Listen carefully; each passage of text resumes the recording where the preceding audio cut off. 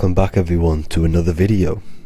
Today we're going to cover everything that you need to know about the mind, starting with the two aspects of the mind, the conscious and the subconscious. The male aspect of your mind is the conscious. This is the 10% of your mind. The conscious part of your mind is only aware of everything around you, your vision, your sight, your smell, your taste, your hearing, and your current state of emotion and thought. Every thought that you consciously think about has an emotion directly attached to it. That emotion is then impressed onto the subconscious part of the mind. The subconscious part of the mind is the female aspect of your mind. It is also a whopping 90% of your mind. Subconscious mind is controlling all of the subconscious processes which happen within your body. For example, your subconscious mind is controlling your heartbeat, your digestion of food, and all of the things that you do not have to tell the body to do. It is the hidden part of our mind which is controlling all of the hidden things. The subconscious mind is like a recording supercomputer. Everything that you have experienced in your life is all recorded and stored within the subconscious mind. One of the most important things about your subconscious mind is that it stores your mental programs. Everything in the subconscious mind manifests into behavior and actions within the body. Your daily basis routine and habits are all mental programs within your subconscious mind. These mental programs are created by mainly two ways. One, repetition, and two, emotional impact. The repetition is fairly simple to understand. The more you do something, the more it impresses onto your subconscious mind and becomes a program. That program will then manifest into your behavior. However, with the emotional programs, they work a bit different. The stronger that you feel an emotion, the stronger it is impressed onto the subconscious mind. And then that emotion becomes a program. For example, you had a very traumatic moment happen when you were a young child. The emotion that you felt was so strong in that moment that it impressed into your subconscious mind so hard that you can recall that moment like it was yesterday. That traumatic event that happened to you when you were young will still manifest into your daily basis behavior even to this day. However, it manifests subconsciously. For example, if you were in a car crash, you will be wary to enter cars with certain people. All because of that traumatic emotion that you felt and impressed onto your subconscious mind.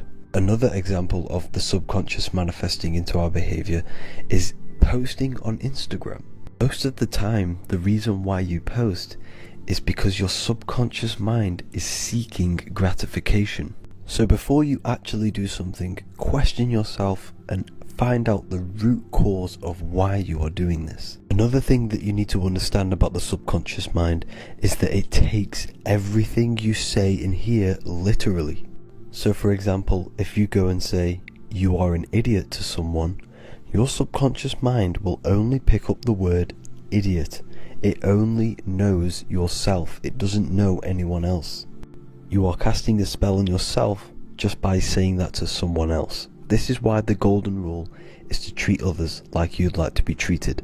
Now, you can rewrite these programs which are already in your subconscious mind. However, it does take consistency. You have to change these programs which have been running for years. And by changing these programs, you change your behavior, because these programs manifest into your behavior. The best way to do this, personally, is to listen to affirmations first thing when you wake up in the morning, and do this for 10 minutes every single morning.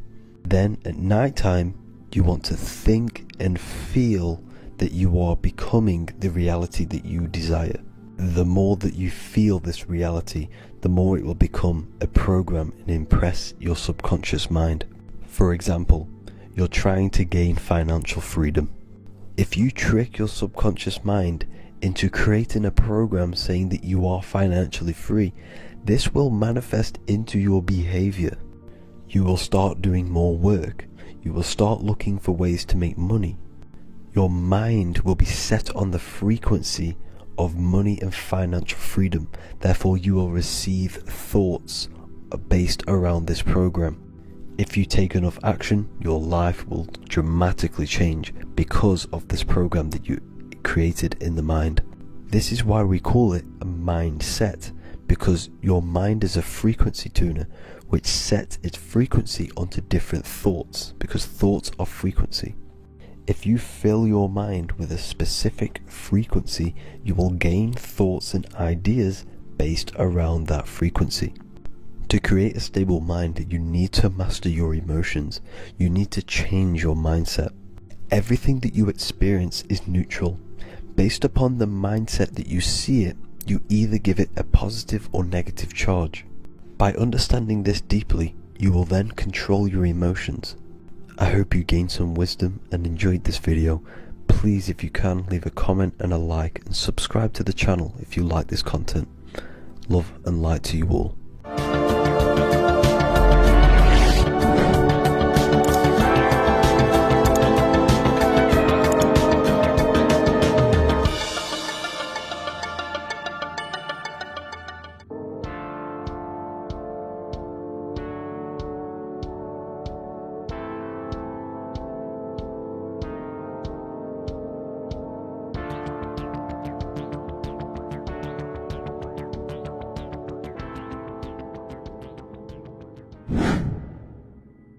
The earth has become a realm in order to trap souls within, so that they can harness our electricity, our energy. Even the Bible is talking about how this realm is controlled by the wicked one in John 5:19. We know that we are the children of God, and that the whole world is under the control of the evil one. Ephesians 6:12, for our struggle is not against flesh and blood, but against the rulers, against the authorities, against the powers of this dark world, and against the spiritual forces of evil in the heavenly realms. So the Bible is telling us that this is not the only world. There are other worlds, there are other realms that we can go to, considered as heaven. Heaven being a higher realm where there is no evil, no darkness. This is a midpoint realm where there is good and evil. Now, we're going to explain how the soul trap is how it's working, and how your soul is being harnessed for its energy, and how you are tricked to come back to this realm after death. What you need to understand is that you are the invisible intelligence behind the physical body. You are the mind and soul. The soul is the true you, the good you. It is pure love, pure bliss, eternal, never dies. The mind can be corrupted though. The mind is the intelligence of the soul. It is invisible. It has no true form. The intelligence inhabits the brain. The brain is the computer to control the electrical machine called the nervous system, which is choice, program, and action. You are the invisible intelligence behind the body, and this will prove it even more. You do not even see into the external world.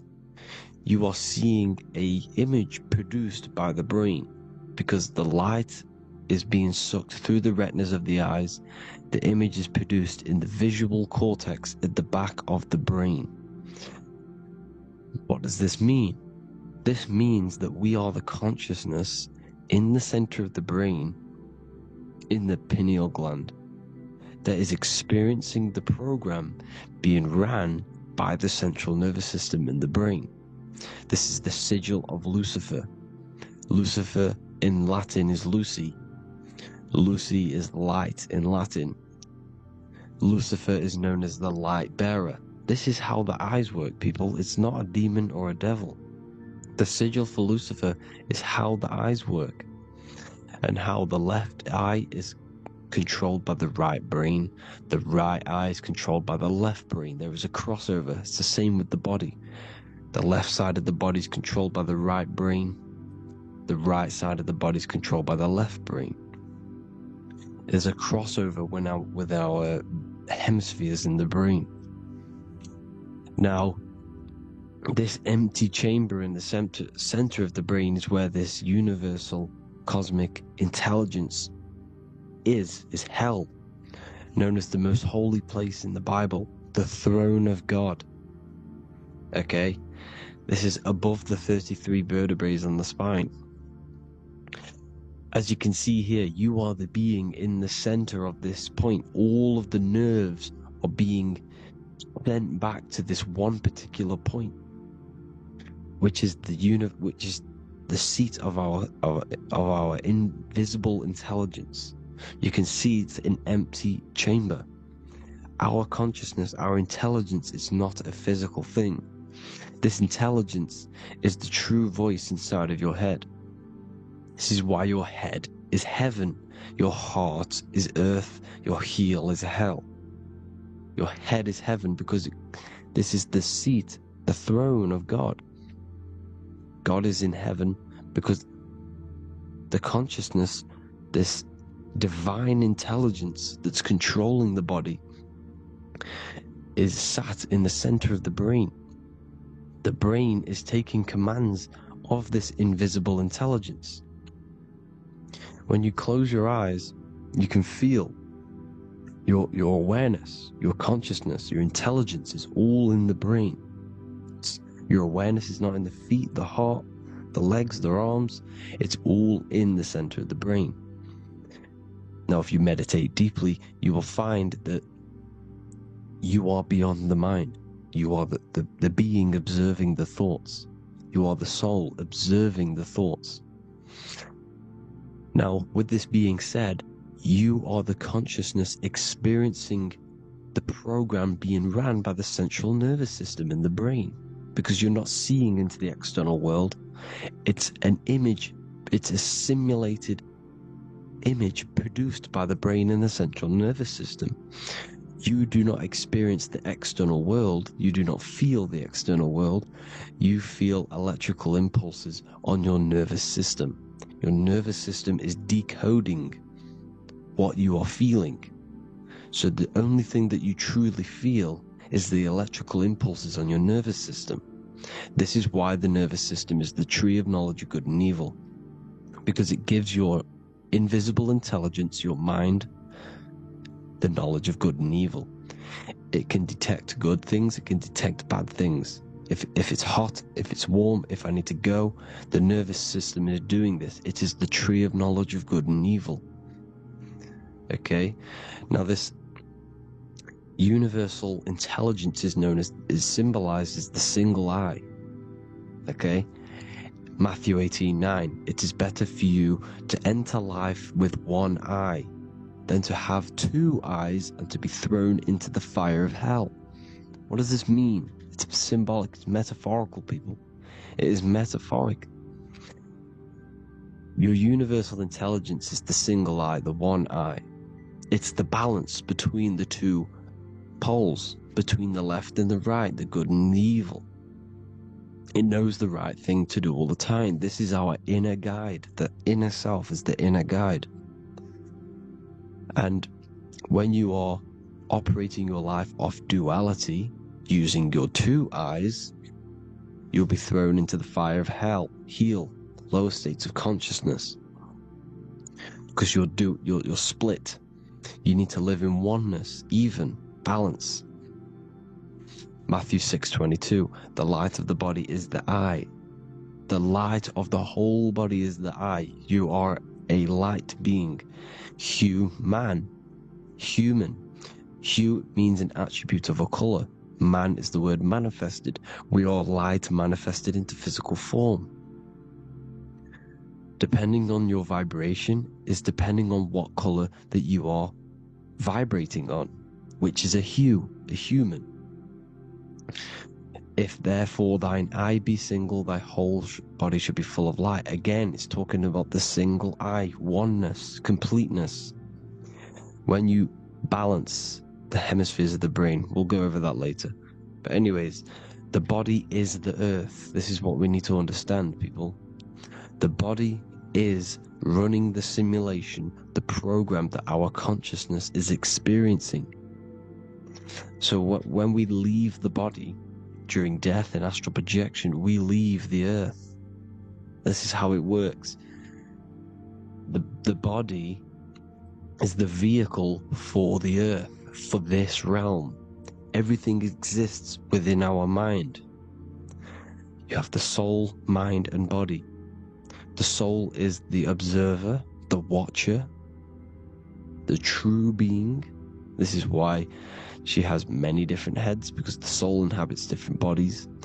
This is the serpent, which means knowledge, which is the mind, wisdom. And this is the body, soul, mind, and body, Brahma, Vishnu, Shiva. The mind is the bridge between the soul and the body. So what do I mean?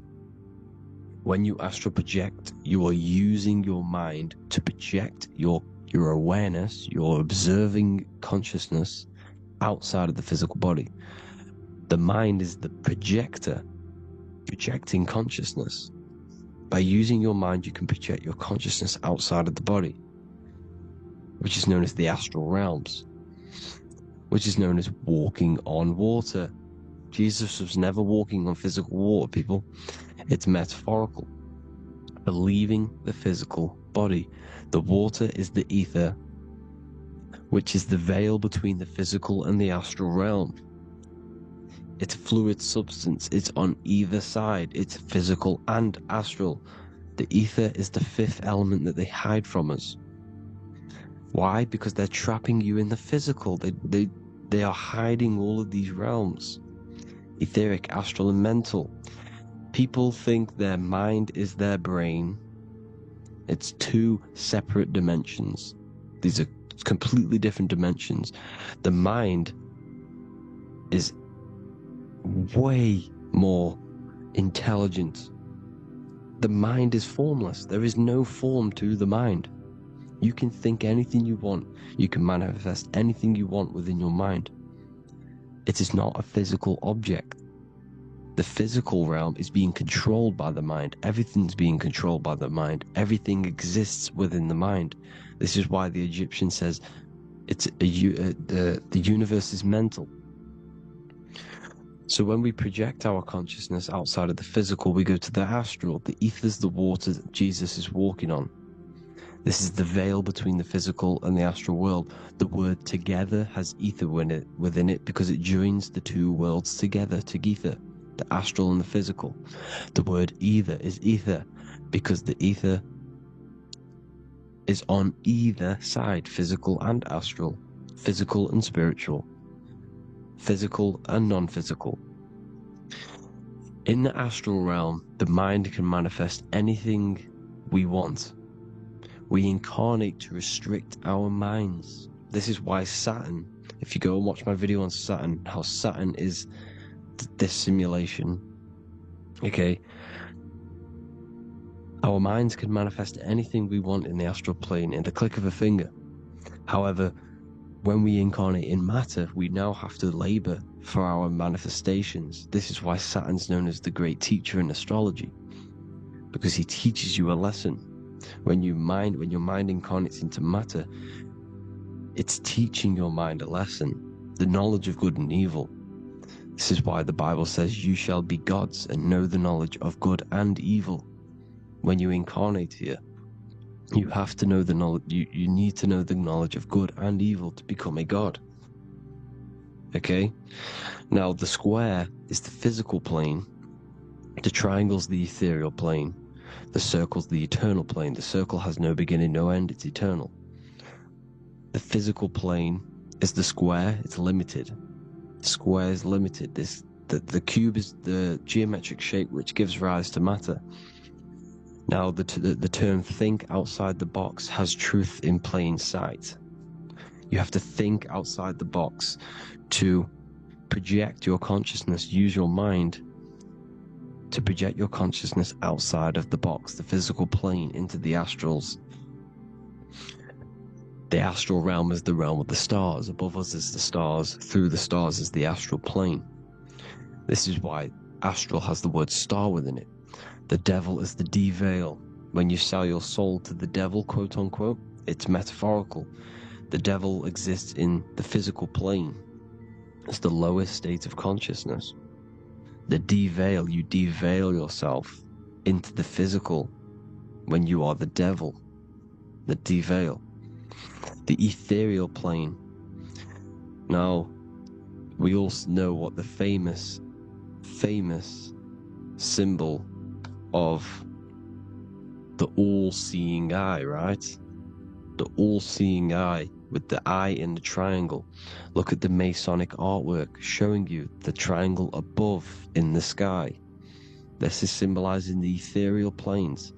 The eye in the triangle symbolizes your invisible intelligence, your mind, which has the ability to see on either side. Because the triangle's the ethereal plane, the eye is your consciousness, your intelligence, and this intelligence has the ability to see in the physical plane and to see in the ethereal planes, in the astral planes. This is why it's above the earth, it's above the ground, because it can see here, it can see in the heavenly realms. Now, the stars are, well, this is known as heaven, the realms of the astral planes. This is some quotes from the Emerald Tablets of Thoth. Out of the darkness ye must rise upwards, one with the light and one with the stars. Man is in process of changing to forms that are not of this world. Grows he in time to the formless, a plane on the cycle above. So there's other worlds. The Bible's telling you there's other worlds, there's other realms. Know ye must become formless before ye are one with the light, the astral light above, which shining through the stars. Not of the earth are ye, earthy, but a child of the infinite cosmic light. You are the invisible intelligence controlling the physical body. The body's not you. It's the vehicle that your soul lands in when your mind projects your consciousness into that realm. Free from the body, I flashed through the night. Unlocked at last for me was the star space. Wow, that's powerful. The star space, the astral planes. This is what it's talking about. We are all a star. We descended from the astrals, which is the star. We are all a star. Look at the ancient paintings of Jesus' birth. It's the star beaming his consciousness down into the physical plane. Here's another one. Here's some Freemasonic artwork showing you, again, the ether, that invisible intelligence, the eye, manifesting itself inside of here, in the physical realm, where the people are. You see? It's the same here. This is Jesus. Here's the bird symbolizes the Holy Spirit, your invisible intelligence, descending into the waters, the ether, the ethereal, everything. The ether's the base of all physical matter. Here's Truth in Plain Sight. Mr. Bean, the famous TV program in England, in the UK. He begins the program like we all begin the program, from falling from the stars. He falls down with a beam of light. And this is Truth in Plain Sight. This is false. The aliens don't exist. They're a lie, alien. But this symbolizes the star beaming our consciousness. And when we die, this star will suck us back up. Just like this UFO is doing. It's Truth in Plain Sight. So, this is some more Freemasonic artwork. Going from duality to singularity. Sun, moon, masculine, feminine. Right hemisphere, feminine, left hemisphere, masculine. The consciousness in the center, the balance point. Here's another more Freemasonic artwork. The two pillars, left and right hemispheres, and the invisible intelligence between the left and right hemispheres, the light of the body. This is why light's coming off it. Because it's light, it's pure light. The blazing star. The stairs go from the checkered board, the duality, up to oneness, in between the sun and the moon, the masculine and the feminine. This is symbolizing going into oneness. What did the Emerald Tablet say? You've got to become one with the stars, one with one with the self, balancing the two hemispheres so that you can gain, because when the two hemispheres are balanced, you can gain a more deeper connection with your invisible intelligence. Same with the chakras. When the chakras, the 7 seals in the Bible, these are 7 seals because when you conquer the 7 chakras, when you balance the 7 chakras, you then gain a more deeper connection with your internal self, because your mind is not filled, it's not being ran, it's not being dominated by these 7 deadly sins, the 7 seals, the 7 chakras. These are 7 energy centers which are concealing our true form. Balance makes us have a stronger connection with our true cosmic intelligence. Heaven is even. This is why Jesus is pointing at the heart. The even point is the heart. You got to balance the chakras and live from the heart, because the heart is the earth. You're in good and evil. The body manifests the lower and the higher self. The higher self is in the higher parts of the body. Wisdom, intuition, expression. The lower self is in the lower parts of the body. Sex, food, and power. This is how they are trapping your soul, people. Like I said, the mind is the bridge between the soul and the body. So by tricking the mind, not giving it the right knowledge, and keeping the mind stuck in the lower 3 centers, thinking about power, food, and sex, this is low vibrating energy. It's going to keep your mind addicted to the physical realms. Okay? This is why you need to go even, balance, heaven. Okay? I will explain the soul trap in a second, how it fully works. But I'm telling you all the science behind it so you can understand. When you are doomed, you are domed. This is the dome, the firmament, the firmament, the mind. Ment is mind, firm is firm. A firmament is doomed under the firmament. You must have a loose mind, an open mind, to expand your consciousness beyond the stars, beyond the ethereal barrier. You have to vibrate higher than this world. Your consciousness must be expanded more than the physical plane. You need to learn how to astral project.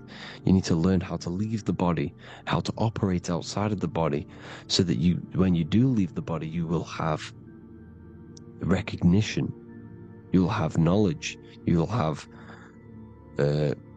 practice. But this is as above, so below. The woman's belly is the earth. It's as above, so below. It's a microcosm of the macrocosm. We are the children in the womb. We are the people in the earth being ready to be born into the heavenly realms. As above, so below. It's a microcosm, macrocosm.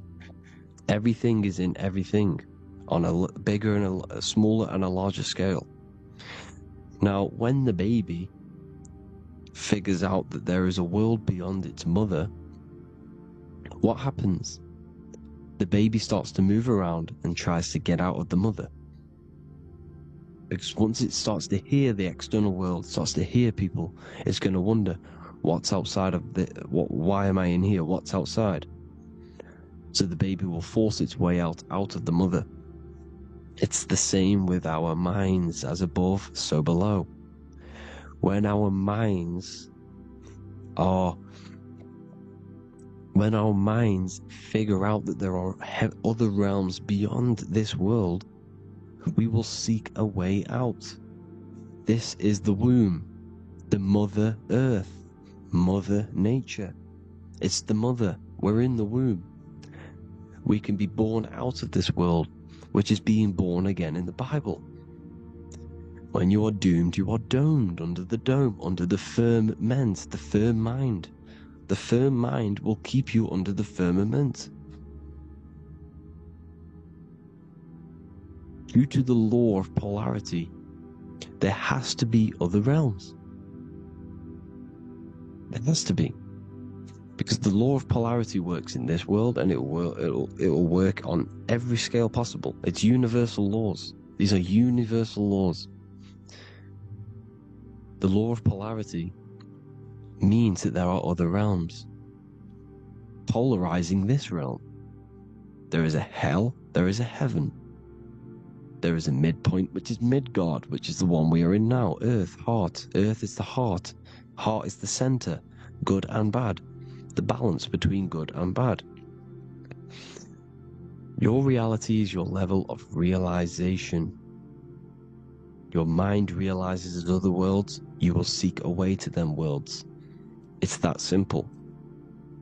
The soul trap is to keep you stuck in this physical body, which is the earth. This body is the earth. It's running the program, like I said at the beginning. It's running the simulation that your consciousness is experiencing. You are an electromagnetic being, and you're hidden in a cage, your rib cage, and you're stuck in cells, a prison cells. Look, you're in cells. We produce electromagnetic energy. Your soul produces this energy. And by trapping your consciousness inside of this physical realm, they harness this energy within the astral realms. They're using you to manifest demons, because your mind creates demons through emotions and mental thought energy, which is a whole nother video. I can make a video on that. You're manifesting everything for them because they're trying to create a hive mind. This is why they want everyone to believe in one belief system, one government, one belief system, one religion, because they're creating a hive mind. This hive mind will manifest and be summoned within the astral planes, because the mind manifests the astral plane. The astral plane is the realm of imagination. The mental plane is the realm of just thought alone. The etheric plane is the energy. The physical plane is the matter. So all of our minds together are manifesting these demons within these subconscious realms, the astral. Now, how are they keeping you stuck to this realm? Well, when you die and you're stuck in your lower three chakras, okay, when your mind and soul detaches from the body, which is the earth, when you leave the earth, you're still going to have these mental addictions to the food, the sex, the materialism, the phone, the cigarettes, everything. This is why they get you addicted to everything possible. The TikTok, the YouTube, they get you addicted to as many things possible. Because when your mind is addicted to these things, and when this mind leaves the physical body, you're still gonna have these addictions. Okay? You're still gonna have these thoughts. And you will be manifested into the lower astral realms because you're thinking materialistic, you're thinking negative, because your level of realization was your reality. You were manifesting hell on the earth. When you leave the body, you're going to manifest hell in the astral planes, which means you'll be vibrating on the very low, which will put you in the lower astral realms. So guess what? You're going to come back. You're going to come back into materialism. You're going to reincarnate. Because you haven't prepared for life after death. You must detach from the external world. Okay? Moon is mind. The sun is the soul, the earth is the body, the moon is the mind. This is why we say lunatic. In your mind you have a specific mood. Moon. Money, M-O-N, is the moon. Money exists in the mind. They get you addicted to the money. The Bible's telling you this. Do not conform to the pattern of this world, but be transformed by the renewing of your mind. It's telling you. Of this world, but be transformed by the renewing of your mind. Who knew that the Bible was this deep? Matthew 16:26, what good will it be for someone to gain the whole world yet forfeit their soul?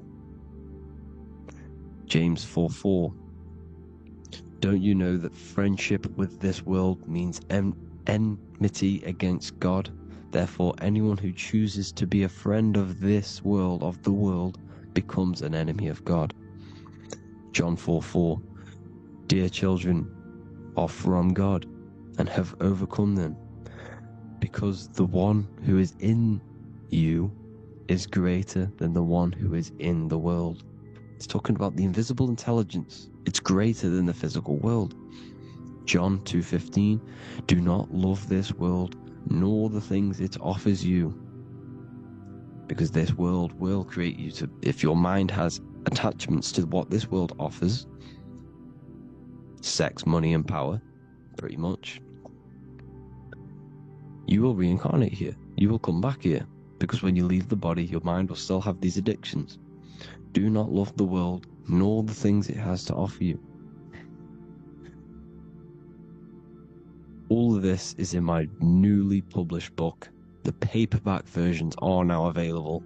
Finally, for all the people who have been waiting, the Book of Wisdom. All of this knowledge is inside of the Book of Wisdom. The paperbacks are available. There's worldwide shipping. You can get it anywhere, pretty much, any country. My new website, it's amazing. There's going to be some amazing products coming on the new website. But I thank you all for the support. Before I leave, I need to explain what is going on with the soul trap. Like I said at the beginning, the mind's the bridge between the soul and the body. The body's the realm. By tricking your mind with false knowledge, they are keeping your soul stuck to this realm. They get you addicted to all the physical things, and that is it. As soon as you're addicted and you die, you're going to come back. So by tricking your mind, which is the bridge between the realms, they keep your mind stuck within this body. They keep you in physicality. They deveil you. The devil, the deveil. Thank you all for the support, people. If you do want to join the Academy, all the links will be posted below this video for the book, The Academy. Thank you all for the support, and have an amazing day.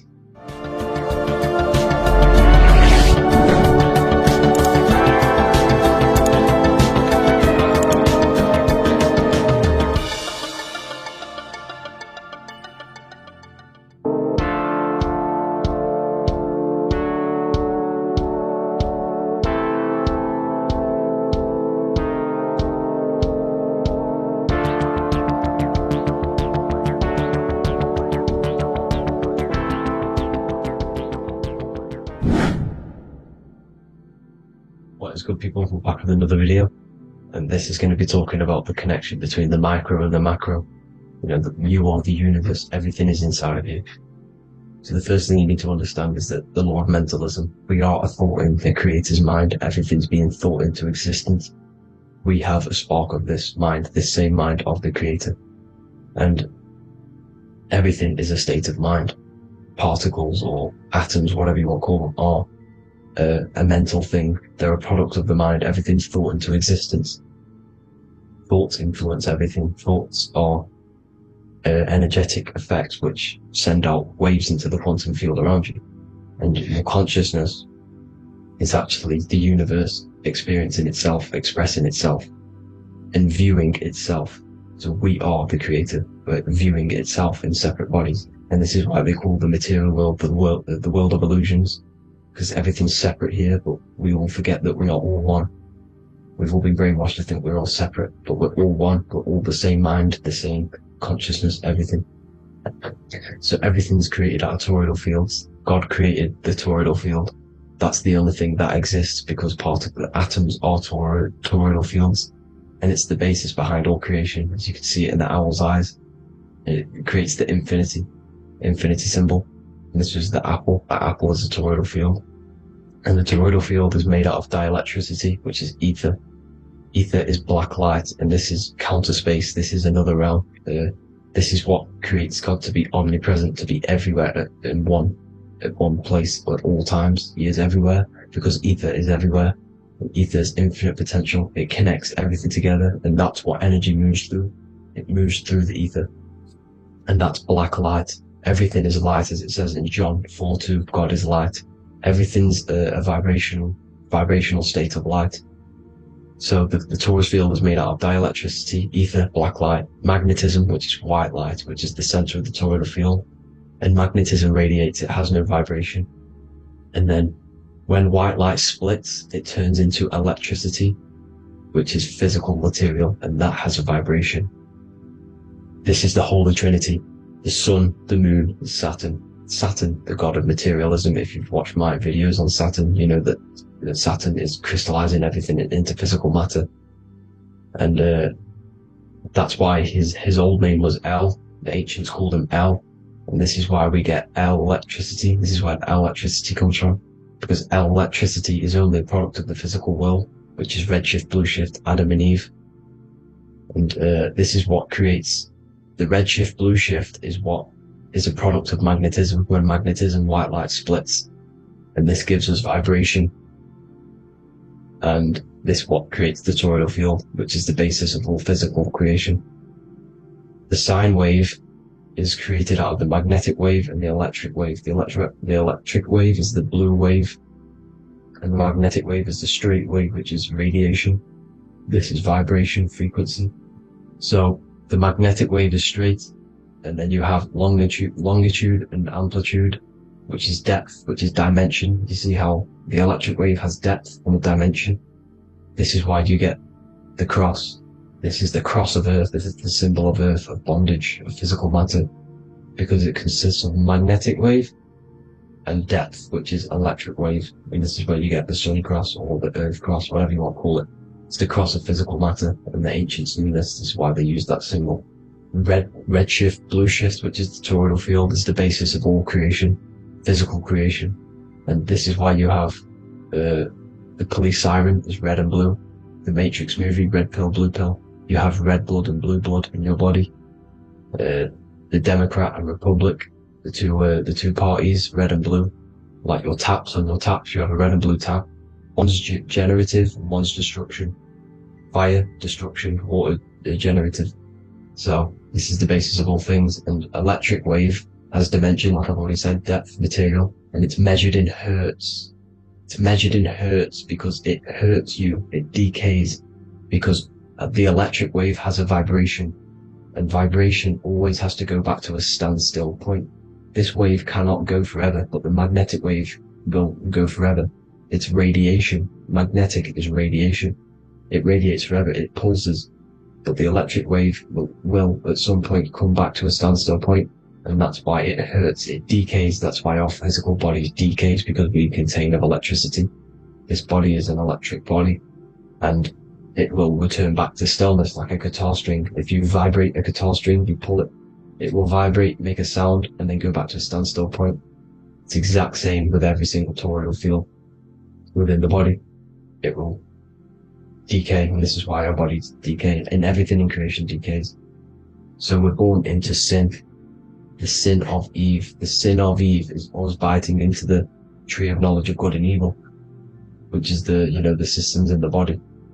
And the sin of Eve is biting into the sine wave. We bit into the sine wave. The sun moves in a sine wave. Our DNA is a sine wave. Time is a sine wave. Everything in this creation is a sine wave. This is why the dollar bill is a sine wave. Magnetism and electric waves in one. And this is the sun doing its sine wave, which creates, when you go bowling, it kind of creates that pin that you hit over. That's the pin of the sun.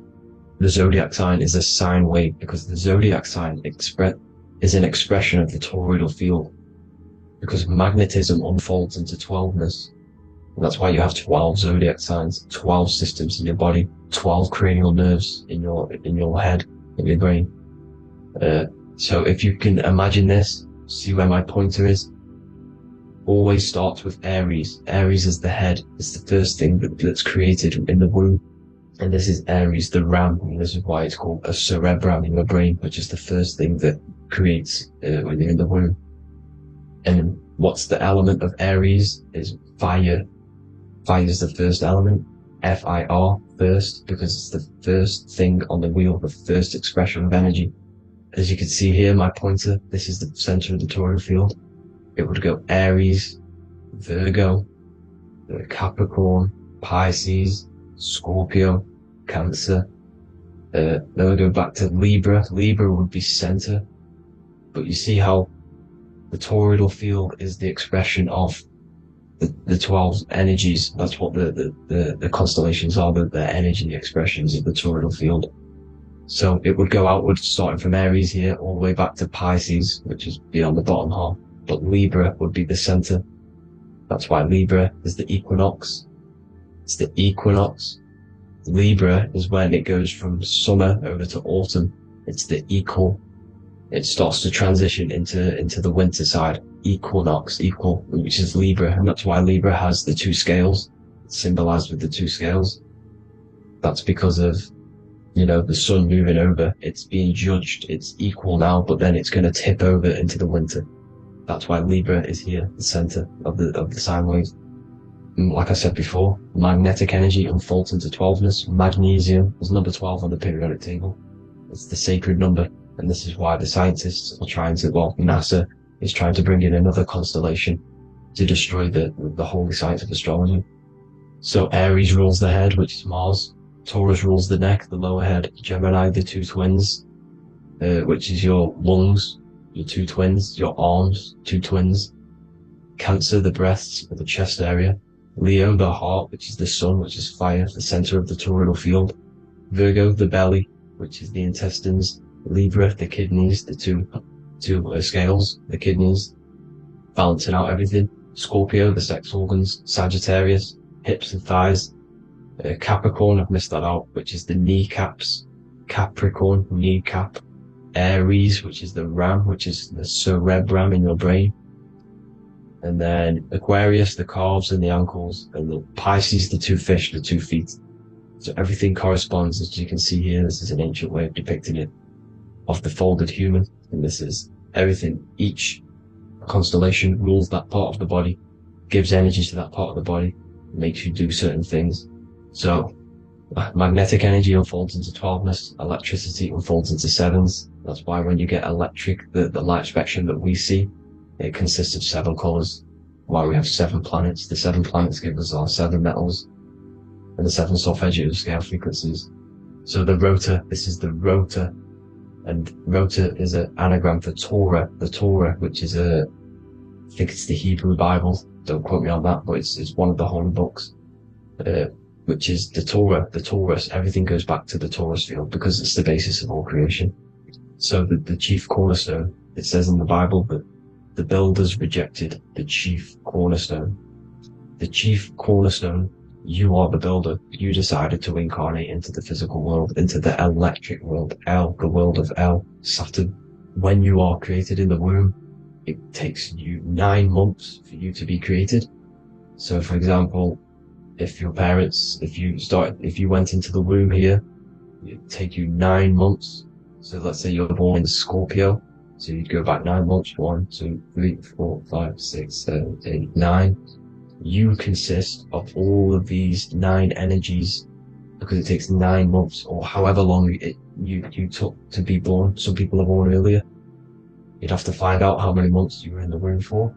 But you consist of these 9 energies, and each constellation has a cell salt associated with it. And these cell salts are vital for your health. And your cells are the optimal health of your body. So the chief cornerstone that you rejected is these 3 cell salts, these 3 constellations. So you're mineral deficient in these 3 constellations. For example, fluoride, magnesium, phosphate, and potassium sulfate. So that's the chief cornerstone. And a cornerstone, people always get it rejected with the cornerstone. The cornerstone is not, it doesn't say the cornerstone in the Bible, it says the chief cornerstone. The cornerstone is a cornerstone of a building, but a chief cornerstone is the top of the pyramid. This is where we get the pyramid of the wheel. So you're mineral deficient in whatever 3 zodiac signs you're not. You were not in the womb for. This is the chief cornerstone you rejected. So the human body is the micro. It is the universe in a physical form. It consists of everything in the universe. Just like your consciousness is the universe, watching itself, experiencing itself. Your body is the whole universe, 12 systems in the body. 12 zodiac signs, 7 chakras are the 7 planets. The Holy Trinity of you is your Temple of Solomon, the soul and the mind, the sun and the moon. You know, everything is in you. You consist of everything, all the energies, everything. Heaven and hell. Heaven and hell is a mind state. It's a state of the mind. Head, H-E-A, which is heaven, and the heel, the bottom of your foot, is hell. And the bottom of your foot is the soul. So they're basically saying, well, it's wordplay. They're saying that your soul is in hell because, you know, with the elites being in control. So they call the bottom of your foot the soul, trying to say that you're in hell. The Christ is in you. And this Christ is Greek for what? Christos. And Christos is Greek for the oil.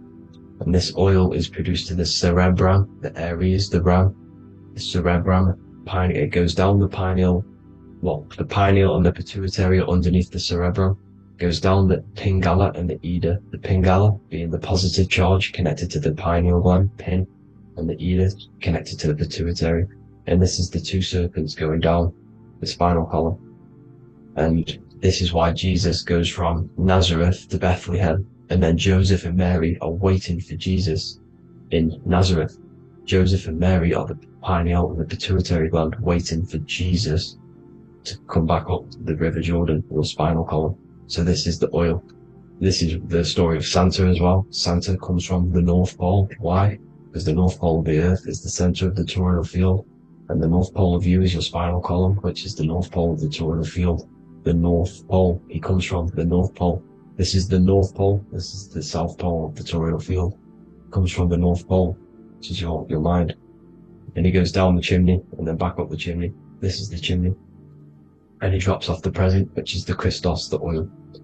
And this is why Jesus is crucified at 33, because he crosses over the vagus nerve at the top of your spine. When this oil comes back up the 33 vertebrae, these are your vertebrae here.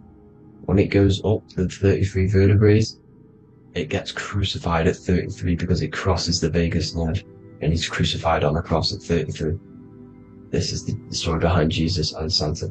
The Ark of the Covenant in the Bible is the 2 hemispheres which cover the vital parts of your mind, the brain side, which is the cerebrum, the pineal, the pituitary, etc.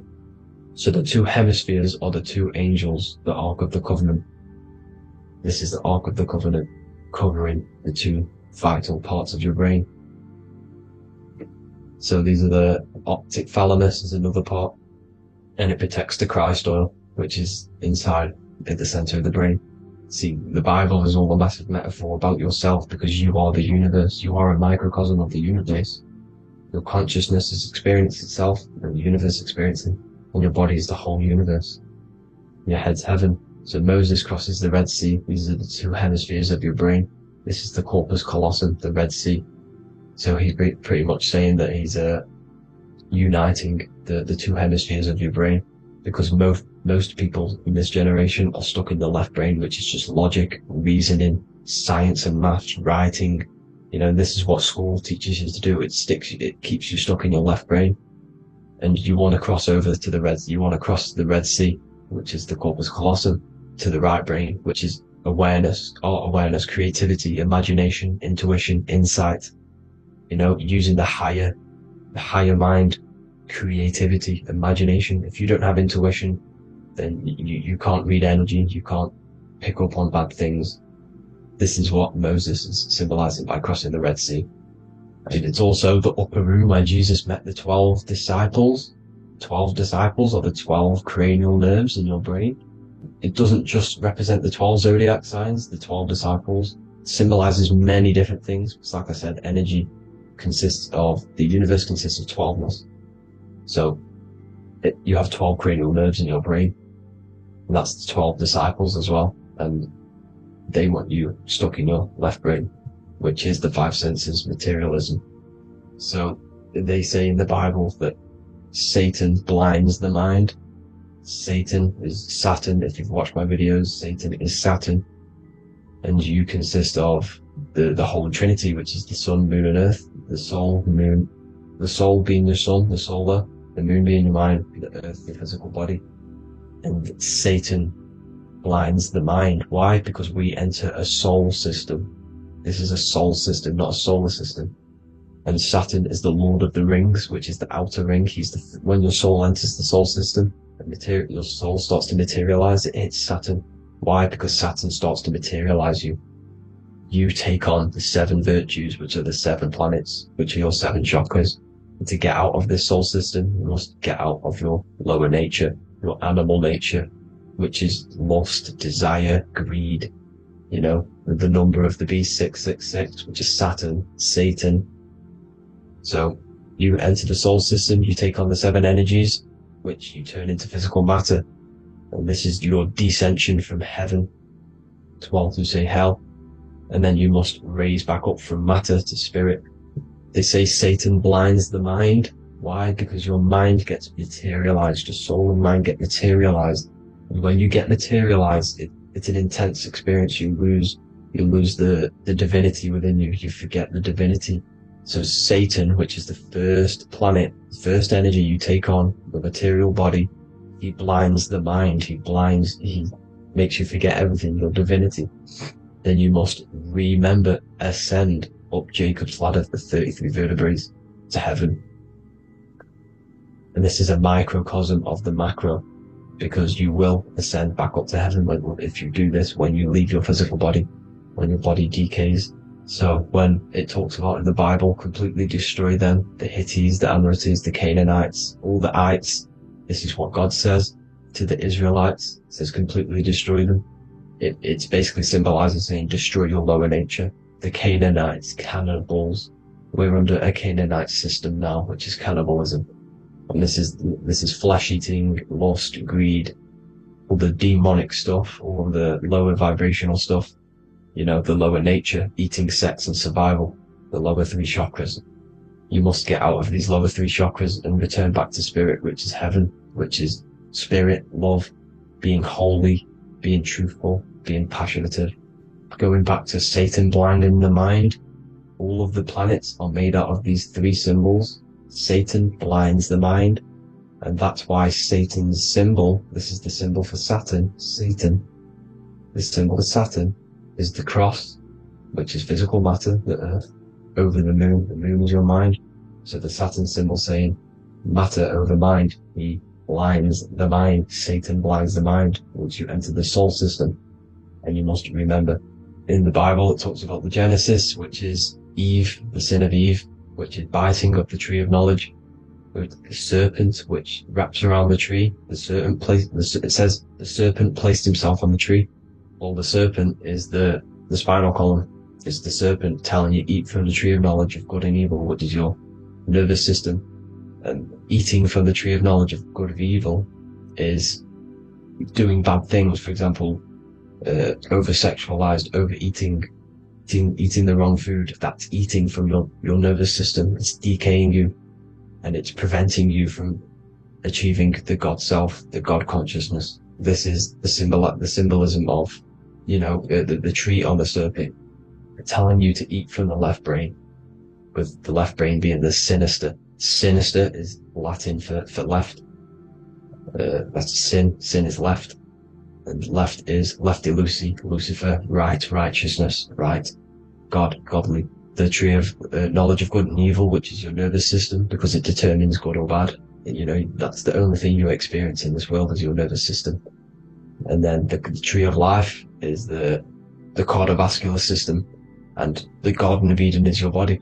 So that's it for this video, people. Hope you've got a greater understanding of how you are the universe and everything is inside of you. Just keep in mind you are the universe experience in itself, and your body is a reflection of everything. The 12 constellations, the 7 planets, everything's inside of you. This world is an expression from the inside outwards. You can't affect the outside world to manipulate reality. Everything's inside of you. I hope you got a greater understanding of this. God bless.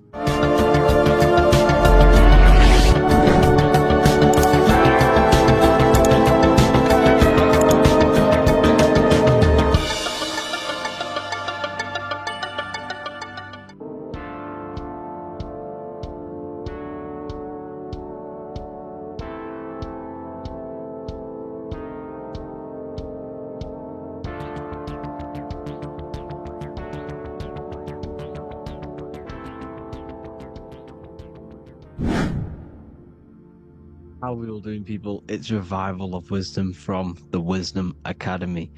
Today we're going to be breaking down God, consciousness, and the higher and the lower self, and how to overcome the lower self. Now, the first thing you need to understand is that you are the invisible intelligence within the brain, within the body. This invisible intelligence is known as the mind. But you are not the mind, you are the observer of the mind, which is the soul, the invisible entity. The mind is your intellect, your intelligence. Now, the mind is, it's hard to put this in words, but the mind is something that gives you the ability to explore the universe. And this inner self is the I am. It's the quiet, the inner self, the voice you see in you hear in your head. This is why within spells high twin, inside, internal. The I is also the number one, which is one line. Because the one and only, is the inner self, which is the I am. This is why you say, my name is Harry. You are not Harry, you are the I, the inner self, the intelligence. Okay, this is why Jesus in French is I am. You look with the two eyes and you see with the inner eye. I and I, the same thing. Okay, because the I inside is what gives you the perception of what you're looking at. So when someone's trying to explain something and then you catch on saying, I see now, it's because you're seeing with your inner eye, the one that gives you perception, gives you intelligence, gives you the ability to understand things. This is the internal eye, the invisible self, which the physical body is nowhere near as complicated as this inner self. Is in infinite potential. God, G-O-D, generator, operator, destroyer, soul, mind, and body. Brahma, Vishnu, Shiva, the Father, the Holy Spirit, and the Son. They're all the reason why you see God is always a triad is because it represents yourself. Your invisible intelligence is God. Me and you are the same invisible intelligence. We are the invisible intelligence experiencing the program being ran by the central nervous system and the brain. I always say this in my videos, but I have to, in order for you to understand the things that I'm going to say later on in the video, you need to understand this concept, is that you are the consciousness experiencing the nervous system, the tree of knowledge of good and evil, which is you here. You would be in this invisible intelligence right here in the center of the brain. Now, this is why the ancient Christians show God is in the brain. This is the brain stem. This is the brain. This is also the brain stem and the brain. The brain stem and the brain. It's all depictions of the brain, because the brain's the computer, the electromagnetic computer, which decodes the demands created by the invisible intelligence, the I, the inner self, you, your true self. The person if you observe what someone moving, this is going to sound, but if you observe someone walking, it's not the body. The body is moving, but the thing telling it to move is the invisible intelligence. Before you kick a football, a decision is made within your invisible intelligence, your mind. And this consciousness, this invisible intelligence, is either stuck between the lower self and the higher self. Okay? When the invisible intelligence, meaning the true self, identifies itself with the physical body, it will trap its mind within physicality. This consciousness that we have is either operating in the lower self or the higher self. It's either feeding the material body or it's feeding the spirit. Okay? But because we are physical and spiritual, we need to be even. We don't want to be meditating all day long, because we do have a physical body as well whilst we are here. We are playing a game in physical matter. Okay? Now, the reason that you incarnated here is to learn a lesson, because the mind can manifest anything it wants within the astral planes, within the world of imagination. It can manifest anything it likes, but it incarnates into matter, into this game, so we can understand labor, because anything in matter you have to labor to manifest. But in the astral, you can manifest at the click of a finger. You come here to learn the knowledge of good and evil. And your consciousness, I came out a bit off topic there, but your consciousness is experiencing the lower or higher self. The lower self is manifested in the lower parts of the body. Sex, food, and power, the lower three energy centers. These centers are like mini brains. You are literally thinking with these centers. And when your mind is stuck within these lower centers, you'll think, have you ever heard the term of thinking with your penis, or thinking with your, you know what, as a man? Even females maybe, but mainly this is a boy saying, you're thinking with your penis. This is a truth, it's truth in plain sight. You think with these energy centers. When you're living off the lower three centers, all you care about is sex, food, and power. Eating, sleeping, and greed. Power's kind of like greed. Now, when we move up to the higher parts of the body, when we live our life within the higher parts of the body, this is considered heaven. Love, expression, intuition, and wisdom. This is what we need to be aiming to do, moving out of the lower half of the body and living our life within the higher self, the higher parts of the body, thinking with the higher energy centers, thinking with love, expression, intuition, and wisdom, spreading love, expression, intuition, and wisdom to others. Heaven is even. This is why Jesus is pointing at the heart chakra, always pointing at the heart. Earth rearranged his heart, because in earth you're manifested as a physical being. You're in the heart, good and bad. You need to be balanced between the good and bad. Because love can be a demon too. That's a whole nother video, but love can be a demon. Now the seven chakras are known as the seven seals in the Bible. When the Lamb opened the seventh seal, there was silence in the heaven for about half an hour. This is a verse from the Bible. The Lamb is Aries, which is the higher brain, the cerebrum, Ram, Aries. Because when the Ram opens the seven seals, you enter the kingdom of heaven.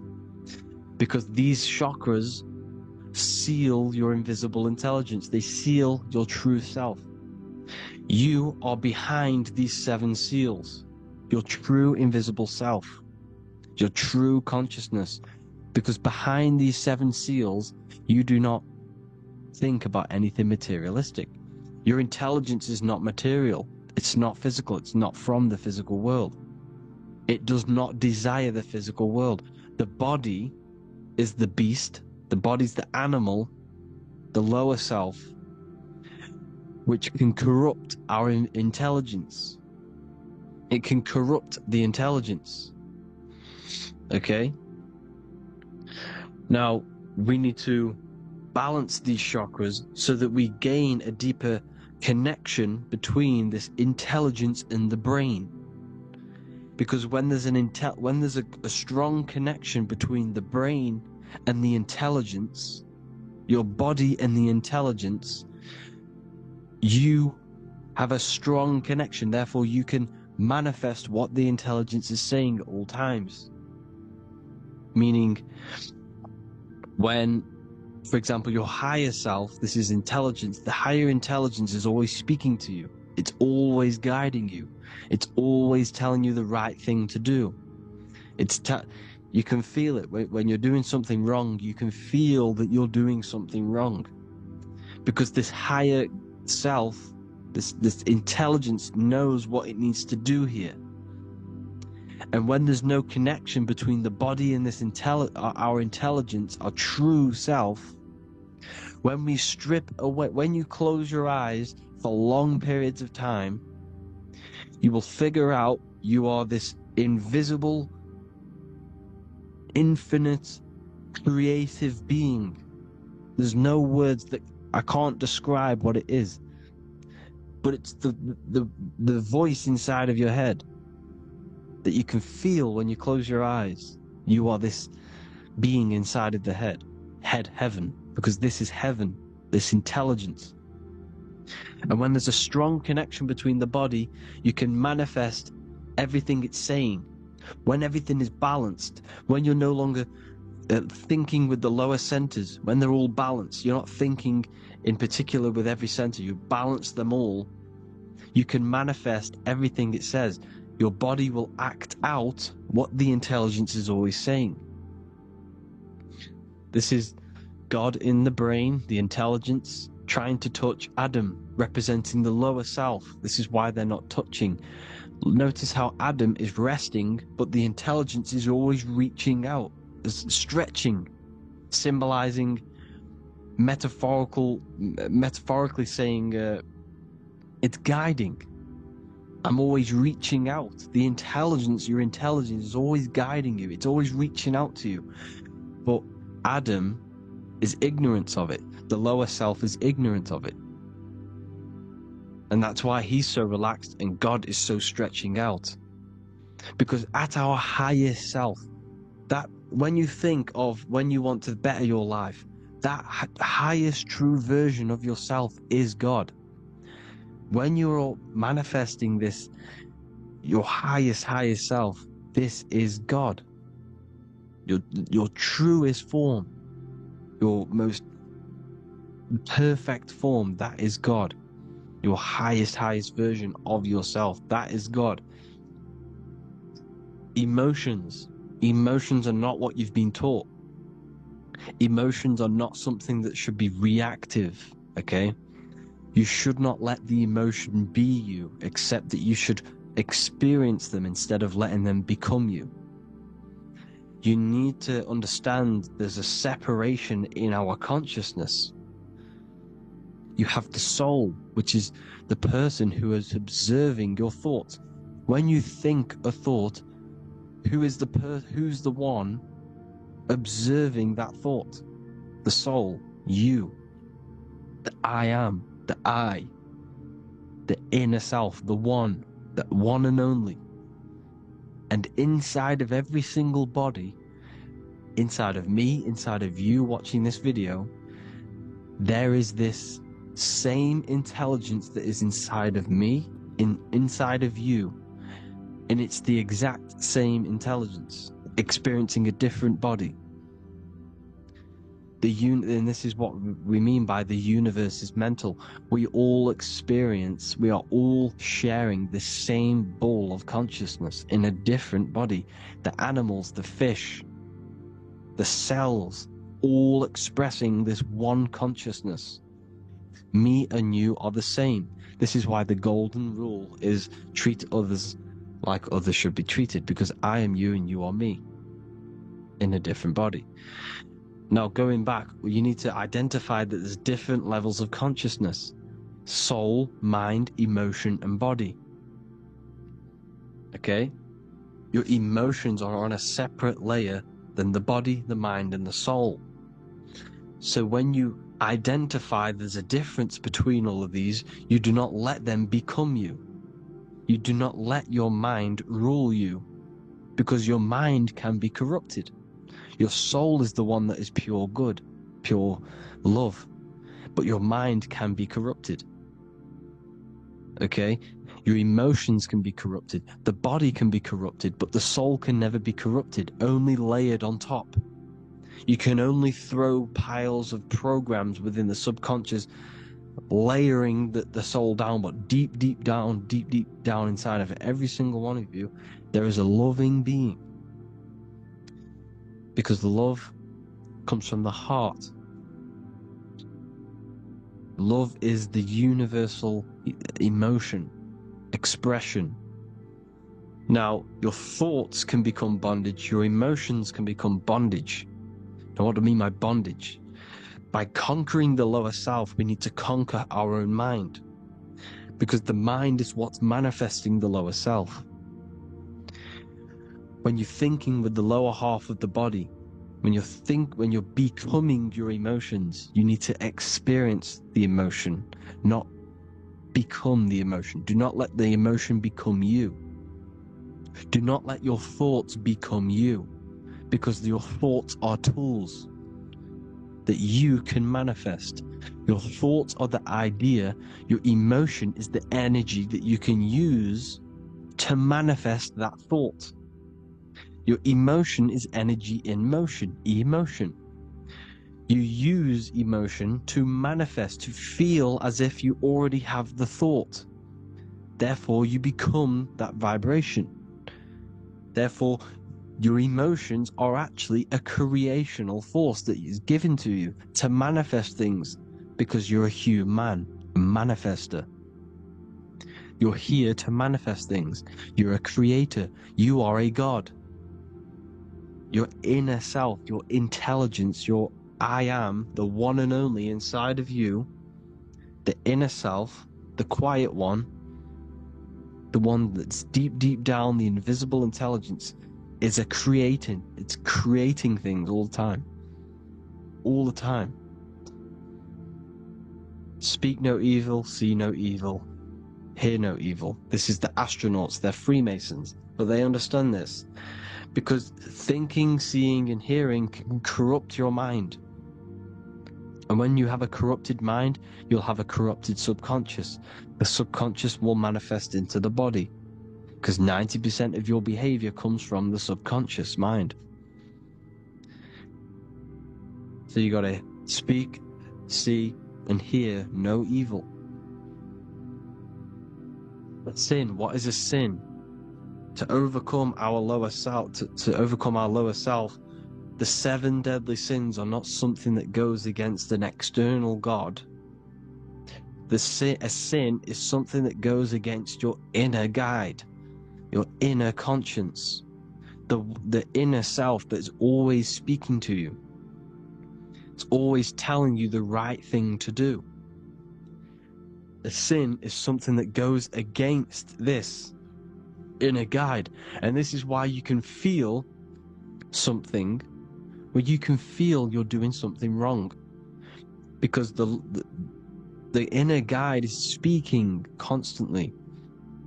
And when you commit these 7 deadly sins, which are 7 internal states which keep your invisible intelligence bound to your physical body.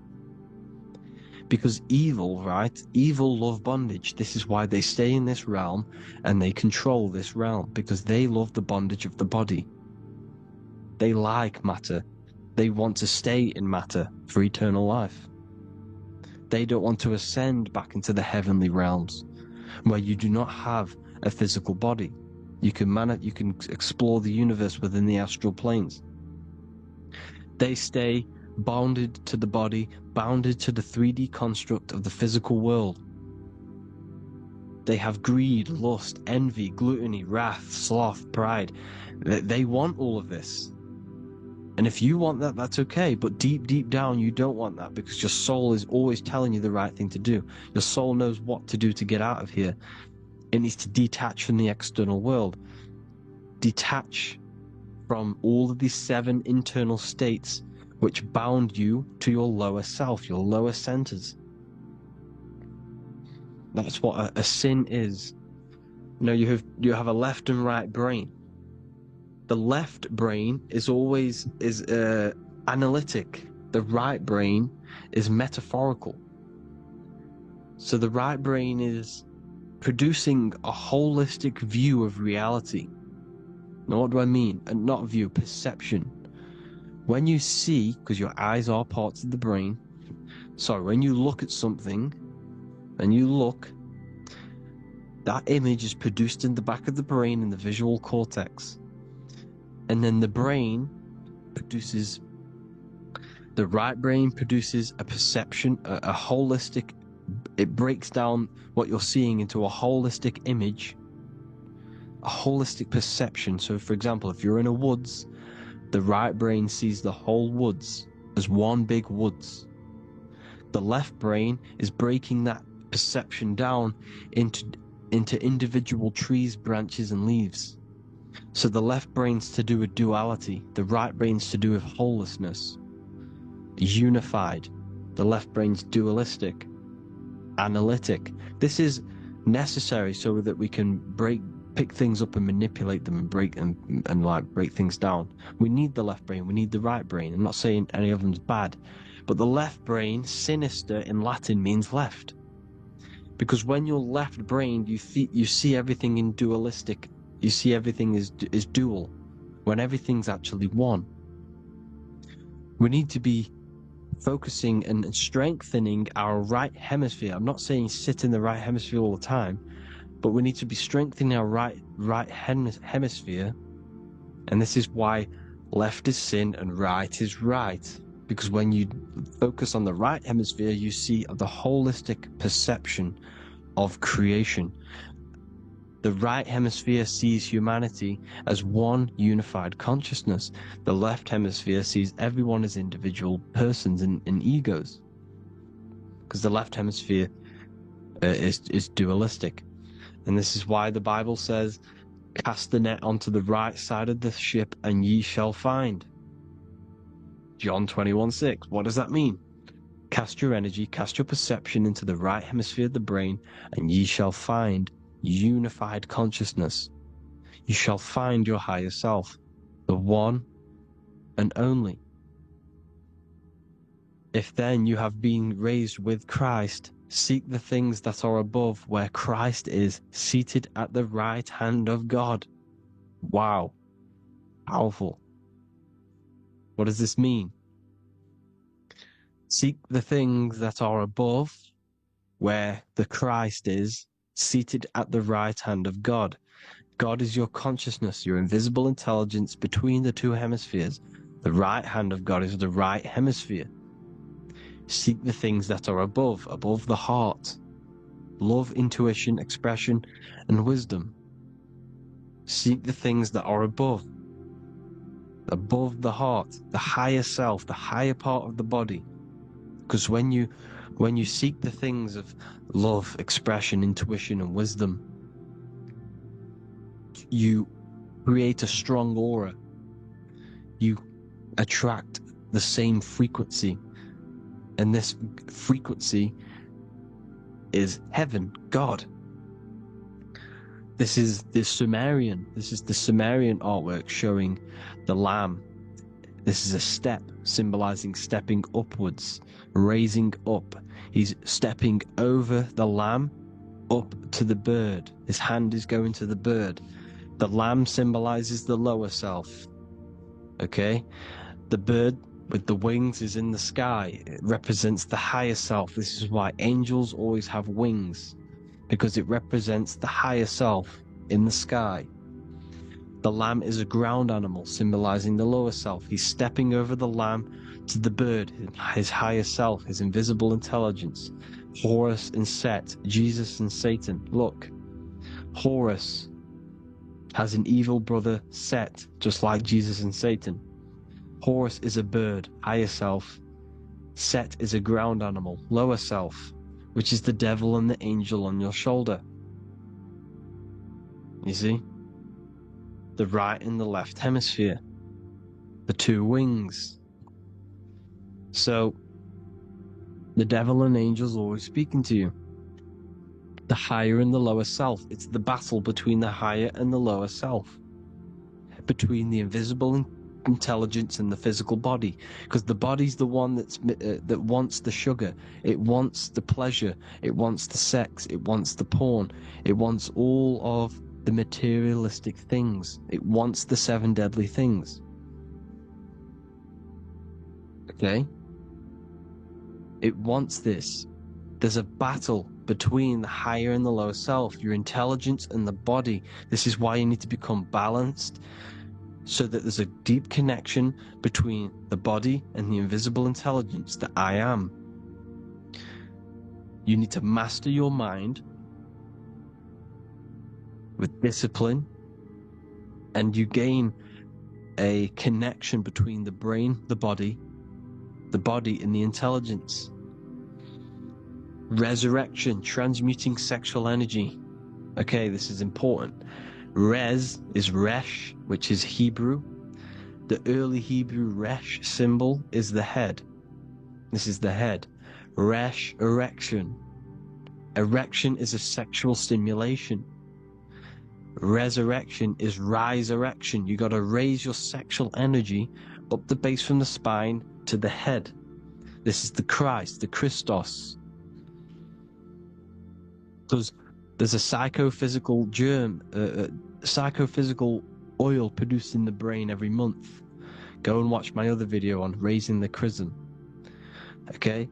And every month there's this fluid produced in the brain, which takes 2 trips, because one's produced by the pituitary, one's produced by the pineal, magnetic female, magnetic and electric charge. And it takes 2 trips down the spine to the solar plexus, the bread of life in the Bible, or Bethlehem in the Bible, because the River Jordan's your spine. It goes down to Bethlehem. It gets born in Bethlehem, just like Jesus. Because when this oil travels to the solar plexus, it creates the seed, the seed of life, and it feeds the body, all the central nervous system, all the cells. It regulates the blood, does all sorts of good things for the body, this oil. Now, when you save your sexual energy and you raise your resurrection, you awake the Christ, you raise it from the solar plexus or the sacrum bone up to the brain, you activate 100% of the brain, and this is the true resurrection of Christ. Instead of wasting the energy and giving away your sexual fluids, because behind the fluids is the energy. So when you release that fluid, the energy is out there. You've released the energy. Your sexual energy is the most potent emotional force a human could possibly feel. Same with any animal or anything. The sexual urge, the sexual emotion is the most powerful, potent emotion that you can feel. It takes over the whole body. When you feel sexually aroused, it takes over everything because it's so potent. And when you fight the serpent, when you fight the sexual energy, which is shown here in the Egyptians, the cat cutting off the head of the serpent, or Hercules fighting the serpent, or in the Greek mythology fighting the 7-headed dragon, the 7 chakras. The serpent is your sexual energy because it symbolizes your kundalini. When you fight it and you transmute this energy, instead of releasing it, instead of acting sexually on it, you can transmute the energy, transfer it from the solar plexus up to the brain. You can do this with other tasks. Instead of releasing it, instead of raising it from the solar plexus to the brain, you can use it for other things. So for example, you want to think critically. You can use it for critical thinking. You can use it for going to do exercise. You can transmute sexual energy into anything. But you can do this, you can raise the sexual energy, and you can use this energy to push the cerebrospinal fluid from the solar plexus up through the spine, up the 33 vertebrae to the brain, and it'll activate 100% of the brain. And this is the resurrection of Christ. Jesus was never dead. Jesus was never rose from the dead. It symbolizes the Christ, Jesus Christ. Christ is Christos, which means oil in Greek. The resurrection of the Christ, the Christos, the oil. When it activates 100% of the brain when it's raised, and it can regulate all the systems, it can regulate all the blood, it can regenerate the body. And this is the true Antichrist. They don't want us doing this process. The Antichrist is not against Jesus, it's against the fluid in our body that makes us live hundreds and hundreds of years. and makes us live as gods. This is the true resurrection. And when you fight the serpent, you fight your sexual urges, your sexual emotion, the most strong emotion that you could ever feel. You can do this process.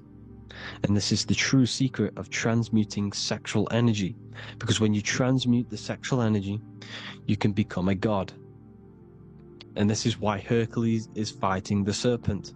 Notice how the serpent is low. He's reaching down to it. It represents the lower self. Because the lower self wants the lust. It desires sex. The body desires sex. There's a fight between the higher and the lower self. But when there's balance, there's even. Heaven is even. When there's evenness between these, this is the kingdom of heaven. This is when heaven is on earth. So at our highest levels of ourselves, the highest level of our intelligence, this is God. God is something that we manifest. We need to achieve Christ consciousness by battling the body. There is no battle outside of the physical body. It's an internal battle. Jesus and Satan have been externalized.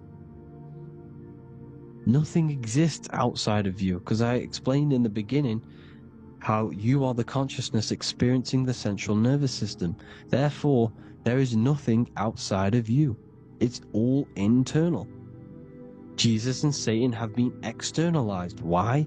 Because it's business. The church is a business. It's all a business.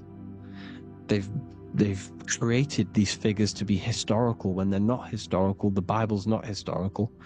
It's all externalized. It's called exoteric, when the truth is esoteric, internal teachings. So anyways, people, balance the chakras, balance the two hemispheres of the brain, balance the conscious and the subconscious. Balance is perfect, the yin and yang. You are spiritual and physical. You live in day and night. You need to be balanced. Oneness. Seek oneness. And this is the true kingdom of heaven.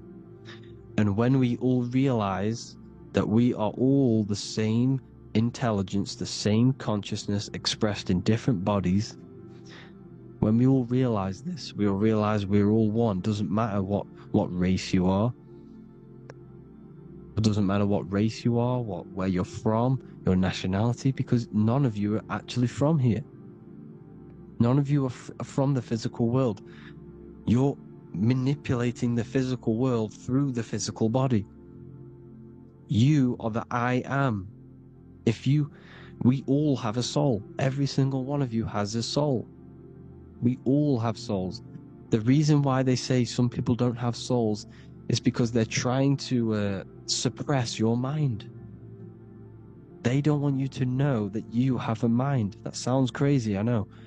But a lot of people haven't realized that they have an infinite intelligence called a mind. And behind that mind, if you can observe your thoughts, the person who is observing the thoughts, you have a soul. Everyone has a soul. Don't listen to all these people saying some people don't have a soul, some people do. We all have a soul. Every single one of us. So anyway, you need to break the lower nature of yourself. At our highest levels, we are gods. Our intelligence, our universal intelligence, the I am, the intelligence that's inside of the brain, is God. Our minds are being corrupted within believing that you are the body, and by the result of this is a society like today, because everyone thinks they're the body, and everyone's living in the lower nature of self, where everyone only cares about themselves. But when we realize we're all one big consciousness ball, we're all the same consciousness expressed in different bodies, there will be peace. So thank you all, people. If you do want to learn more, if you do want to read my book, it's called The Book of Wisdom. I'll put it in the description. It's an amazing book, people. It's going to give you the best understanding possible about creation, yourself, and the world. It's amazing. The Bible, everything. I have just launched a new cymatic library. A friend of mine has just added this to the website. He creates beats and he creates the purest beats, so they are actually the frequency that it tells you. Most of the stuff on YouTube and Spotify and Apple Music is all, it says it's a certain frequency, but we know these major platforms are all playing with the frequencies of the apps. So if you want a real binaural beats, solfeggio scale frequencies to meditate on or listen to throughout the day, join the Occult Library. You can get a 2-day free trial. I'll put the link in the description. Thank you all, people. Hope you all enjoyed this video. God bless you all.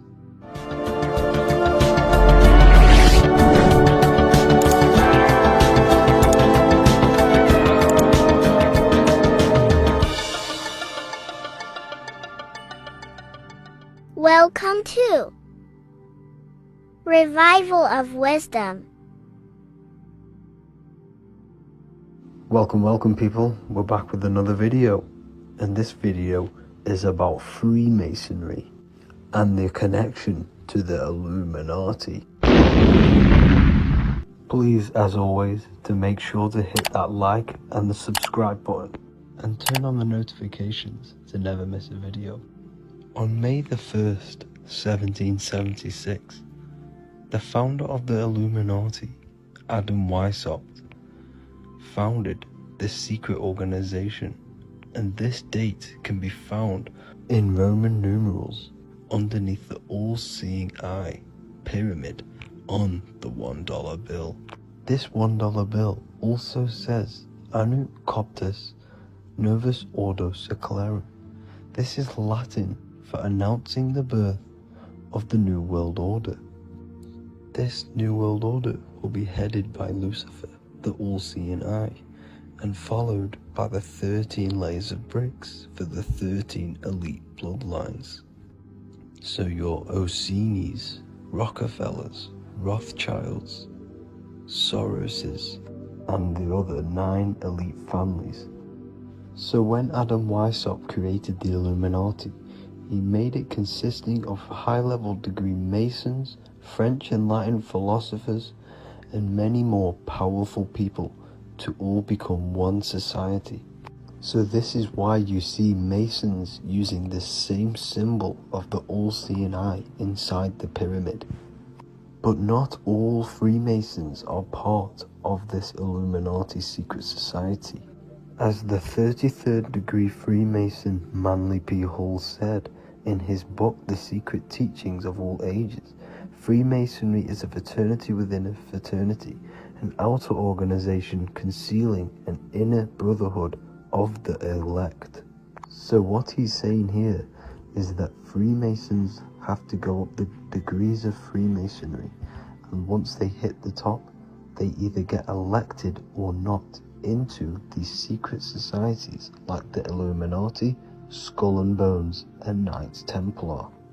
So when you see celebrities doing this one-eye symbolism, either covering one eye, doing the triangle, or doing 666 over one eye, this is showing and reflecting the symbolism of Freemasonry. They have taken the oath to never speak on anything they learn about Freemasonry. Duncan's Ritual of Freemasonry book states the oath they have to take. Quote, I ... of my own free will and accord, that I will hail, ever conceal, and never reveal any of the secrets, arts, points of Master Mason's degree to any person whomsoever. All this most solemnly, sincerely promise and swear. Now, this is what happens when they break the oath, stated in this book, quote, myself severed in two, my bowels taken from thence, and burnt to ashes. So this states that Freemasonry comes first, before any law of the land. It has the right to kill you if you break your oath. This is the hand gesture they have to do every time they enter the ritual room inside the Masonic lodge. This is the cutthroat symbol, showing you and reminding you of the oath and what will happen if you break it. Now in this book, Richardson's Monitor of Freemasonry, it states, if you break your oath, binding myself under no less penalty than to have my throat cut across, my tongue torn out by the roots, and my body buried in the rough sands of the sea. If they do not decide to kill you, this book states this by pointing him out to the world as an unworthy vagabond, by opposing his interest, by dearranging his business. In other words, they have the power to frame you and destroy your reputation to the world and destroy your business if you break this oath.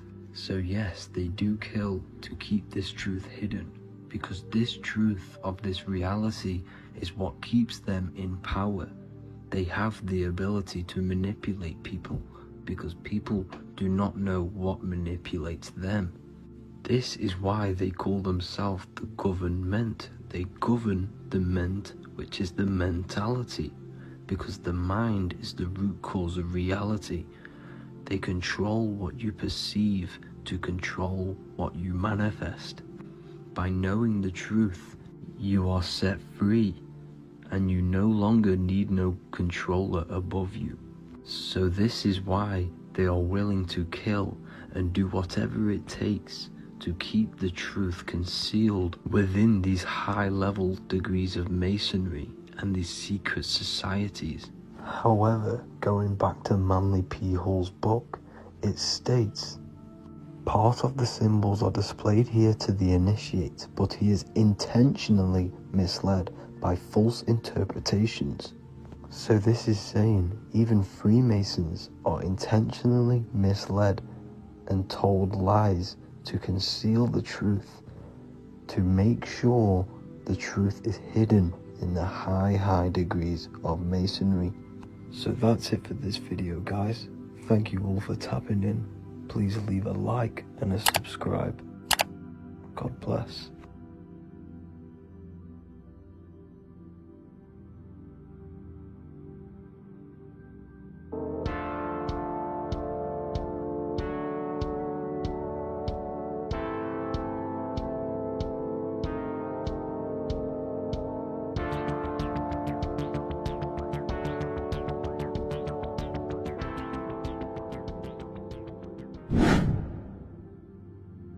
What is good, people? It's Revival of Wisdom. Today we're going to be talking about Saturn.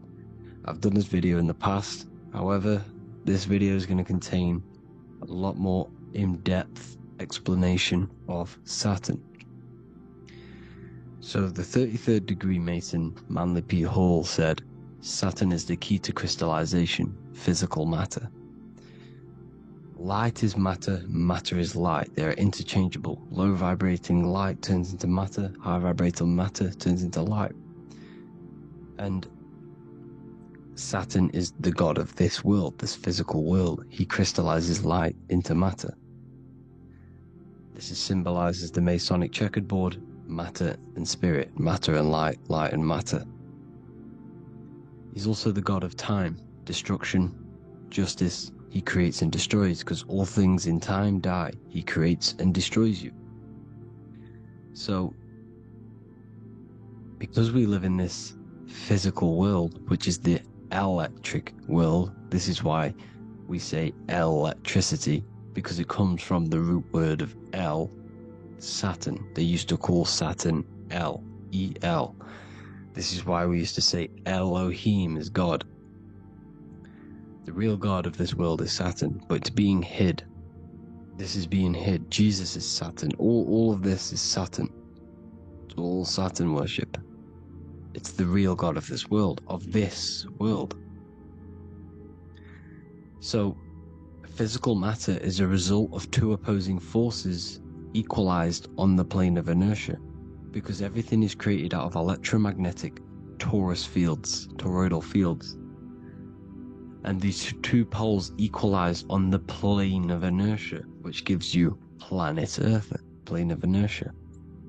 The plane of inertia is what Saturn is. It's the ring around the center of the plane of inertia. Thank you to Walter Russell saying, physical matter is a result of two opposing forces on the plane of inertia. This is what Walter Russell says, so please check out his work. He's got many books, many books on light and electromagnetism and stuff like that, so I advise you to check him out. So the torus field gives you the binary code 0 and 1, the female vagina and the male phallus. This is the code for this world. Saturn crystallizes physical matter. Now Saturn is the most outermost layer of the 7 layers of heaven, where it says in the Quran it says, Allah, it is He who created the 7 layers of heaven. Saturn is the outermost layer. He's the top. He's the most high. So when we say the most high, we're referring to Saturn. He's the most high before the firmament, before the stars. So Saturn is the god of this world. He's the Lord of the Rings. He wears the crown. The crown is the rings. Crown, Kronos. So the planets are luminaries. They are lights. They are beings. They are energy, conscious energy. And we're in the heart of the solar system. Saturn is the outermost layer.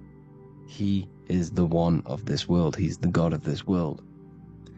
Now, on the North Pole of Saturn, you have the hexagon. Add up all the sides, it creates the 6-pointed star. Or it can be created as a cube. The cube is very important. The 6-pointed star is very important. 6 points, 6 triangles, 6 side, 6, 6, 6. Black cube adds up to 6 in gematria. Now, what did I say in the beginning? Saturn crystallizes the physical world. He creates physical things out of light. You are a light being. This is why we say human. Hue means the light spectrum. Hue, man, we are light manifested into physical forms. Human.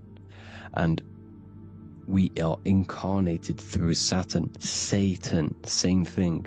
The number of the beast is 666, and the 666 comes from the 6.6 triangles, 6 sides of Saturn, 666. We are all known as carbon-based life forms. Carbon, the atomic structure of carbon, is 666, 6 protons, 6 electrons, 6 neutrons. We are materialized into our physical bodies through Saturn, through the number of the beast. These bodies are the beast, it's the animal. The divine, the Christ, is the consciousness within, because you're a physical, spiritual being combined into one, hexed into one. Hexagram. This is a hexagram. You're hexed into physical matter, spirit and matter, light and dark, combined into one. Now you contain of the mark of the beast, the mark of your body. Your body's the beast. It says in the Bible, Satan, who is the god of this world. This world. There are many different worlds, but this world is run by Saturn, and it says that in the Bible. Saturn is Satan. It's the same thing. And look at the crown of thorns are wrapped around the heart. The soul is in the heart. The mind is in the brain. The soul is wrapped around the rings of Saturn. You're wrapped in physical matter. This is what it's showing you. This is symbolizing the rings of Saturn wrapping you. And the cross on top is the cross of the cube. The cube, the black cube of Saturn, unfolds into a cross. So Satan, who is the god of this world, Corinthians 4:4 in the Bible, Satan, who is the god of this world, has blinded the minds of those who don't believe. Saturn blinds your mind, because the god of this world materializes you, and he blinds your mind. When you incarnate into physical matter, when you enter this soul system, not the solar system, you hit Saturn first. He materializes you. And look at the symbol for Saturn. This is the symbol for Saturn. All of the planet symbols are created out of the Holy Trinity. The Earth, Moon and Sun. Body, mind and soul. The sun is your soul, the moon is your mind, the earth is your body. Your body's made out of the 5 elements. The sun is your soul because the sun is life force, gives life to everything. Your sun is a soul. Your soul is the sun of your body. The moon is the mind. The moon is the moon of your body, the mind of your body. Intelligence. So all of the symbols of the planets are created out of these. The Saturn symbol is created out of the Earth cross, matter, and the moon crescent, moon, mind. Matter over mind. This is why Satan, who is the god of this world, has blinded the minds of those who don't believe. He blinds your mind. Look at the symbol, it's showing you.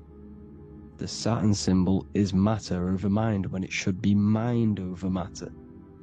So we descend into a soul system, into our 666 Saturn carbon suit bodies, and we are matter over mind. Then we have to move up the spine to go back up to spirit, to mind over matter, where you manipulate your own reality. Now look at this, it creates the number 5. 5 is the number of change. You're moving from this side of the number sequence over to the right side. You're moving from the spiritual into the physical world. You're incarnating into the 5 elements, the 5 senses.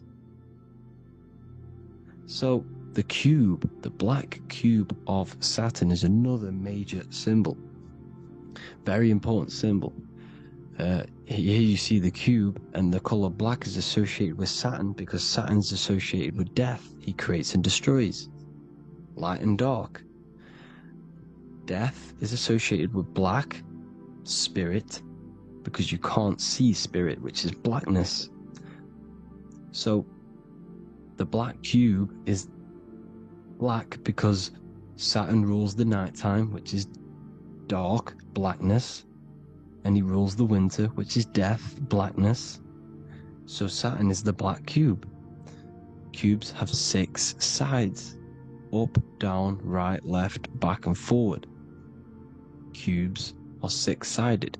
Everything is 6-sided inside of this creation because you're incarnating, you're materializing, crystallizing into the cube, the world of the cube. Everything's a cube. Everything's got 6 sides.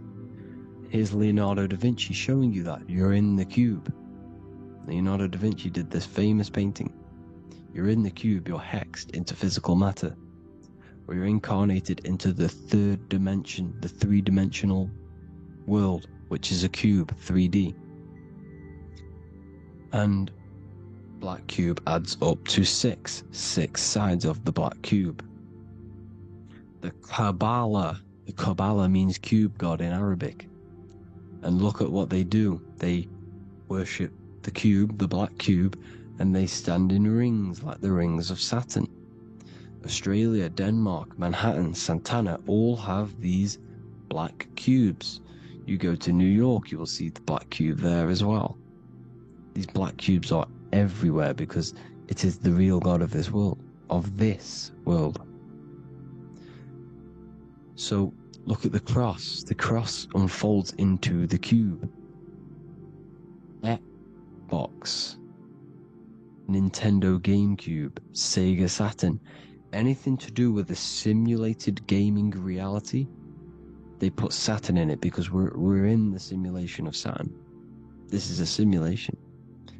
And this is why they reflect this through the Xbox, GameCube, Sega Saturn. Anything to do with gaming, simulations, is all Saturn.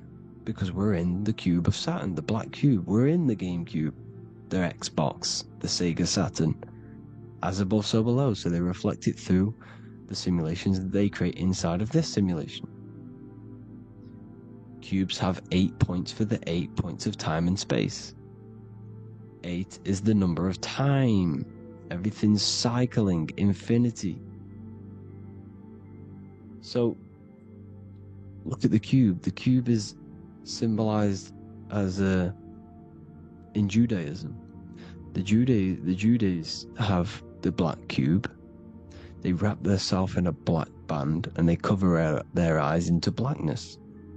The black cube for the black cube of Saturn.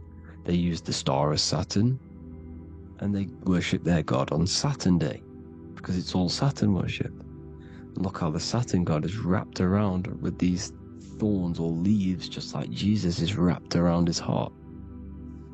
And Jesus on the cross is us on the cross. We are in the cross. We are in the cube. The cross is the cube. And the cross is even in the Saturn symbol. This is another symbol for Saturn. There's two symbols. You got this one, the one I've just broke down. And there's this one. This is the cross of Saturn, the cube god, the simulation, the game cube. Now, Chronos is another word for Saturn. Chronos means time. When you clock into work, you go to the Chronos machine. Well, I did anyway. And I tap my card on the Chronos, because Chronos is time. Anything to do with time is Saturn. He creates and destroys. Look at the artwork of Saturn with the sand, the time. Look at this, how he's cutting off the baby's wings. He's crystallizing the spirit into matter. He's cutting off your wings. Satan, in the Bible, he falls from heaven into earth, and he loses his wings. He becomes a serpent. See that's it's all symbolic for us. We are the fallen angels, fallen angles of light. We're fallen angles of light. We are light beings. Now we're fallen into physical matter. Saturn's chopped off our wings. He's chopped off our spirit wings, because when you astral project, you can fly. You will fly around. He's got the Reaper staff here, always depicted with the Reaper staff. Now look at the clock. Saturn day is the 6th day, the number of the beast 666. Look at the clock. 6 take away 12. 12 take away 6 equals 6. 7 take away 1 equals 6. 8 take away 2 equals 6. 60 seconds in a minute, 60 minutes in an hour, 24 hours in a day, 2 plus 4 equals 6. That's 666. Everything's 666 because it's time. Saturn. All goes to Saturn. He's the god of time. We're in time now. We're in time. We're in the time, which is God. The god of this world. The god of time. Now look at this. The Reaper is also depicted as the Reaper. With the staff. The black cloak. Black symbolizing death. Spirit. Judges wear black because Saturn is the law. He's the god of this world. He's the law. This is why they wear black cloaks. When you graduate from university, you wear a black cloak and a black cube on your head. You've been hexed. Funerals, you wear black because it's all to do with Saturn, Father Time, Father Crystallization. Now Saturn, here's another one of him cutting off the wings of a child. Because he cuts off the wings. He creates and destroys your body. We're in the electrical world. Everything that is electrical vibrates.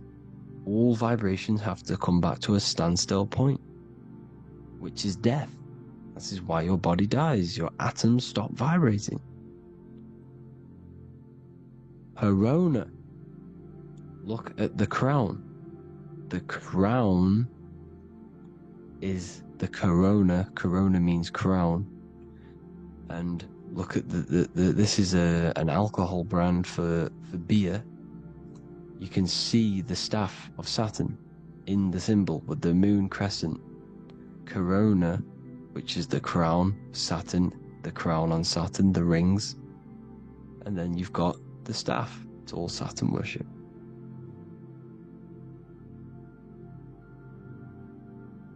There's the black cubes of 9/11. 2 black cubes. This was a ritual for Saturn. It's all ritualistic. And look at the Star of David, the Star of Saturn. It's not the Star of David. It creates IXXI, the sigil of Saturn. IXXI means 9/11 in Roman numerals. 9/11. It's all a ritual for Saturn, and they have the 2 black cubes of Saturn. Now look, XX. There's more symbolism of Saturn now. We're going deeper. XX is more symbolism for Saturn. The sigil of Saturn is XX, as above, so below. Same with the Star of David, you split it in the middle, as above, so below, as above, so below. XX, this is a Knights Templar, Cross of Lorraine.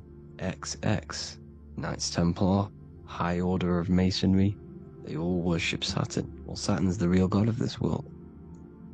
X Eon with the XX, XXL magazines, which is all to do with famous rappers and stuff like that. When you die, you put XX on the eyes because it's Saturn. He's the Reaper. Is Jesus with the XX crown with the thorns around his heart, around his soul, with the cube on the top, the cross cube. Lil Uzi Vert with the XX Cross of Lorraine.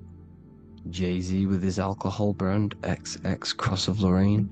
The X Factor with the rings of Saturn. All Saturn worship. The seal of Melchizedek is also Saturn. This is the cube. This symbolizes the cube with the 8 points for the 8 points of space and time. And this is the cube.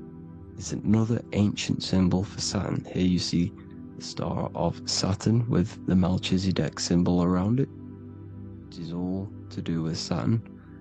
Here you see an altar, the Holy Grail, the Melchizedek symbol on it, and they're worshipping it. This is why we wear rings, wedding rings for the rings of Saturn. It all goes back to Saturn. Earrings. The 8-pointed star of the ancient Sumerians is all Saturn. It's all Saturn. So, the ancients, the symbols of Saturn goes on forever. It's in all of the major corporations. You can see it everywhere, the rings of Saturn. Toyota is an obvious one. Internet, Nike, Target, Sega, Saturn. All Saturn worship. All Saturn worship. Because he is the real god of this world. Here's Kanye West's album with a Saturn here. Here's Michael Jackson's album saying X, escape. There's the X again. The X, escape. You have to escape this reality. Maybe that's what he's pointing at. Here you see it on the dollar bill. The star of Saturn. Here you see it again on the dollar bill. So that is it for today's people. I hope you all gain some insight on Saturn. Please like, comment, and share if you can. Subscribe if you like the channel. Please have an amazing day. God bless.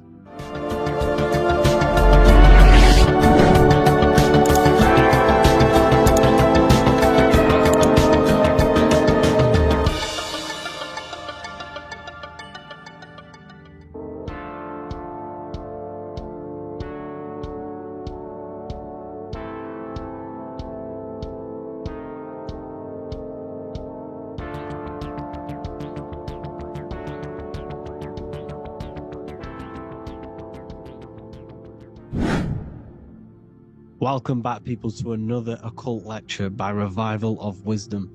Today we're going to be talking about magic and how it's being used on us for the New World Order. Magic has the word mag within it, which is magnetism. Magnetism is the force. Magic is influencing forces, natural or supernatural forces, and using it for a certain agenda to gain something out of it.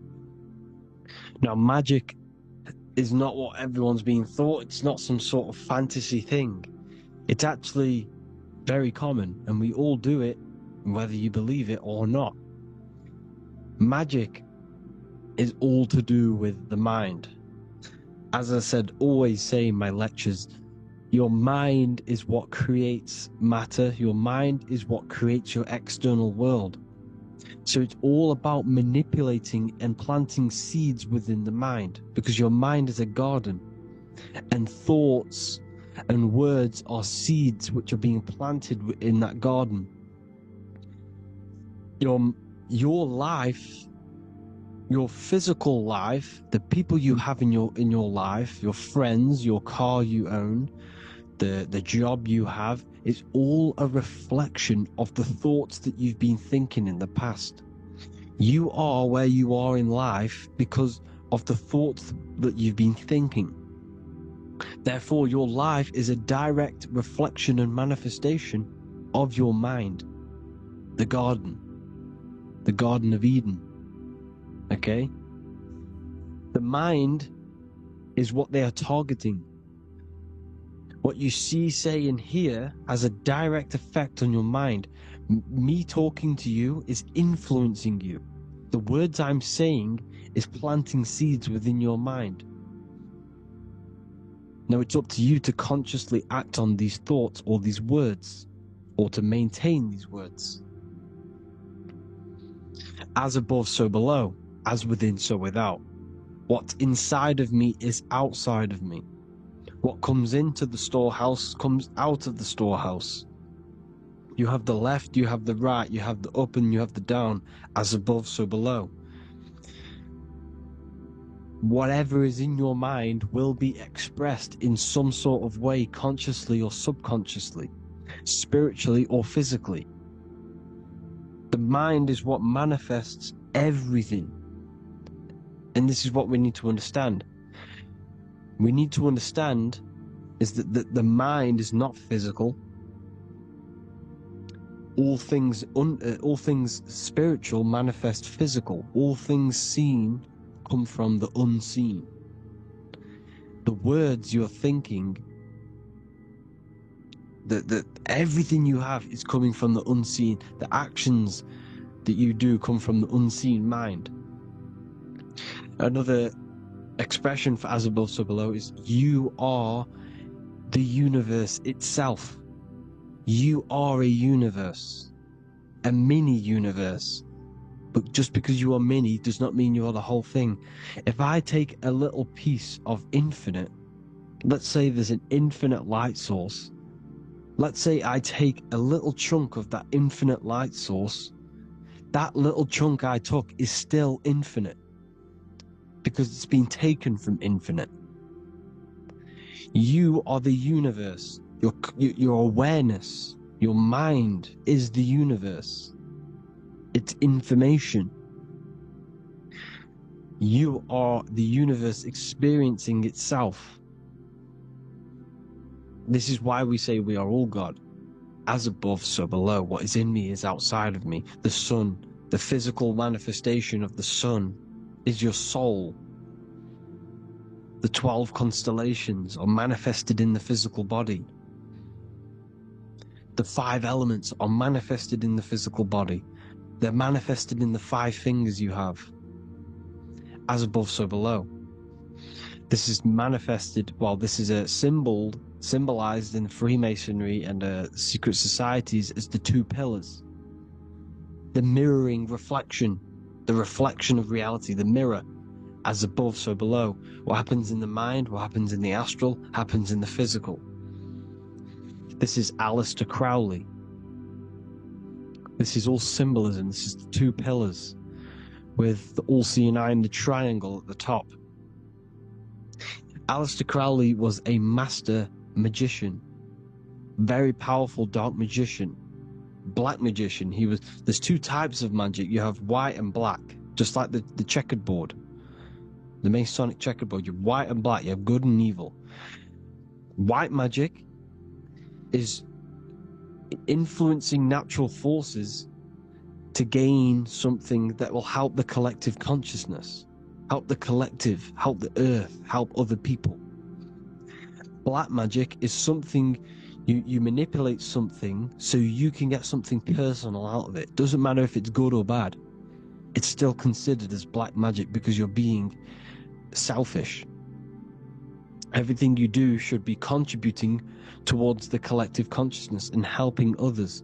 And this is why the ancients lived in a system where everything was in unity. We understood that I am you and you are me. What I do to you happens to me because I am you and you are me.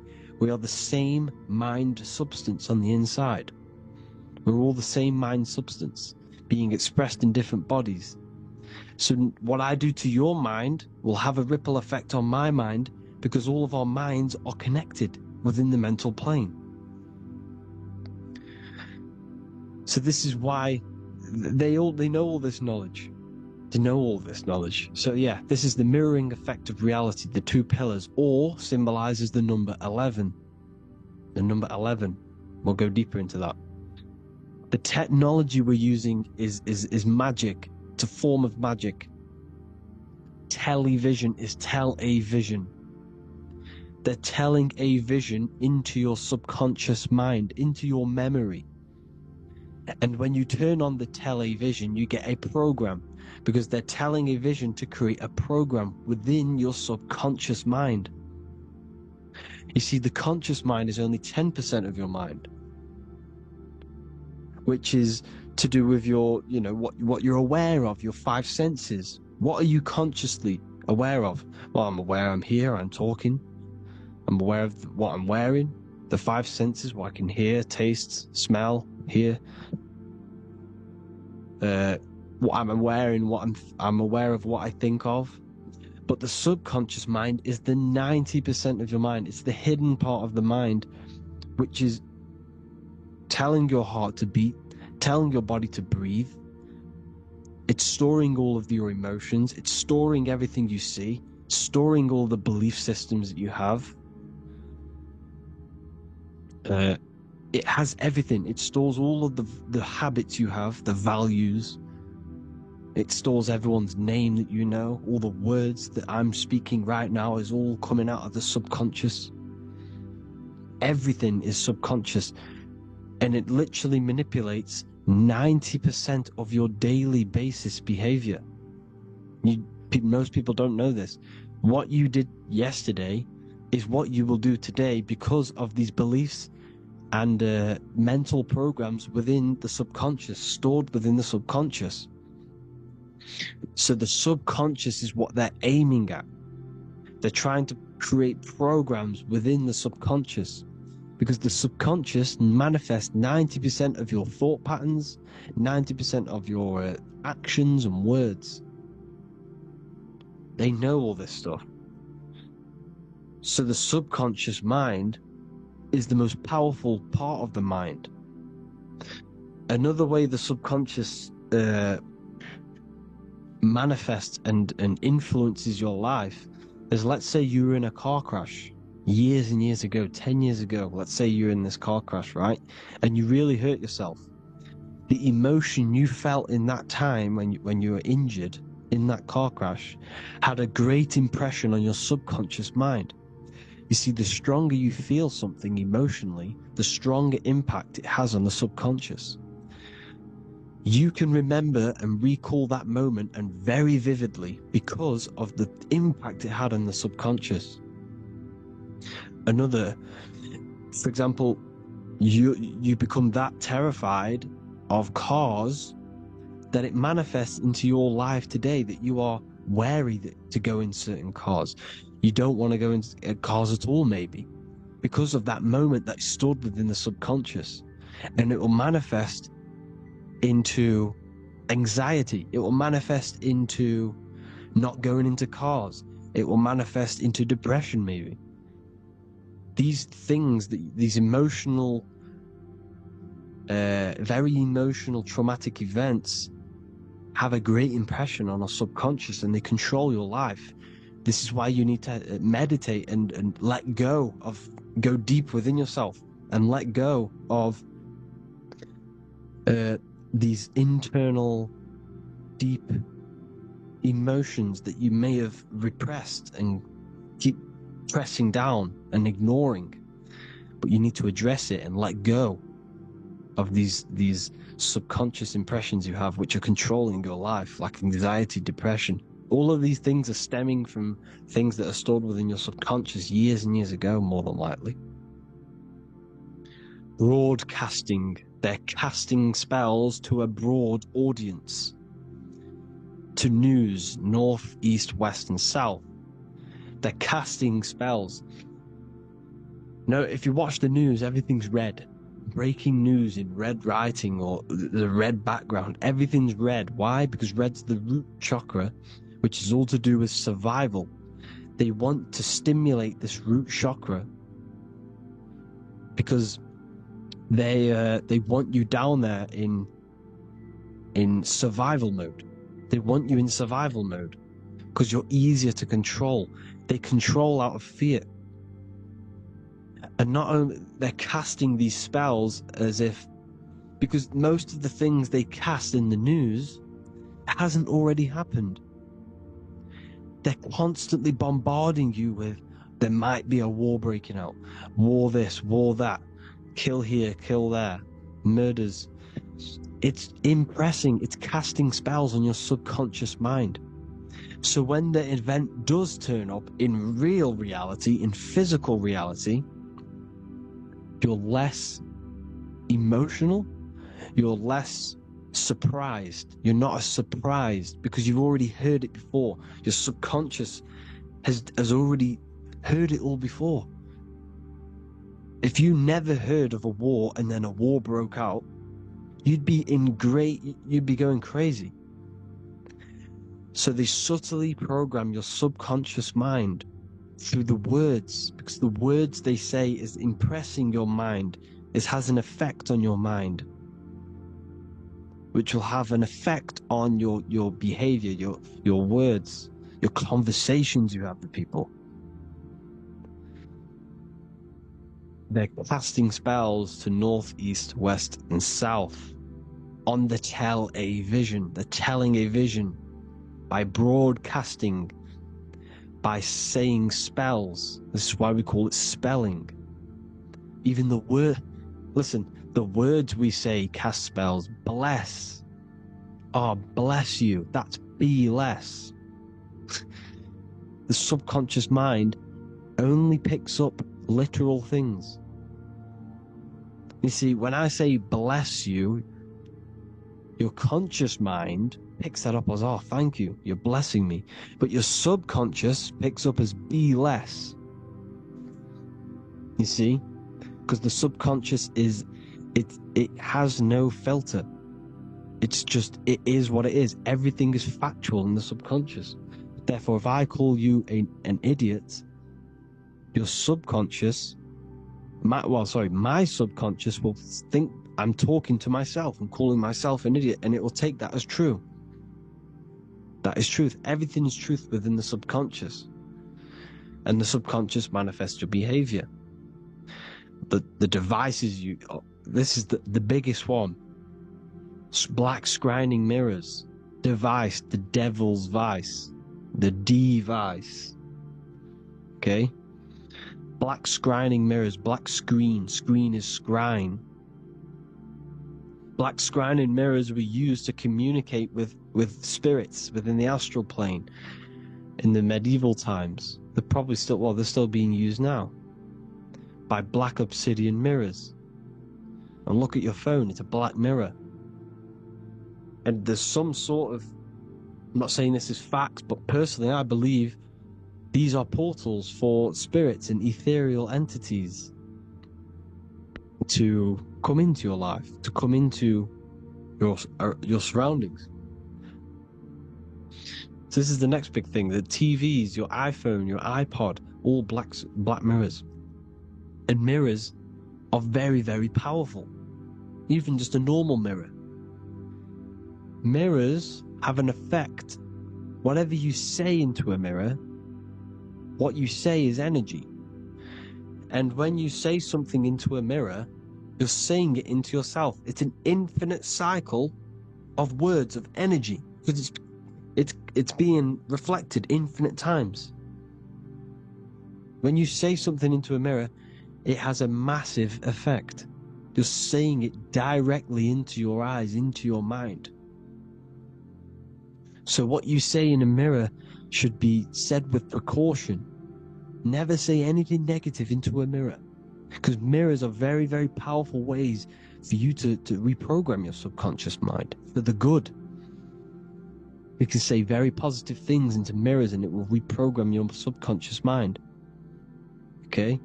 Manifesting is all magic. It's all magic. Everything is magic. But consciously doing it is what they're doing. They hid this knowledge.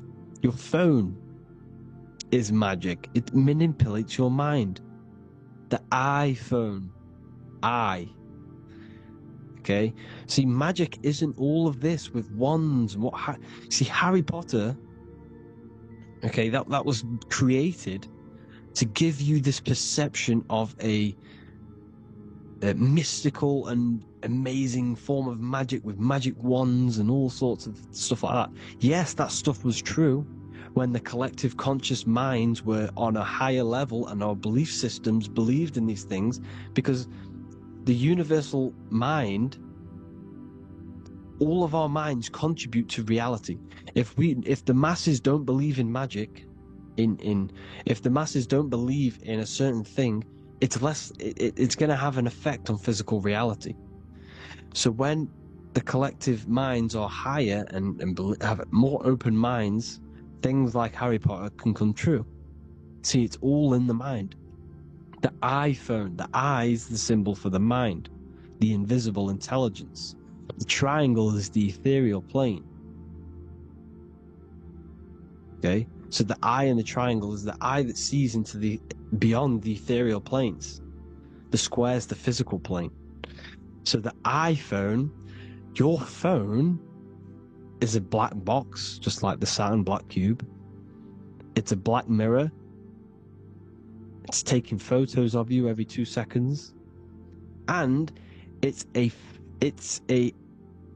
your mind. Your mind is in that phone. Everything you like, everything you text, everything you type in Google, everything you say to someone, every conversation is all recorded on the phone. Therefore, it is a direct reflection of your mind.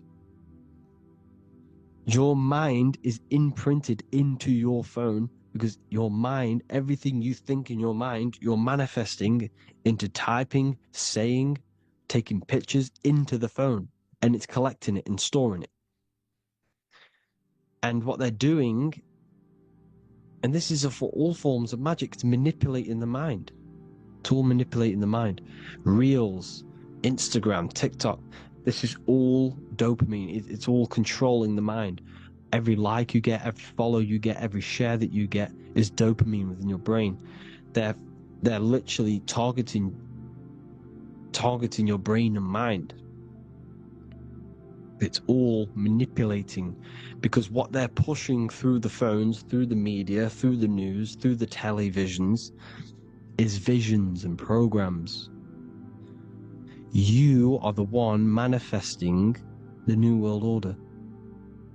They're not manifesting the New World Order. They're giving you the information so you can manifest the New World Order. Everything they say is contributing to your mind.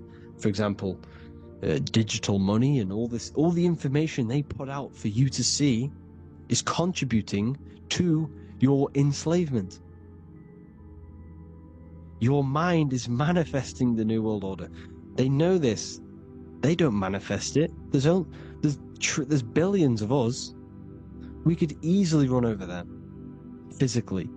But on a mental level, these people have the knowledge and they hide it from us, and they let us manifest reality because we are the collective. They give us the information which manifests their agenda. It's all magic through the phones, the media, the television. So your phone is a manifestation of your mind. It's a record of your mind. Hollywood, holly tree. They used to make wands out of holy trees, because it was the most holiest wood, the best for casting and transmitting energy. So they used holly trees to cast spells. That's what Hollywood is. And in Hollywood, they have the red tear, the blood drop, next to the Hollywood sign, because it's all satanic. They're all black magicians. They use Hollywood to cast the spells through the music, through the films. You see, music is a form of magic. All of this is magic. Everything they do is a form of magic, because they want an agenda behind it. But it's not black magic. They're letting us create our prison. This is what you have to see. Yes, they're evil, but they're not doing anything evil, or else they would face the karma. They let us manifest this agenda through giving in the information, by telling you what's going to happen in the movies. Everything that happens in a movie, it's all there on purpose to program your subconscious, to plant a seed within your garden, your subconscious, your mind. Because when the mind has already seen something, when it comes up and turns up in physical reality, you will be less shocked and you won't rebel. So they lure you slowly. They make you aware of these things over time. They make you gradually think it's okay. Like the technology, we never used to use these phones. How did we become so addicted and reliant on them? Well, because first they gave you a little flick phone. Well, no, sorry, they gave you a phone in your house. And then once you got used to that, they say, oh, here's the newest version of a little flick phone. You started texting your friends. Everyone was loving it in high school. They could now meet up without saying, let's meet on the weekend at this point at this time, like your parents probably did. Or maybe some of you watching this, you probably had to tell your friend to meet on the weekend at a certain time because you had no way of communicating. So everyone got these phones and got addicted to them. Then they slowly got addicted to the new iPod with the touch screen. Now they invented touch screen. Then everyone got addicted to touch screens. Then because all of this is producing dopamine in the brain, which creates you to become mentally addicted to things, and physically addicted, chemically addicted. Because dopamine's a chemical. Your subconscious becomes a program within your subconscious, and your body becomes chemically addicted to these phones. And these phones are the enslavement of humanity, technology. Without this, we wouldn't be in this mess, without technology. Because they're creating a hive mind. We're creating a hive mind. So back on track anyways, they program you. Look at the films, 9/11, all produced by Hollywood. Here's the 11, like I said at the beginning, the two pillars which reflect reality. What happens in the mind happens in the physical. What happens in the astral happens in the physical. Okay, what happens in the physical happens in the mind. It's the two pillars, the mirrors. 9/11. 9 + 1 + 1 is 11. Flight 11 was hijacked. New York is the 11th state. New York adds up to 111. This is not a coincidence. It's all a form of magic. It's a ritual, energy harvesting ritual, because your mind produces energy. Your mental attention produces energy, and they're feeding off this energy in the astral plane, these demons. Music is the most powerful. Personally, I think the music is one of the most powerful forms of magic they're using. Okay? Music is hypnosis. It puts your brain in a hypnotic state. It influences your electromagnetic field through vibrational energy. It reprograms your subconscious mind. Why do you think you remember the lyrics? You see, your subconscious stores all of the memories. Remember, the subconscious manifests 90% of your behavior. So therefore, the music you're listening to is manifesting your behavior. You wondered why some people wonder why they have drug addictions and they can't get out of violence and they can't get out of all this negative mind space. It's because the music they're listening to is creating a negative mind space. The words you listen to plant seeds within your mind. So the reason you remember the lyrics is because that song created a program within your subconscious. Yes, that is what happens. You can use magic to reprogram your mind, but you can use music to reprogram your mind, because it's all forms of magic. It's using natural mental energy forces to manipulate the physical reality. You manipulate your mind, you manipulate reality, physical reality. Okay? So the music, another very, very big one. When you turn on the radio, it's just all talks about alcohol, drugs, and sex, because they want you down in the lower three chakras. They want your mind attached to matter when it's mind over matter. Your mind's not physical. You see, the word spirituality is the new trend. It's not about your spirit. It's not about your spirit. It's about your mind. It's not about, spirituality and looking after your spirit. And they've got you focused on your spirit. Why? Because they hide your mind from you. You see, a lot of people think their mind is their brain, but the mind is everything. There is no physical reality without mind. You can have a brain. Imagine if you had no mind but a brain. It wouldn't work. The mind is everything. The mind controls your avatar. It begins in the mind before it happens in the brain. Then the brain manifests through the body. The brain's just an electrical computer. So that, they've got people scared, or do I have a soul or not, and all this stuff. Listen, if you have a mind, you have a soul, because you are not the mind.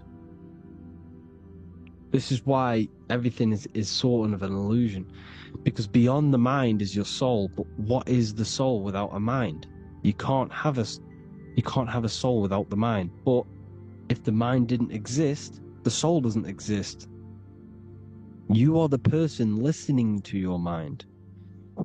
I shouldn't say person, because you're not the body. You're the entity behind the mind. But if you didn't have that mind, you couldn't understand what you even were. You would just be an observer who couldn't think. So yes, we all have a soul. If you have a mind, you have a soul.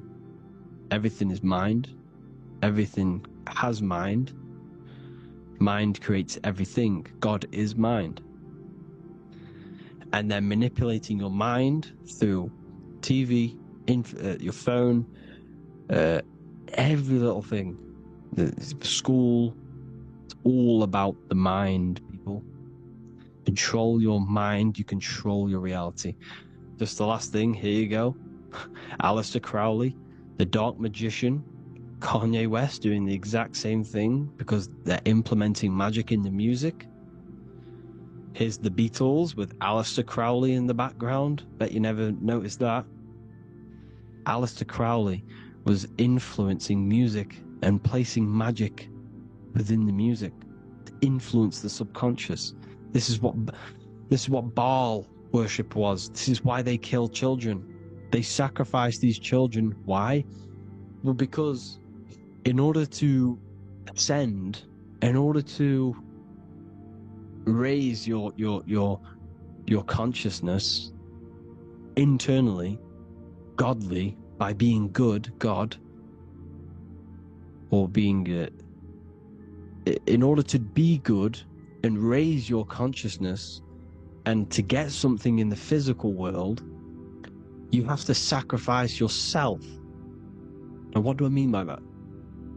In order to raise your consciousness and ascend, you have to sacrifice the lower nature of yourself. You've got to abstain from having sex to retain your sexual energy, to transmute it. Or staying away from negative, poisonous foods like meat.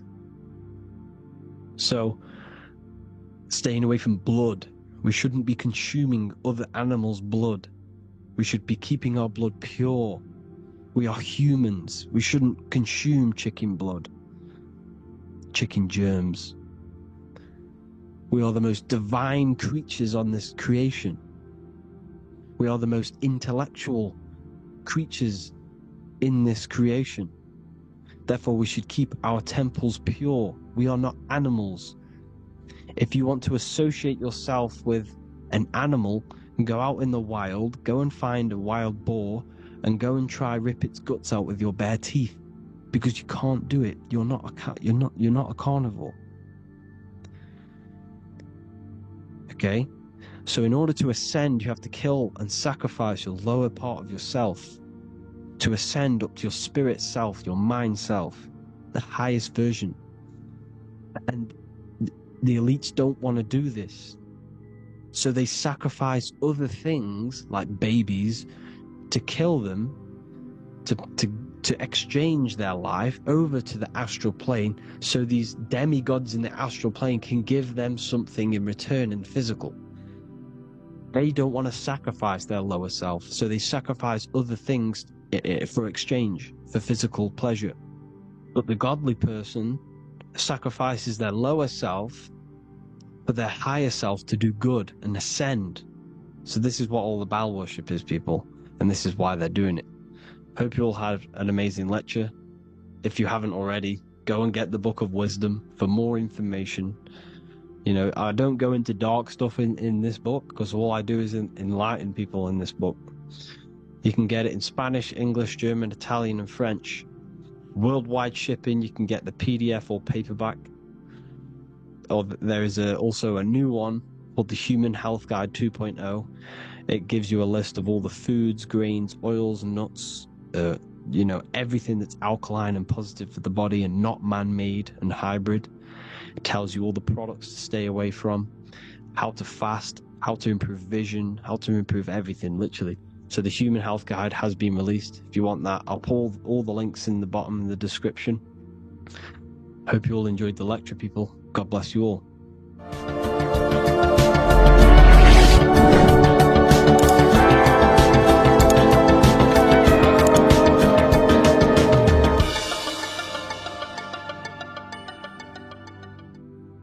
You are not breathing correctly. 98% of people only use a third of their lungs capacity, which is shallow breathing, which ages you, lowers your brain capacity, and also lowers your state of consciousness. So it's essential that you breathe consciously on a day-to-day basis, because this is what truly elevates your consciousness. I am going to give you the key for you to raise your consciousness just through breathing alone. Such a simple thing, but yet the most effective way for raising your state of consciousness and becoming more spiritually and mentally advanced. So tune in for this video, and I'm going to show you exactly how to do it and the symbolism behind breathing. Air is more than just air. It carries electromagnetic energy. So now I'm going to give you the science behind this spiritual truth. This invisible force is what sustains all physical life, providing the life force energy essential for existence. Electromagnetism. Everything is fed off electromagnetism. Your body is an electromagnetic battery. Now, we can prove that air carries electromagnetism just by doing a simple test, a simple scientific experiment, by getting liquid oxygen and pouring it between a north and south magnetic pole, two polar opposite magnets. We see that the liquid does not fall straight through it. It is sucked, it is magnetically attracted to these two opposing forces, opposing magnets. This is proof that air, liquid oxygen carries electromagnetism. When you are breathing electromagnetism, the essential life force behind all living beings. This is known as energy, or prana, chi, ether, or spirit. This is all the same thing. Air is not just empty space, it is energy. it is prana, it is life force, it is spirit, it is ether, chi, prana. You are an electromagnetic being. Your consciousness is in direct correlation with your electromagnetic aura or biofield around your body. Your state of consciousness is mirrored within this field around your body. Now your breath, when you breathe in, you're breathing electromagnetism or life force. Breath is the vital link between the physical and the spiritual, bridging the body with the soul. Through breath, we connect with both tangible world and deeper, the unseen realms of energy and consciousness. Breathing deeply and properly elevates our consciousness, enhancing the brain's functions, heightening the sensitivity of our five senses. It also brings a profound calmness to the mind, creating a state of clarity and inner peace. Like I said earlier, breathing properly is the fastest way to elevate your consciousness. It is the fastest way, because breathing, when you stop breathing, what happens? You lose physical consciousness. Your body will shut down if you do not breathe in this vital electromagnetic energy in the oxygen. If your body does not get this for 5 minutes or however you can last without breathing, this makes you lose physical consciousness. Your body will not survive without this essential life force energy. Therefore, air is one of the most overlooked things. This is why we see the symbolism of Buddha having a big belly. Why does he have a big belly? Because it's symbolizing breath work, proper spiritual breath work, the certain teachings of breath work, of when you breathe in through the nose, you have to breathe in through the nose. You don't want to breathe in through the mouth, because the nose acts as a filter which catches dust particles and filters out the air before it enters the lungs. The mouth does not do that. The nose is for breathing inward. We breathe in through the nose, and when we breathe in, we breathe into our belly, not our lungs. When we breathe into our belly and our belly expands outwards, we are then moving this energy down from the nose down the spinal column. And when we breathe back out, the belly goes in, which is raising the energy up the spinal column, back out through the mouth. This is the true way of breathing, because when we breathe, we are moving energy. We are moving electromagnetic energy.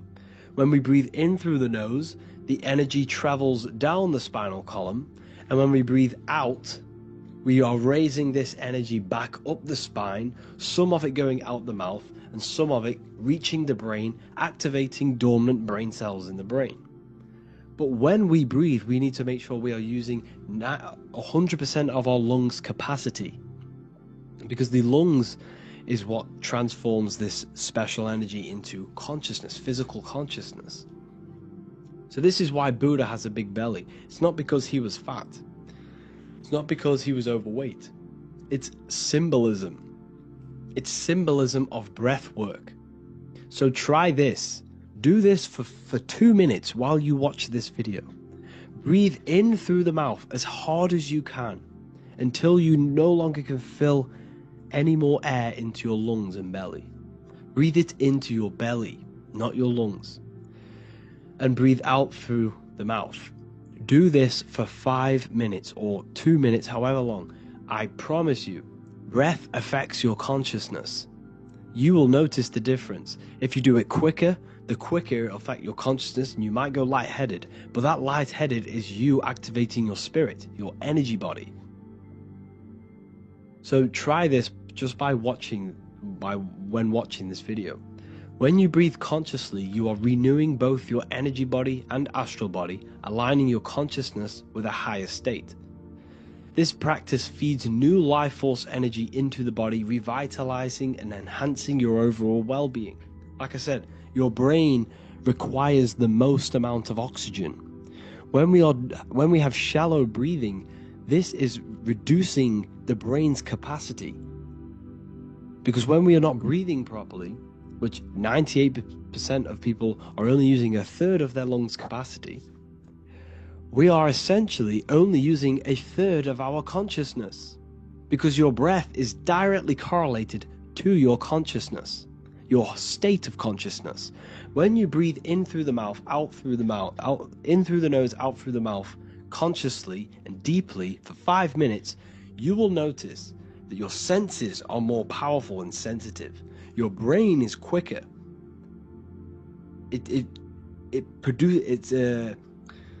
What's the word? It processes information quicker. You become quicker. You become a superhuman, and you feel more spiritual because it activates your spirit, your astral and energy body. So when we meditate, it's definitely important to breathe in through the nose and out through the mouth as deeply as possible to align with a higher state of consciousness. And this is the easiest way to separate your consciousness from the body. When you breathe in deeply for long periods of time, while meditating, while taking no thought, when no thought is present and you gain a rhythm of deep breathing, this is the gateway. This is the gateway to opening your consciousness. Because when you stop thinking, other aspects of your consciousness can open up. All of our lives we've been thinking, which has blocked off the higher states of consciousness. So breathing is very, very important. It affects our overall well-being. And this is Yahweh, the in and the out of breathing. When we breathe in, this is Yah. You can hear it. It sounds like Yah.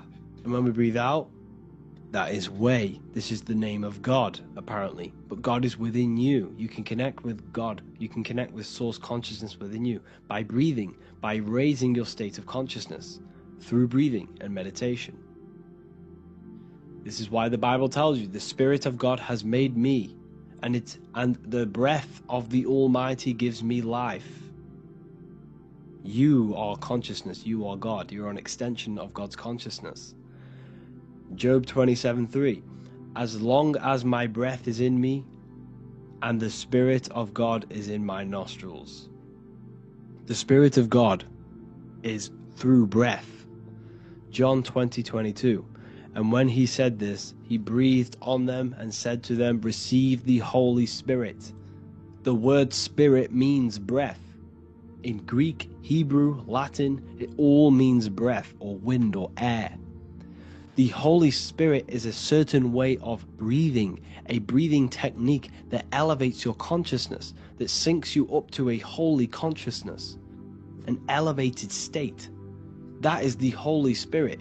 That's why it tells you in the Bible, when he said this, he breathed onto them. He breathed onto them and said, receive the Holy Spirit. You must breathe to receive the Holy Spirit. When you breathe, you are renewing the body's energy.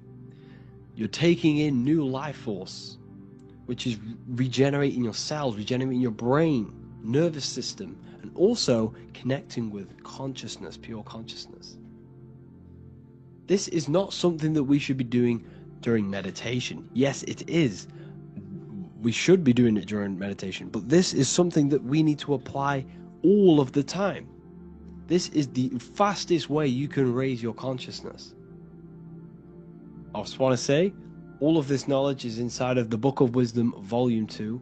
Make sure to give a like and a comment on this video to help the algorithm. And let me know what you think about the last book or this book if you have read them, to let the new people know what they're looking at with this book. This is truly life-changing, the Volume 2 and Volume 1 is truly life-changing. You can get them in a bundle also. Learn hidden knowledge inside of the Ethereal University. This is where truth seekers belong. I'm not here to try sell you this, but this is the place for truth seekers. And if you are serious about your spiritual journey and serious about gaining knowledge, which gives you the advantage over life, join Ethereal University. This will definitely help you. Thank you for watching this video. Please leave a like and comment. Make sure to give me any suggestions on videos you want me to make in the future. Thank you all. You don't just have a physical body. You have a physical, mental, spiritual, and emotional body. Each one of these aspects are a body of its own. Body does not just refer to a physical substance. You have a mental body for thinking, an emotional body for your emotions, a spiritual body for your energy in your astral form, and a physical body to encapsulate all of these. Each four of these aspects are essential for the human experience and essential to balance. Now, today we're going to be syncing the four aspects of your consciousness with the four seasons and the four elements and how this ties into the Bible. So we have four physical elements. We have 5 elements in total, spirit being the most important. But spirit is pure invisible. We have 4 physical elements. We have air, fire, earth, water. Earth and water are feminine. Air and fire are masculine. Air and fire are active. Water and earth are passive. The air corresponds with the mental body of consciousness. This is where your intellect, this is where your communication, this is where your thoughts, intuition all comes from. This is the mental body of consciousness that allows you to think, allows you to process, figure things out, and have intellect and gain knowledge. This is your intellectual aspect of your consciousness, located in the head region. We have a fire nature, a spiritual nature. This is our astral body. Our astral body is all to do with the subconscious realms, the higher realms of consciousness. This is the body that allows us to be free from the physical body. Our spirit is more of our energy. Water is our emotional body. This is what allows us to feel things, that allows us to gain intuitive feelings of conscience. So emotion allows us to understand what is right and what is wrong. When we feel something bad, we know that this is wrong. When we feel something good, we know that we are doing good. Emotions are a creational force that allows us to feel certain things to bring them into existence. Our emotional body is a creational force and should not be reactive, and they should be controlled. Most actions are stemmed from emotions. Actions bring thought into physical existence. Emotions are the driving power. They are what drives your actions. The thought, then the emotion, then the action. Earth is your physical body. This is your physical state that allows you to take mind and emotion into action, into fruition, into physical matter. This is what your physical body allows your consciousness, your soul, to interact with the physical world and bring things into physical existence. The physical body, the physical world, is an outcome and an effect of the thinking mind. All physical substance comes from the thinking mind. The pen, the phone you're holding, the microphone I'm speaking into, all began as a thought in the thinking mind, then it was brought into physical reality. Earth is the most dense. So it goes in this order: body, emotions, spirit, mind. The higher you go up, the more lucid and fluidic it becomes. The lower you go down, the more dense and dull it becomes. Air is the mind, fire is the spirit, water is the emotion, earth is the physical body.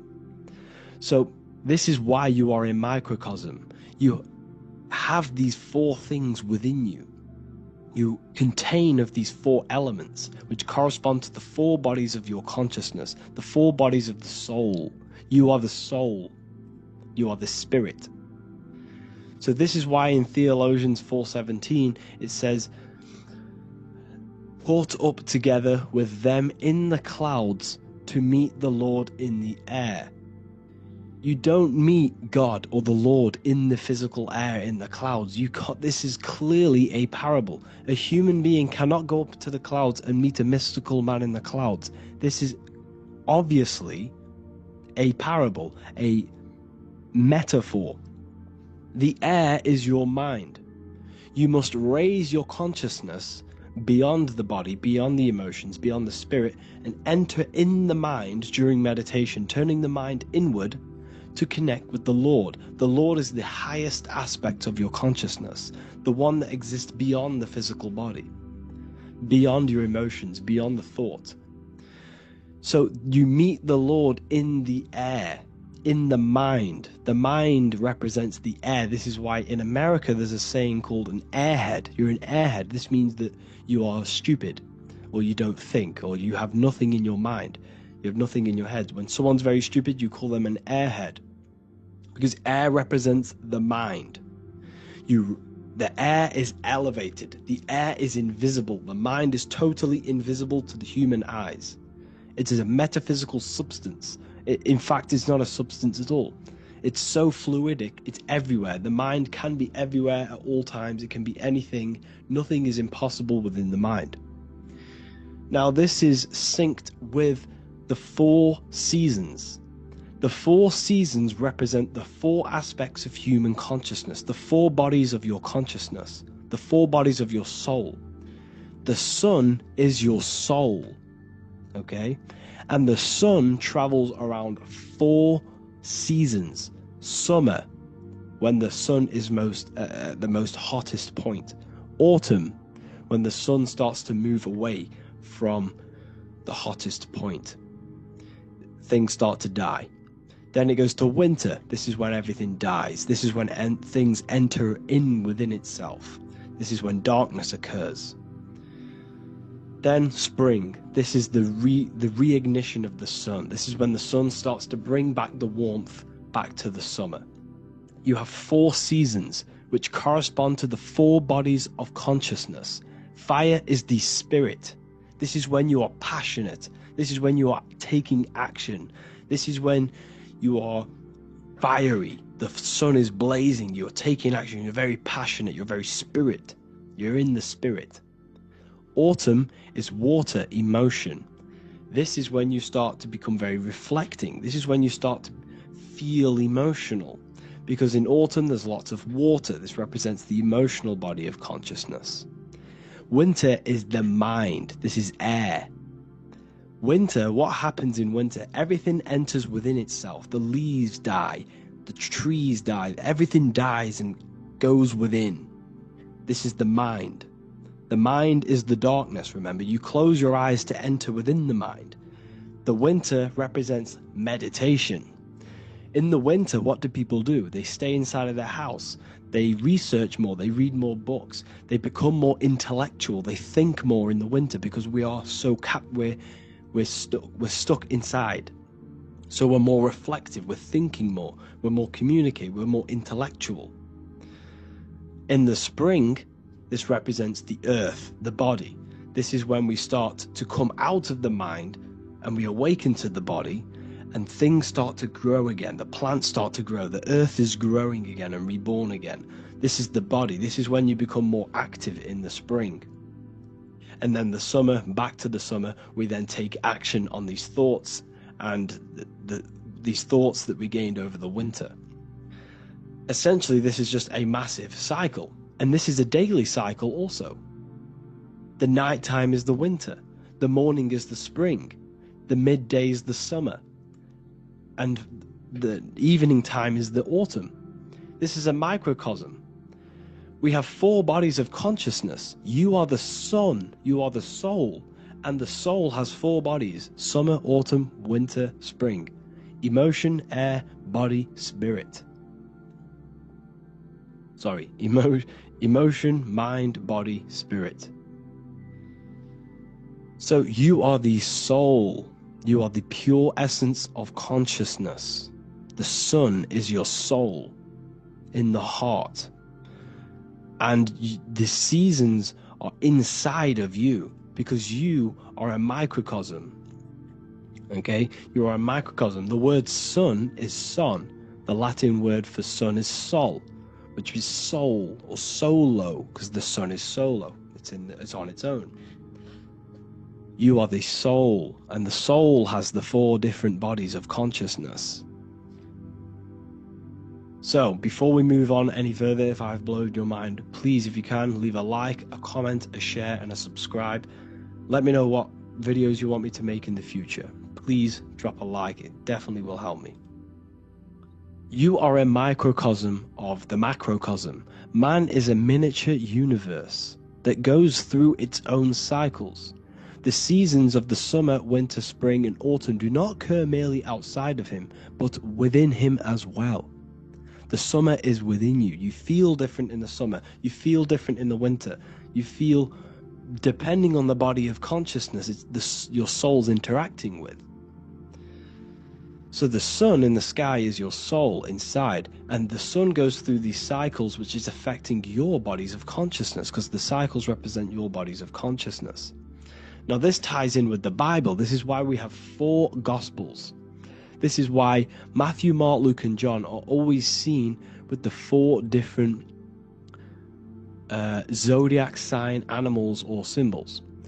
So you always see each one of the Gospels. If you just type in on Google Matthew, Mark, Luke, and John, type in ancient pictures, paintings or pictures of them, and you will find these 4 zodiac signs are always standing with each one. Taurus, the bull; Leo, the lion; Scorpio, the eagle. An old symbol for Scorpio was the eagle, and a man for Aquarius. Here you see very, very ancient paintings and artwork. Here we see Matthew, the man, Aquarius. Here we see John, the Scorpio. The same here. We also see it on the tarot cards, on the world card. We see the 4 fixed zodiac signs. Here we see it as well. These are called the 4 fixed zodiac signs. Now, when we look at the zodiac, we're no longer looking at the sky, because what you must understand is as above, so below. What is above you is inside of you. What is above is what is below. What is outside of you is within you. The zodiac is inside of you. The zodiac revolves around the sun. The sun is your soul. These are different energies of your soul. Like I said earlier, the 4 seasons are the 4 bodies of your consciousness. And in each body of consciousness, you have these different energetic energies that you can work with. Okay, so this is the true astrology. This is the true astrology, the internal esoteric astrology. You can't find much information on this at all. Very hard to find. So what we're looking at are the 4 bodies of consciousness. Obviously, when you look in the middle of each, when we look in the middle of each season, spring, the middle of spring is Taurus. The middle of winter is Aquarius. The middle of autumn is Scorpio. The middle of summer is Leo. These 4 signs are known as the 4 fixed signs. Okay? Scorpio is fixed. It's the middle of autumn. Scorpio is a water sign, emotion. Aquarius is the air sign, the mind. Taurus is an earth sign, the body. Leo is a fire sign, the spirit. This is why we see Matthew, Mark, Luke, and John with the 4 fixed signs of the zodiac, which represent the 4 bodies of consciousness. Leo, the spirit, fire. Luke, Taurus, earth, body. Matthew, Aquarius, air, mind. John, Scorpio, water, emotion. Each gospel is depicting Jesus and showing Jesus in each gospel. Each one of these gospels is showing and depicting Jesus according to the different body of consciousness. In John, This is when Jesus starts to turn water into wine. Water is emotion, wine is transmuted emotion. This is when he does miracles with his emotions, water into wine.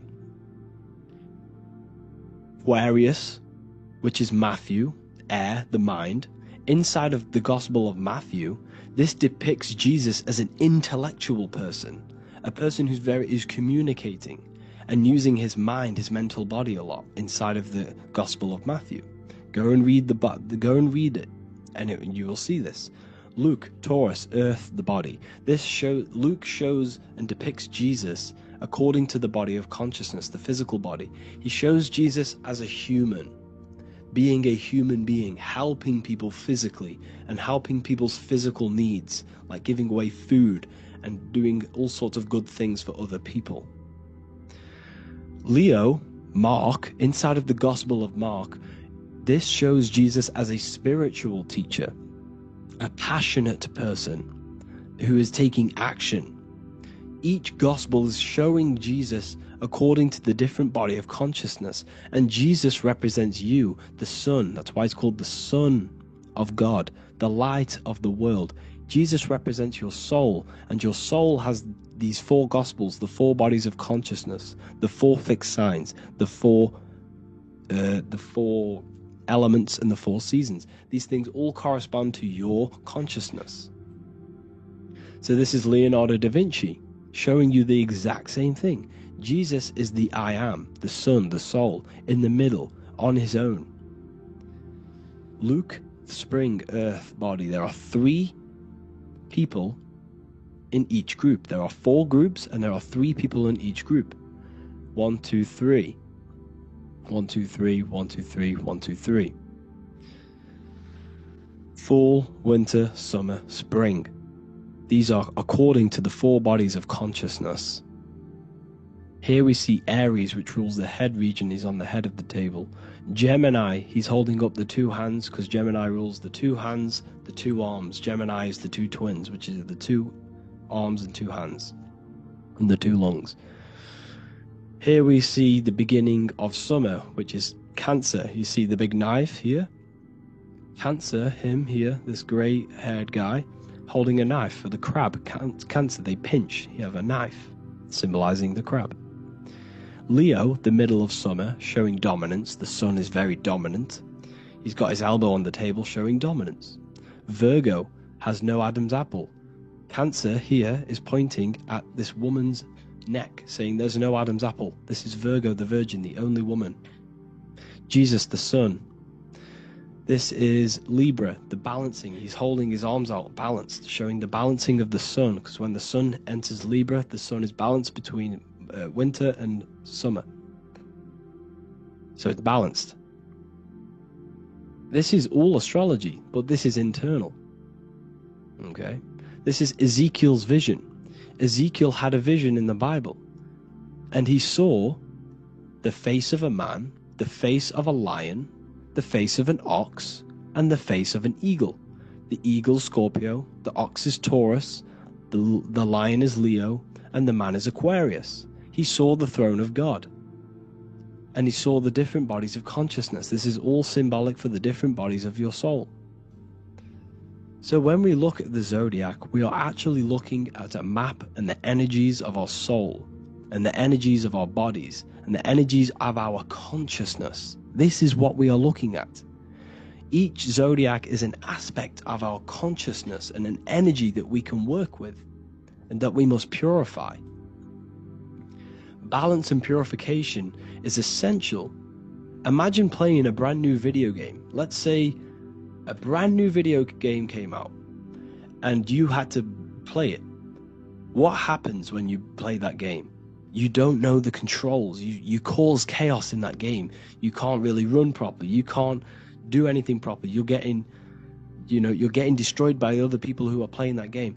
It's the same with your physical body. When you are born, you must learn how to play the game. You must learn how to balance the mind, learn how to balance the spirit, the emotions, and the physical body. We must balance and purify each body of our consciousness. We must we must look after our physical body with our physical health by eating physical, electrical food like fruits and veg. We must look after our minds by being conscious of what enters our eyes, enters our ears, enters everything. Whatever enters our five senses is affecting our mind, our mental health, our environment, mental. We need to look after our thoughts. Control our thoughts by purifying our thoughts, only positive thoughts. Then we must purify our emotions, feeling only gratitude and love and not feeling these negative, dull emotions. Then we must look after our spiritual body through meditation and looking after our spirit. But remember, when we look after our mind, it all begins in the mind. Each body of consciousness is interlocked with the other. If you have an unhealthy body, you have an unhealthy mind, spirit, and emotions. If you have an unhealthy mind, you have an unhealthy body, spirit, and emotions. If you have an unhealthy emotions, you have an unhealthy spirit, mind, and physical body. They're all interlocked. You must balance each one of them. Look after your physical body, look after your thoughts, look after your emotions, look after your spirit. But remember, the mind is the most powerful one. It's mind over matter. Once we look after the mind, once we start to control our minds and control every thought we think, this will then turn into discipline in our physical body. Because once we learn how to discipline the mind, we learn how to discipline what we eat, we learn how to discipline what we feel, we learn how to discipline our spirit. This is all interlocked, but work on the mind first. Work on the mind first. All of this knowledge is inside of the brand new Book of Wisdom Volume 2. This is a revolution of human consciousness. If you've read it, please leave a review down below. If you've read Volume 1, leave a review down below. This is the next revolution. I don't see this information anywhere. This is the next revolution of human consciousness. And of course, if you are serious about this and you truly want to gain enlightenment and join an amazing community where you can connect with me on live calls, lectures, the Manifestation Mastery course, you can gain access to my library with over 45 PDFs plus my books. And if you do join the university, you can order a Volume 2 free of charge. All you have to do is to pay for shipping. If you truly take your knowledge serious and you want to take advantage of life, join the university. This is where truth seekers belong. Just want to say thank you all. Please leave a comment. Please leave a like. It's going to help me a lot spread this knowledge to the world. And yeah, share this with a friend and subscribe. Thank you all.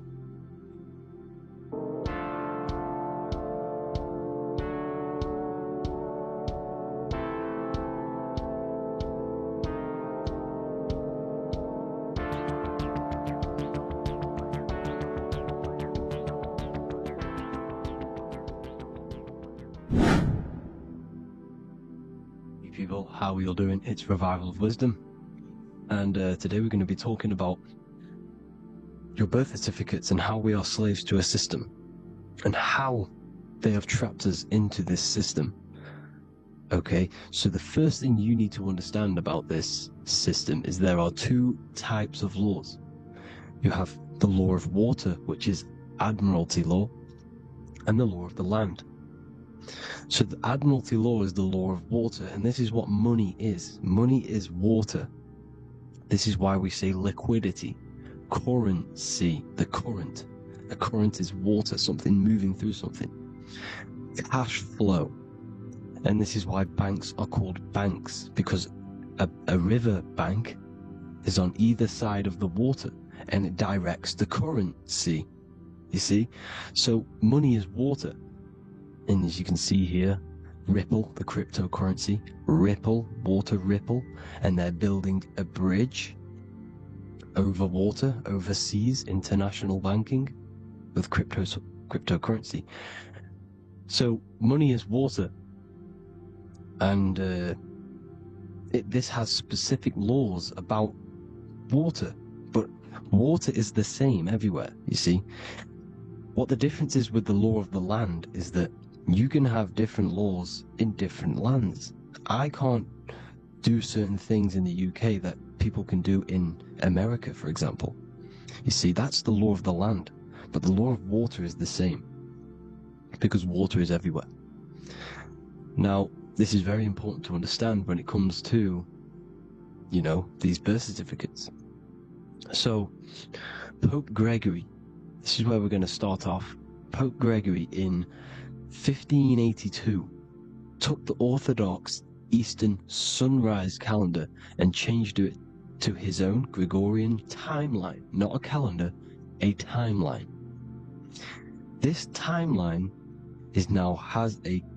was copyrighted by Pope Gregory under the name of the Vatican. So the Vatican owns the timeline that we are using today, 2023.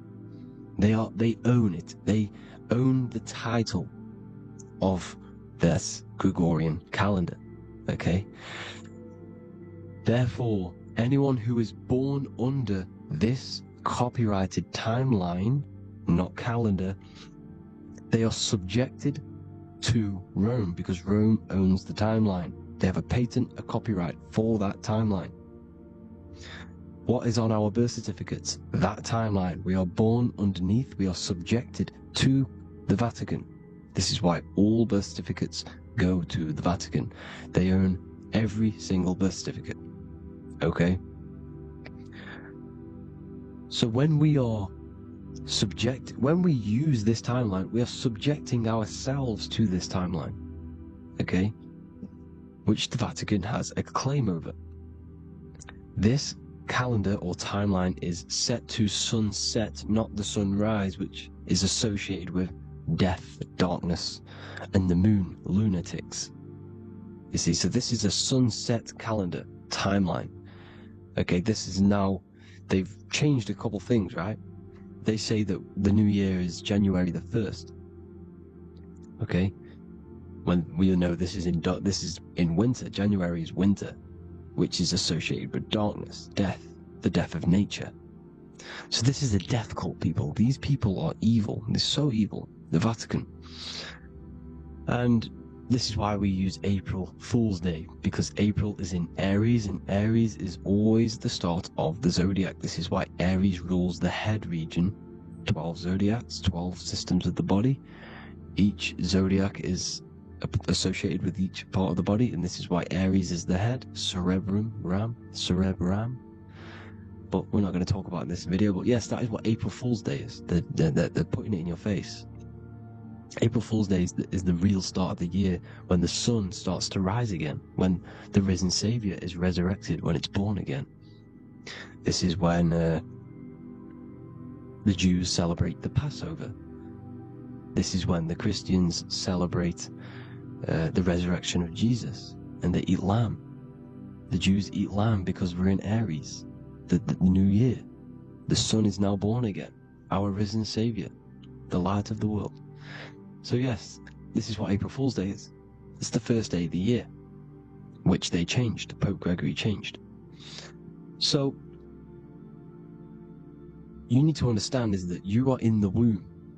You are inside of a ship, because every ship, literally a ship, every ship is female. This is why they say she delivers the product, because she does deliver the product, you, the baby. Same thing with a ship, they deliver products. They are a she.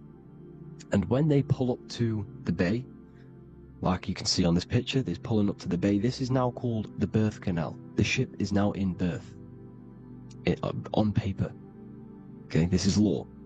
And when they pull up, you know, they tie up to the bay, and now they get a certificate of manifest certifying all of the products which are on the ship and what they are bringing into that nation.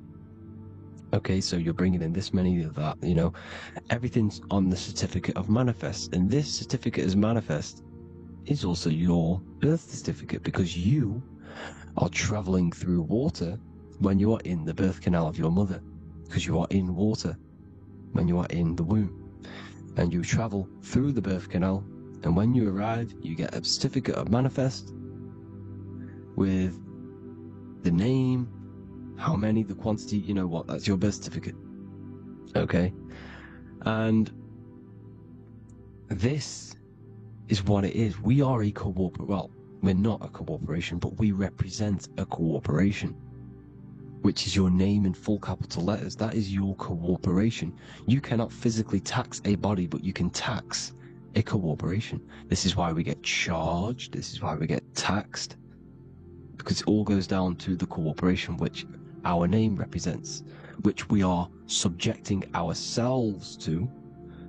We are my name, I am subjecting myself to this name, and that name has a corporation which I represent, which I subject myself to.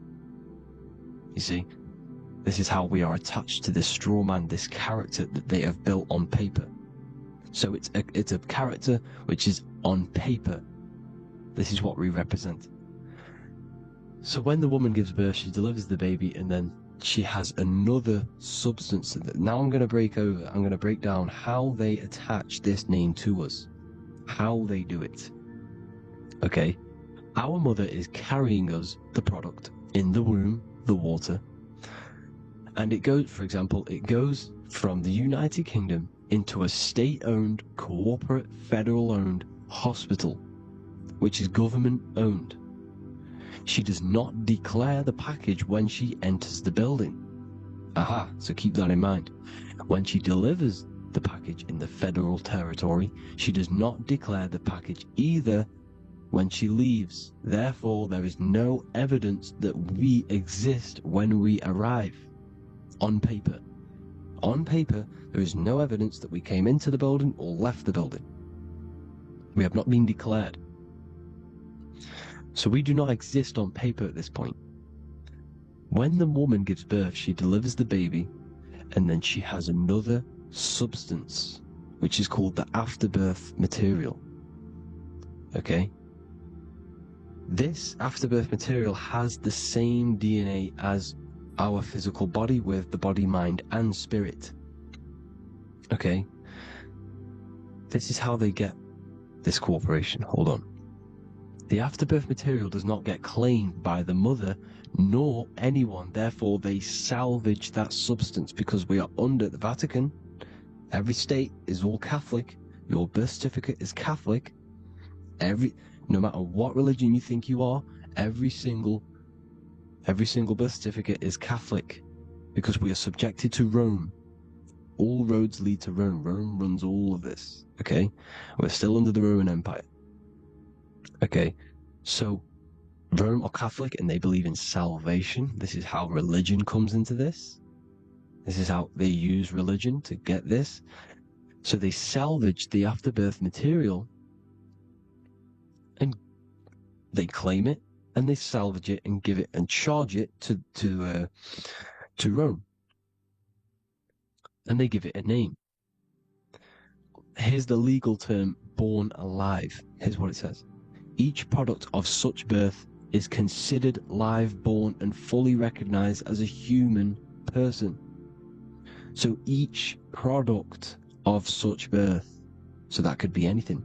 The afterbirth, the person who actually comes out, the baby. So your afterbirth, which we do not take with us, we take the baby with us. They keep that in the hospital. They collect the afterbirth, and they salvage it, and they give it the name. Which it is us. We are a representative to that afterbirth material, which they put the name on, they claimed, which is subject to Rome. So we are walking around our whole lives as a representative to that claimed salvaged afterbirth material, which the federal state have. Okay? We are under the Catholic Church, Vatican. Therefore, the afterbirth material is a child of God. See? On paper, therefore, they believe in salvation and salvage the afterbirth material. This material has no mother or father. The state pick it up. It becomes a war to the courts and gets charged to the state. So we are a representative to that character they salvaged, because it is the exact same DNA as you. Subject is the name or the title, and the matter is the physical aspect left behind in the hospital, which represents us. You see, So now we're moving on to Unum Sanctum. Unum Sanctum was in 1302, a very, very important year. Very important year. Unum Sanctum says this is basically how they claim everyone in the world. So the Vatican had all this power, all this gold, all these people under them. They need to get a claim for them so then they can rule over them and make them slaves. So what they did, they created Unum Sanctum. Pope Boniface VIII did this. And it says, the spiritual man judges of all things, and he himself is judged by no man. The spiritual man, keep that in mind, unless he invent like Manichaeus, two beginnings which is false and judged by heretical, since according to the testimony of Moses, it is not in the beginnings, but in the beginning that God created heaven and earth. Furthermore, we declare, we proclaim, we define that it is absolutely necessary for salvation that every human creature to be subjected to the Roman pontiff. So they are claiming us in Unum Sanctum, and it's in the vaults in the Vatican. They will put a spell on it because they are sorcerers, they are magicians. They put a spell on it, they lock it up, and whatever goes on that piece of paper goes. And this Unum Sanctum is claiming all of us. So what does it say in the beginning? The spiritual man judges of all things, and he himself is judged by no man. The spiritual man, the man with the body, mind, and soul, the first baby that comes out the birth canal. That's you, your body, you, body, mind, and soul. You have the Christ, which is I am, which is grace. Grace means here now, in the present. You have the Christ, which means I am, therefore you have a soul. If you can say I am, you have the Christ, you have a soul. But a creature can be anything with no soul. You see? So no man can judge the man with the soul. However, as it says in the second part, we proclaim, we define that it's absolutely necessary for salvation that every human creature to be subject to the Roman pontiff. So they are subjecting the afterbirth, not the man with the body, mind, and soul, but the afterbirth to the Roman pontiff, to the Roman Catholic Church. We are the ones who are claiming to be the afterbirth material, which is our birth certificate, which is our representative. We represent that because it is our DNA. This is how we are stuck. We are stuck because we represent this DNA, which is on paper, recorded. See? So we, being untaught, uneducated in these subjects, we are subjecting ourselves to this system, to this slavery. Because we just want to live. We just want to live happily. Just peaceful. Think about it. Where's all this coming from? Where's all this war, all this killing, deaths coming from? We just want to live. It's coming from the Catholic Church, these evil death cult, which has subjected us, which has used us as slaves, and we are still slaves, and it's just going to get worse and worse and worse. So this is how we have subjected ourselves to be the slaves to this system. It's a lot to take in, and there's a lot more deeper stuff which goes into this. I'm just going over the surface. I'm going quite deep, but there is little details that I still need to learn myself. But this is the general how that we've been stuck to this slave system. So we are batteries, okay? This is why we get charged. When you go in a court, you get charged, okay? Because you're a biological battery. This is why cities look like motherboards, because we are feeding energy to this matrix, okay? When we look outside of ourselves, when we give power to so-called Jesus Christ, worshipping idols outside of ourselves, where attention goes, energy flows. We are feeding the matrix with energy. By looking within, placing your attention within yourself, you are taking back your power. Because the I am is Christ. The you, the soul, is Christ. It's God. The awareness is God. Okay? However, we are subjecting ourselves to this system. We're subjecting ourselves to this system and the feeding of our energy. So what we need to look for the future is that, think about it, with the end goal is to change our DNA, is to literally make us robots, transhumanism, slaves. This is why we have smart cars, smartphones, smart watches, smart meters, smart cities. And all of this is going to be connected by the smart grid, which is 5G. This is why 5G is rolling out. 5G is going to connect all of these technologies to one. It's like a big net system. And you know why they're doing this? It's because all of this is going to be connected through AI, through this 5G, and that 5G is going to be controlled by the elites.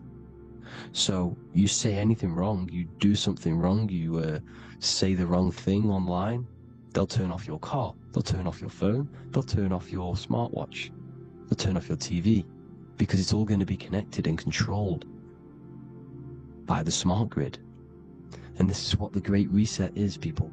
But they're going to trap us inside of these 15-minute smart cities, so we can't leave the area, because they're going to use climate change as a tool to enslave us to not travel because of so-called climate change and the fumes that we are putting into the air, which is all BS. They're doing this to push these new cities, to push all of it. But listen, they're trying to get inside of your body. The only way they can do that is to get you addicted and using this technology. First, they got on the body with the smartphone.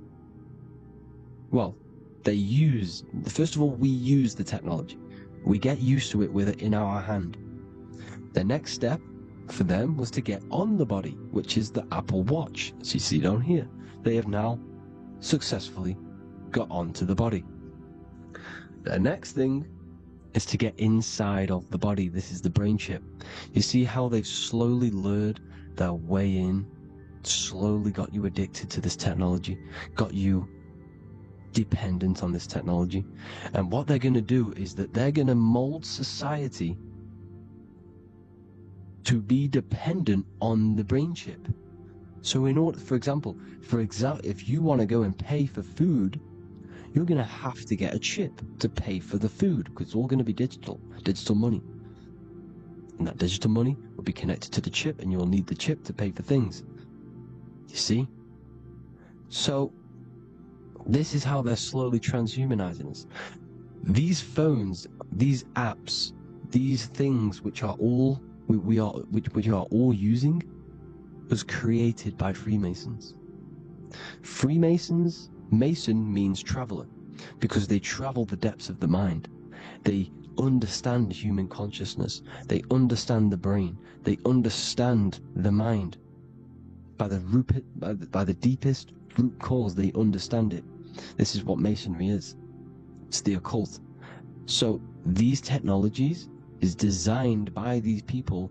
This is why they're so addictive, because they understand how it works. They understand how to get people addicted, because they understand human consciousness, the brain, the body, and the mind. So this is the advantage Freemasons have over us. And these secret societies, which have gone through the orders of Freemasonry and progressed onto these secret societies, which are the evil side, because I'm not saying Freemasonry is evil, okay?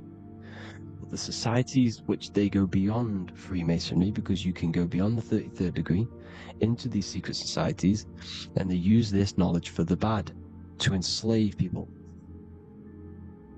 And this is what's going to happen. Transhumanism. So I hope you all learned some insight for today. Please do a bit more research on you know, birth certificate and stuff like that, the straw man. And have an amazing day, people. Please like, comment, and subscribe. Peace.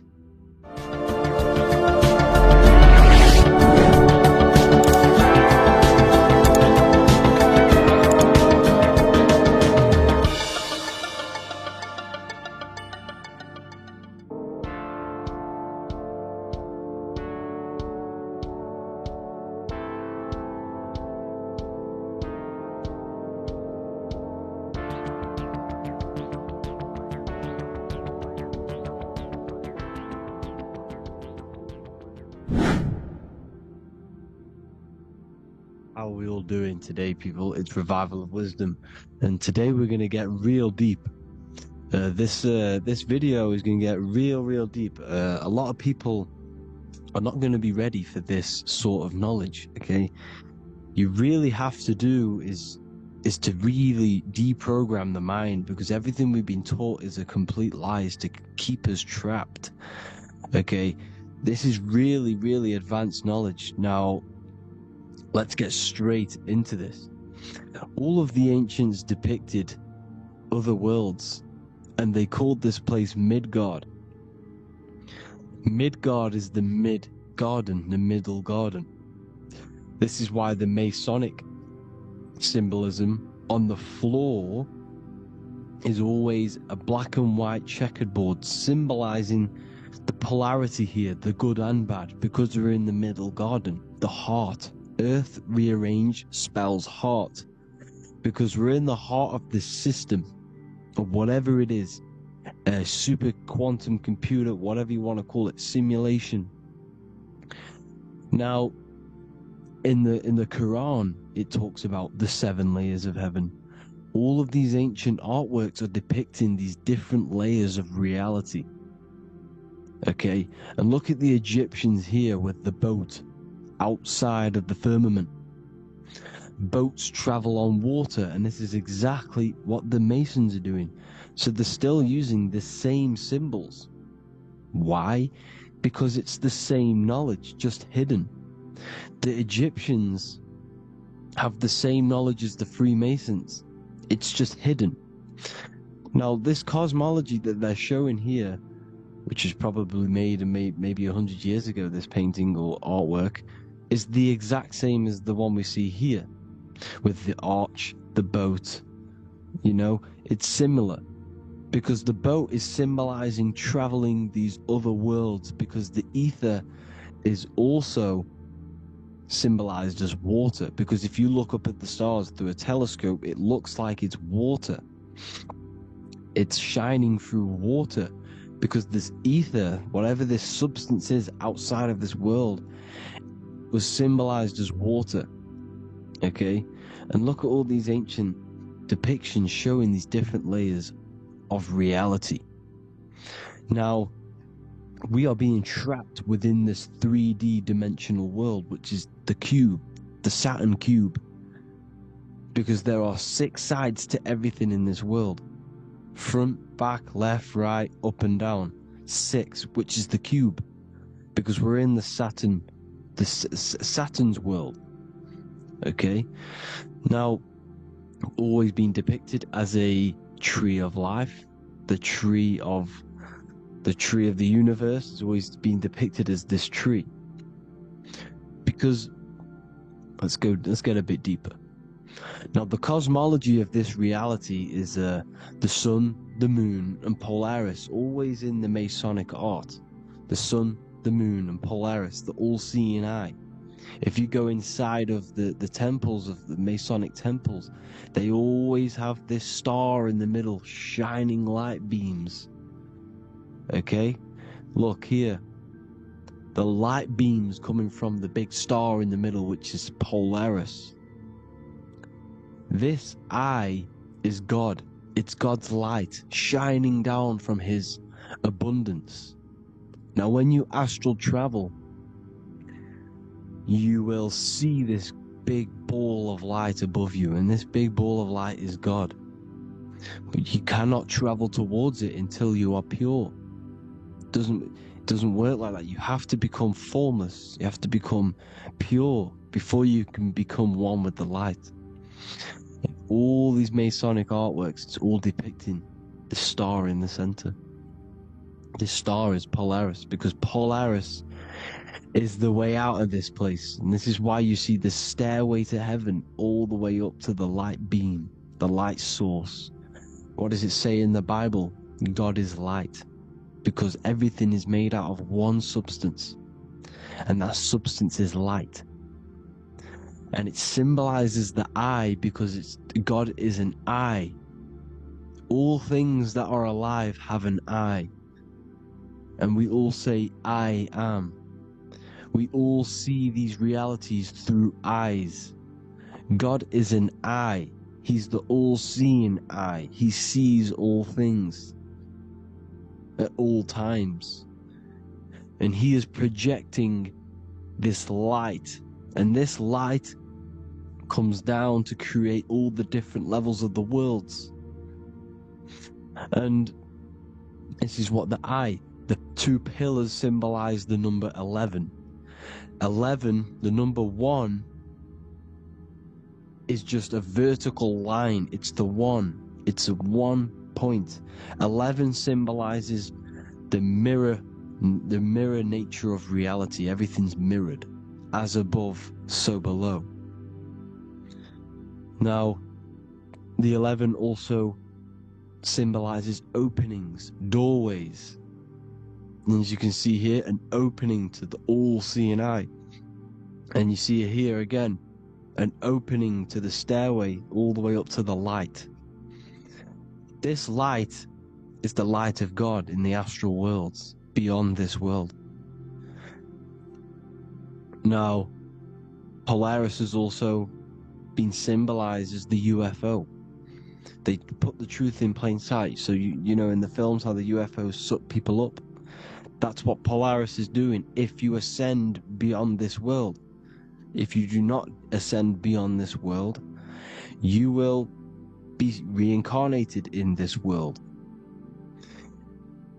The whole thing is to outgrow this consciousness to the plane above.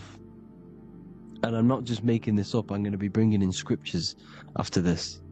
But you can see with the Christmas tree, we always put a high, big star at the center, at the top, which is the star of Polaris, which is exactly what the Masons are doing here.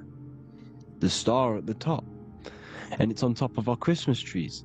And all of these symbolize the other stars, because Polaris is the most high star.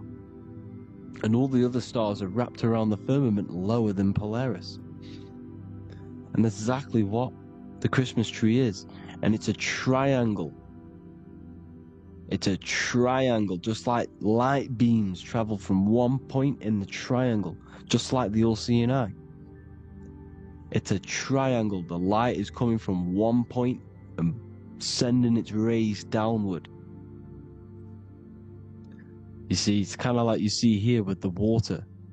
And the lower you go, the darker it gets, the more evil it becomes. And this is what the ancients would call hell. Now, this all-seeing eye is Polaris. And below Polaris is Mount Meru, the North Pole, the magnetic North Pole. The Tower of Babel, which is in the Bible. The etymology of the word Babel, Ba meaning spirit, which gives the ability to move the soul through the worlds, that's the ancient Egyptian description of the word Ba, meaning of the word Ba. You have the Ka, the Ba, the Ak, but the Ba is the one that gives the ability for the soul to move through the worlds. Your soul can't speak into a world without incarnating into it. Now, the Tower of Babel symbolizes Mount Meru because it's the word Ba is the spirit which gives the ability for the soul to move through the worlds. The Tower of Babel is the magnetic North Pole, Mount Meru, which gives the ability to move through these different worlds. And you can see the ancient Tibetans always showing this depiction of these different worlds coming from the center. Because we have to ascend our consciousness. It's not about how good you are to reach heaven. It's about how you expand your consciousness, you expand your mind. So they teach now that you have to be good in order to reach to heaven. It's about expanding the mind, expanding your consciousness to these different planes, these different realms. So that's what it's about. And Jesus was known as the fisher of man. Now, Jesus is a massive part of this. He was known as the fisher of man because he was fishing. He could have been fishing. He could have been one of these deities that had come down from these different higher realities and pull people up. So they would. So they called Jesus the fisher of man. And he says unto them, "Follow me, and I will make you fishers of men."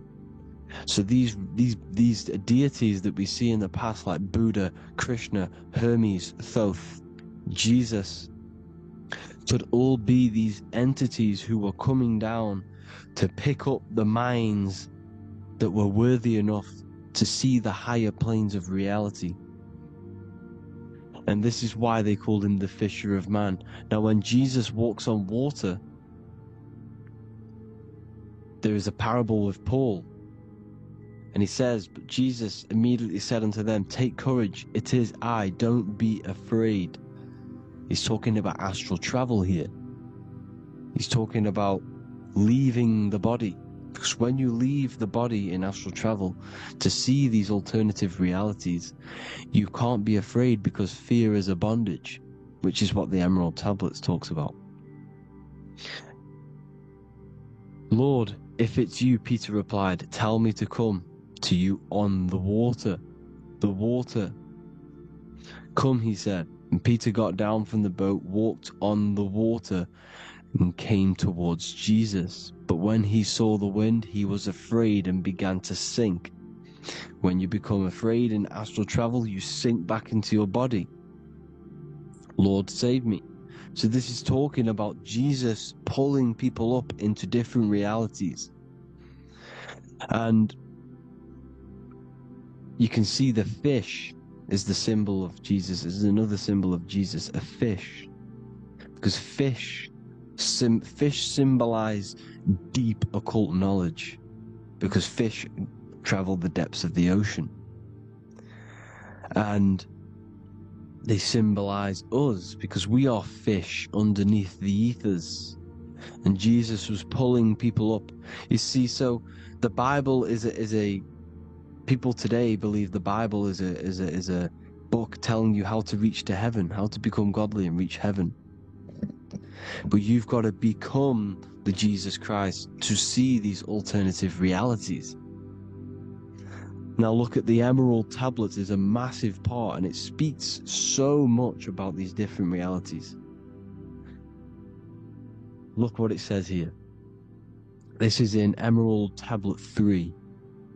"Then in my heart grew a great longing to conquer the pathway that led to the stars," which is exactly what the Masons depict in all of their art. Look, the ladder to the stars. And then he goes on to say, "Years after years I sought after wisdom, seeking new knowledge, following the way, until at last my soul in great travail broke from its bondage and bounded away, broke from the bondage of the body. Free was I from the bondage of earth men, free from the body I flashed through the night." The stars. The stars are a massive part in the astral world. Each star is a different reality.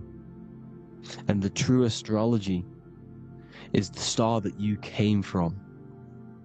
You came through a star to reach this, to reach here. There is a reason why you are here.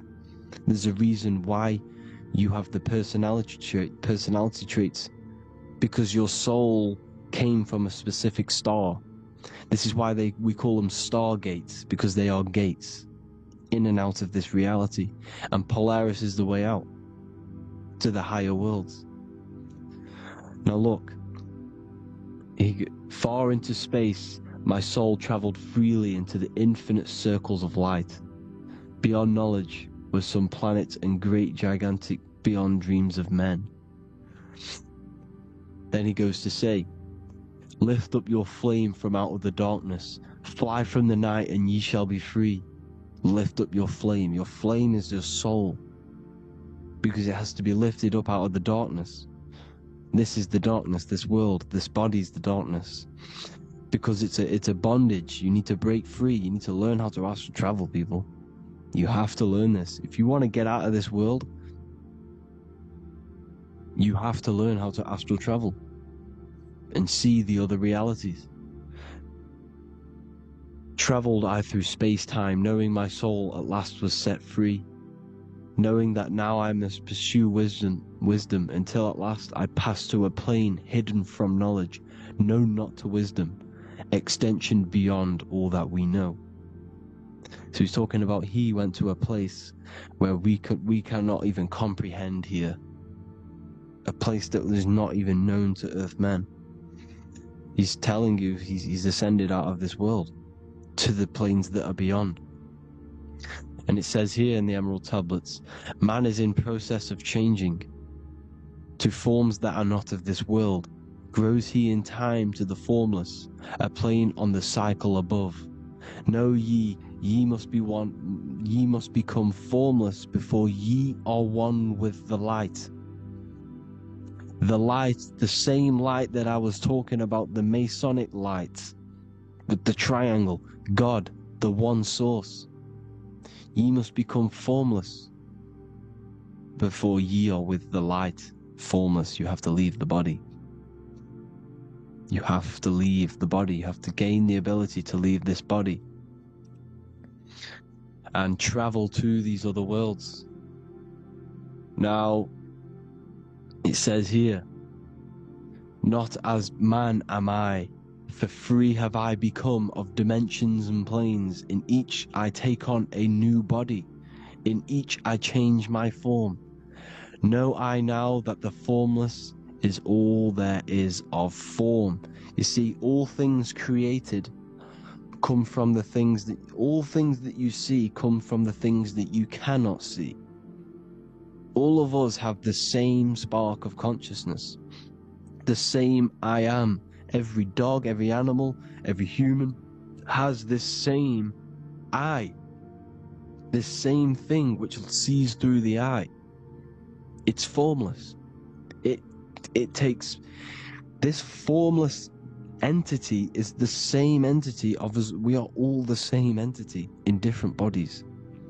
And this entity it was represented as the flame, the cosmic flame, which is inside of all of us.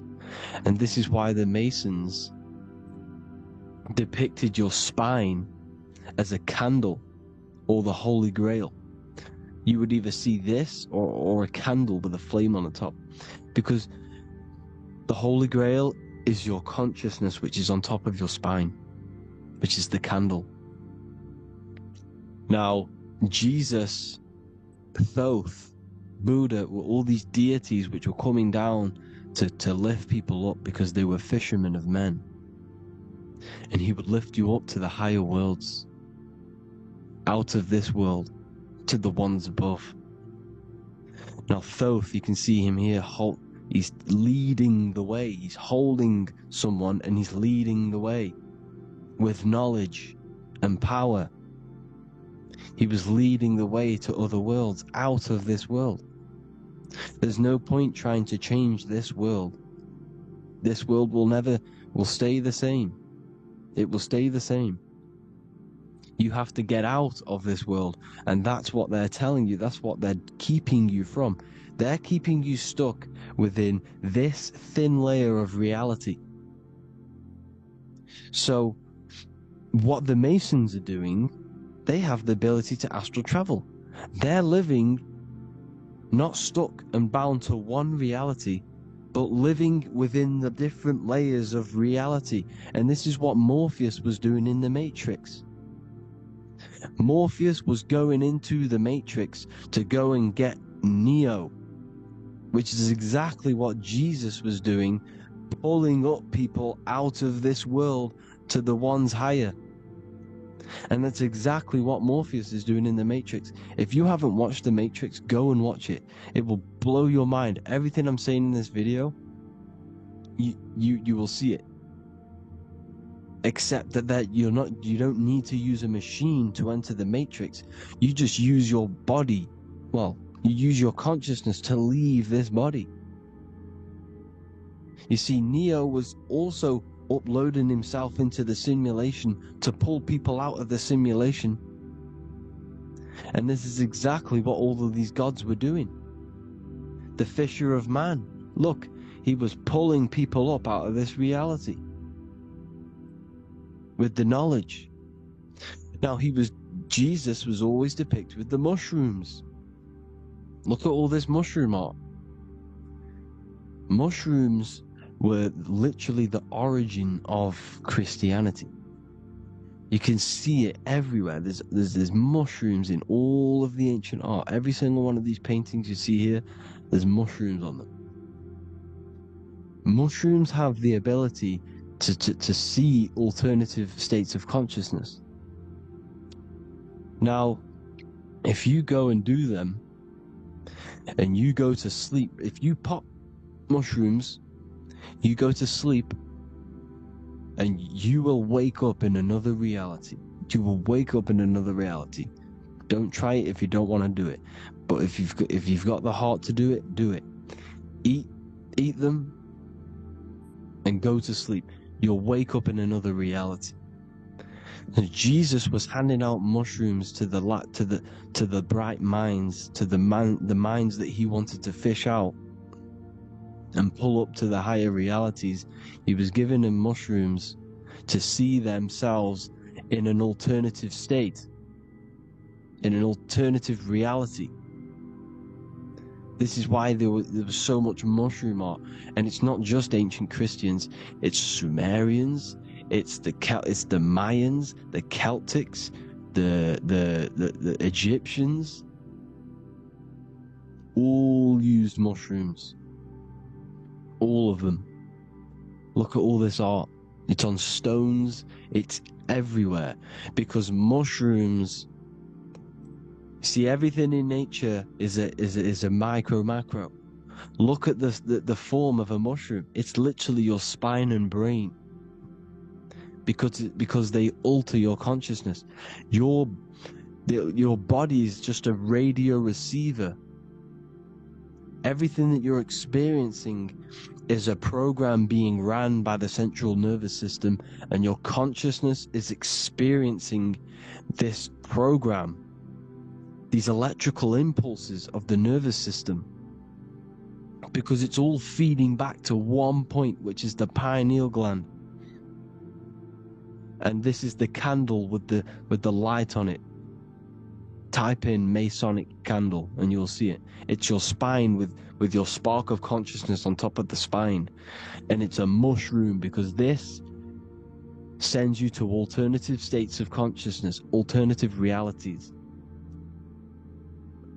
Now, they were all doing this, the Egyptians, the Mayans.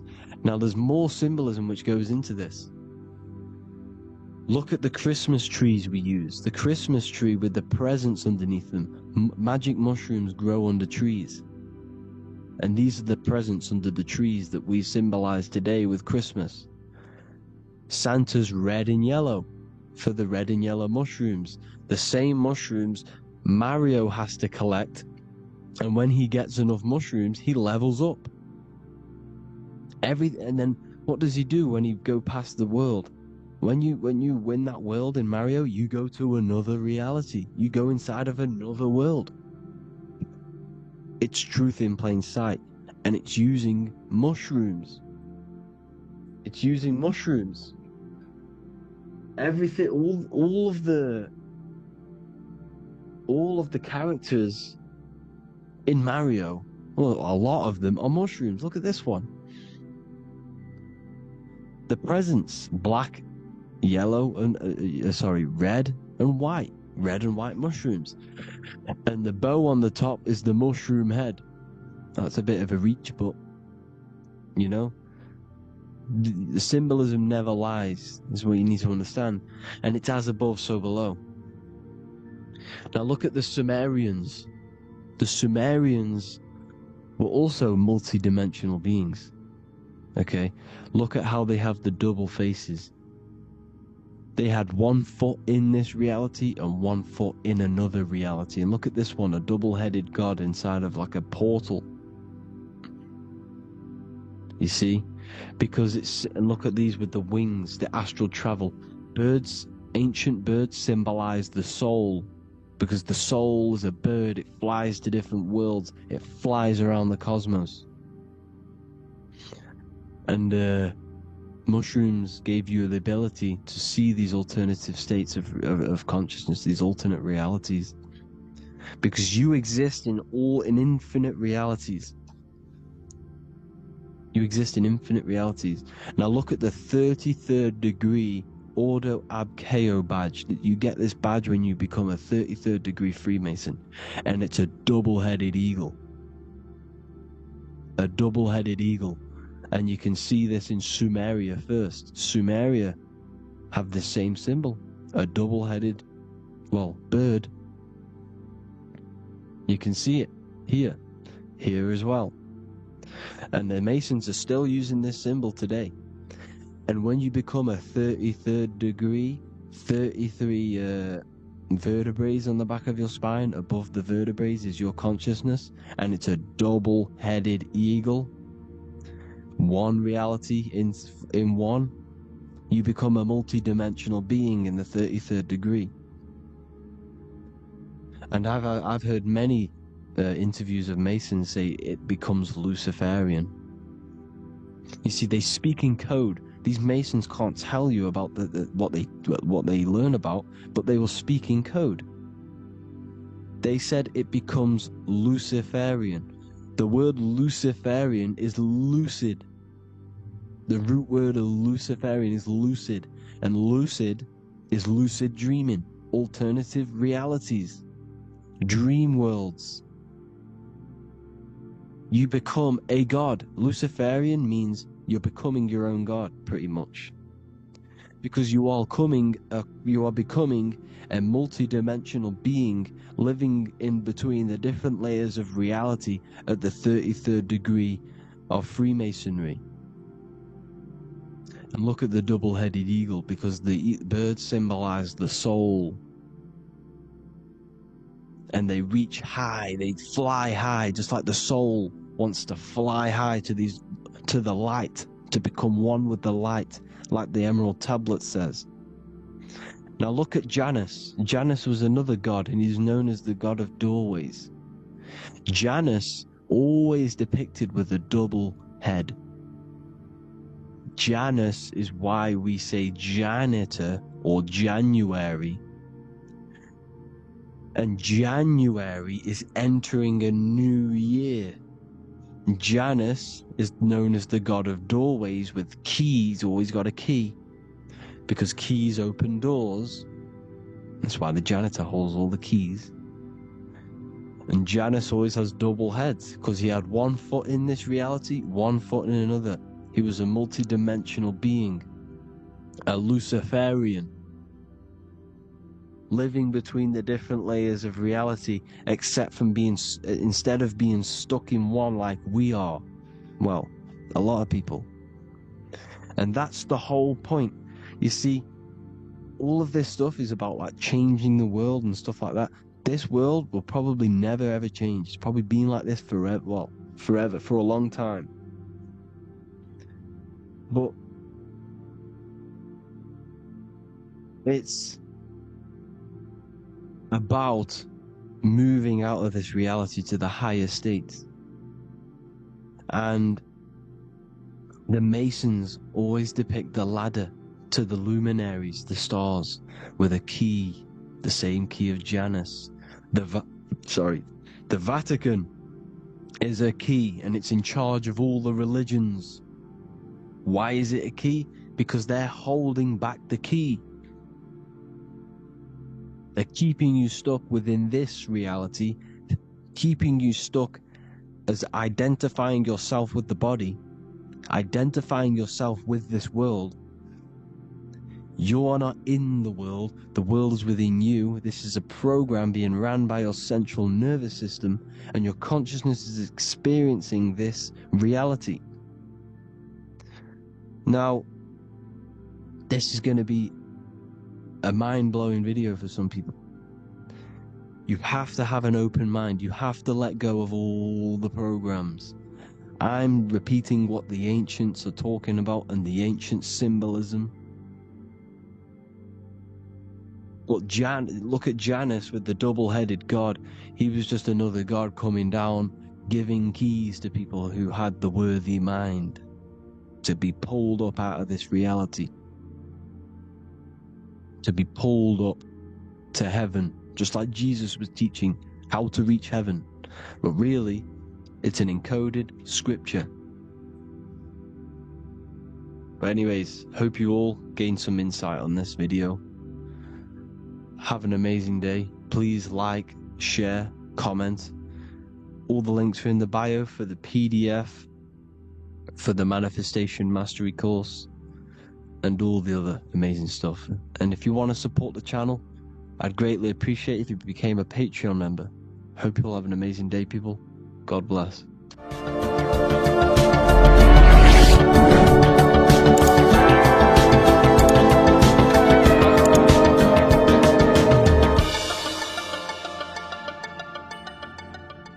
Welcome to Revival of Wisdom. Welcome people, we're back with another video. In this video we're talking about how Jesus Christ and Christianity is all sun worship. The Holy Bible of Christianity is not meant to be taken literal for history. It is a story and has lots of metaphors. Starting with the symbol of the cross of Jesus. This cross originates from this ancient cross of the sun. This symbol has been used for thousands of years, way before Jesus was a thing, in Europe, America, Asia, and all around the world. In fact, this symbol is still being used by Christians today, not knowing it represents the sun. This is a 4,500-year-old artifact, a golden plate with an equal-armed cross found in England. The gold to symbolize the sun, and the equal-armed cross for the 4 equal seasons of the year. So this is why in the Bible you have Matthew, Mark, Luke, and John, symbolizing the yearly cycle of the sun and the 4 equal seasons. Also in the Bible, Jesus is referred to as the light of the world. So yes, Jesus represents the sun. He is a metaphor for the sun. Hence why in all of these pictures and images and paintings of Jesus, there's always a sun behind his head, and some even with the sun cross behind his head. Jesus also has 12 disciples, which represent the 12 zodiac signs and the 12 months of the year. This is the Last Supper by Leonardo da Vinci. As you can see, the sun, being Jesus, is in the center, because the sun is in the center of the zodiac signs. There are 4 groups which symbolize the 4 equal seasons. Each group contains 3 people symbolizing the 3 months and the 3 zodiac signs in that season. There is only 1 female in the painting, which is Virgin Mary, who symbolizes Virgo, the astrological sign. So yes, Jesus symbolizes the sun with his 12 zodiac signs and 4 gospels for the 4 seasons of the year. However, there is another phenomenon The 25th of December is known as the birth of Jesus Christ, which is known as Christmas today. Jesus symbolizing the sun and is born on December 25th. This is the day the sun moves 1 degree northward, bringing back the warmth, the growth of crops, the life and light back to the northern hemisphere. Everything is springing back to life, as we call it, spring. So it is said that the sun is born again on the 25th of December, and Jesus is known as the risen Saviour, because the sun is our risen Saviour, because it gives life to the whole of this realm, the warmth, the crops, and without the sun rising in the morning, we'd all die in about 2 weeks. And we all know how Jesus died on a cross. The sun also dies on a cross in the southern hemisphere. It dies on the Southern Crux constellation. And on December the 22nd, 23rd and 24th, the sun remains in the same position. So the sun dies for 3 days and it is born again on December 25th, when it moves 1 degree northward. And this is when the sun is born again, or resurrected, just like Jesus. Constellation Virgo is prominent in the spring sky in the northern hemisphere. So therefore, the sun is born a virgin, Virgo. And as you see in this image, you see Virgin Mary holding the sun. Us as humans do not own the sun, so therefore God owns the sun. So yes, the sun is the Son of God, and this is what Jesus is symbolizing.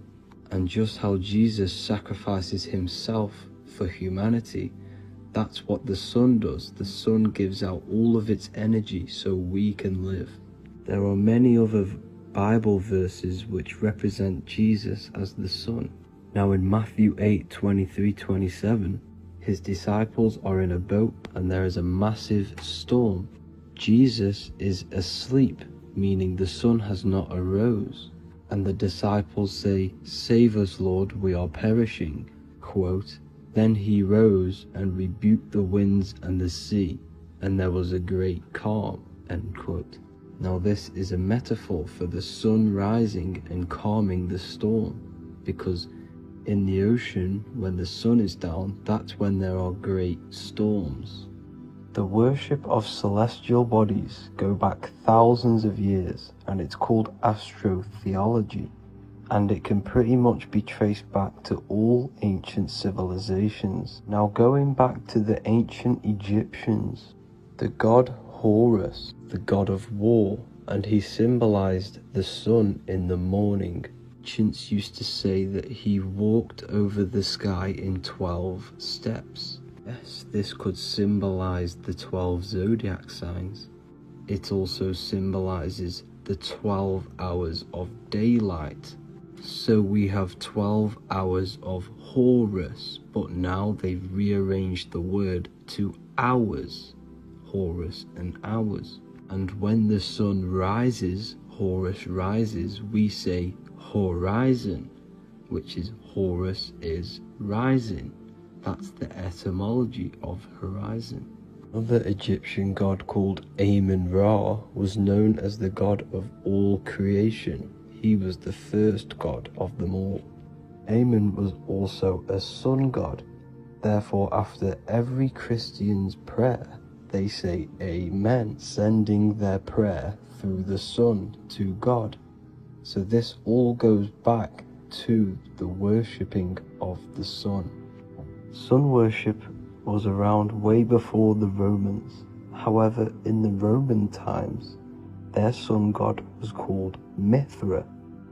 Mithraism was the main religion before Christianity came into play. Mithra was the son of God. He died on a cross, and he was dead for 3 days and resurrected, just like Jesus. So the Catholic Church was not made in heaven, it was made by the Roman Empire. They mixed all the sun religions of Judaism, Mithraism, and other Arabic religions and combined it into one, so Caesar, the Roman emperor, could gain his own religion. So yes, Christianity was a political move to gain more control over the masses, because it was a worldwide government at this point in time. So here is a Sumerian helmet with the rising sun symbol. And then the Romans also used this rising sun symbol on their armor. So sun worship has been going on for thousands of years, and it still goes on today. However, with all the programming and the low IQs, today we do not get the full interpretation of the Bible and these stories from the past. And Christians and other religions are all brainwashed to not question their religion and not realize their true origins and where they come from. I do advise you all to do your own research and come to your own conclusions. However, I'm just pointing out the facts and connecting dots for you all to see. That's it for this video, guys and girls. Thank you all for tapping in. God bless.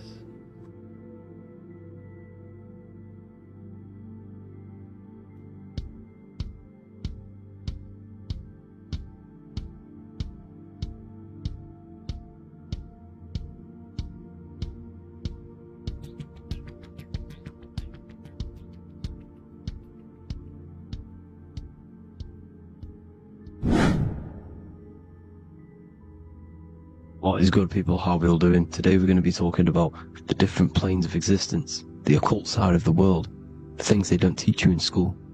And of course, you can only find that on this channel, so welcome.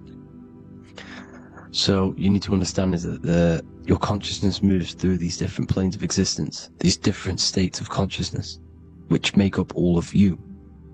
Okay? They are all interlocked planes. They are all interpenetrated into each other. They are all one. They melt into the plane above and below. You see, each plane is a product of each plane. As above, so below. Now, the higher you go, the more fluid, the more dreamy, the less dense it becomes. The lower you go, the more denser it becomes, the more solid it becomes. The lowest plane is the physical plane, which you are obviously aware of. You are inside of the physical plane now. But while you are in this inside of this physical plane, you are indeed inside of all these other bodies which you have not awakened yet. You have to awaken these different bodies. You have these bodies. Okay? It's like a ripple effect. And the center is the most dense, the most solid.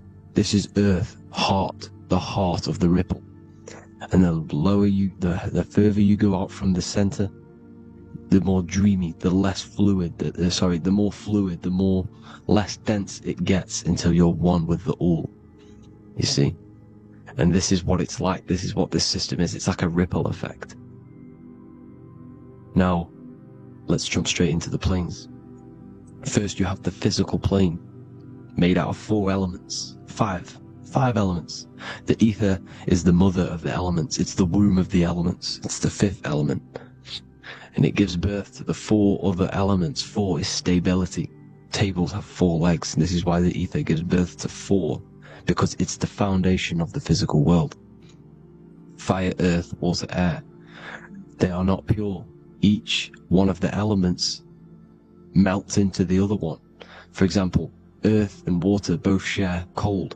Water and air both share wet. You see?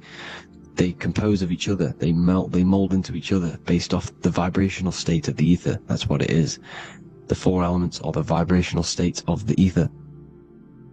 Okay? So you have the 4 physical elements making this, physical world. It's the lowest world. It's the world of effect. This world, whatever you see, whatever you experience, it's the effect. You can't change anything by manipulating this world. You got to manipulate the higher worlds to affect this world, you see? As above, so below. This is the lowest plane. It has 3-dimensional. It's the 3rd dimension. Space, height, and thickness. That's all it is. Front, backwards, upwards. You see, it's 3-dimensional. We cannot perceive the hidden side, which is the interior of this existence. We cannot perceive the interior from our exterior view. We are looking into this world.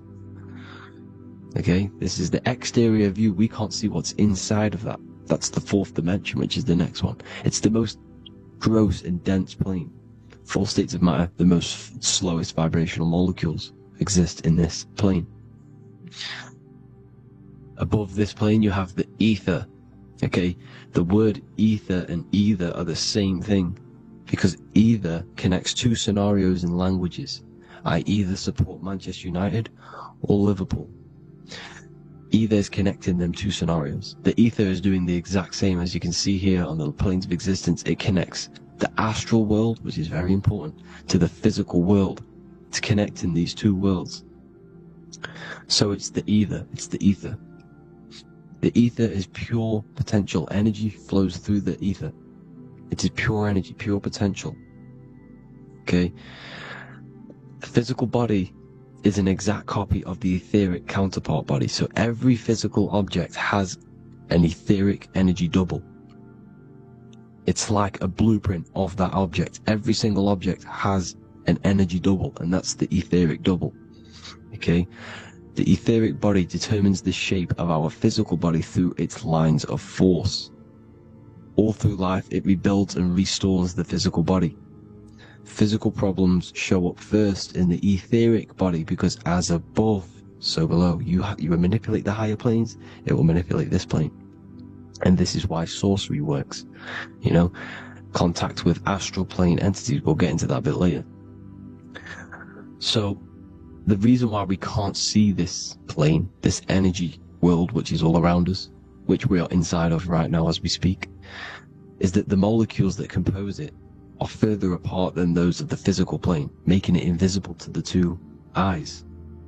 That we can't perceive it, our eyes cannot physically suck in that sort of information, and our brain cannot decode it. This is why, you know, they brainwash us with all these programs to keep us asleep, to keep these other bodies we have asleep, so we don't find out about these other bodies, and is to make you believe that everything's just a material. Only the material world exists. They don't want you to know is that everything that you see is a result of something you cannot see. As above, so below. There are realities within this reality. This is what I'm breaking down now, these different planes, on how this reality works. So your etheric double is your energy body. You can see here the physical, etheric, astral. Astral is your spirit. The ether is a part of the physical plane. It's like just above the physical plane, but it's still part. But then the astral plane is completely separate. It's another plane, but they're all interlocked. Don't think they're apart. They're all interlocked. They're all one. They all melt into each other. The chakras that we have are inside of our etheric body.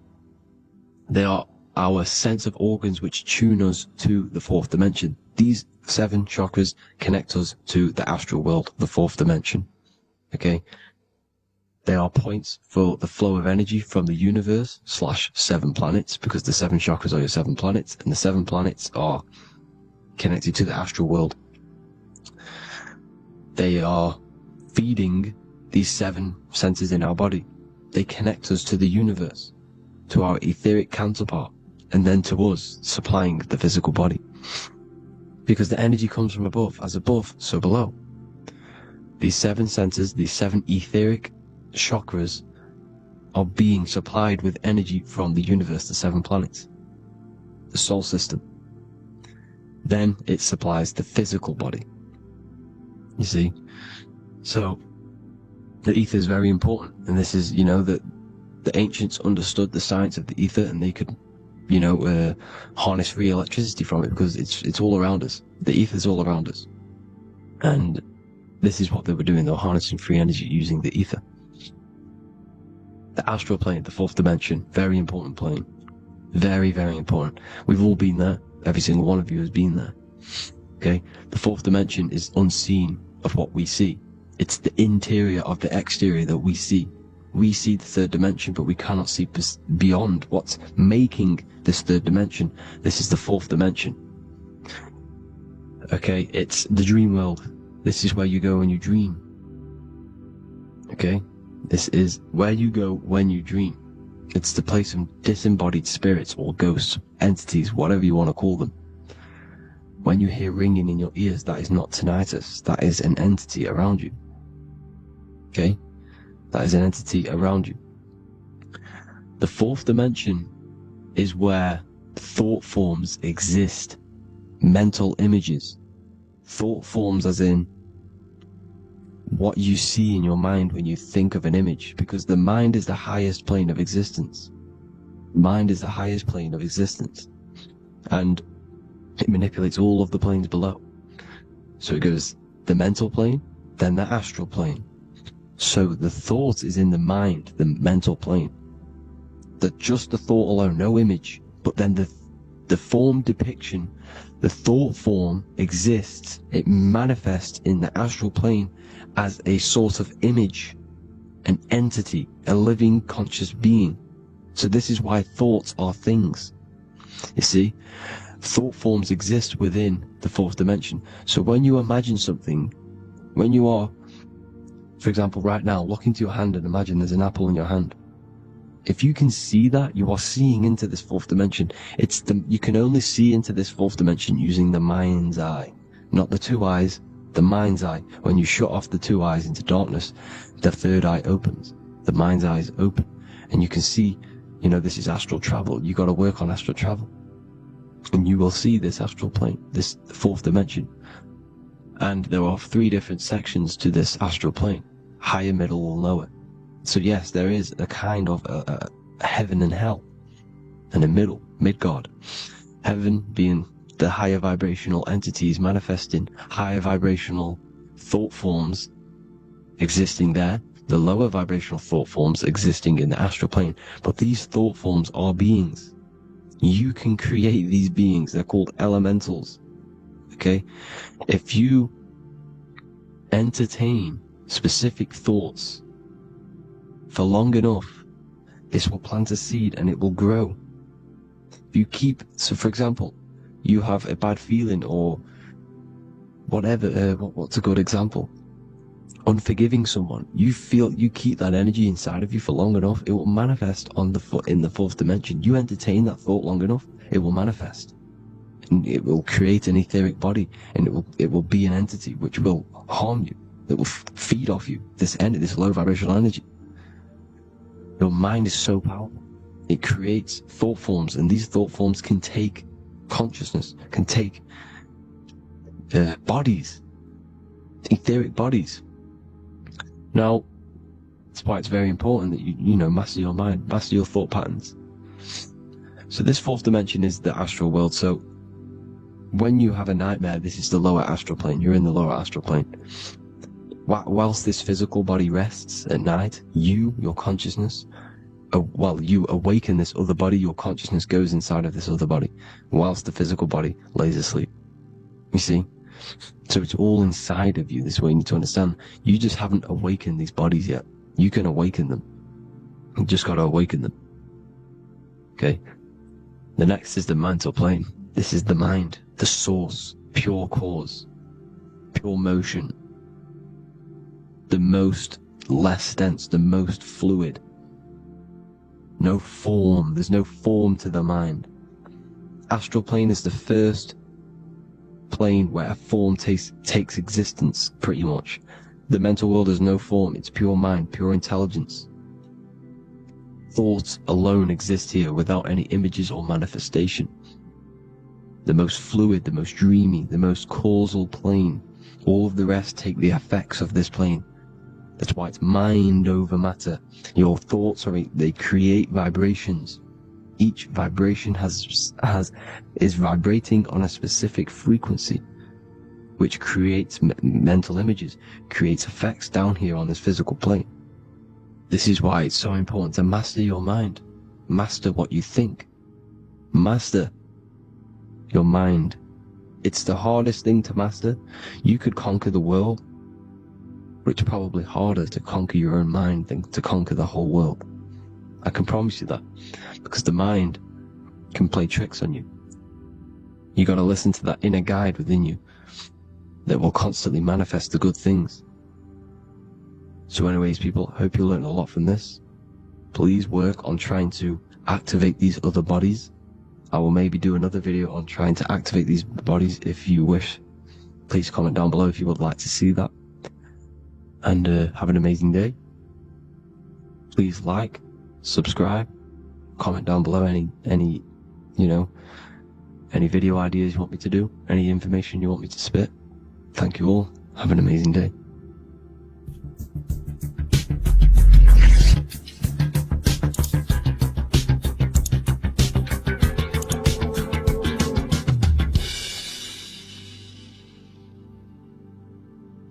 Greetings everyone, it's Revival of Wisdom.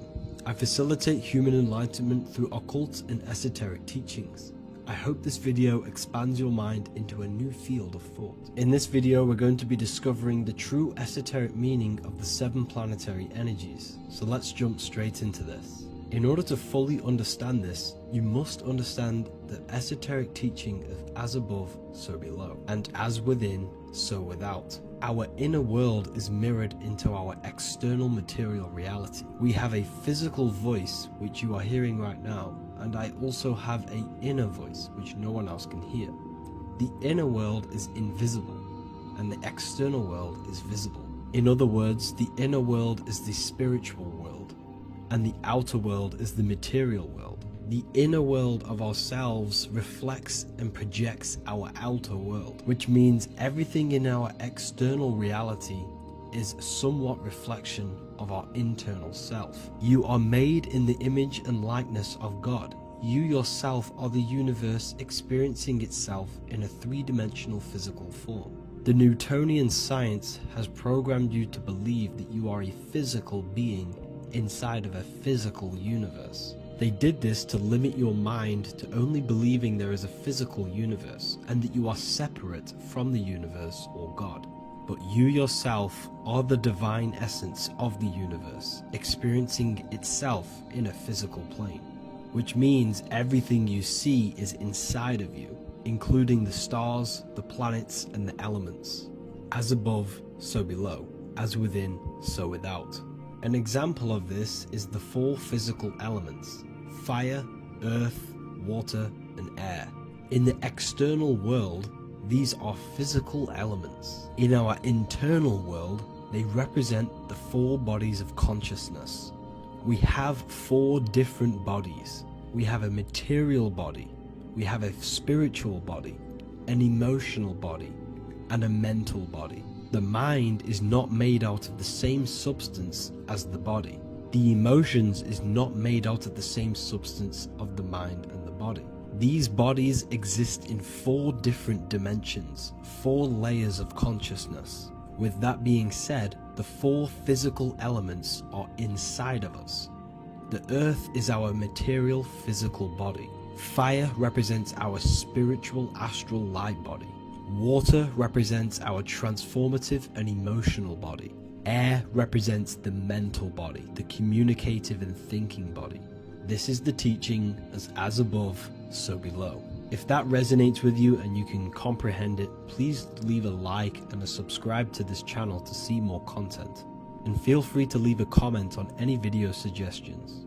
Okay, so now we've gone over the 4 physical elements and how they correspond with your inner world of consciousness. This is going to make it easier for you to understand what the planets actually are. The planets are a bit more in-depth and more detailed aspects of our consciousness. The 4 physical elements are generic, but the 7 planets go deeper. They are deeper aspects of ourselves. On a macrocosmic scale, the 7 planets rule the material realm. Every object, every animal, every plant, every stone, everything we see in this plane is governed and created under one of the 7 planets. I don't really like calling them planets. They are energies. They are spiritual forces that drive things into existence. An example of this is if we look at a tree. The roots of the tree are governed by Saturn. The stem of the tree is governed by the sun. The leaves of the tree are governed by the moon. Any offspring or fruit of the tree is governed by Jupiter. Any defense mechanisms of the tree is governed by Mars. The communication and networking of the tree is governed by Mercury. The smell and the look of the tree is governed by Venus. Everything we see in this material plane is governed by one of these specific energies. Everything material has a spiritual force that brings it into physical existence. This is the reason why we have 7 days of creation in the Bible. The 7 days of the week, all governed by the planetary energies. Monday is moon day for the moon. Mars governs Tuesday. Mercury is Wednesday. Jupiter is Thursday. Venus is Friday. Saturn is Saturn Day. And Sunday is for the sun. This is the reason why there are so many sevens in this physical plane. 7 days of the week, the 7 colors, the 7 chakras, the 7 diatonic musical notes, the 7 lamps on the Jewish candlestick, the G inside of the Masonic square and compass. G is the 7th letter. Now let's go a little bit deeper into every planetary energy. Saturn in the external material plane governs the foundational and enduring aspects of existence, such as roots of plants, the bones of our body, and even the insects that dwell beneath the ground. Saturn represents the dull, hard, and unyielding forces of life, symbolizing structure, limitation, and conditioning. Under Saturn's influence, things become rigid, bound by restrictions and boundaries. This is the reason why Saturn is known as Father Time, because Saturn rules anything that is a restriction and a limitation, which is time. The whole of this material plane is governed by time.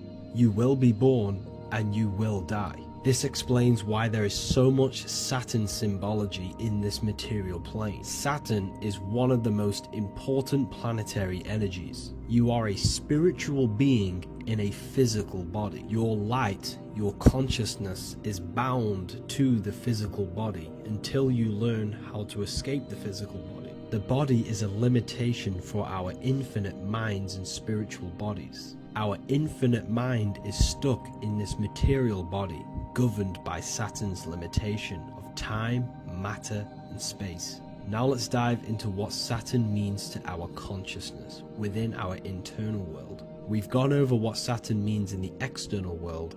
What does it mean to our consciousness? Internally, Saturn embodies the conditioning within our consciousness.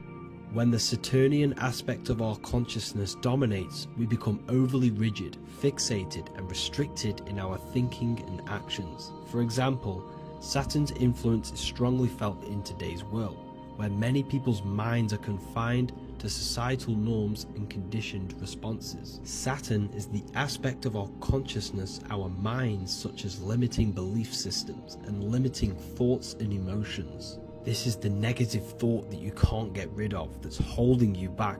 This is a Saturn aspect of our consciousness. However, this is not a negative thing. The Saturnian aspect of our consciousness is a great teacher, guiding us through difficult life lessons that ultimately lead us to growth and expansion. Saturn's energy allows us to experience and overcome fears and limitations so our minds can expand into new fields of thought, into new life.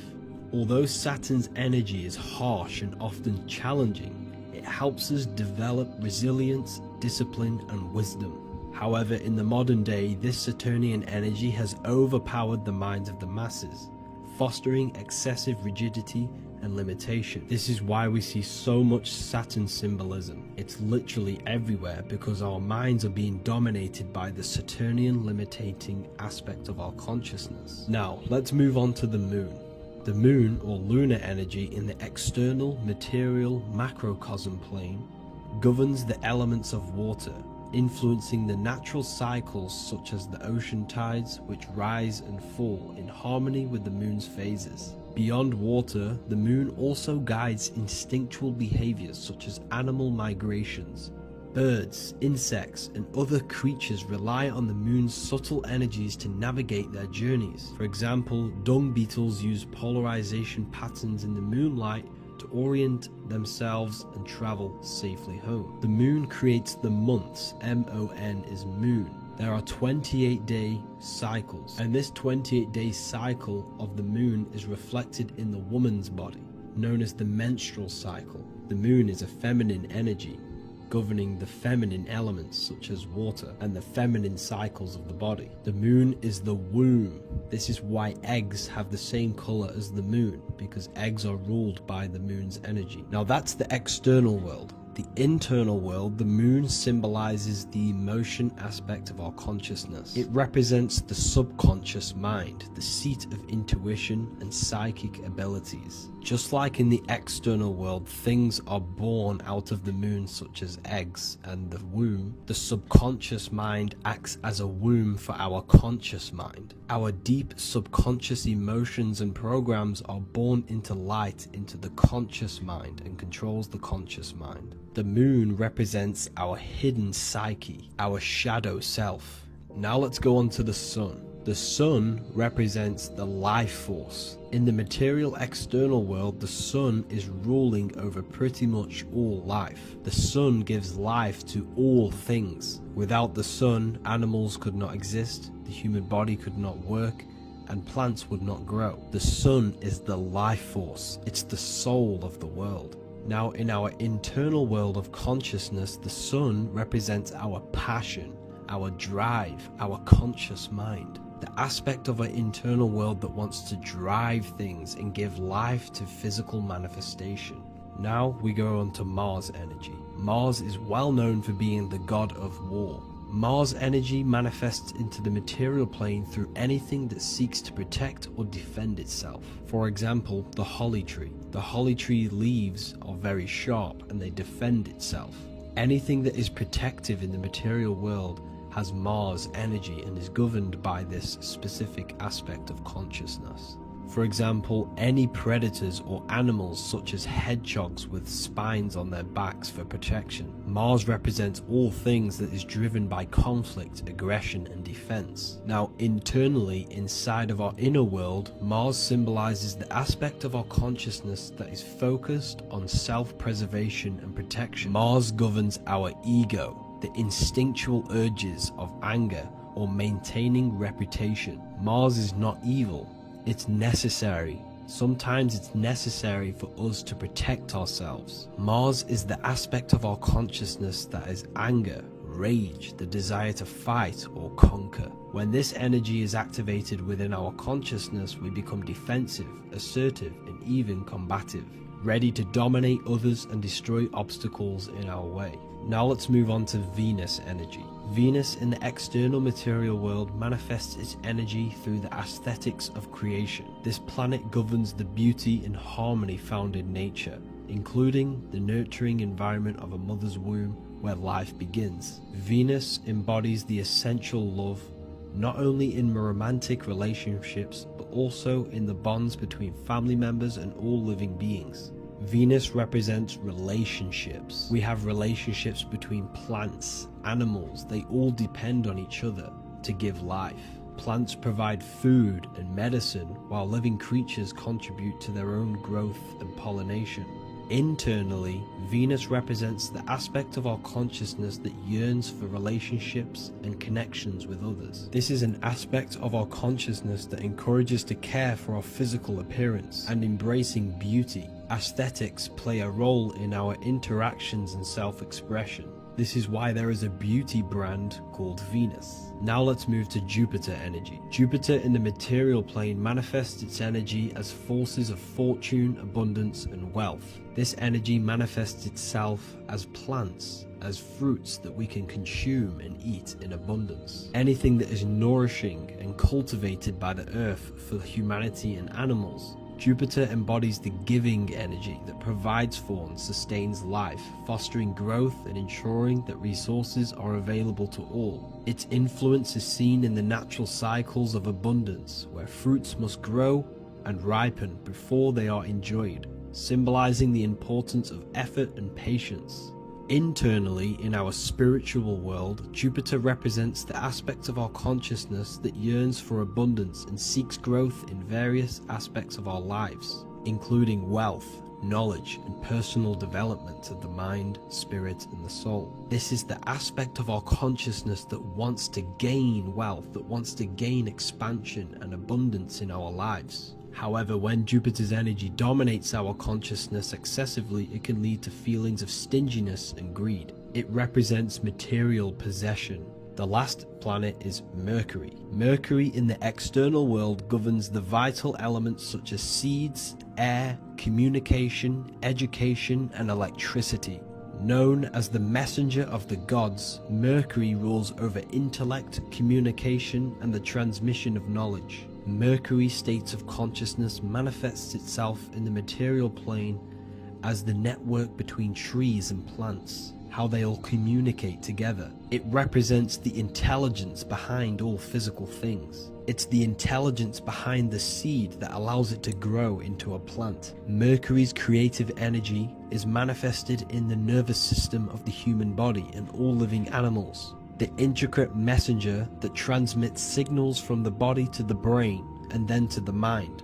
This intelligence within us allows us to facilitate thought and movement. Internally, in our spiritual aspects of consciousness, Mercury is the state of consciousness that seeks knowledge, understanding, and intellectual growth and expansion. This part of us is curious, eager to learn, and driven to communicate ideas and information. It represents our mental body. The Roman god Mercury is often depicting flying because this symbolizes the air. Air represents our mental body. When the Mercury aspect of our consciousness dominates, we become highly intellectual, constantly seeking information, analyzing situation, and communicating our ideas. While this can enhance our understanding and ability to interact with the world, an excess of Mercury's influence can lead to overthinking, excessive analysis, and focus on intellect over emotions or intuition. Okay, so they are the 7 planetary energies in the external world and your internal world of consciousness. These energies are manifested in the Roman mythology as human beings. They are depicted as human beings, but this is nothing but symbolism. These gods never existed physically. They represent aspects of our consciousness and spiritual forces that govern the material plane. Every material object, every intelligence, every piece of life in this universe is governed and brought into existence by one of these spiritual forces. Now, I hope this video has expanded your mind into a new realm of thought. Make sure to leave a like, a comment, and subscribe to the channel for more occult and esoteric information. You can read more about this topic and many more occult and esoteric teachings inside of my books, the Book of Wisdom Volume 1 and the Book of Wisdom Volume 2. I honestly advise that not everyone reads these books. These are books which will completely transform your view on reality. You will feel a lot better reading these books because you will find a connection with yourself and the universe. Understanding truth and knowing thyself gives you a sense of well-being. Like I said, this is not just a book. This is a beginning of your journey of expansion and growth. Reading them can be life-changing. Inside my university, I host live calls where you can ask me questions, and you can watch all the pre-recorded live calls. You also gain the ability to manifest your own reality through the Manifestation Mastery course. There is also a library with all of the PDFs that I've read in the past of occultism, symbolism, and esotericism that you can gain access to. There is a whole lecture section where you can watch all of my occult lectures. This is a place of transformation. The price of the university will be going up very soon. If you join now, you will gain a free sexual alchemy course which will teach you how to transmute sexual energy into creativity. I'll leave all the links in the description for the university and also my website where you can get my books. I hope you enjoyed this video. Take care. As above, so below. This is one of the most crucial teachings within esotericism, occultism, or what we like to call it today, spirituality. I don't like calling it spirituality because it's not spirituality. I teach human consciousness. I teach the science of you and your consciousness alone and your being. And in order to fully understand you and this world around you, you must understand this number one principle of as above, so below. There is many misconceptions of this, and there is many simple teachings of this, but I'm going to break it down today from the most simplest to the most complex, and you will see the connections between all things. This is the most important lesson you could ever learn, and I'm going to teach it you today. So what you must understand is with the term as above, so below, it applies with everything you see in this world and about yourself. We have something called the macro, which means the bigger scale. On the bigger scale, we have the whole earth. If we look down from the sky on top of rivers, this is what we see. We see this tree pattern. Then on a smaller scale, we see trees have the same pattern. Then we look even closer. We're going smaller and smaller into the leaves of the tree. We see the same pattern. Then we go even more micro into the human brain and look at the human brain cells, and we see the same pattern. This is proof this is a fractal universe, and everything is in the micro is reflected in the macro. As above, so below. As within, so without. On the macro is a reflection of the micro. So now that you understand this, we can go a bit further. A yearly cycle of spring, summer, fall, winter is a macro. A micro is a daily cycle. So a day is a mini year. The summer is the midday. Autumn is the evening. Night is the winter. And spring is the morning. This is a macro, a reflection. We have a miniature cycle of the zodiac every single day. And this cycle is also reflecting the cycle of life and death. We live, we are born, which is the spring. We live, which is the summer. We then age, which is the autumn. And then we die, which is the winter. And then we are reborn again. This is the cycle of life and death. And you do this every single day. You see, death is a macrocosm of sleep. This is why we say sleep is the cousin of death. Because you die every single night. You do this process of life and death every single day. As above, so below. What's in the micro is in the macro. So when you go to sleep, you are essentially dying. And then in the morning when you wake up, you are then born again. This is a fractal cycle that we live in. Everything in this whole world is fractal. Everything applies to as above, so below. We have the sun, we have the moon, we have the day, we have the night. We have the life, we have the death. We have the conscious, we have sleep. As above, so below. We have the conscious mind, because now we're diving into as within, so without. As above, so below more refers to the external world. As within, so without is referring to your inner world and the outer world. What you must understand is about yourself. You exist in two realms. You're an individual. The dual nature of you exist in two realms at once. You have an inner world of your thought, emotion. This is the inner world that no one else can see but yourself. And you have an outer world with a physical body which everyone can see. So you exist in two worlds. You have the inner voice, you have the outer physical voice, which I'm speaking to you with now. But I also have an inner voice, which no one can hear, only but me. So you exist in the light and you exist in the darkness. The sun represents your external self, your physical, conscious mind. The moon represents your shadow self, the inner self, the psyche self, the spirit self. There is an as above, so below. The sun is within you. The moon is within you. Everything is within you.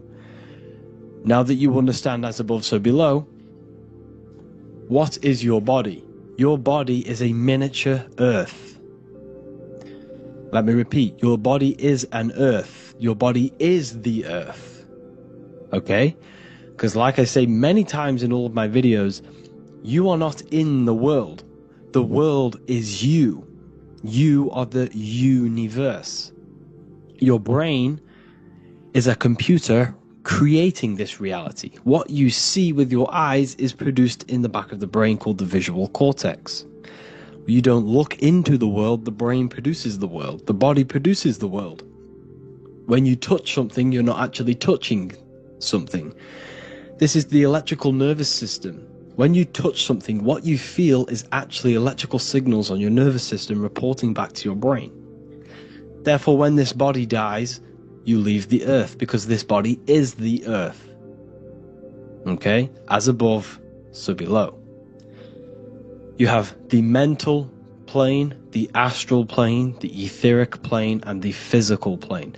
This is essential for understanding reality and the teaching of as above, so below. Everything in this material plane began in the thinking mind.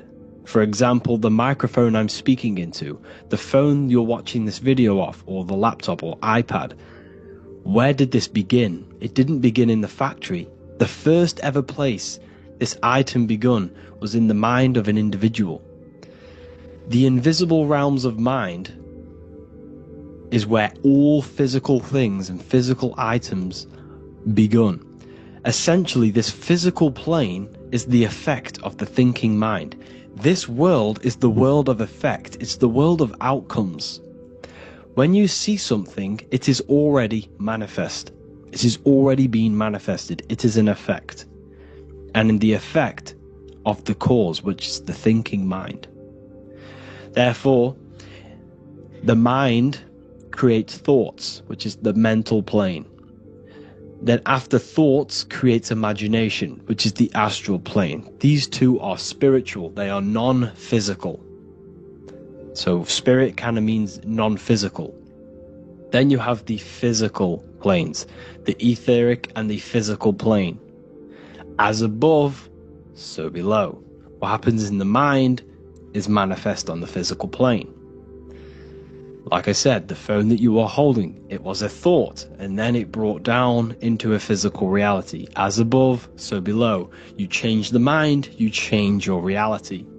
Your environment. The word environment has ment in it because your environment is mental. So now that you understand this, so what is the world around you? The world around you was created by the mind of God. It was manifested through God's thought. So you are living in the mind of God. You are a thought in the mind of God. God thought you into existence. But like I said, we are all fractals. Everything is fractal. If God exists, this means that you are God, as above, so below.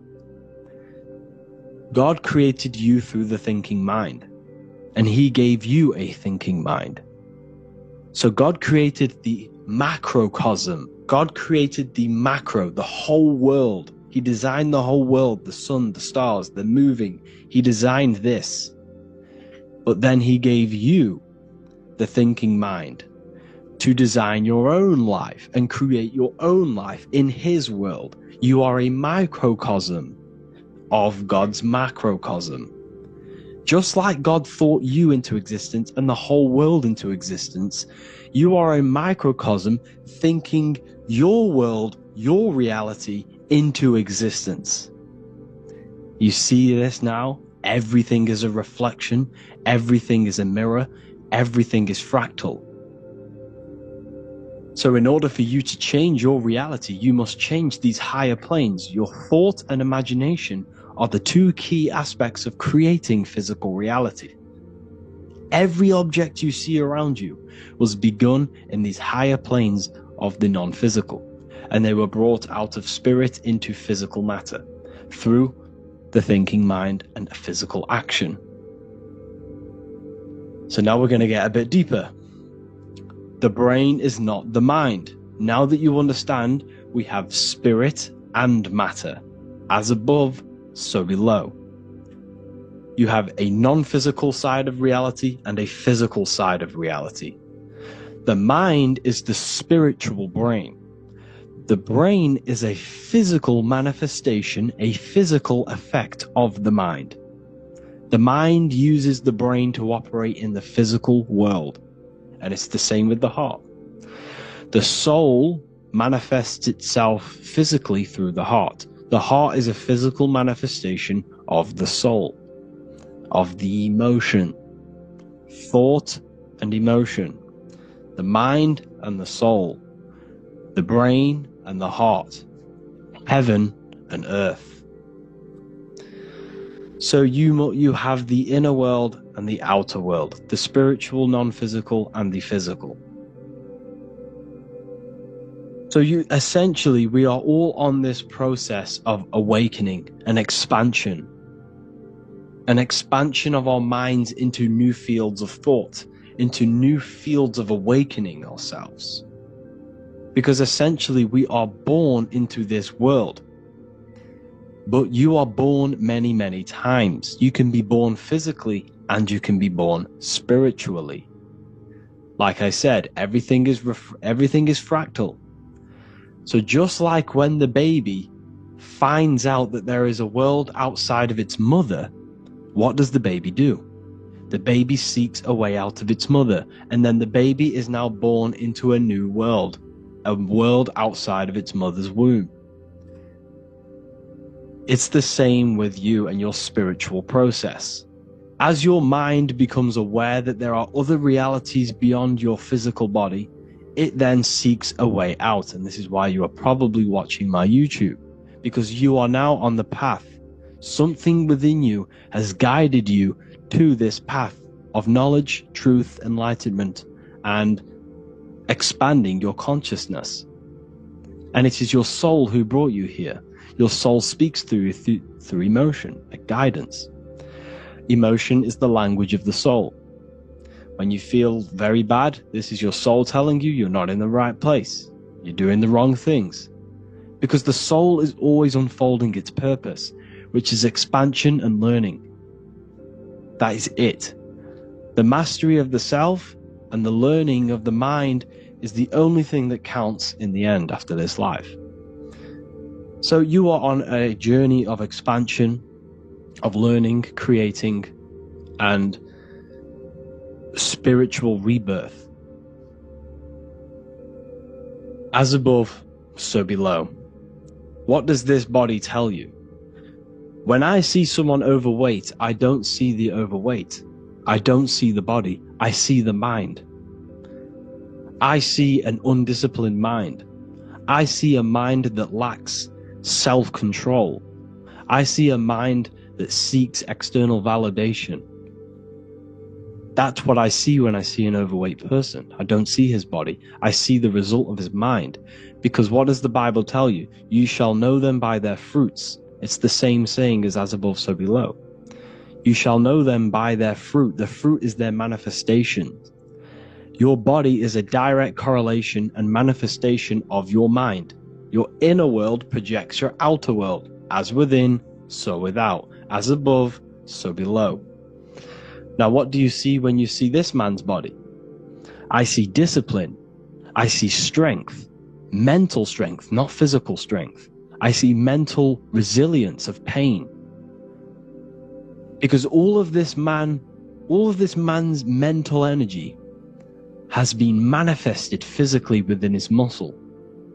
This body is a direct manifestation of this man's mind's pain and suffering, and it shows discipline. This is why people instantly respect you if you are in shape. You walk into a room and you are in shape, people will instantly give you respect because they know that you are mentally disciplined. The body is a reflection of your inner world, and it's the same with your friends, your family, your connections with people. If you think about yourself very negatively all the time, and you don't have a good connection with yourself, you don't have a connection with your true self, this will manifest into every single relationship you have in your life. If you don't have a good relationship with your inner self, you don't have a good relationship with the people and the friends around you. Because as within, so without. If you think negative about yourself, you will see you will only pick up the negative in other people. If I think very highly of myself and I think very happy and good things about myself, I will then see the good things in other people, because it's as above, so below. As the inner world is, so is the outer world. It's the same with your life circumstances. Your life is a direct correlation of every thought you thought in the past. If you possess millions of pounds, millions of dollars, this is because you have thought this into physical reality. You live the life you are deserved. You live the life that you manifest through your thought. If you live a very poor life, this is a reflection of your mind. This is a reflection of what you have thought into physical existence. Because like I said, everything begins in the mind. As above, so below. And this is even present within the body. So where is the head? The head is at the very top of the body. And where does all manifestation begin? In the mind. That's where the mind is, in the head. And then the thoughts we think travel down the body into the heart, which is the emotion. Every thought we think is in the emotion. Every thought we think creates an emotion. This emotion then drives the action. Where does the action come from? The feet, because the feet move our body. We move with our feet to take action. Our hands. You see, so the body is even a micro reflection. I can't even say it. Reflection of the order of manifestation. This blew my mind when I figured this out. You see, the head, the thoughts begin here. This is the beginning of all manifestation. Then it comes down to the heart. This is the emotion. Then you take the action. The thought and emotion then sparks the action, which is taken with the hands and the feet. And where's the lowest point on the body? The feet, and that's touching the physical earth. So the head is where the thought is, the non-physical, and the lowest point on the body, which is touching the physical earth. So the head represents spirit, the feet represent matter, spirit and matter. Your room, if I walk into your room and I see a messy room, I don't see the room, I see a messy mind. The room is a reflection of the mind. If you have a messy room, this is your mind. It's an externalization of your unsorted mind, undisciplined mind. So like I said, we are all God, and we must find the God self within us. And I teach all of this inside the Book of Wisdom, Volume 2. This is not just a book, this is a revolution. This is the beginning of a new age with this book. If you have read it, I congratulate you. You should feel very proud of yourself if you have an open mind. You should feel proud of yourself for watching these videos, because not many people have an open mind. Remember this, people. You are special if you're watching these videos. You have the mind. You have the ability to see through the illusion. And I take my hat off to you. You want to take this to the next step? Read the book. Or if you want to take it to the serious levels, join the university. The university, you gain access to every piece of my material that I've ever done. All of my books, all of my lectures that are hidden from YouTube, that are hidden from everywhere else. The lectures that give you real power. And if you feel alone on this journey, we have a conscious community where you can connect with like-minded individuals, because I've been there. I've been there when you feel lonely, because you feel like no one else is thinking the way you are feeling. You can't talk to people about these things because people just think you're crazy. That's why I put together this, so we can connect, so we can unite, so you can connect with people, so you don't feel crazy about thinking about this stuff, learning about this stuff. And if you truly want to level up your life, people, and take your studies serious, this is for you. We do live calls, we do lectures. There's a whole library filled with books you can read. It's the perfect place for the truth seeker. I thank you all for joining. Please leave a like, a comment, a subscribe.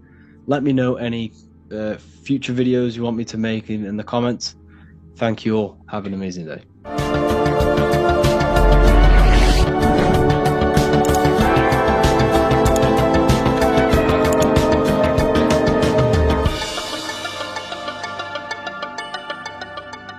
Welcome to Revival of Wisdom. Today, we're going to be talking about portals, portal symbolism, what portals are, okay, and how they show them to us, because they have to tell you the truth, guys. This is the thing with the universal law. They have to tell you the truth, and they tell you through symbols, they tell you through movies, different things like that. But let's jump straight into this. So first I want to talk about the Freemasonry symbols. Okay, so first we got, obviously this is some Freemasonry art, but notice how you've got the ladder with a key. Okay, so this is ladder symbolism with a key.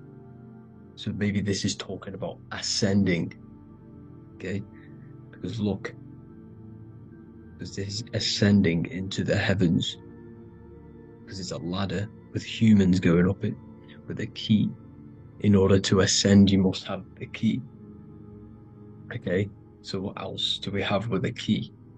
Well, the Netflix show Lock and Key, which is all about portals and keys.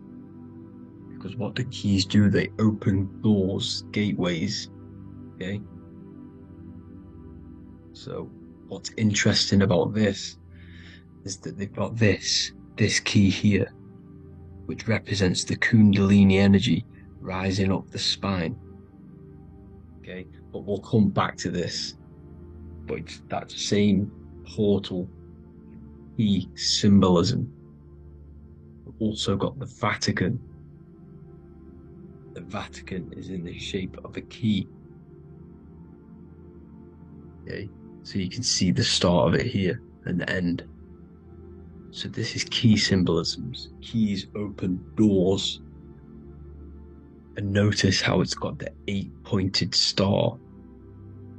Okay, what is the 8-pointed star? Okay, we'll come back to this. This all ties in, guys. I'll break it all down for you. But then you've also got the god Janus. Janus, okay, is known as the god of the doorways. He's an ancient god of Rome, and they worshipped him. However, he's not a god, he's more like a high-level ranked demon. Because he is the god of the doorways. And notice how he's got two faces. Because doorways always have two sides. You're going into somewhere. There's always two sides of a door. And he's always depicted with two sides of a face and a key. Because he holds the key to the doorways, to the portals, to other worlds and realms. Okay, as you can see, he's always got two faces and a key. Okay, so now we have the Sumerians, the Anunnaki, and they are always depicted with the two faces. Why do they have the two faces? Because they're symbolizing doorways, and the Anunnaki come to Earth through doorways and portals. So these are what these gods are symbolizing in their artwork. But they always have the 8-pointed star. Okay, what is the 8-pointed star? You see how they always have, look, let me try to find another one. It's the 8-pointed star. This 8-pointed star is Polaris. Okay? Polaris, just like the Vatican has the 8-pointed star with a key. Polaris is the center star. Polaris is a fixed star, it doesn't move. Okay? So the Anunnaki's symbol is also the 8-pointed star. So this is symbolizing the portals and doorways that they come through in order to get to the earth. But Polaris is that center star which does not move. It's always symbolized with the 8-pointed star, just like a compass. Why is a compass the 8-pointed star? Because at the center of our realm is where the most electromagnetic energy is stored.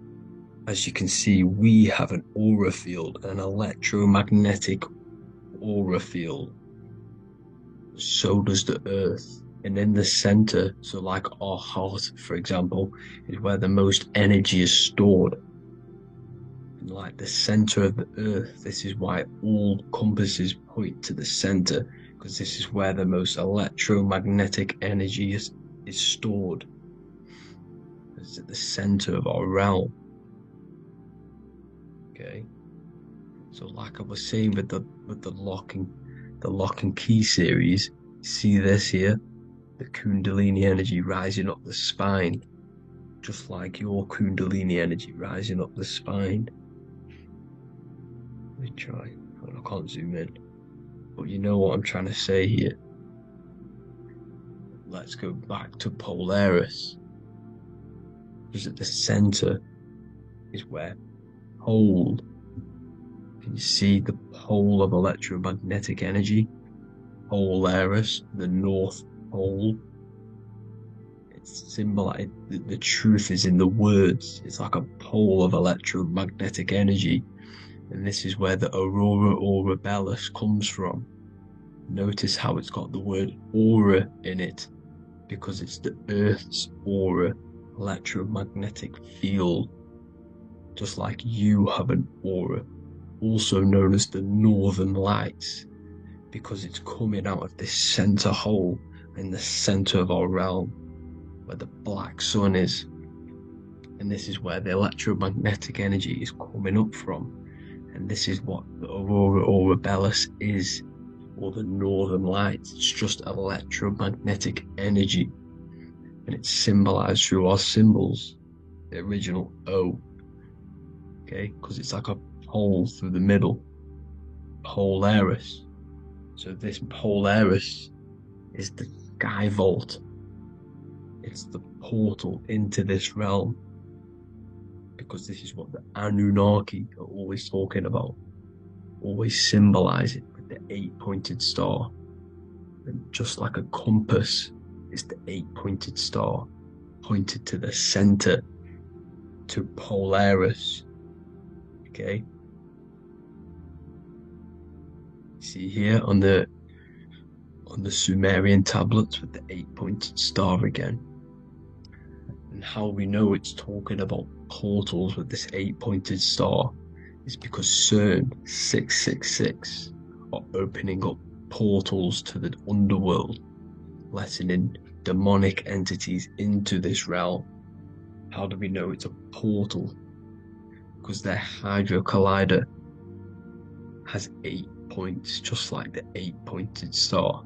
So they are creating synthetic portals to the underworld to let these demonic entities into our realm. What is the key? Because if we're talking about ascending through Polaris, notice how here on the masonry art, this luminary here, so this is the sun, that's the moon, this is Polaris, because it's a luminary with what?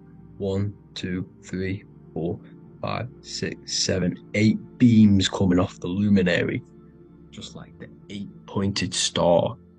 So you see the ladder with the key going up to Polaris. It's symbolizing ascending out of Earth. So what is this key that they're keeping from us? Because it's a human holding a key going up the ladder to Polaris. Well, chakras. We have 7 chakras. Okay, so this is what they are telling us in the lock and key symbolism. The Kundalini energy rising up the spine. Okay, just like they have 33 vertebrae on the back of your spine. Okay, this represents the Kundalini energy going up your 33 vertebrae, just like in Masonry has 33rd degrees. Okay, so what is the key? Your chakras. Your chakras have to be unlocked. Okay, you have to unlock your chakras, and you can't unlock this one without going through this one. You have to go through them all. It's like a ladder, just like Jacob's ladder. You can't go from the bottom to the top. You have to unlock each one. Okay, just like you have 7 chakras, you have 7 layers of your aura.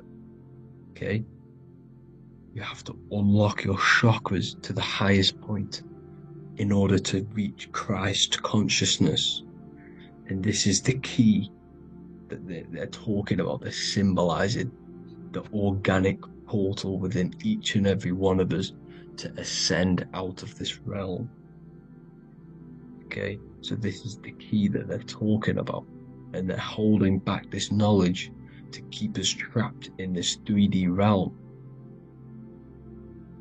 Okay, so like I was saying with the 33 vertebrae and the Kundalini energy coming up the spine, 33 vertebrae, you can see this sort of symbolism going up to the light, because it's the light. You see here, your crown chakra turns on and becomes enlightened, just like the Illuminati symbol. Can you see it? But also Jesus also died at 33. So this is symbolizing, okay, they're symbolizing the death of the ego, the body. So once you open up your chakras and reach Christ consciousness, which is your 33rd vertebrae, once your Kundalini energy goes up your 33rd vertebrae, your body technically, not physically, but spiritually dies, because you then become formless. You reach Christ consciousness. So then you can travel other worlds. Okay? This is what they're talking about with Vatican, 8-pointed star, and the key. Janus with the key. The Sumerians with the 8-pointed star. Anunnaki, the 8-pointed star. Polaris, 8-pointed star. So Polaris is the way out of this realm, which is at the center. Pole, North Pole. Okay, so the key is that they're hiding from us is the knowledge to unlock our chakras. Okay, and without this knowledge that they keep from us is trapping our souls in this reality to keep reincarnating. Okay, well, thank you all for tuning in. I'm going to leave you all there. Make sure to leave a like and a comment in the comment section. Let me know some topics to talk about so I can break it down for you. God bless you all.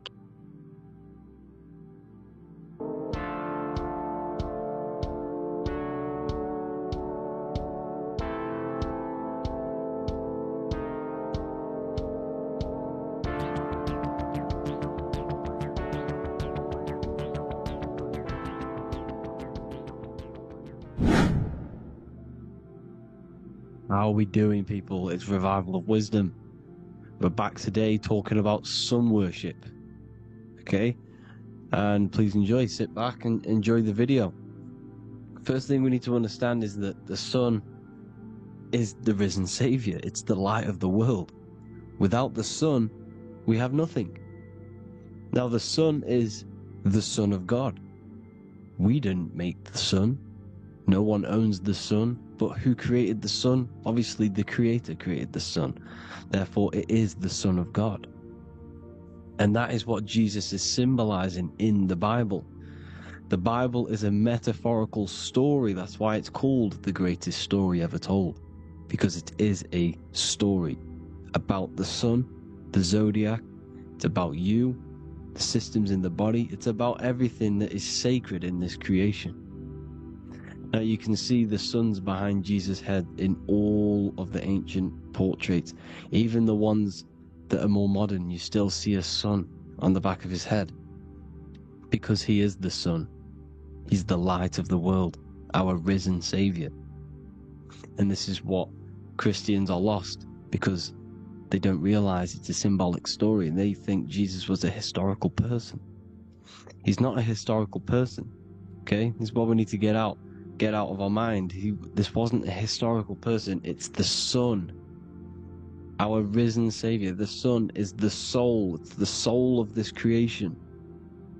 Because what is a soul? A soul is pure life force, pure energy.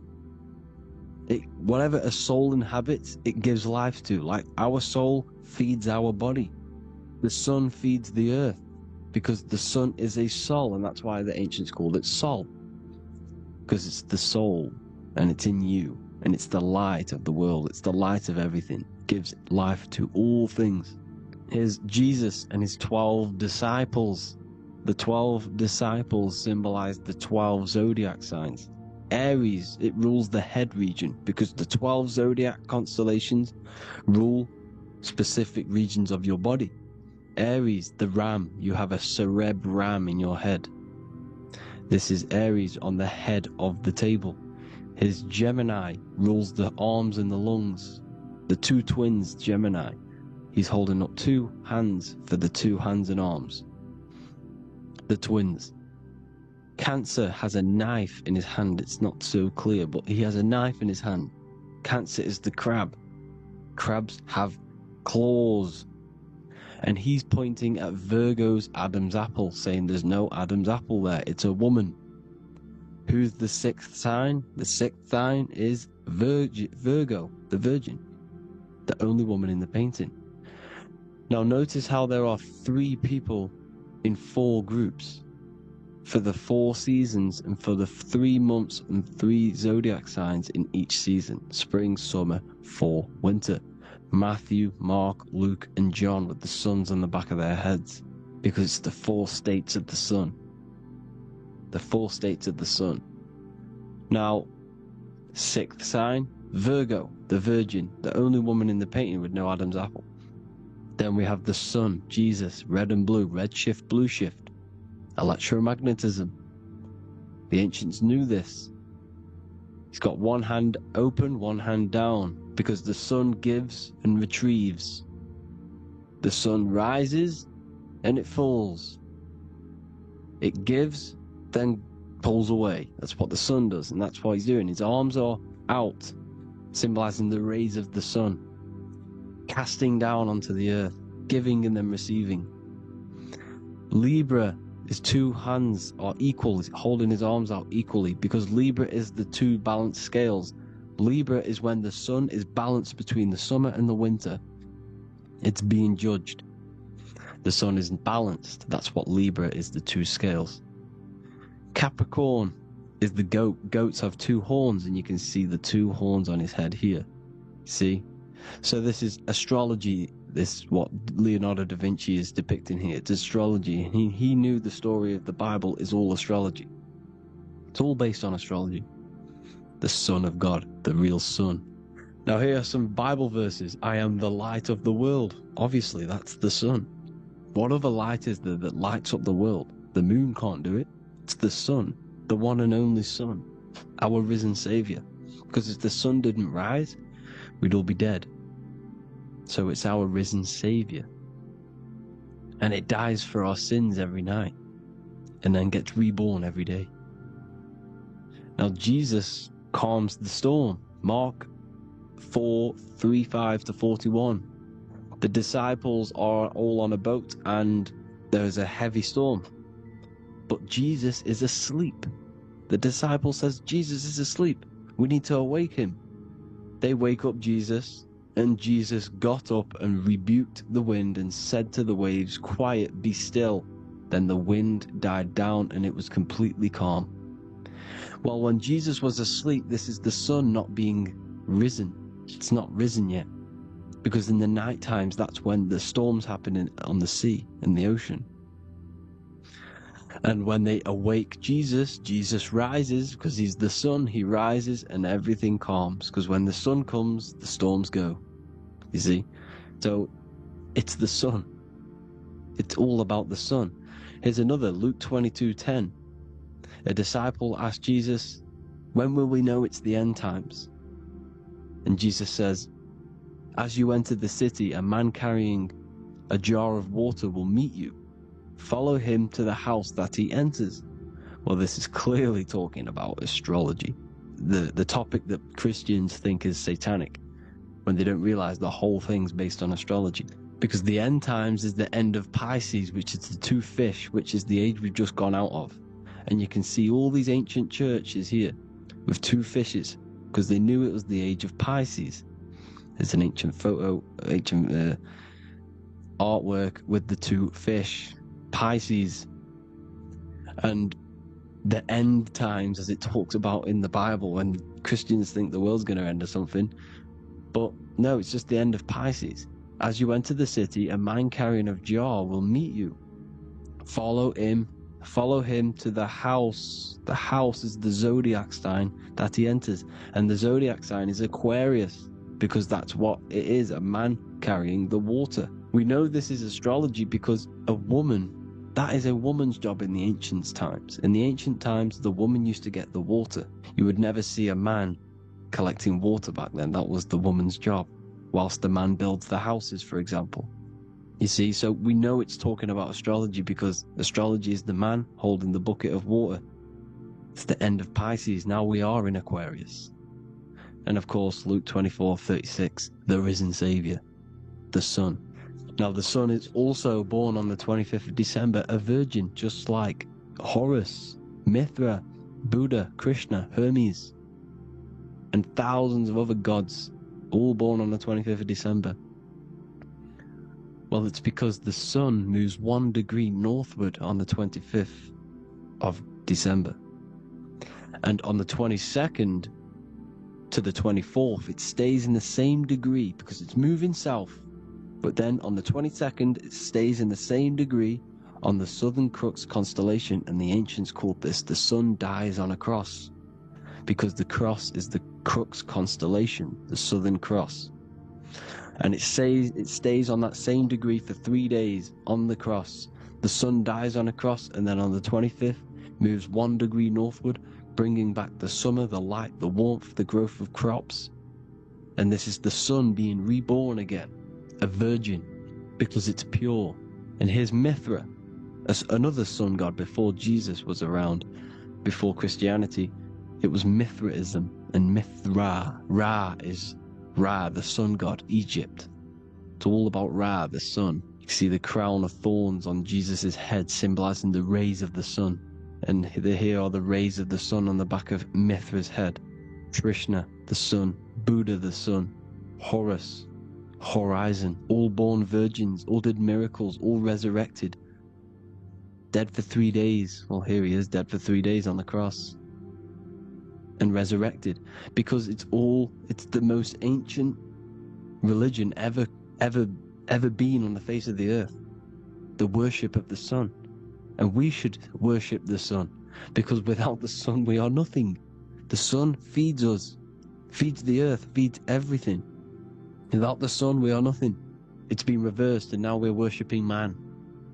When we're worshipping a man called Jesus, was never real. It's all about the sun, the most high, the most powerful, potent, celestial body in the sky, the orb that feeds us every day. It dies for our sins and rises every day. It's the sun.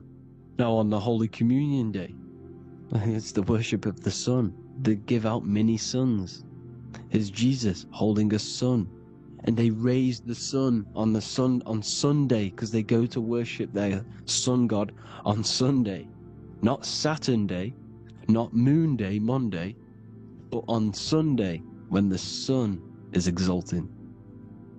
And they hold suns up above their heads because the sun rises. They're symbolizing the sun rising above their heads as Savior. It's the sun. It's the Holy Communion Day. And here's Jesus giving a piece of himself to the children. It's the sun, the light. Judas was known as a backbiter, a backstabber, because he stabbed Jesus in the back. He betrayed Jesus. Well, this is just another astrological story about the constellation Scorpio, because the Scorpio is the J, looks like a J. J for Judas, the scorpion, the backbiter. Scorpions backbite, they bite with their back. And what does Judas do? He betrays Jesus by kissing him to let the warriors know who they need to get. So he kisses Jesus, and Jesus gets stabbed in the back. Well, when you get stung or bit by a scorpion, they leave like a kiss. So Judas kisses him and gets betrayed. Well, this is because the sun, when it hits Libra, it's balanced. The sun is balanced because it comes through summer. Now the sun's starting to die. The sun's starting to die. It hits Libra. And then as soon as it hits the Scorpio, it gets betrayed because now the sun has to fall to winter, and Saturn is there waiting to take over the darkness of the winter. So he gets stabbed in the back by Scorpio, Judas, the Scorpion, the backstabber. You see, it's an astrological story. Here's Mary. Mary means marry, which means pure. The sun is pure. No one gave birth to the sun but the God. And it's born every day. It's born every day on every year. It's born pure. There was no controversy. There was no, activity for the sun to be born. It's pure. Now, the 7 metals come from the 7 planets. The sun gives you gold, and this is why the sun is golden. It looks gold. And this is why the banks are backed by gold, because gold is the most valuable metal, because it's the sun, the most valuable celestial orb in the sky, in the heavens. Well, here's Jesus, another ancient symbol of him being crucified on the cross with the big sun, the Southern Crux constellation. The sun dies on the cross constellation. And if you go to the old etymology dictionaries, you will see sun and son is the same word. They come from the same etymology roots. You can use them for no matter what, but they've been confused today. But if you go back to the old dictionaries of etymology, they are interchangeable. You can use them. Son, sun, sol, it's all the same thing. The 12 disciples, 12 brothers of Joseph, 12 tribes of Israel, 12 breastplates on the stones, because it's all the 12 astrological signs. They could have used any other number, but there's 12. Because 12 is the mind, which is God. 7 is the number of matter, which is man. 7 energy centers in the body. 12 cranial nerves in the brain, because it's the mind. 12 is the 12ness. The zodiac is literally the mind of God, the signs of God. Now here we see here, Job 38, 31 to 33. Can you lead forth a constellation in the season? He's asking you, can you read the sky? Can you read the heavens? Canst thou bring forth the Mazzaroth in its season? Mazzaroth means 12 signs, the zodiac. Why did they translated every single Hebrew word in the Bible into English, but they decided to leave out Mazzaroth. Why? It's because if that said zodiac, Christians would have a different view on the Bible, but they leave that out. But Mazzaroth actually means the 12 signs, the zodiac, and the stars means sign. The word stars means sign because the stars are signs, things to come, which is off in Hebrew, which means sign, things to come. You see a sign on the road, it's something coming. But God is saying, what does he say? To qualify as a director, a judge of man's life on earth, one must be able to govern the heavenly bodies that rule the earth. It's telling you to read the heavens. We need to read the heavens. Astrology, the 12 zodiac signs, the mind of God. It's telling you, read the Mazzaroth, read the zodiac, because they are things to come in your life. They are signs. It's not satanic, it's made by God. God said, "Let there be lights in the firmament of the heavens to divide the day from the night, and let them be for signs." Signs of things to come. The 12 zodiac signs. It's all about astrology. Here's Mary holding the sun. His son, her son. It's the sun in the sky. The one and only, the most high. The soul, the solo because it's on its own. The most powerful, Ra, radiance. Here's the Pope holding the sun.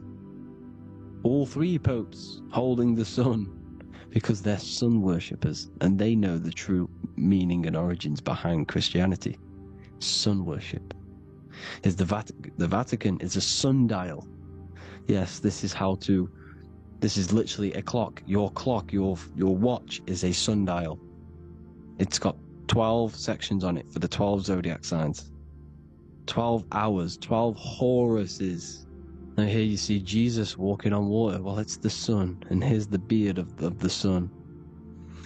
Here's the pyramid of the sun, the illuminated one, the all-seeing eye, the sun. Here's the Ankh. The sun creates these symbols. The ancients knew this. Now when you see these headdresses, these are actually the days of precession of the sun. Aries, Cancer, Libra. It's all about the sun. Here's some more sun worship going back to Egypt. Ra, Horus, Osiris, and Set. Jesus and Satan is Horus and Set. The sun and Saturn. Saturn rules the winter, Satan. Jesus, the sun, the light of the world, rules the summer, rules the day. Satan's the night, Saturn's the night, the sun is the day. The evil brother, Satan. Well, Horus comes, well, this is where we get the word hours from. There are 12 Horuses. The sun moves in 12 Horuses, 12 hours. Where's Horus? What hour is it? Where's Horus? His Ra, 12 noon, Ra, radiates. Powerful, the most high sun. That's why he has a sun on the top of his head. These are the four states of the sun. Set, sunset. This is why we say sunset, because the sun is setting. His sunset, his Horus, horizon. The Horus is rising, Ra radiating, and the sunset. Then midnight is Osiris.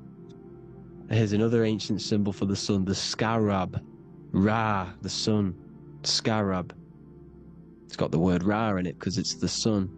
Here's the sun on top of the scarab with the wings. Because scarabs roll dung up hills, and then they'll let it fall down the hill to gain more matter. To gain more, bigger, like a snowball effect. And this is, the ancients saw this as a process of the sun, because the sun climbs up the hill and then it falls. So they used the scarab to symbolize the process of the sun. The sun climbs and falls. Here's an ancient Egyptian cat cutting off the head of the serpent. Well, the cat is cutting off the head of the serpent, symbolizes the sun cutting off the nighttime. When the sun rises, it cuts off the nighttime. It cuts off the serpent. The serpents represent darkness or evil. Well, there's some more symbology of the sun and the heavens, the arch, the royal arch, the firmament, the sun inside the firmament. These are all ancient churches, and they all depict the firmament with the sun inside. Is the ancient cosmology, you see, because it's all about the sun. Everything's about the sun, because the sun is our orb, made for us to sustain life in this, inside of this creation, inside of this firmament, the royal arch of heaven. Here's the Freemasons depicting it. Here's the Masonic royal arch, but you can even see the zodiac signs. Here's Cancer, the checkered board. It's the royal arch of the firmament. Obviously, they don't want to tell you that. You live in space, apparently. Some more sun worship. Here's the beard of the sun on the water. They all have this long beard. And why do they say amen? Amen at the end of every prayer. Amen is sun god, a creator god. It's all about the sun. So thank you all, people. Hope you all enjoyed. Hope you all gained some knowledge and insight. Please give me a follow, drop a comment, drop a like. Have a good day. Love you all.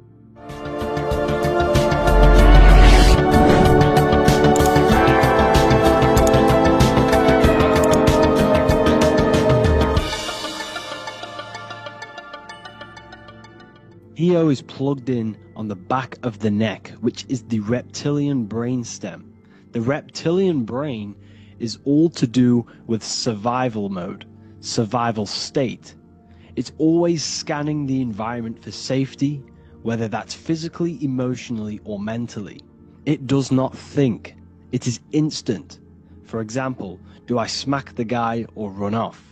If something happens to you, like a car's coming really quick to you, you do not think about this. The reptilian brain is the animal instinct that will instantly move your body on the instant reactions.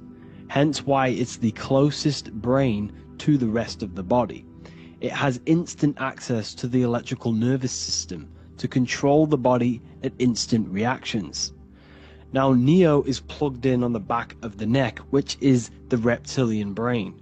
Therefore, the matrix is the body itself. It is the lowest state of consciousness. This is what it represents. The word matrix means womb. It translates to womb because your body is a womb.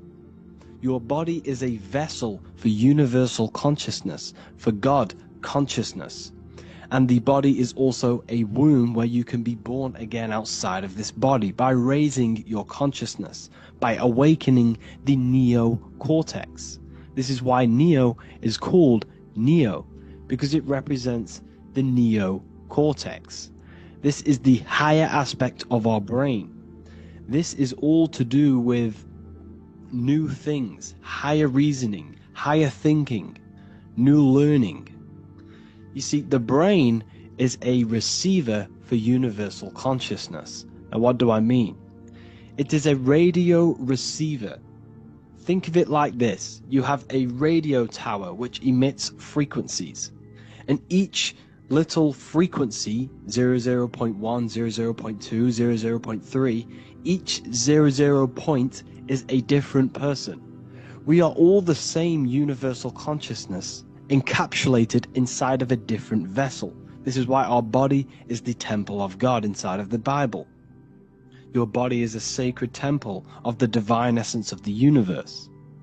However, consciousness is controlling this physical body. And I'll show you this diagram here. Consciousness consists of imagination, emotions, thought, and memory. All of these things are not physical. They're not made out of atoms. You cannot think with atoms. If I split open your brain while you are thinking of a cheesecake, I would not see a cheesecake. It's because these things exist metaphysically within consciousness. They are not physical. The body is physical. It's part of matter. It's part of time. You see the Leonardo da Vinci, the circle and the square. The square represents limitation, beginning and end, because when you draw a square, there is a beginning and end. It represents the body, the mortal self, the ego, the echo. Then you have the spirit raised above, which represents spirit over matter, mind over matter. Invisible forces create physical forces. Everything physical exists in non-physical. This is also the Freemasonic square and compass, why the square is below the compass, because the compass creates the circle, which is spirit or mind. Then you have the square, which is matter. Mind and matter are the same substance. Mind creates matter through thought. Everything in this physical universe manifested through thought. Everything began as thought. So you are spirit and matter. You have a material body and a spiritual body. And you are right in the middle. This is why humans are very, very important. Because we have an animal nature, the reptilian brain, and a higher consciousness, the neocortex. and we must awaken out of the matrix, which means womb, which is the body. And Neo is waken up from the lower self, the reptilian brain, and moves into the neocortex, because the brain is a radio receiver for consciousness. Now, what do I mean? I went over this before. Your consciousness is controlling the brain. The brain is a computer. And when our consciousness, our imagination, our emotion, our thoughts, and our memories are all contributing towards just survival things, food, safety, fear, all of these things, and our consciousness is locked into a survival state, we are using the reptilian brain. We're no longer thinking. You don't think with the brain, but the consciousness is thinking, which activates the different parts of the brain. When we think for higher reasoning, we use the neocortex. It stimulates the neocortex. When we think about survival, we're using the reptilian brain. So therefore, when Neo wakes up, he wakes up to the higher aspects of consciousness, which is only utilized by the neocortex, by learning new things and expansion of the mind and expansions of consciousness. Okay? So the whole matrix is to keep you designed, well, the whole matrix is designed to keep you in a survival state, in the three-dimensional awareness. They want you constantly scanning for safety, scanning for food, scanning for emotional safety in relationships and other people. You see, they do not want you to think.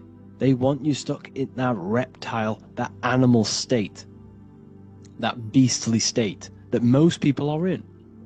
Most people, all they do is eat, listen to music, consume, have sex, lust, desire. This is all the reptilian brain. So when we say the world's being ran by reptilians, it's symbolic. There is no physical reptilian humanoid beings controlling, manipulating human consciousness. We are all the same consciousness. However, there is a corrupted state of consciousness running this world. And this consciousness worships the physical plane, and they control the physical plane. So by doing that, they keep you stuck in a reptilian way of thinking, the animal state, to keep you stuck in the lowest state of consciousness. Now this is the god Osiris, which represents the reptilian brain. None of the Egyptian gods ever existed. They are all symbolic for the brain and anatomy of the human body. Osiris represents the reptilian brain. As you can see, this anatomy compare to the brain stem and Osiris statue found in Egypt. And we also see an ancient artwork of Osiris with green skin and two reptile crocodile alligators next to him, which also symbolizes the reptilian survival state of human consciousness and the activation of the reptilian brain. This is what it symbolizes. Now, this is what the Matrix is all talking about. It's talking about the awakening, the expansion of consciousness. The word divine is dive in, because you connect with the divine by diving inward. There is no man in the sky going to save you. You must connect with the self. Know thyself. Truth comes from within. All of these things I'm telling you comes from within you. I'm just pointing it out. All of this is self-realization. A lot of people say, well, what are my sources? My sources is knowing thyself, observing thyself, using the neocortex of critically thinking, sitting down and thinking about yourself and having deep realization of yourself. You can realize that your thoughts are not of this physical world. It's quite simple. The brain does not think. The brain does not imagine. The brain does not hold memory. All of these things exist in consciousness, the one consciousness, but we are all fractal, infinite parts of. This is the eye on the triangle, consciousness being given down to the rest. This is separate. Consciousness is separate from the rest of the pyramid. The pyramid is your body. Neo is the one consciousness. This is the Egyptians symbolizing the one consciousness giving Ankh, which is life. to all the different life forms. However, you can see that the central sphere is giving a big onk to the humans, because humans, like I said, possess the advanced consciousness, an advanced brain that allows us to turn above our reptilian animal self. For example, we can go against our reptilian lower animal nature and turn to our godly nature. Animals cannot do that. They are stuck in instinct. They are stuck in a reptilian animal way of thinking and operating. Everything they create is to survive. We can turn against our lower nature and create for amazing things like buildings, architecture, technology. We can use our creative consciousness for anything we wish, not just survival needs.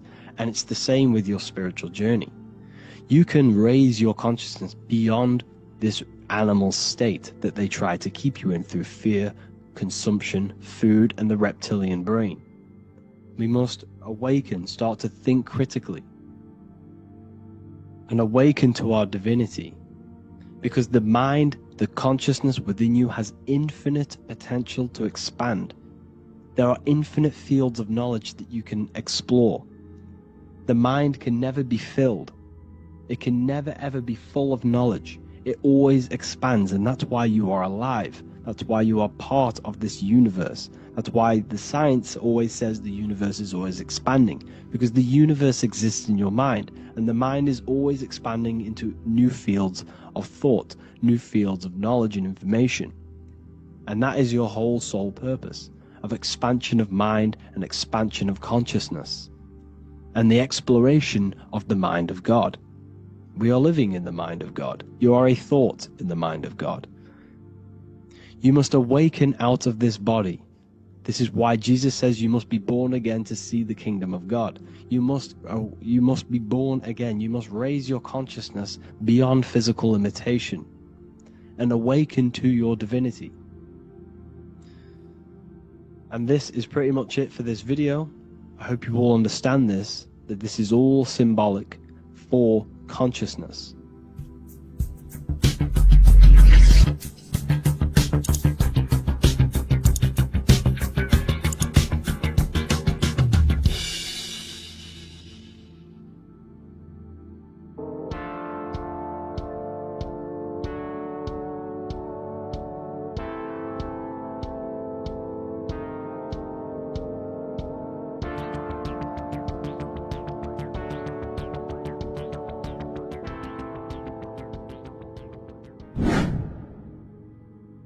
Left and right hemisphere, and what are they doing? How does it contribute towards your perception in this world? And this is what we're going to be talking about in today's video. We're going to be breaking down the two hemispheres of the brain and how they function in your life. So first we have the left hemisphere.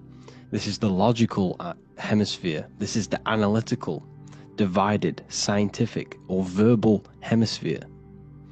The right hemisphere is creative, wholeness, artistic, symbolic, and metaphorical. The right hemisphere does with non-verbal things. It produces a holistic perception. It is more to do with creativity. Because what you must understand is that we are not in the external world. The world is produced by our brain. We see with our brain. Our eyes are a part of the brain. What we touch is the brain's interpretation of electrical signals on the nervous system. What we smell is the brain's interpretation of smell through the nose.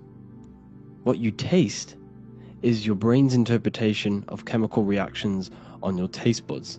So what you are experiencing is the brain. The brain is a computer creating a simulation. And you have two hemispheres which breaks down this reality. So essentially the brain is the perception creator. It creates perception. So if the brain is creating this, who is the one experiencing the brain? Well, that is you, the consciousness, the mind, the all-seeing eye. You are the all-seeing eye experiencing the brain, the observer behind the brain, behind reality, behind the emotions. So if you're walking through a woods, this left brain sees individual trees. The right brain sees the whole woods. It sees the biome. It sees the bigger picture. So when you are walking through this woods, the right brain picks up a holistic perception of reality. It creates the woods as one unified woods. The left brain's job is to break this down and analyze it so that we can see individual things. And this is also necessary for humans to have the ability to break things down and manipulate things in this world. So without this left hemisphere, we could not manipulate things and break things down. So this right hemisphere is important because it sees the whole woods. It sees humanity as one unified consciousness. However, the left hemisphere sees individual egos. So the left hemisphere is the place of the ego because it only understands it sees the world very divided. Okay, so for example, here's another example of the left and right hemisphere.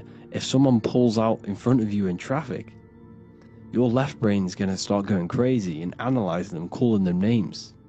The right hemisphere, however, sees the bigger picture. Maybe he didn't see you. Maybe it's just a mistake. Maybe he's in a rush.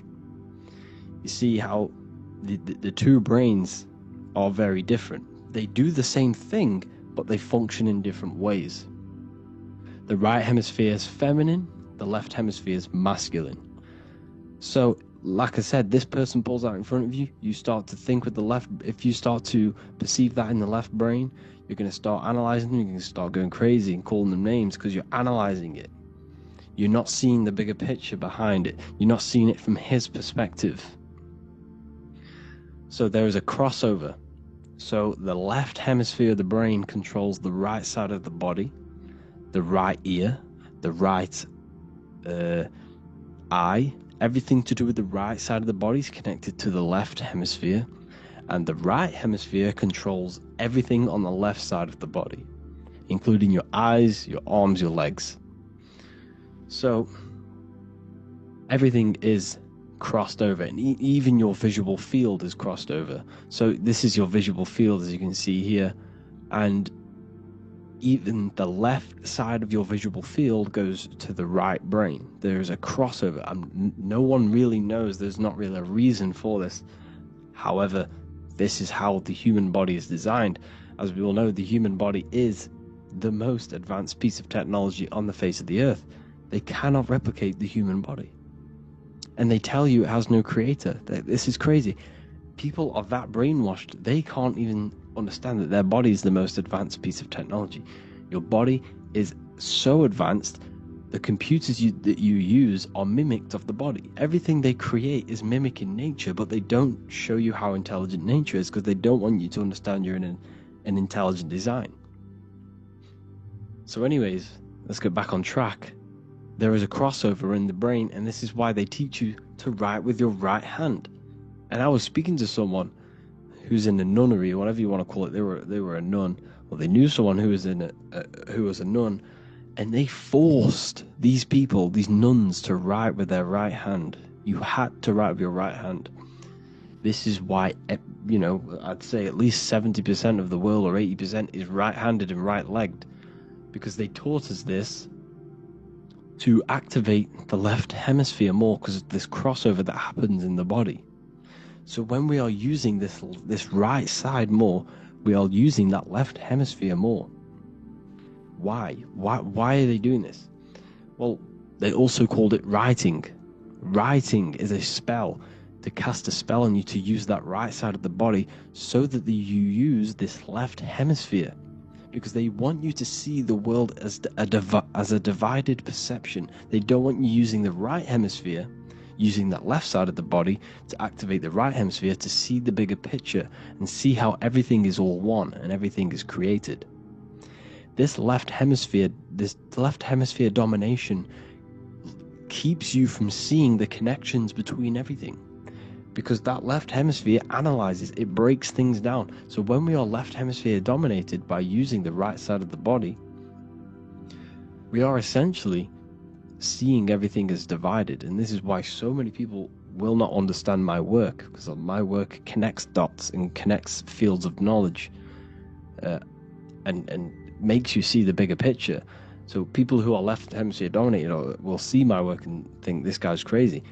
But it's all about activating that right hemisphere. So they called it writing because every word you say is molding your mind in some sort of way. The things you see is molding your mind. Everything you take in through the five senses is molding your mind. And language is a massive spell, especially the English language. They called it writing so that you use that right side. It's a spell because your subconscious mind picks up everything you say. And 90% of your daily basis behavior and thought patterns is produced by these subconscious programs within the subconscious mind. Essentially, your conscious mind is only the 10% of you. The conscious mind is just what you're aware of, what you're wearing, how you're feeling, what you're thinking. That's your conscious mind. The subconscious mind is controlling every system in your body. It's telling your heart to beat without you being conscious of it. So essentially, this is what they're programming. They're programming this system in the back of the mind, which is controlling everything through the words. And this is what spells are, because it's all about creating perception in the subconscious. So they want you to use that right side more. I truly believe the ancients, they were balanced. They used the left and the right side of the body. They didn't have a stronger side because they understood this science of the body and how the body works. So this is actually called phonetics. It's not etymology. Etymology is the study of root words. Phonetics is the study of how words sound similar. The way words are spoken. So phonetics, phone, is why we call them a phone. Because you speak into a phone. So this is write and writing, to use that right side to activate the left hemisphere more. So your hands are a manifestation of your brain. The left hand is the right brain, the right hand is the left brain. And as a child, we were always taught that when you place your hands together like this is the size of your brain, which is true because your hands are a part of your brain. They're an extension of your brain. Every part of your body other than your brain is an extension of the brain. Everything's working and feeding back information to the brain because you're experiencing the brain. So another trick that you can do, or another exercise, is looking in the mirror and closing one eye at a time. If you close your right eye, if you take your top off, for example, you'll analyze your body if you close your right eye, because you're using that left hemisphere. Sorry, other way around. If you look at yourself through your right eye, you'll use that left hemisphere, which will analyze yourself. You'll see individual body parts. If you close the right eye and use the left eye, you'll see your body as a whole. You won't really analyze it. This is how you can analyze yourself using these two hemispheres. So this whole system is created to keep you thinking logically and to restrict you from creating and restrict you from understanding symbolism, allegories, metaphors, and teamwork. They want you stuck in a logical way of thinking and a logical way of seeing the world. This is why when you go to school, you are told exactly what to do. You're told to think this way and no other way. You're told to do orders, do this. It's a very left-brained system. Because if we all started to open up this right hemisphere, we'd all see, wow, everything is all one, everything is all connected. And this is what my work is doing. I'm showing you everything is one. The physical world is an illusion of duality, but everything comes from the one source, the one mind. The universe is a giant mind. I am mind, you express mind. We all possess mind. Behind the physical body is the same mind consciousness. And we are all expressions and fractals of this infinite consciousness called mind. And this is what they don't want us to figure out, is that we are all just one consciousness expressed. It's an infinite consciousness. It's even in the squirrel, it's in the dog. All of these different animals, they're just different bodies, but behind the bodies is the same consciousness, which is mind.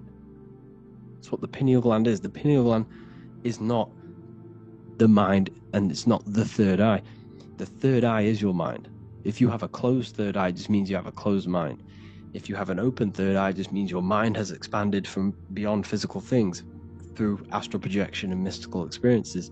This is how you gain an open third eye. It's just an open mind. A mind that has astral travel, that has explored the realities within the mind. So everything they do is to keep us in a divided state. Divide and conquer, right? That's their motto. All to keep you thinking how everything is divided. Everything they've done is division. Postcodes, countries, everything is divided. Like football teams and all this stuff. It's also a natural process when you grow up, because as you grow up, your brain is constantly analyzing the world. So this is sort of a natural process of how you become more left hemisphere dominated, because your brain is always analyzing. And unless something awakens you, you can awaken that right hemisphere where you can start to see the bigger picture. Even the music, it's all tuned to 440 hertz, shuts down the right hemisphere of the brain. 440 hertz, Spotify, Apple Music, the radio, every time you turn on the radio, it's tuned to 440 hertz. This was specifically tuned. It never used to be tuned to this. It was in the 1950s. It was changed. The standard music tuning was changed to 440 hertz because it shuts down that right hemisphere of the brain. They don't want you thinking, seeing the world in this way and perceiving things as one. And I'm going to show you. It tells you this in the Bible. Cast the net onto the right hand side of the boat and you will find the fish. What was Jesus saying? You see, people read the Bible and they don't understand it. If the Bible is not talking about you, then it has no meaning. The Bible, everything you read in the Bible is about you and how it can better your life. It occurs to you. So if Jesus says, cast the net onto the right hand side of the boat, this is an allegory. The boat is your body. Cast the net, it's the awareness, the perception, onto the right hemisphere of the brain, and you will find the fish. What's fish? What do fish do? They swim deep in the ocean. It represents the knowledge. Deep knowledge. Cast the net onto the right hand side of the boat and you will find fish. You will find the wisdom. You'll gain understanding when you cast that your awareness into that right hemisphere. You will see that I am you and you are me. We are all one consciousness. You will see everything. You'll see that the trees are the same patterns as the nerves in your body. You'll see everything is connected. Everything is a fractal of the one infinite consciousness. And how many fish did they catch? 153. That adds up to 9. This is now numerology. The Bible's filled with numerology. Adds up to 9. What's 9? Human consciousness. It represents consciousness. You're in the womb for 9 months. Feminine. It's all about consciousness.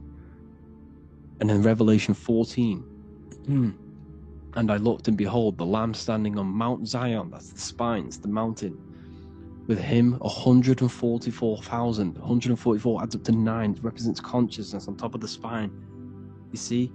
And he had his name the name of his Father written on the forehead. What's the Father? The higher mind, the higher consciousness within you. Where is that? In the forehead, the pineal gland. The pineal gland is the radio receiver for the higher consciousness. Because every body part of the body has consciousness. Your heart has consciousness. Your gut has consciousness. You are thinking with these different consciousnesses. You think with the gut. You think with your penis. You are thinking with all of these consciousness. And it's about raising your consciousness to the higher consciousness, which is the Father, the mind, in the head. Don't think with the lower parts of the body, because that is your animal nature. Think with the higher parts of the body. It's all representing consciousness. How to activate the right hemisphere of the brain? Well, it's all to do with non-verbal things. So music will activate the right hemisphere. Make sure it's tuned to the right frequency though. 432 hertz, 528 hertz. Any frequency that adds up to 3, 6, or 9 is good for you. Meditation, turning off the thoughts, and you raise yourself to the higher brain. Symbolism. Symbolism is all right hemisphered. Reading between lines, metaphors, determining the Bible. It's all right hemisphered. seeing the bigger picture. It's reading between the lines. So tithing in the Bible.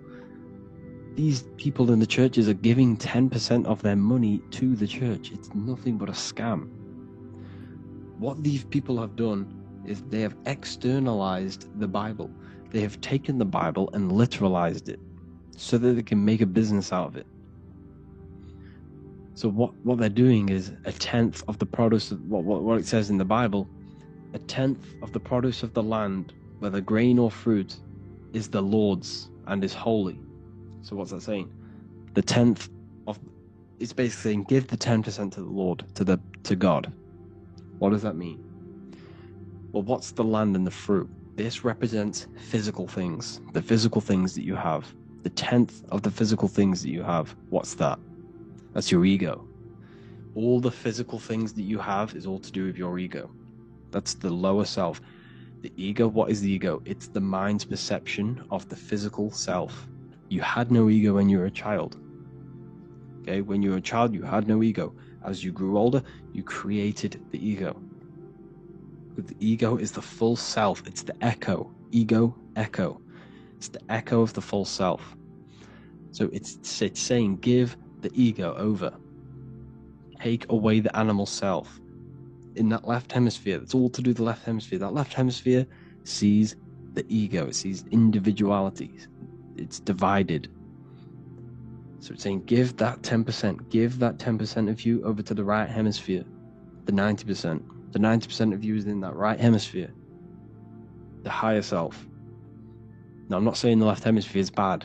Okay, I'm not saying that at all. But it sees it sees things divided. It's like I said, the left, the hands are manifestations of the brain. So when these Christians are praying, they're putting their hands together. What are they doing? They're syncing the brain hemispheres. What you're doing, because everything's an extension of your brain. So if you put your hands together, you're putting the two hemispheres together. And what's happening when you place the hands together? All the electricity in the body is now running in a circuit. So once you connect these two hands, the electrical energy is now running in a circuit. And energy can move around the body quicker and more efficiently. So when you pray, when these people are praying, they don't realize that they're engaging in ancient forms of meditation, of balancing the two hemispheres. So now we're talking about balancing the hemispheres, not the right hemisphere. This is what Israel is. Look at the symbol for Israel, the up triangle and the downward triangle. What's that? The up triangle represents male, the downward triangle represents female. Okay? This is talking about the brains. Israel is Ra, Isis, which is female, the Egyptian god, Ra, El. El means God. Electricity. That's the force of the physical world. It's the force that runs this world, electricity. It's the force of God. El, consciousness. It means God. Is Ra, El. Isis, Ra, and El. It's the two hemispheres of the brain, the holy land of Israel. It's the holy land, it's the brain. Once these two hemispheres are synced, this is how you unlock your consciousness. This is the easiest way of astral projecting. Hemisphering, I forgot the word for it. Hemisphere syncretization, something like that. It's about syncing the hemispheres. This is how you unlock your consciousness. Once the brain is running as one electrical system, this is how you balance the two masculine and male opposing energies. Once these opposing energies are no longer in war with each other, the brain, they come together to work as one. You unlock your consciousness. You are born again. What happens when a male and female have sex? It creates a new child. It becomes one. You are born again. Once the two hemispheres of the brain, you are born again. You can then have an out-of-body experiences. So this is why the symbol of the Holy Land, Israel, is the up and down triangle back combined together, because it represents unification of the male and female, unification of the hemispheres. You're born again. You unlock consciousness. And you can get this for free. It's called the Gateway Tapes on my website. Basically, it's a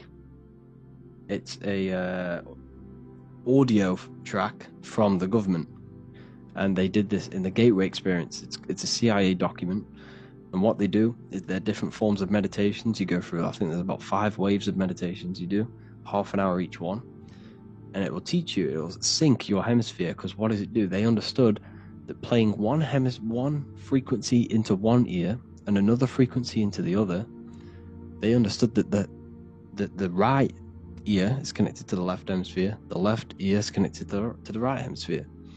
So when you play 2 different frequencies into both ears, what happens? The brain picks this up, the 2 hemispheres of the brain picks this up, and it syncs it.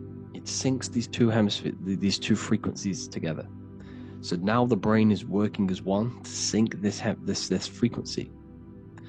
So this is how you can sync your hemispheres, through listening to these frequencies. Okay, you can get them for free and do the meditations yourself. This will definitely help you. This is an easy way to astral project. So it's all about syncing the hemisphere and seeing reality from a unified perception. We should all aim to get out of that left hemisphere. I'm not saying don't use it, but we should now start to read between the lines of the Bible, read between the lines of the symbolism they're showing. Study symbolism, study allegories and myths. What are they trying to tell us through these allegories? And this is how we start seeing things in a better way. Once we understand that we are all microcosms of an infinite consciousness, we can all come to one, because love is the unifying force of this infinite consciousness. We are all divided, we are all disconnected from our hearts. Once we all connect with our hearts and see that everything is one, we can all start to love and come together as one, because love is the unifying force of consciousness. So if you haven't already seen, I now have launched the Ethereal University. I will be doing lectures like this one, but even better, deeper, and even releasing knowledge that I can't talk about online, as they are censored. I'll be doing lectures every single week. I'll be doing live calls every single week. You also gain access to my library, which is filled with over 45 occult books, filled with knowledge. Okay, I'll show you now. Plus, you get my book, The Book of Wisdom, PDF form, and the Human Health Guide, PDF form. You also get all of this stuff, the health section, Q&As, Ethereal meditations. We've got some celestial studies, cosmology, and numerology coming soon. You also get the brand new Manifestation Mastery course, plus the library. And there'll be new books, new lectures, new live calls every single week. Or you can get the Book of Wisdom, use the code WISDOM in all capital letters to gain 40% off. This sale will be ending very, very soon, so if you're watching this, be very quick to get yourself a physical version or a PDF of my book. You can get it in all these languages. Hope you enjoyed this video, people. I'll see you inside the Ethereal University, the real university. Have an amazing day.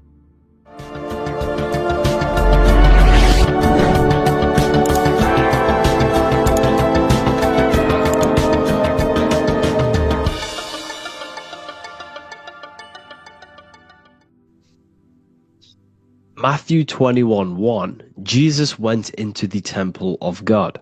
Corinthians 3:16, do you not know that you are the temple of God?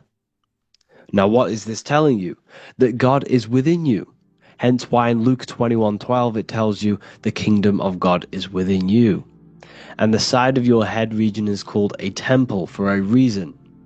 Because the brain encapsulates the mind. The brain is a physical manifestation of the mind. The heart is a physical manifestation of emotion. So we have these different layers of our consciousness. We have an intellectual, communicative aspect of our consciousness, which we would call the mind. We have an emotional aspect of our consciousness, which is the heart. And to communicate with the divine, it's all to do with the mind. Hence why the ancients always symbolized the mind being God. This is why Michelangelo always placed God inside of the brain on top of Sistine Chapel in the middle of the Vatican. He understood that God is in the brain. God is within you, not outside of you. The church tells you that God is in the sky because they are creating a externalization of the truth to create a business and a distraction, so that you don't find the divinity within you, so that you don't find your power. Now you have Adam, the physical man, the physical body, the ego, the lower self. And he is resting. He's not trying to reach to God, but God is reaching, because the higher consciousness within you is always trying to communicate with you. It's always trying to wake you up to your divinity. But the lower mind, the lower self, Adam, the physical self, is always in ignorance of truth, always in ignorance, and stays in a materialistic way of thinking, which is the lower animal self. And this is what we call a sleep, or an NPC. This is the lower mind of man. But all you have to do is to move your finger to touch God. You have to look within yourself, within the brain, meditate, and you can find God. This is why in the Bible we see many references to the human body and anatomy to truly connect with God.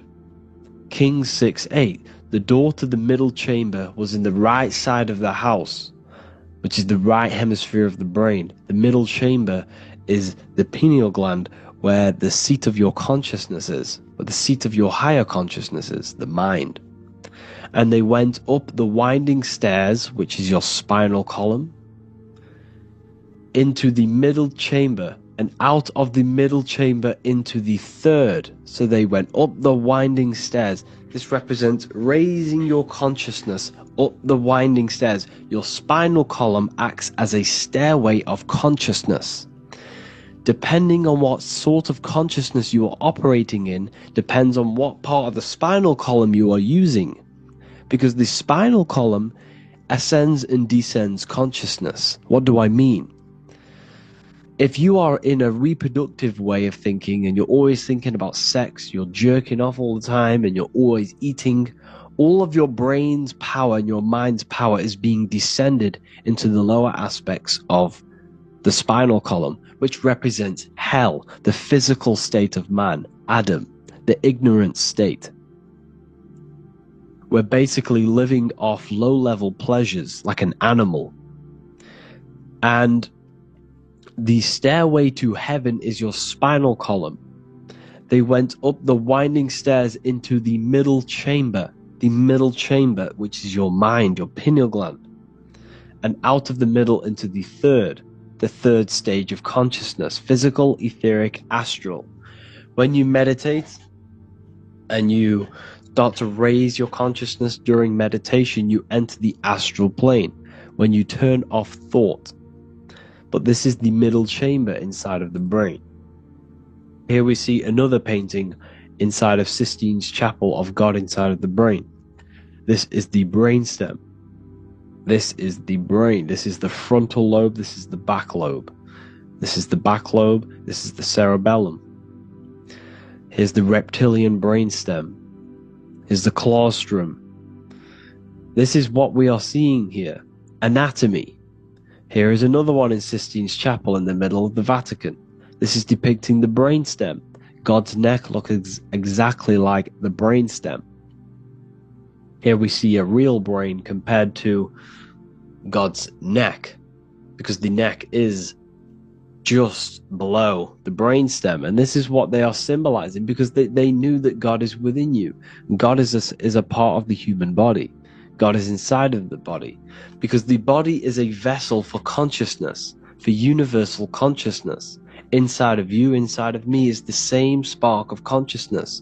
And this same consciousness is spread out into every living essence, because everything comes from the one source, the one God, the one consciousness. Matthew 6:22-23. The light of the body is the eye. If therefore thine eye be single, thy whole body shall be full of light. Practicing the single eye. What is this? This is meditation. This is entering within yourself. So the Bible's telling you to practice the single eye. But if thine eye be evil, thy whole body shall be full of darkness. What does this mean? If your consciousness is in an evil way of thinking, if your mind is filled with an evil, negative mind space, then your body shall be filled with darkness, with evil, with negativity.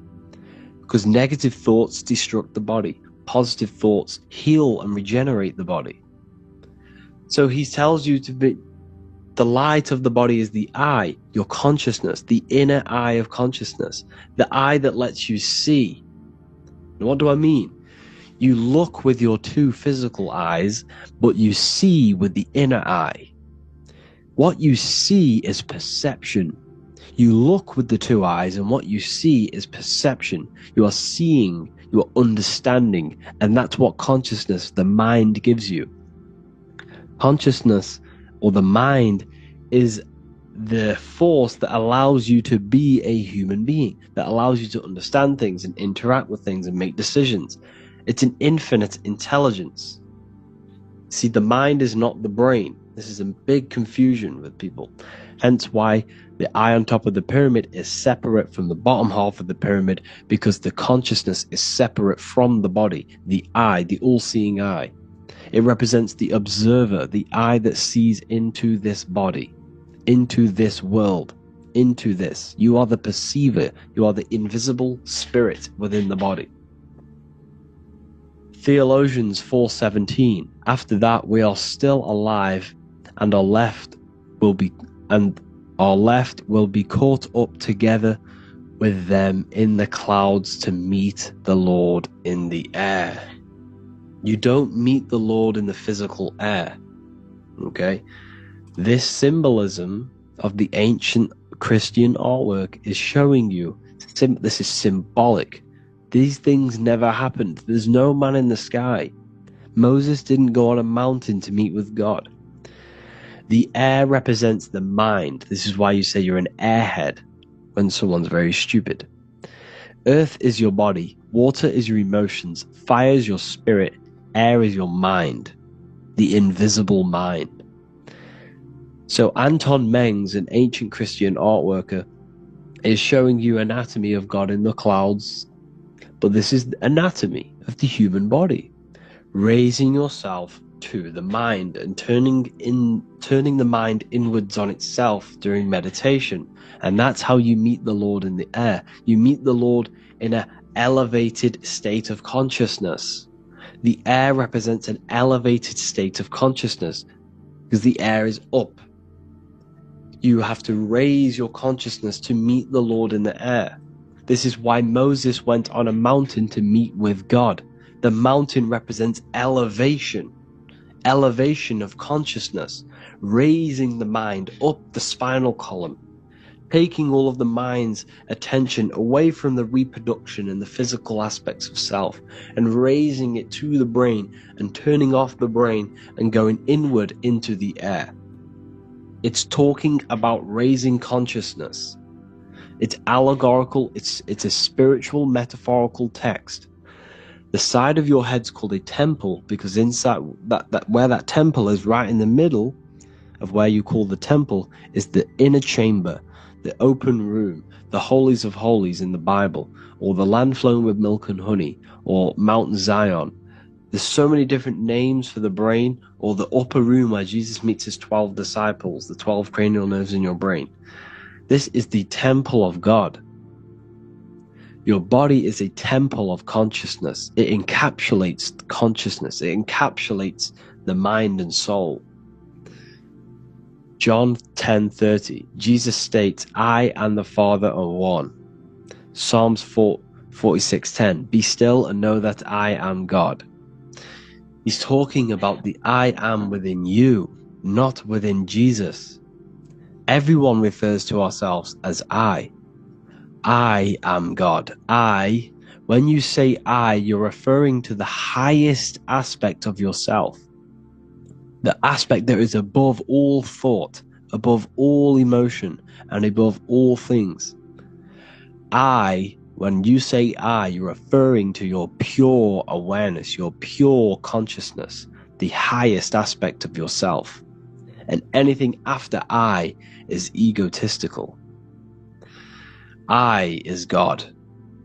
The letter I is the Roman numerals for one, because there is one God, one consciousness. The letter I is one line, just like the number 1. Matthew 6:3-4, take no thought. Therefore take no thought. Take no thought. He says this 5 times because you must turn off the 5 senses and take no thought to connect with God. Be still. This is telling you to meditate and know that I am God. The I am within you. I and the Father are one. I and God are one. You, who you think you are, is a completely wrong. The body is matter. Your name isn't you. Your job isn't you. Your reputation, your trauma, your memories, your friends, family, worries, bills, interests, dislikes, goals, passions. Anything to do with the thinking mind is not you. Who you think you are is a part of your thinking aspect of consciousness. But once you remove thought, you are no longer your name, you are no longer your body, you're no longer your reputation. You are the I. You are pure awareness, pure consciousness. Pure consciousness. And this pure consciousness has latched on to this name, this job, the body, and your traumas. Your pure consciousness has attached itself to this character who you're playing in the physical world. And this is essentially who you think you are. But you are not. You are the I. You are the self. You are pure awareness. So, in order for you to detach from these things, you must learn how to detach from your name, your job, your reputation. And you do this through meditation, by turning off the thinking mind. Turning off the thinking mind allows other aspects of your consciousness to open up. What do I mean?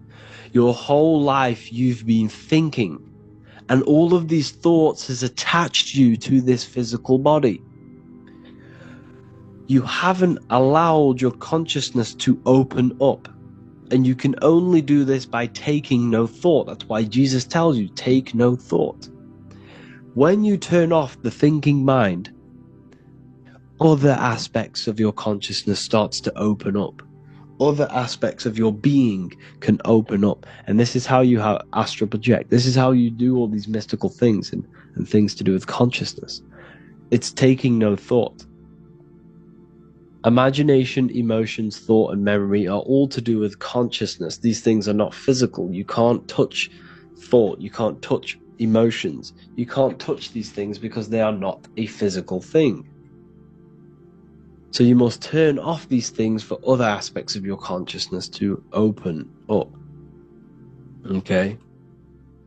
So essentially, the Bible is a metaphorical, astrological, numerological, metaphysical, spiritual, encoded text that talks about human anatomy, spirituality, and the true nature of the human experience.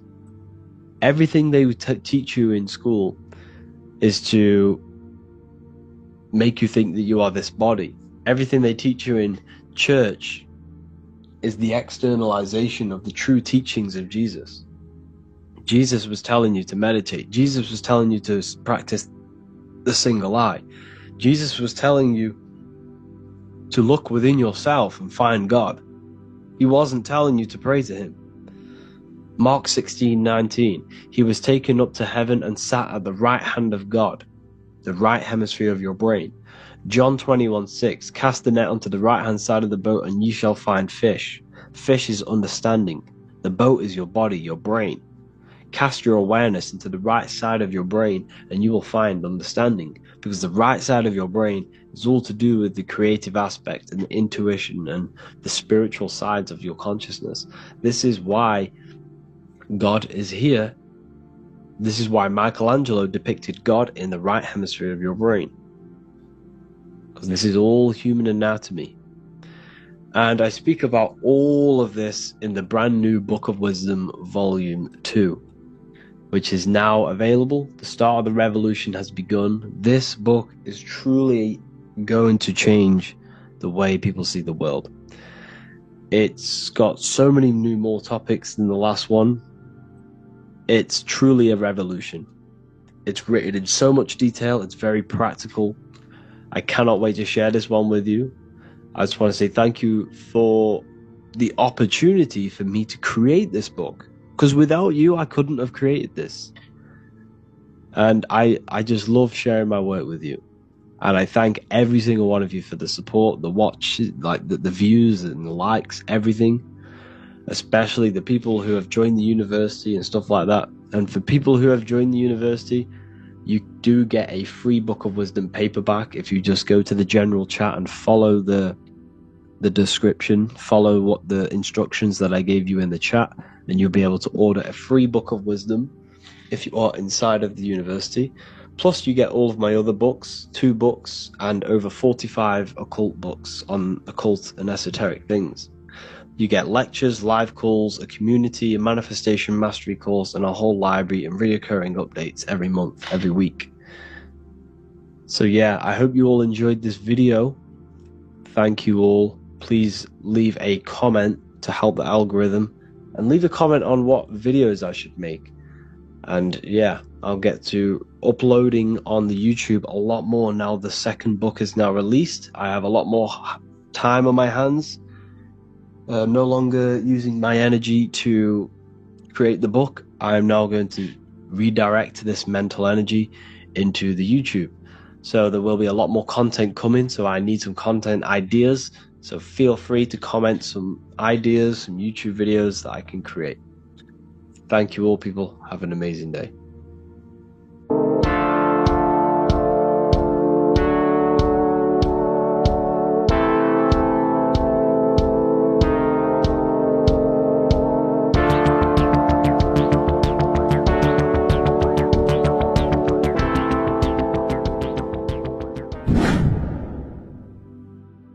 What is good, people? It's Revival of Wisdom. I hope you're all doing well. Now, this video is how to raise your holy oil or your kundalini. Let's get straight into this. So this is a monthly cycle. Every month, when the moon is in your zodiac sign, this oil is released. Now, the moon is in control of monthly cycles. For women, it's the menstrual cycle, and as well, this holy oil cycle. The moon changes sign every 2 and 2.5 days and passes through the zodiac signs in 27 days. So the moon tells the day, the sun tells the time, the stars tell the month. This reality is a massive clock, if you like to say. It's a cycle. Okay? The moon controls the night, emotions, water, fluids, and the mind. Okay? So, this oil is produced in the claustrum. It's produced in the claustrum, which is here, right? This is where you get Santa Claus from. Now, the claustrum is at the center of the brain, and it is next to the pineal gland and the pituitary gland. Once it starts in the claustrum, this is the holy present. This is the present that Santa gives to us, Santa Claus. And it goes to the pituitary gland and the pineal gland.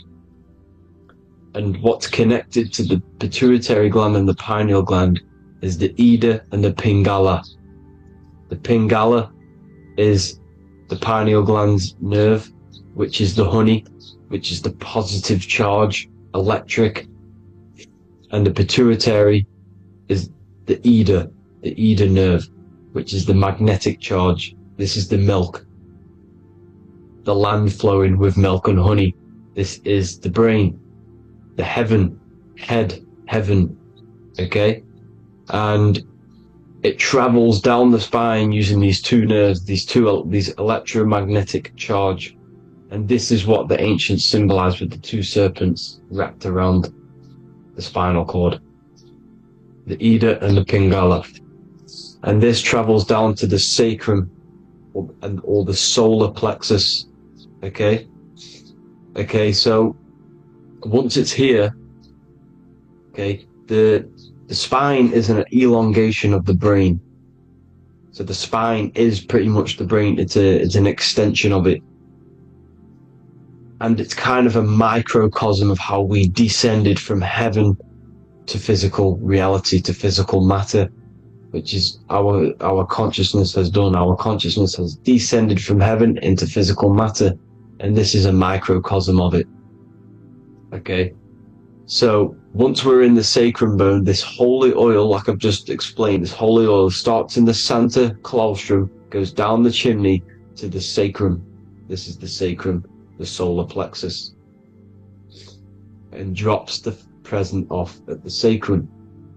Now, once we're at the sacrum, we need to raise our vibration to take this oil back up the spine. Okay, and the River Jordan symbolizes this in the Bible. King Herod wants to kill Jesus in Nazareth, which is here, this is the River Jordan, is Nazareth. He goes to be born in Bethlehem and then goes back up to Nazareth to Joseph and Mary. Joseph and Mary, the pineal gland and the pituitary gland. The Bible is huge symbolism. It's all metaphors for this sacred process which goes on inside of your body. You are the Temple of Solomon. You are the Holy Land. The Holy Land is your brain. Once this oil is at the sacrum, you need to raise your vibration in order to take it back up. Once this oil has gone back up to the pineal gland, it activates the crystals which are wrapped around your pineal gland. Your pineal gland is this tiny little beam here. This is the claustrum. This is the pineal gland, and it's wrapped in crystals. And when this oil travels back up the spine by raising your vibration back to the upper room where Jesus met the 12 disciples, or the 12 cranial nerves in the brain, and it activates and it turns on this pineal gland, and once it's turned on, it illuminates all the cells and the nerves in your brain and turns them all on and activates the higher God man, the God consciousness, Christ consciousness. And it regenerates the whole body. This is the secret to regeneration. It regenerates all the cells in the body. And this is how the ancients lived for thousands and thousands of years, as talked about in ancient texts. They lived for hundreds and thousands of years because they knew this secret. And this fluid, this brain fluid, the secretion, or the Christos in Greek, which means gold, because this is the alchemical process from turning lead to gold. Your body is the alchemical furnace. Now the ancients knew about this center of the brain because they symboled it. This is the Eye of Ra, and it's the brain, and this is what's wrapped around our consciousness. Our consciousness isn't wrapped around the brain. The brain is built around the consciousness. We are the consciousness. You don't have a soul, you are the soul. Okay? Now, the head, heaven, hell, heel at the bottom of your foot, that's hell. Head is heaven and hell. Simple. Now, the pineal gland produces DMT, which is dimethyltryptamine, which is known as the spirit molecule. So, let's move on. Now, when this oil travels up, back, the spine, the chimney, it crucifies at the top, which is called the vagus nerve. So when it reaches here, the optic thalamus, it crosses and crucifies once it's raised back up. And this is why Jesus dies at 33. He was crucified at 33. Because you have 33 vertebrae on the back of the spine. and then it's crucified by the cross of the vagus nerve. When this oil crosses the vagus nerve, this is the crucifixion at 33, and it symbolizes the death of the physical consciousness. You then become spirit. You then become God consciousness, activating the Kundalini, regenerating the body and the mind. Okay? The Garden of Eden. You are the Garden of Eden. The land of milk and honey is upstairs. The pituitary, which is the milk, the pineal gland, which is the honey, which is DMT. It even says this in the Bible. As he brought us into the place, and he has given us this land, a land flowing with milk and honey, which is also symbolized as the sun and the moon. The Bible also says, the light of the body is the eye, not the eyes, the eye. If therefore thine eye be single, thy whole body shall be full of light. This is the activation of the pineal gland by raising this oil back up to the pineal gland, to the center of the brain. Neither shall they say, see that here, or see there, for behold, the kingdom of God is within you. So he's saying, don't look out there. Nothing is out there. It's all inside of you. Everything's inside of you. You're the universe. Now, how to raise this oil back up to the pineal gland? Every month, like I said. The moon controls the cycle. The moon controls monthly cycles. When the moon is going into your zodiac sign every month, this oil goes down the spine, and you must raise your frequency to get it back up. You must retain your seed. This is the most important. Your fluid, your secret, your holy fluid, your life force. You can't let that go. That life force is the reason you're alive. This holy oil is the reason you're alive, because it feeds all of the systems in your body. It feeds all the systems in your body. You have to retain your seed. Alkaline diet, positive thinking, and meditation. Okay? When you retain your seed, you will live longer. The moment you release it, you're killing yourself. You're killing a piece of yourself every time you release your seed. Every single time. You're killing a part of yourself. Okay? Now, this could be why this could be the illumination, the single eye on the Illuminati's symbol, the Freemasonic symbol, the illuminated eye, the triangle, which could symbolize the body, mind, and spirit, but the eye illuminated. Now, in the Bible, it talks about the two trees, the tree of knowledge and the tree of life. The tree of knowledge is the tree of good and evil, which is the most important system in your body, which is the nervous system. The nervous system, the most important. The tree of good and evil. And the tree of life, which is the cardiovascular system. Now, this oil, when it's released every month, feeds these two systems, and these two systems feed everything. Now, it's important you understand that. Okay? The ancients knew all of this knowledge. The Bible's telling you this knowledge. But it's in a metaphorical way. You have to understand the context behind it so you can read it properly. Now, eating of the tree of life, which is when it talks about in the Bible, eating from the tree of life is actually symbolizing a bad diet, ejaculation. Because you're eating from these two systems, you're killing yourself with a bad diet. You're killing yourself with an ejaculation. Okay? So, that's important to understand. Now, this is Jacob's ladder in the Freemasons. Jacob's ladder, which is the spinal cord, it's the stairway to heaven. And this is Jack and the Beanstalk when he goes up the beanstalk and finds the golden egg in the grey clouds. The grey clouds symbolize the grey matter in your brain. Now, the Garden of Eden talks about the 4 different rivers in Garden of Eden. As we see here, the North Pole map, the ancient North Pole map. Because the center of the earth is the center of the torus field. Everything's the torus field. Atoms are torus fields. Everything's torus fields. You are the universe. Everything is within you. The North Pole is your spinal cord. This is why they say Santa Claustrum comes from the North Pole. This is the North Pole, and the Santa Claustrum is the center of your brain. Now, there's 4 rivers which come from the Garden of Eden. There's the blood, the Christ oil, which is the oil we're talking about, urine, and saliva.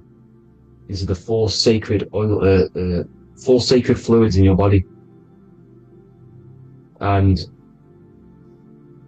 these are constantly abused in today's society. These secret societies are targeting these fluids. Okay? This is why porn is free.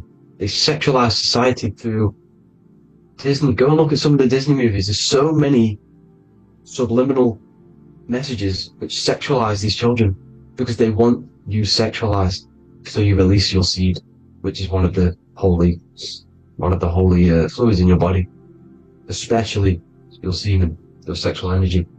So important you retain this. So important, because it's your life force. It keeps you alive. Okay? Now, let's recap on this. If you want to raise your oil every month, you can't just retain your seed for the month. You have to retain your seed forever. Don't just do it for a couple of days. You have to do it. It's a lifestyle. You want to become God consciousness, you got to do what it takes. It's hard in this society because this society is it's designed to kill you pretty much. It's designed to keep you in these lower states of consciousness with all the bad food, the chemicals in the food, the chemicals in the water, the sexualized TV programs, sexualized adverts, sexualized TikTok and apps, videos, subliminally stimulating you. Because that is your weakness, sex. It's your weakness. Now, you have to retain your seed, meditation, and an alkaline diet. Why alkaline? Because acidic is low vibrational. This is the color spectrum. And what's the highest vibrational color? Violet. It's the lowest, red. You have to have an alkaline body in order to raise this oil. When you drink, when you have a bad diet, when you drink alcohol, when you smoke, this destroys the oil. It destroys the oil in your sacrum, and it can't be raised again, can't be raised up. This is why it's so important. Without that oil, you don't live. That oil makes you live. It feeds everything in your body. It's crazy how we're not taught this. It's insane. But that is how you raise the oil, people. I hope you all gain some knowledge out of this video. And I hope this assists you on your journey, your spiritual journey. And please like and share this video. We need this knowledge out to the public to wake up humanity. Thank you all, people. God bless.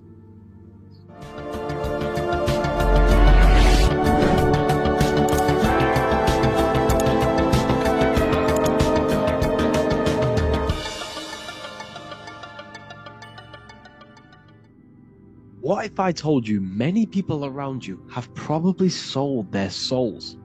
It's more popular than you think, and it's very easy to do. Selling your soul is not something that you can just go and meet the devil and do it. It doesn't work like that.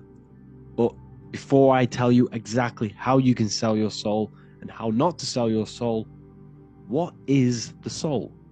So looking at Jesus, we always see 2 lights surrounding his head, one surrounding the heart. And as of course, if you've been watching my channel, you know Jesus represents you. He represents the divine essence of the universe made in human form. Each one of us possess a fractal of God's infinite consciousness. We are all God. We are all God experiencing himself in a 3-dimensional divided form, separated from his oneness. God wanted to experience himself, so he made this world. So each one of us possess a soul, and the soul is the spark of God's infinite loving consciousness, filled with God's loving moral law. So The reason why Jesus is always have a light above his head and a light on his heart is because this represents the brain and the heart. The brain is not the mind. The heart is not the soul. The brain is the physical manifestation of the mind. It is the physical mechanical computer for the spiritual mind. The heart is the physical manifestation of the soul. The heart is a brain. In fact, it contains 40,000 specialized cells, which are the exact same cells found in your cranial brain. Yes, your heart is an emotional brain. Your cranial brain is a thought brain. It's a computer. Okay? Everything that exists physically exists non-physically. This is what the ancients called spirit. Just means invisible force. The mind, the thoughts are not made of atoms. You can't touch, you can't find tangible thoughts, imaginations. These things exist spiritually in metaphysical counterspace. It's the same with your emotions. The emotions are spiritual. They are not physical. You can't touch them. So thoughts are the language of the mind. Emotions are the language of the soul.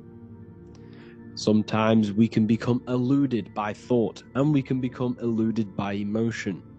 If we are led purely by emotion, we can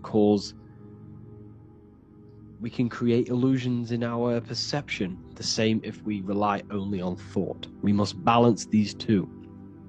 Okay? So the mind is the creator. The soul is the operator. Every thought we think is being judged by our soul. The soul is the judge. The soul tells you what is right, what is wrong. And even the Freemasons depict this spirit and matter in their black and white checkered boards. White is spirit, black is matter. Matter is dead, spirit is life. This is what this represents. Physical reality is not just physical. For every physical object, for every physical manifestation, there is a spiritual force bringing it into existence. Consciousness brings everything into existence. Before you kick a football, there is a change in your inner consciousness before you take that action of kicking the football. Everything exists in spirit before matter. You existed in spirit before you were physical. We also see this in alchemical Freemasonic artwork. This represents the clouds, this is the mind, this is the heavens, and then coming down into the heart, which represents the earth. The light entering the mind into the heart, because every thought we think is being judged by the heart. The heart speaks to you through emotion. The soul speaks to you through emotion. Every thought you think, your heart is telling you that is right, or it's telling you that is wrong. Why? Why is this? Emotions can guide us, okay? Emotions are the language of our soul. Our soul guides us to our soul purpose. Each one of us contains a purpose in this physical life. There is a reason you are alive. There is a reason why you came from spirit into a material reality. Your jealousy reveals where you need to be in life. If you are jealous of someone, this is your soul saying you need to be there. That's where you need to be. Your fear reveals your greatest growth in order for you to reach your life's purpose. If you fear something, this is your soul telling you you need to overcome this in order to reach your life's purpose. This is the next obstacle. The soul, your life purpose is not found in your passion, it's found on the other side of your greatest fear. The soul's always seeking, it's always seeking truth. It's always seeking to expand, to learn. The soul must go through pain in order to overcome, in order to grow. That's why we are here, to grow and expand and create. We also see this in alchemical artwork. Again, the mind in the clouds, the heart and the soul. They must work in unity. Each one of us contains the spark of the divine, which is the soul. Okay? Which is the soul. This is the operator. G-O-D. Generator, operator, destroyer. The generator is the mind. The operator is the soul. The destroyer is the body. Everything will generate, everything will operate, and everything will die. That's the Trinity. The Father, the Son, the Holy Spirit. There's always a Trinity. Brahma, Vishnu, Shiva. Okay? So each one of us contains God's law, and it's encoded within our consciousness, within our soul, within our heart. That is what's judging everything you do. Every time you hurt someone, you can feel it. If you've ever punched someone, you can feel it. You know it's wrong. If you've ever stole something from someone, it doesn't matter what you've learned in the past. If you steal something, you know deep down within your soul it's wrong.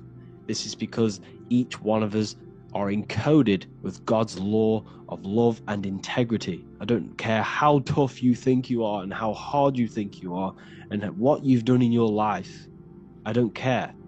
You know what is right, what is wrong, because you are encoded with love. Does not matter how far your mind can take you away, how corrupt your mind can become. There is always a spark of love and empathy in your heart, in your soul. You know this when a child. When you're a child, you're not racist. You don't want to hurt anyone. You don't want to steal. As a child, you're pure love, you're pure awareness, you're pure. You would never think about being racist. It's the corruption of the mind that leads us to corruption. Our soul always wants to do good. So the soul is encoded with God's law, and when we go against this law, this destroys our body. Yes, because your body is electromagnetic, and that's being casted from your heart. So every time you go against the heart's guidance in moral law, we weaken our electromagnetic field, which weakens our body. If you've ever looked at someone who's very negative, you can see them. You can see that they are aging quicker. You look at Scrooge, for example. If you ever watched Scrooge, look at how corrupt he looks. That's his heart. You can see the people's hearts on their face. People who do negative things and have negative thoughts, negative emotions, you can see it in their eyes and their face. It's because it corrupts you. It corrupts the body. It ages the body. Goodness is life. Okay? So can you sell your soul? You cannot sell your soul physically. But what you can sell is your conscience. What you can go against is that moral law. And you can exchange physical material things such as money, fame, cars, houses, business, in order for you can exchange that to go against your inner dialogue. For example, these rappers, celebrities, what are they doing? They're not selling their soul. You can't sell your soul to some entity on the astral plane. But what you can do, you can take money to say, I'm going to go against my heart. I'm going to go against my inner moral law. I'm going to take that money and I'm going to do something wrong. It's basically going against your soul. It's selling your soul, selling your soul's guidance of moral law. That's what selling your soul is. And that's what these rappers are doing. That's why they're so sad. You know, this is why all these rappers are on drugs, doing all sorts of things to escape, to short-term escape what they've done. They're going against their inner guidance for money. And yes, short-term pleasure may be happy for now, but in the long run, it will leave you feeling voidless because nothing material can ever satisfy your soul. Nothing. You could gain £1 million tomorrow, guaranteed within 2 weeks you'd be back to the exact same position, mentally, emotionally, as before, because nothing physical can ever satisfy you. Guaranteed, if you've received $1 million, if you received $1 million now, in a week's time, you'd be hunting for the next million, because it does not satisfy you. There's a reason why these billionaires don't stop working, because they're so addicted to earning and earning and earning. It doesn't satisfy you. The only way you can satisfy yourself is through Christ consciousness, is through self-love, is through loving thyself, knowing thyself, and becoming balanced internally in consciousness, instead of seeking external validation through material things, which end up leaving you feeling voidless, empty inside, and sad and depressed and anxiety. Everyone's looking outside of themselves for validation, when true validation comes from within. True satisfaction, true happiness comes from within, reaching Christ. Christ is a state of being, a state of consciousness that we must cultivate within ourselves, so we can live a happy, balanced life. You can have all these material things when you're satisfied inside, but don't rely on them. Me, I enjoy material things, but I don't desire them. I don't chase them. I don't rely on them for happiness, for validation. You can have big cars, you could have your favorite watches, you could have Lamborghinis. Yes, it's fun, but don't let it give you your happiness. As long as you're happy on the inside, it's okay to have these things. You should seek balance with your inner world and outer world. Okay, so this is what they are doing. Rappers, celebrities, actors, Hollywood, this is what they've done. They've exchanged their inner integrity, their inner law, their inner moral compass for exchange for material wealth, fame, money, and cars. That's what they've done. And power, it corrupts you. They slowly corrupt you. So yes, you cannot sell your soul. And if you wish to learn more, I'll see you inside Ethereal University with my community, where we are learning every day to master ourselves, to expand our consciousness. If you want to lucid dream, astral project, master yourself, create the desired reality you want, learn about human consciousness and your full potential, then Ethereal University is for you, and I'll see you inside. The link will be in the description. Thank you for watching. What if I told you that you are under a spell, and this spell is controlling you in every aspect of your life, and you don't even realize it? Spells are not what you've been taught. They're not fantasy magic wands that are casted over you. No, no, no. Spells are much, much deeper. A spell is a belief system that is installed into your subconscious mind, which holds power over you. Okay? If I install a belief into your mind and that belief holds power over you and controls you, that is you under my spell. A spell is a belief that someone has installed into you. Okay? You have a subconscious mind. This subconscious holds power over 90% of your daily basis behavior, thought patterns, and overall emotional state. Because the subconscious is the back end of our mind, the mind that we don't really have access to. It's the shadow self, where all of our programs, all of our memories, all of our traumas, all of our everything that we've ever experienced is recorded and kept in this vast database called the subconscious. Now, the subconscious is the 90% of our mind. We are only aware of 10% of our mind, which is the conscious mind, which is what you're using now, what you're consciously aware of. But there is a subconscious mind that holds power over your conscious decisions, and you don't even realize it. For example, as a child, you had a very, very traumatic event happen. Let's say as a child, you were not loved enough by your parents. And this feeling of you not being enough for your parents and feeling alone as a child implanted this seed. And this seed was planted by your emotions, a strong emotion. And over time, as you grew older into an adult, this seed grew and grew and grew.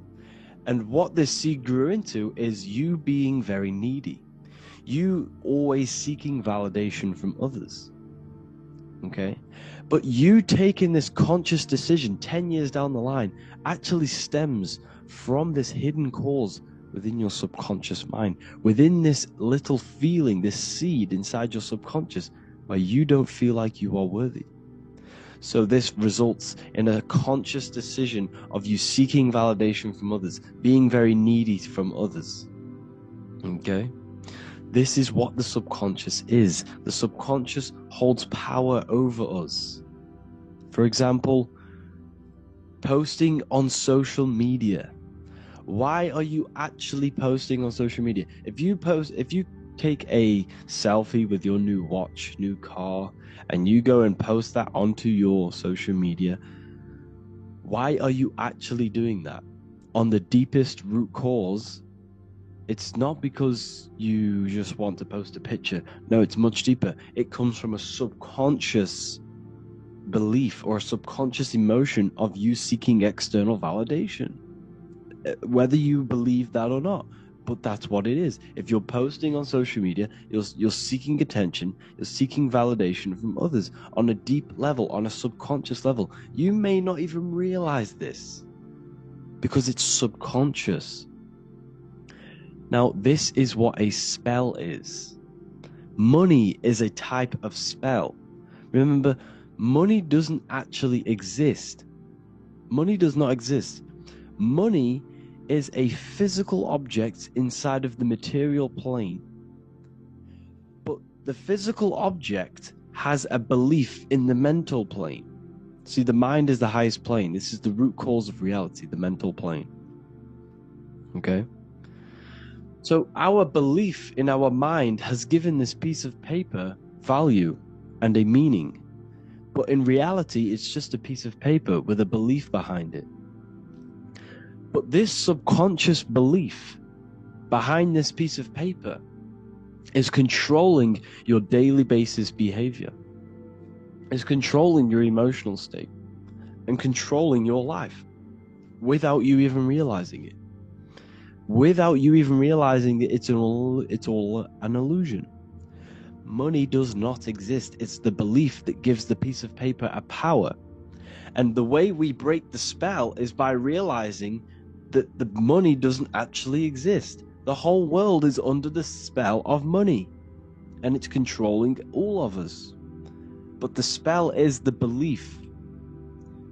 Once we all wake up and realize money has no value, it doesn't actually exist, it's only a belief. There is no actual money. That's how we break the spell. The spell is broken when we figure out that we are under the spell, under the belief, under the illusion of this piece of paper having value, and it's controlling our lives. That's why the word money has mon within it. Mon is moon, and the moon represents our hidden aspect of our mind, our subconscious, and the sun represents our conscious mind. So you have two versions of yourself. You have the self that you show to everyone, the conscious mind, and you have a shadow self called the subconscious, which is the hidden aspect of you. For example, do you really love your partner who you're with, or are you just with them is there a subconscious fear of being alone? Do you really want to be with this person, or is it are you staying with them because it's stemming from this fear of being alone, of being lonely? Or are you just with them because you have a subconscious sexual addiction?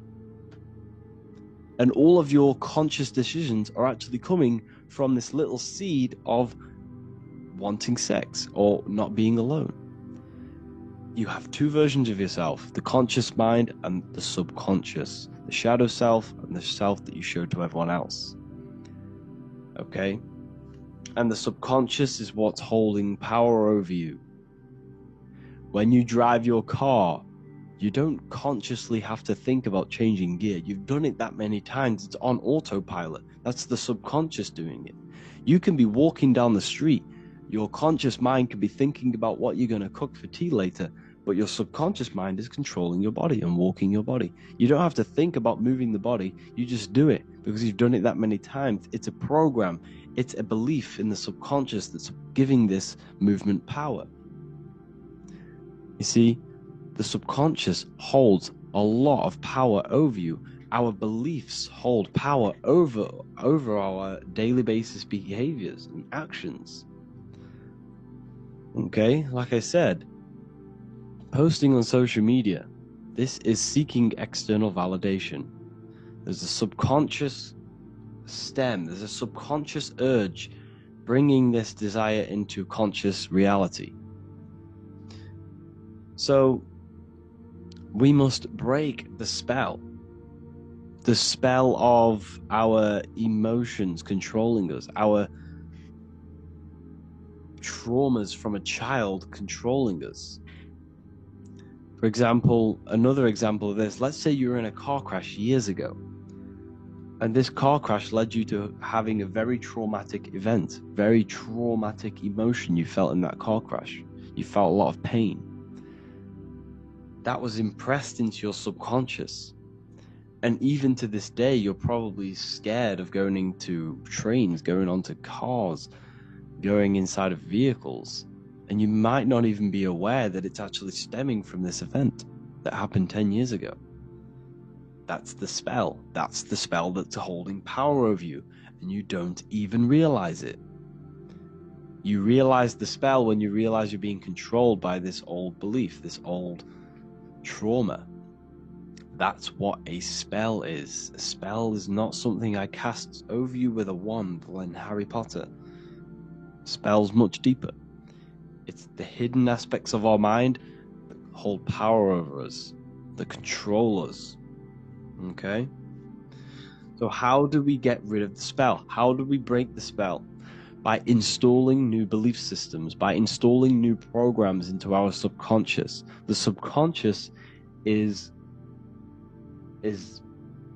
impressed by repetition and emotion.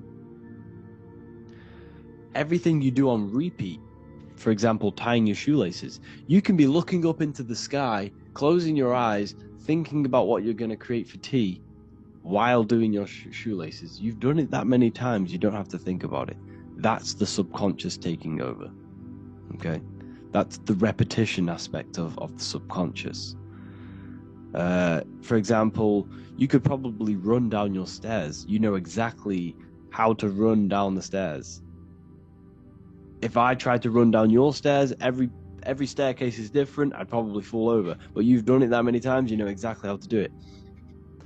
It's what we call ritual. When you have an evening ritual, when you tidy the house, you do your skincare routine, you wash your teeth, that's a ritual. This is what the ancients called ritual. When we do rituals, we're trying to implant something into our subconscious to either remove an old program, an old seed that is controlling us, for a new one that's going to grow into new light, into a new reality. So you can implant messages, implant new programs into our subconscious, which will then grow into a new reality. Okay? Because if I tell you something over and over and over again, every single day, for example, if I say, you do what I say every single day I repeat this statement into your ears, about a month or 2 months in, you're going to start to believe in that statement and you're going to start to be under my spell.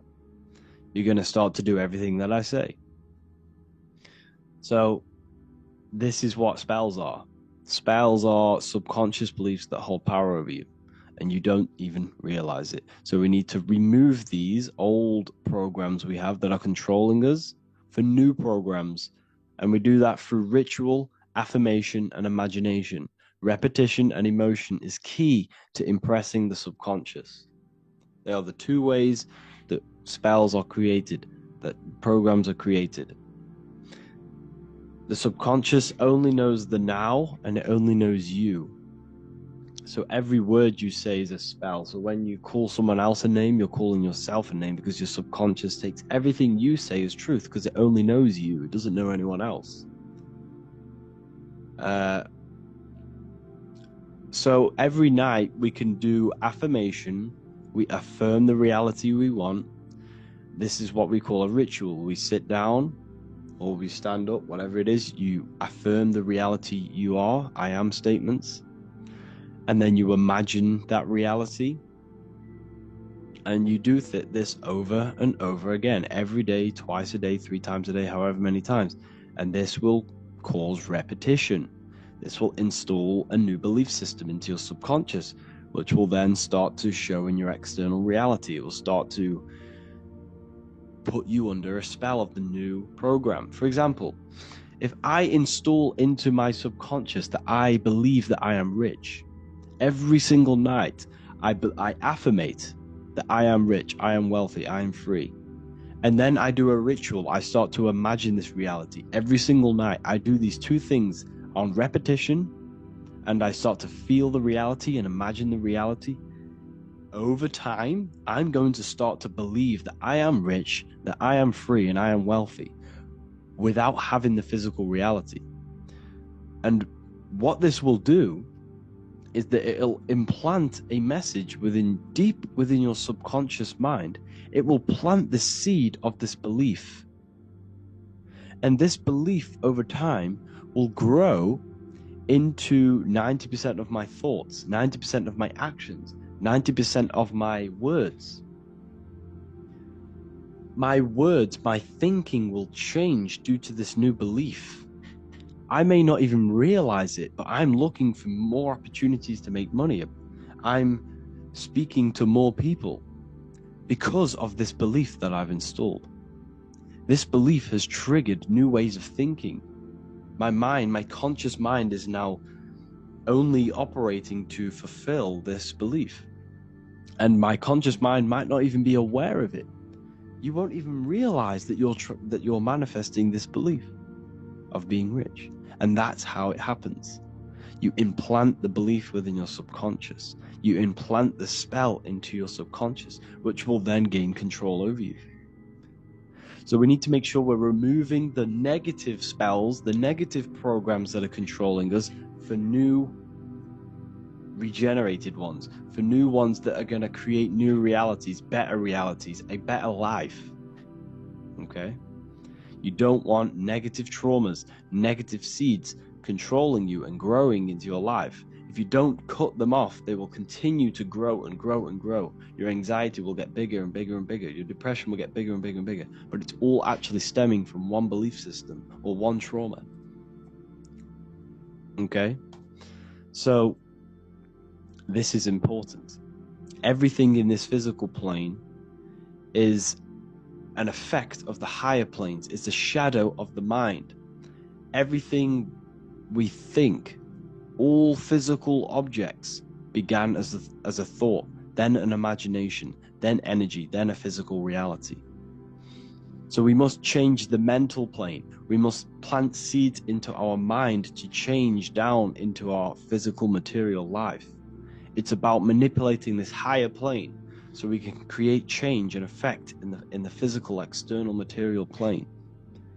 That's what magic is. This is what spellcasting is. This is all what it is. It's not fantasy. This is the manipulation of the higher planes of consciousness, which your mind has access to.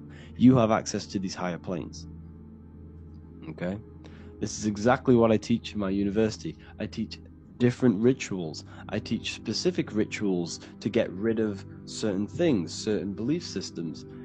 I teach all different rituals, all different ways for you to create your own reality and live the best reality you want.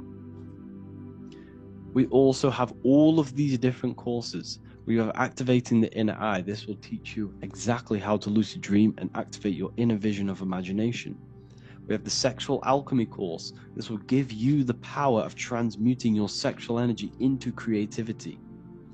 We have electromagnetism studies. We have esoteric exchange, an exclusive live call that we do every single week, and I connect with all of the students. They can ask me questions, can speak with me one-on-one inside of these live calls. We have the real numerology section. We have the health section. We have a lecture section. Look at all of these lectures we have on occultism, symbolism. All of these lectures are designed to gain you power, to give your personal power back to you, to make you realize things about you. We have a meditation section. We have a library section where you can download all of our library, all of our books, different books on occultism, symbolism, Freemasonry, astral projection, and of course we have the Manifestation Mastery course, which teaches you exactly how to create reality, so you can live that desired reality that you want. This is the last chance to lock in the price, $55 a month. This is less than $2 a day. You can really level up your life, because the price is going to increase as the value of the university increases, because there's a new symbolism course coming out, and if you join now you'll get this course for free, because obviously when this course releases the price will go up. The symbolism course will teach you the language of esoteric and occult symbolism. I'll leave the links in the description. Make sure to leave a like, comment, subscribe to the channel if you want to see more content. Thank you all, people. Have an amazing day. Geometry. This is the study of nature, of the codes, the mathematical codes behind physical reality. So today we're going to be going deep into geometry and the true esoteric internal geometry, the geometry that no one really talks about, and how geometry relates to human consciousness. So essentially, what we must understand when it comes to geometry, the basics of geometry is everything is vibration. And this vibration is vibrating on a certain frequency. And this certain frequency creates a geometric shape, which is why in nature we see all of these different geometric shapes. All matter takes form in shapes. So if we put sand on a plate and we vibrate the plate on a specific frequency, we see that the sand goes into specific geometric shapes and patterns. So essentially, matter is energy condensed. It's energy vibrating on a low frequency, vibrating at a certain frequency. So matter is condensed energy, and each geometric shape is manifesting and showing a specific energy. Some shapes carry more energies than others. For example, the cube is what traps energy. A square is what traps energy. So geometry and the flowers are basically how energy manifests itself into physical matter. We are in a world made out of energy or light. Light is energy. So everything is vibration, everything is frequency, and everything is energy. Even the words, each atom in our body, everything. So everything in nature has these mathematical, energetic codes. So geometry is basically the study of nature and the shapes that are in nature and their energetic principles. Because like I said, matter is energy. So this is what we call cymatics, when we place water in a petri dish and we shine light on top and we vibrate the water. And we can capture, this creates certain patterns. Each frequency, like you see here, has its own pattern. So what we are seeing here in the physical plane is essentially energy condensed into physical reality. We see it in the turtle. We see it in every single form in nature. Now, external geometry and normal geometry, we normally get taught that this is God's way of creating physical reality, which is essentially true. However, it's far more deeper than that. Far, far, far more deeper. Okay, so what geometry truly is, it's not God's codes to reality. What we must understand is what the brain truly is. And what we must understand is that we are not in the world. We are not in the universe. The universe is us ourselves, and the world is produced by our brain itself. Okay? So the way you must understand how the brain works, so what you visually see, so geometry is to do with what we visually see. And what we visually see is heavily connected with our eyes, which are an extension of the brain. The eyes are the brain. And essentially how we see is energy enters the eyes, and each eye goes to the optic nerve, and this energy is transferred into electricity, which travels to the back of the brain, to the visual cortex of our brain. And this is where the image is produced, what we see. Therefore, the world outside of us is truly inside of us. It's a projection from within the brain. The brain is an energy condenser, a decelerator, an energy decelerator. Everything outside of us is basically formless energy. It is formless energy vibrating at a certain frequency. So what the brain is, it's sucking in this energy, this light, and turning that frequency, that code, that light code, into a physical reality. It's condensing the energy and turning it into a visual image inside of the brain. Therefore, everything outside of you is not what it looks like. Everything outside of you is basically energy, infinite energy. And our brain is condensing this into a physical reality and projecting it outwardly, which you experience your visual field. Okay?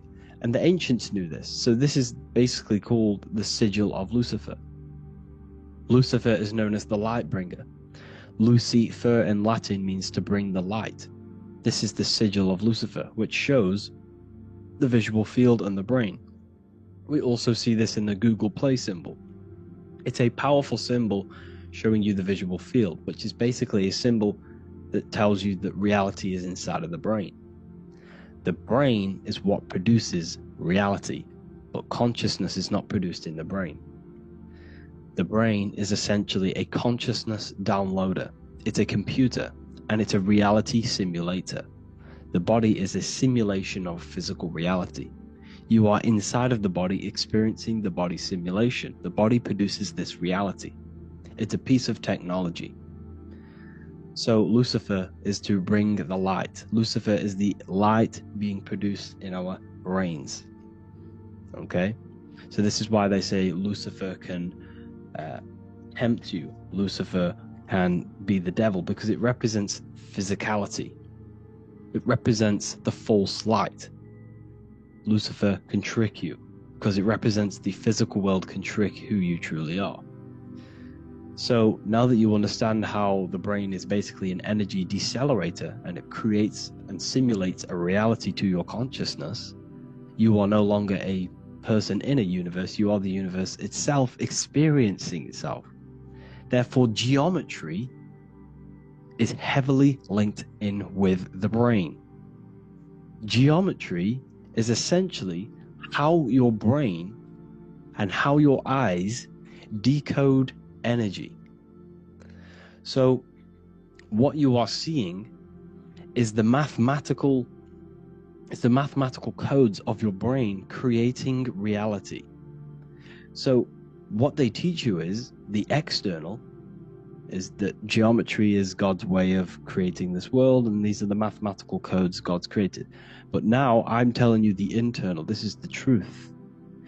Geometry is how your brain mathematically condenses energy and light into a physical reality. So therefore, your brain is a computer program. So now geometry is nothing outside of you. Geometry is not something created by something else. It's created by your brain. Your brain produces these patterns through mathematical codes by breaking down energy into physical reality. And this is why you see geometry in everything around you. This completely changes your view on geometry. It's in your ear, it's in your face, it's in everything. Geometry is everything. Okay? So now that you understand this, now, as we were talking about the visual field earlier, the ancients knew about this. The ancient Egyptians knew about this. We can see this symbolism inside of the casket, the Egyptian casket. See, this crossover represents the visual field. This represents the back of the brain. This is the left hemisphere, the right hemisphere. And now some of the most simplest teachings in geometry is that straight lines are masculine and curved lines are feminine. And we even see this in the human body. The feminine human body is curvy and the masculine human body is liney.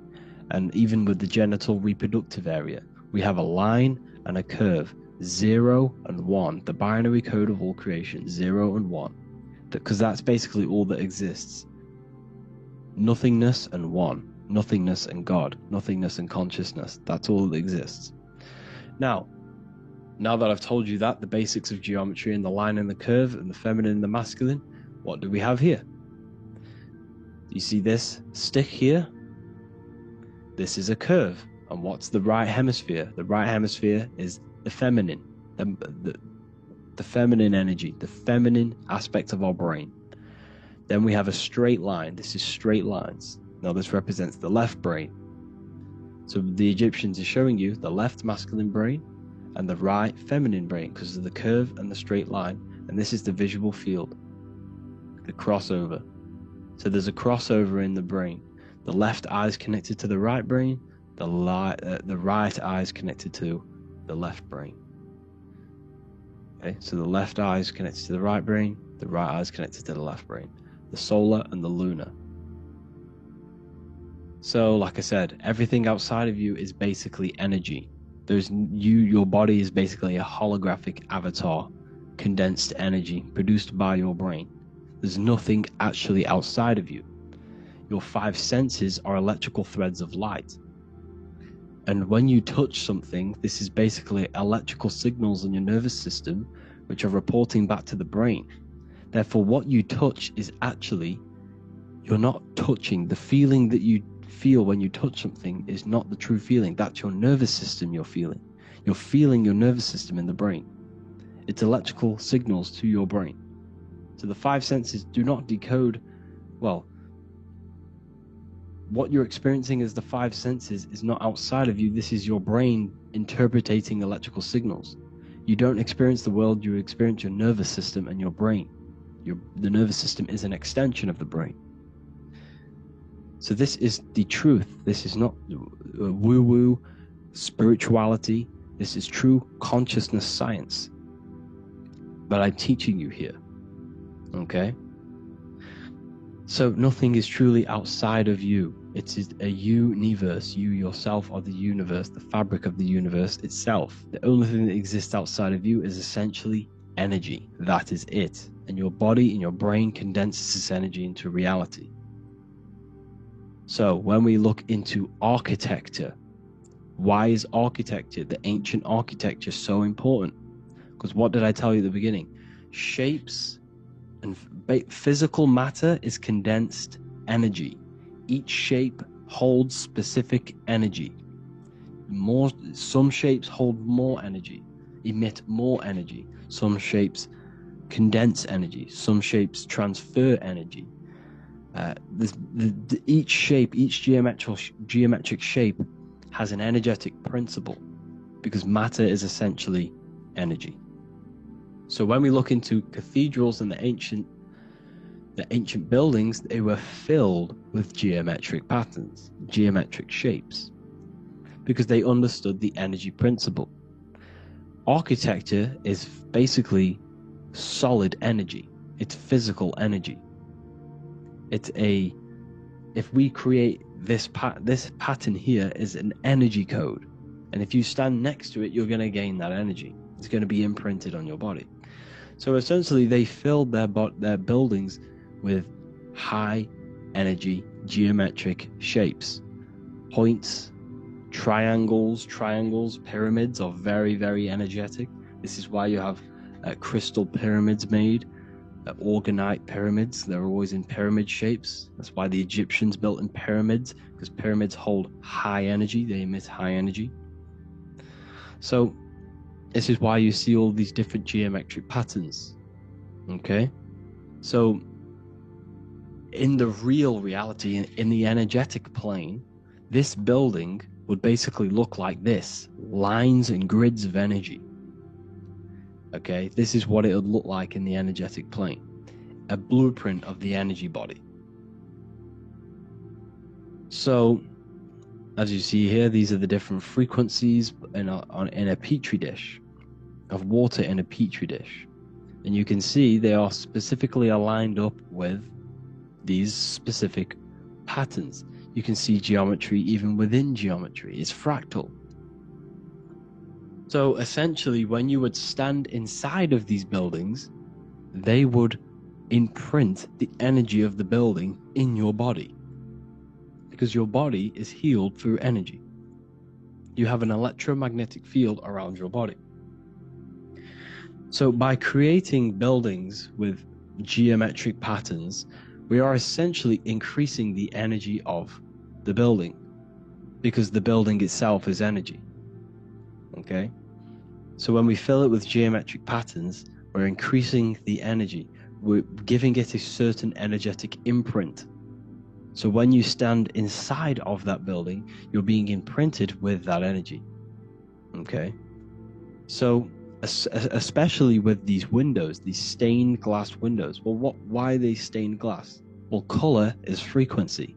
So when you have all of these different colors, and not only were they just painted, some of these colors are specific gemstones, crystals, natural stones, which all hold energetic principles.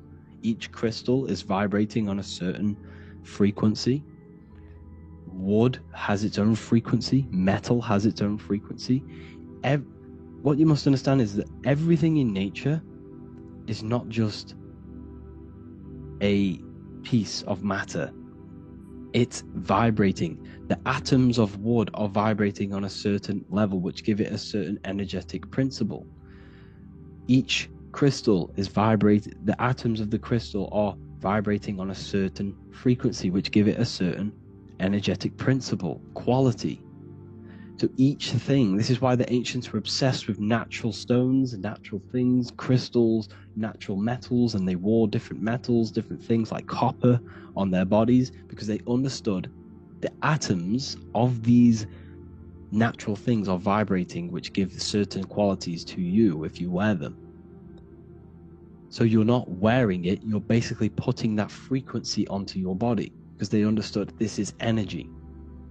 If I put copper on my body, I'm not putting copper on the body, I'm putting the frequency and the energy of the atoms onto my skin, and that frequency of them atoms are going to vibrate my skin, that frequency, and heal my body. So this is why this is so important. So each building is an energetic code. Okay, so when you stand in these buildings, it can heal your body. This is why when people walk into these ancient churches, they feel like they've met God. They feel a certain way. They feel so amazing when they enter these churches. They feel holy, for example. It's not because God's there. It's not because these man in the sky dwells in these holy places. It's because the energy of these buildings affect our consciousness. They increase your energy. They raise your vibration. They heal your body, they heal your cells, they imprint the water in your body, especially with these stained glass windows. Like I went a bit on a tangent there, but these stained glass windows were encoded, well, they use different gemstones, different lights, different colors. And when the sun would shine through this window, well, what's the sun? The sun is light. Light is energy.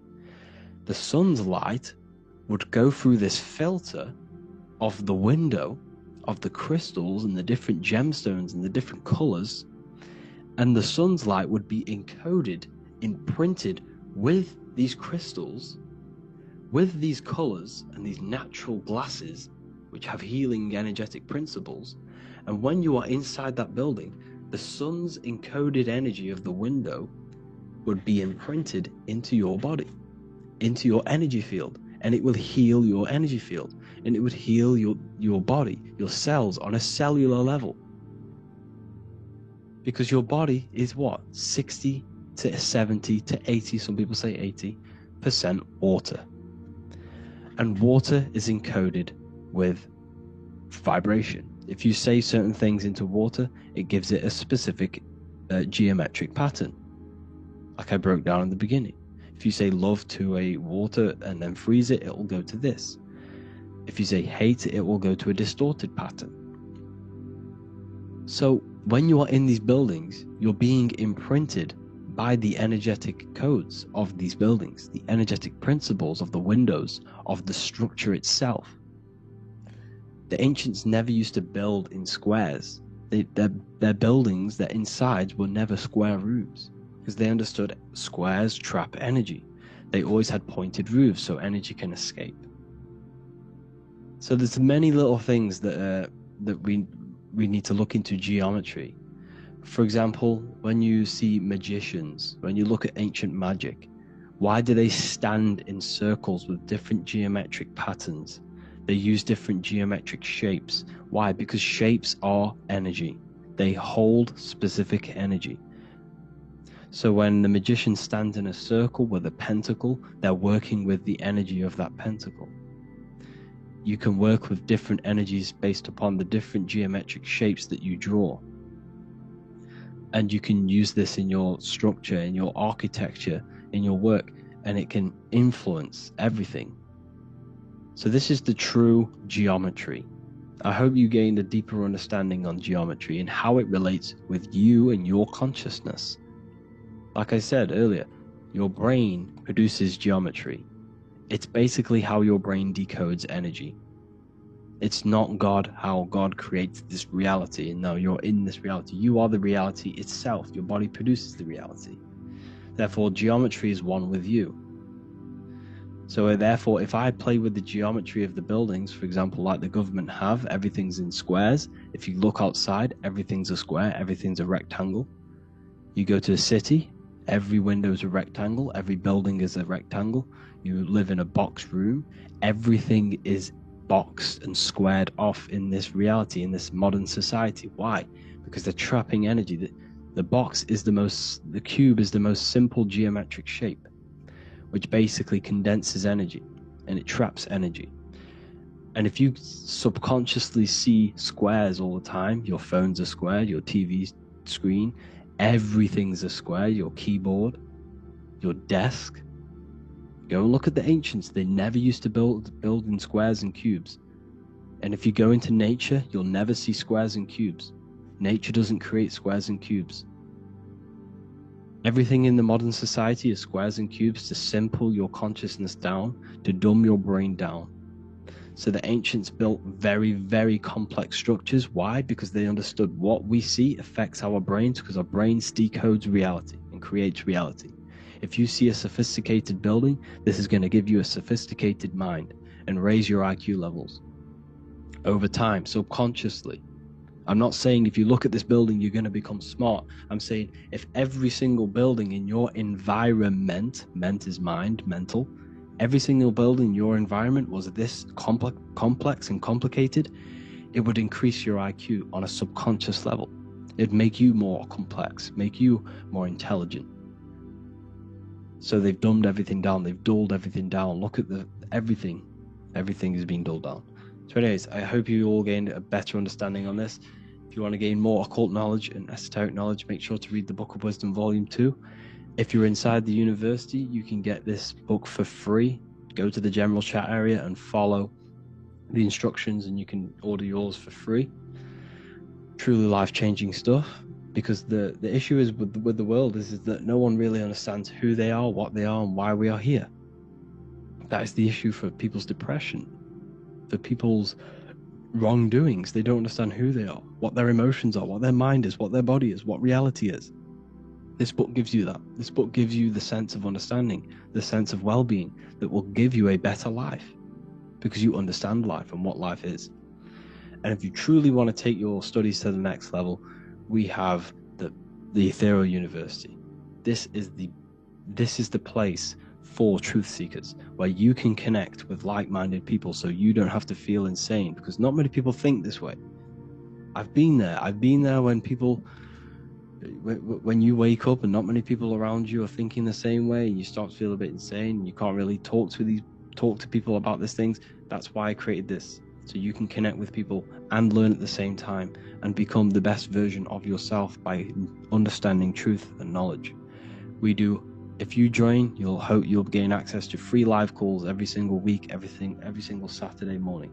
We do live calls. You can ask me questions and all sorts. So make sure to leave a like and a comment.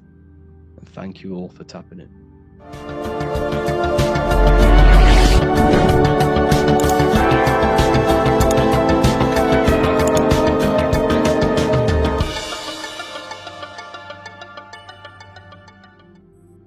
The Pope is supposedly opening 5 portals on Christmas Day.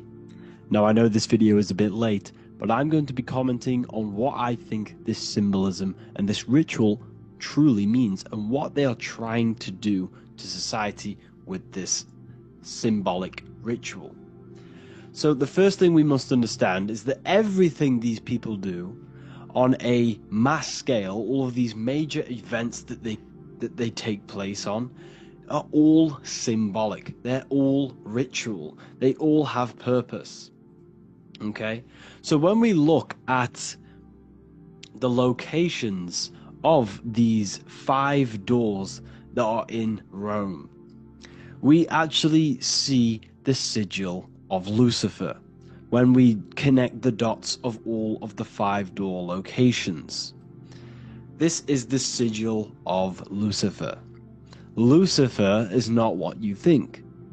Lucifer, sigil of Lucifer, represents the outline of the human brain and our visual perception field. Now, the human perception field is how our brain interacts with the external reality. Our external reality is not physical. The only thing that exists outside of you is pure energy, formless, vibrational energy and light. Your brain is an energy decelerator.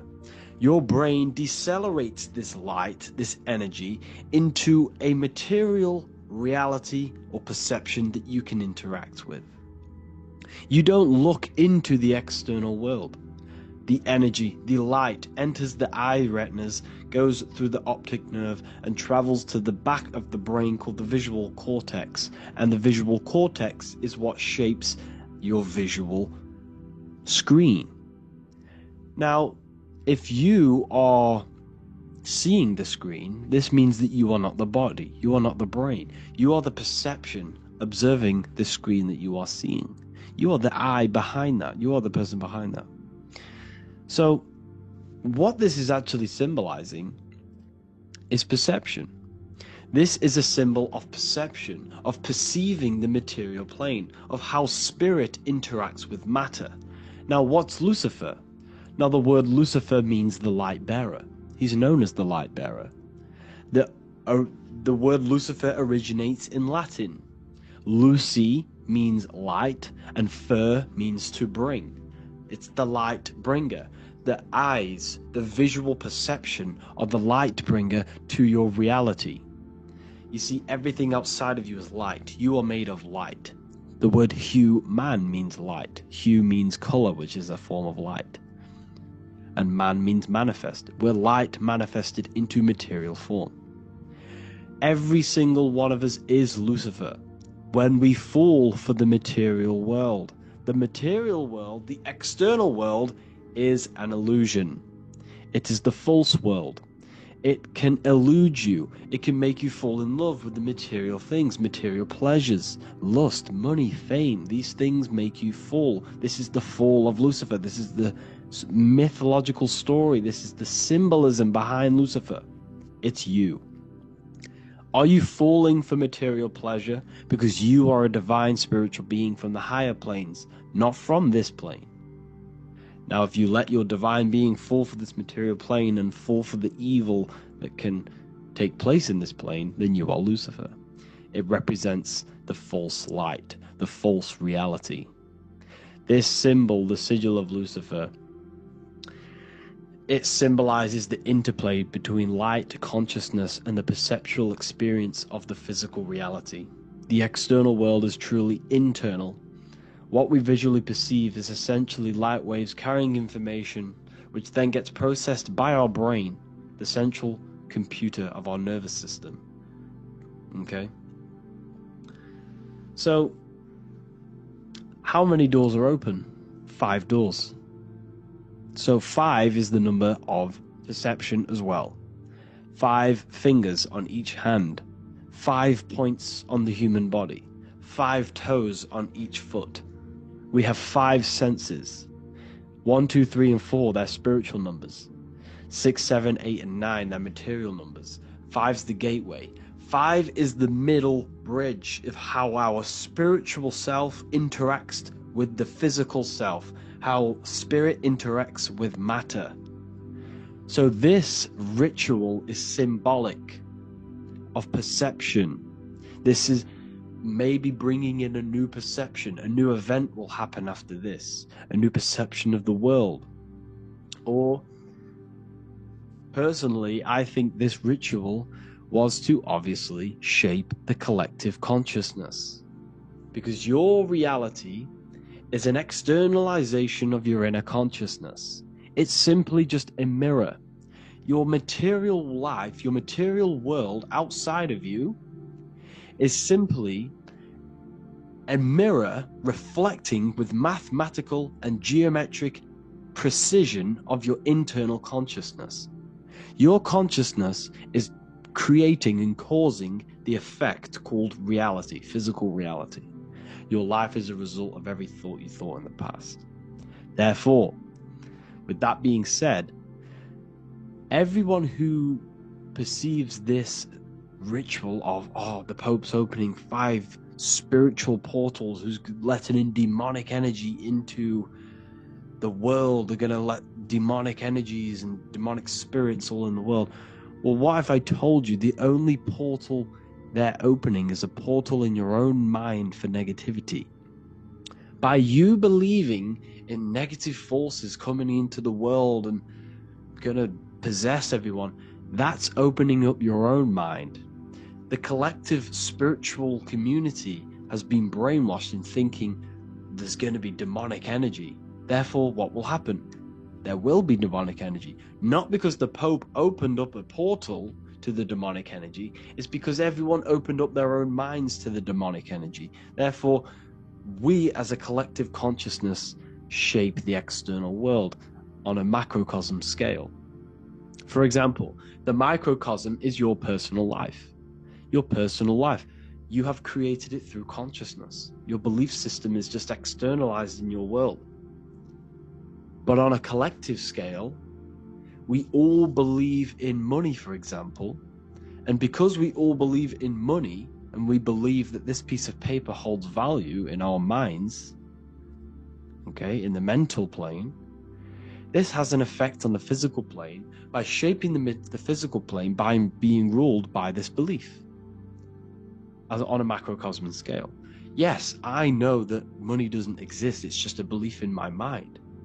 But that doesn't have an effect because the collective consciousness believes that money has effect, has power, when it doesn't. It's just a piece of paper with the belief behind it. If the collective consciousness stopped believing in money, then the collective consciousness would have broke the spell and we would have no longer had a material plane ruled by money. You see, our beliefs is ruling and shaping our physical plane. This physical world outside of you is truly just an effect of the mind, an effect of our consciousness, our inner world. So I believe this ritual was done to change our perception, to make us think the Pope is bringing this spiritual energy and negative forces into the world, and it's just simply us creating the negativity in the world by believing in this, by thinking this.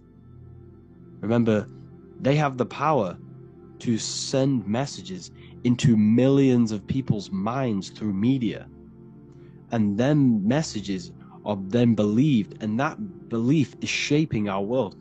What have I told you? That the New World Order is not manifested by the elite, it's manifested by you and us.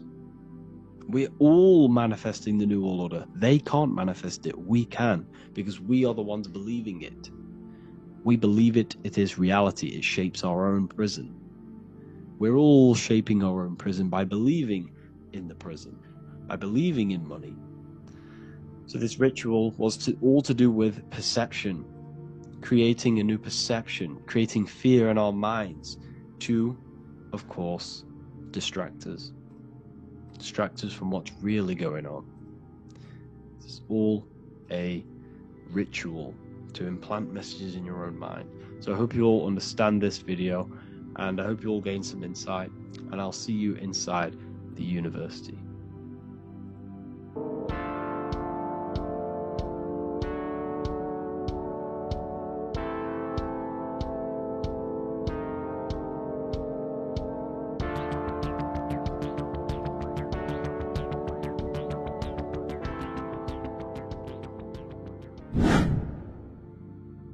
What is good, YouTube? Today we're going to be talking about the astral plane and how the cosmology fits into the astral plane. Okay, so first let's go over the astral plane and go over the different layers of reality so that you can understand reality more. You are a multi-dimensional being. You are not in these, you are in all of these realities at the same time. They all interweave into one big reality. But there are different planes. They are different vibrational dimensions. There are different dimensions of reality. The mind is the root cause of reality. We're living in the mind of God. Everything is being thought into existence from the root cause, from the universal mind. This is why the ancient Egyptians said, all is mind. We're living in the mind of God. And we are a microcosm of this mind. This is why we all have the same mind. This mind is the world of thoughts. Now, this world of thoughts is just the thought alone. For example, it is the thought of a chair. But then when you start to imagine this chair and you start to mentally see the chair, you're now manifesting the thought, the singular thought, into some sort of form. So now you're imagining the chair. You're imagining the form of this chair, which is then manifesting into the astral plane. The astral plane is the world of thought forms manifesting. So when you are imagining something, you are seeing into the astral plane. Okay? Your third eye, it is an eye because it sees the astral plane. It is seeing the other side through imagination, through dreaming. Well, we'll go over dreaming later. So, the thought of a chair is a singular thought. The imagination of the chair is the manifestation of the chair. And in the astral plane, it's basically the world of all the chairs that could ever exist.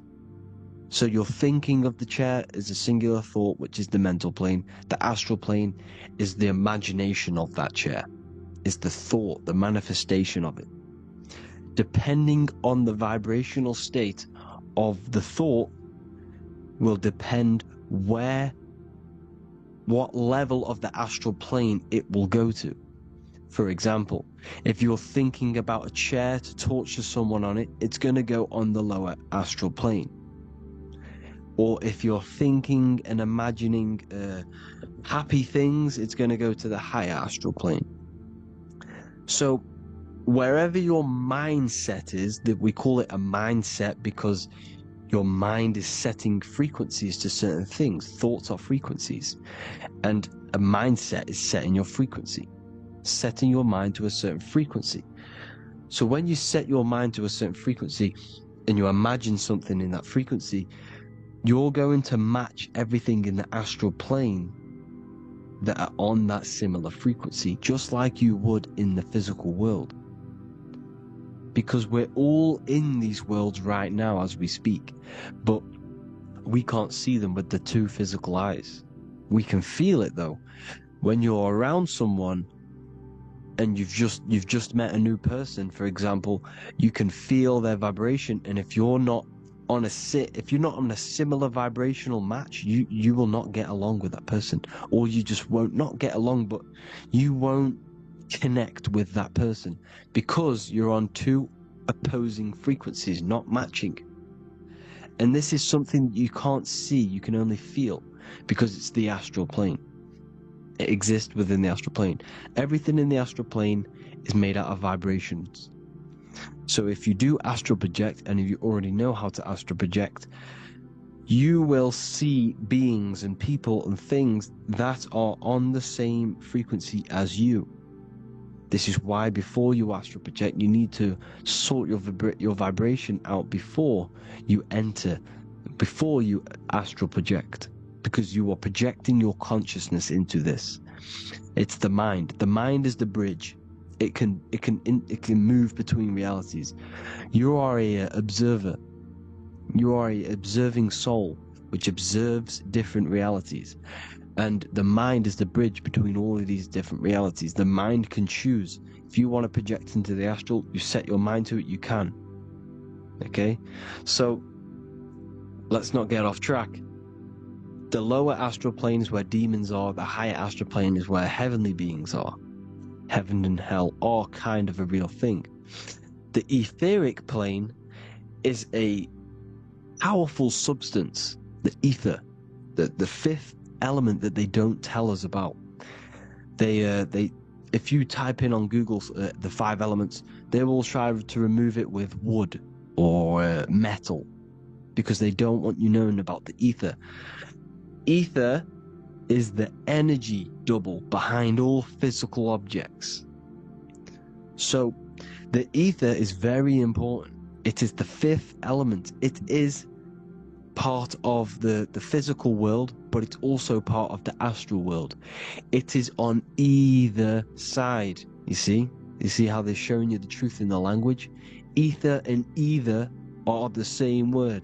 The ether has 1 foot in the astral and 1 foot in the physical world. It's a substance that connects the physical to the astral world. It is the either. It's on either side of reality. It's on the other side. Other, either, same word. Ether is connecting the physical to the astral plane. It's the world of frequency. Frequencies, EMFs, torus fields are in the etheric plane. It is the energy plane. It's where energy moves through the ether. Okay? So then you have the physical world, the world of effect. Everything you see in the physical world is the effect of the higher planes. Each plane is a product of the plane above. So, and it melts into each plane. The physical plane is the lowest plane, it's the most densest, and the highest is the most fluid. This is the most fluid, this is the most dense. This is where we get the saying, as above, so below from. As above, so below comes from the different planes of reality. And magicians understand this. This is why magicians always say as above, so below. Because they understand if you manipulate the higher planes of reality, you manipulate the lower planes. Because the astral plane is a direct copy of the physical world, but in the astral plane. It is mirrored.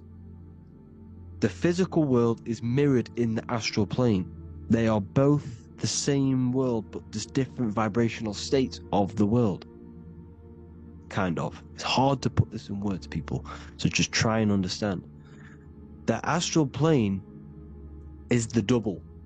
It is whatever happens in the astral plane happens in the physical plane.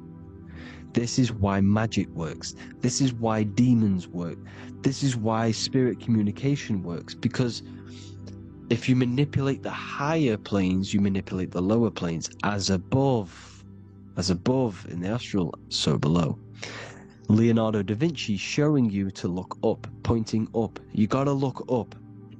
He's telling you to change the mind, you change the physical world. You change your emotions, you're on the astral plane, you change the physical world. You change your reality by changing the higher planes. This is the Masonic 11. The 2 pillars. This is the 11 also symbolizing the 2 hemispheres of the brain here. But the 11 symbolizes the 2 mirrors. 11. 11. 9/11. 9/11 adds to 11. 9 plus 1 plus 1 equals 11. The Twin Towers were in 11. Flight 11 was hijacked. Because it's a mass ritual within the astral plane. Now, we're going to go deep into that later, and I'll show you these rituals they do in order to manipulate the astral plane. So, this is what the 11 is. It's the mirroring of reality. If you contact spirits and conjure spirits, you can either summon or attract demons and spirits. Summoning is creating a spirit. You create demons. Okay? Like I said here, the mind is the root cause of reality. If you think of if you think of a traumatic event that happened in your life over and over and over and over again for years and years and years, where attention goes, energy flows. The mind is the director of energy. If you are directing energy into the specific emotion, the specific thing that is torturing you in your mind, that will manifest as some sort of being in the astral plane, which is called an elemental. And this elemental being that you have created through your thought forms and emotions will latch onto you and feed off this energy.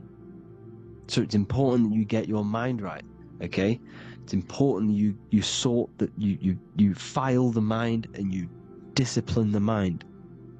Make sure it's only entertaining positive things, because you are quite literally creating your own demons. The word demon has the word mon in it, and if you've watched my videos to know, mon means moon.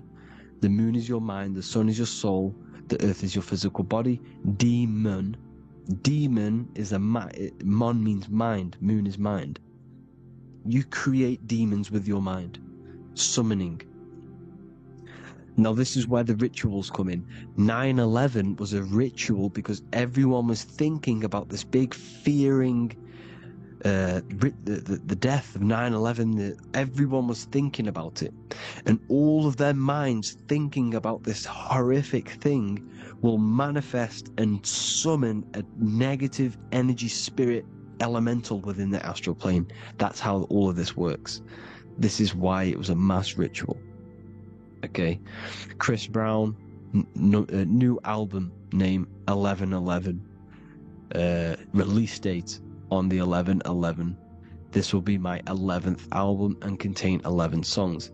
All of these people know the occult. This is Hermes Trismegistus with the star of Saturn, the six-pointed star, as above, so below. The mirroring of reality, physical and astral, the two Masonic pillars.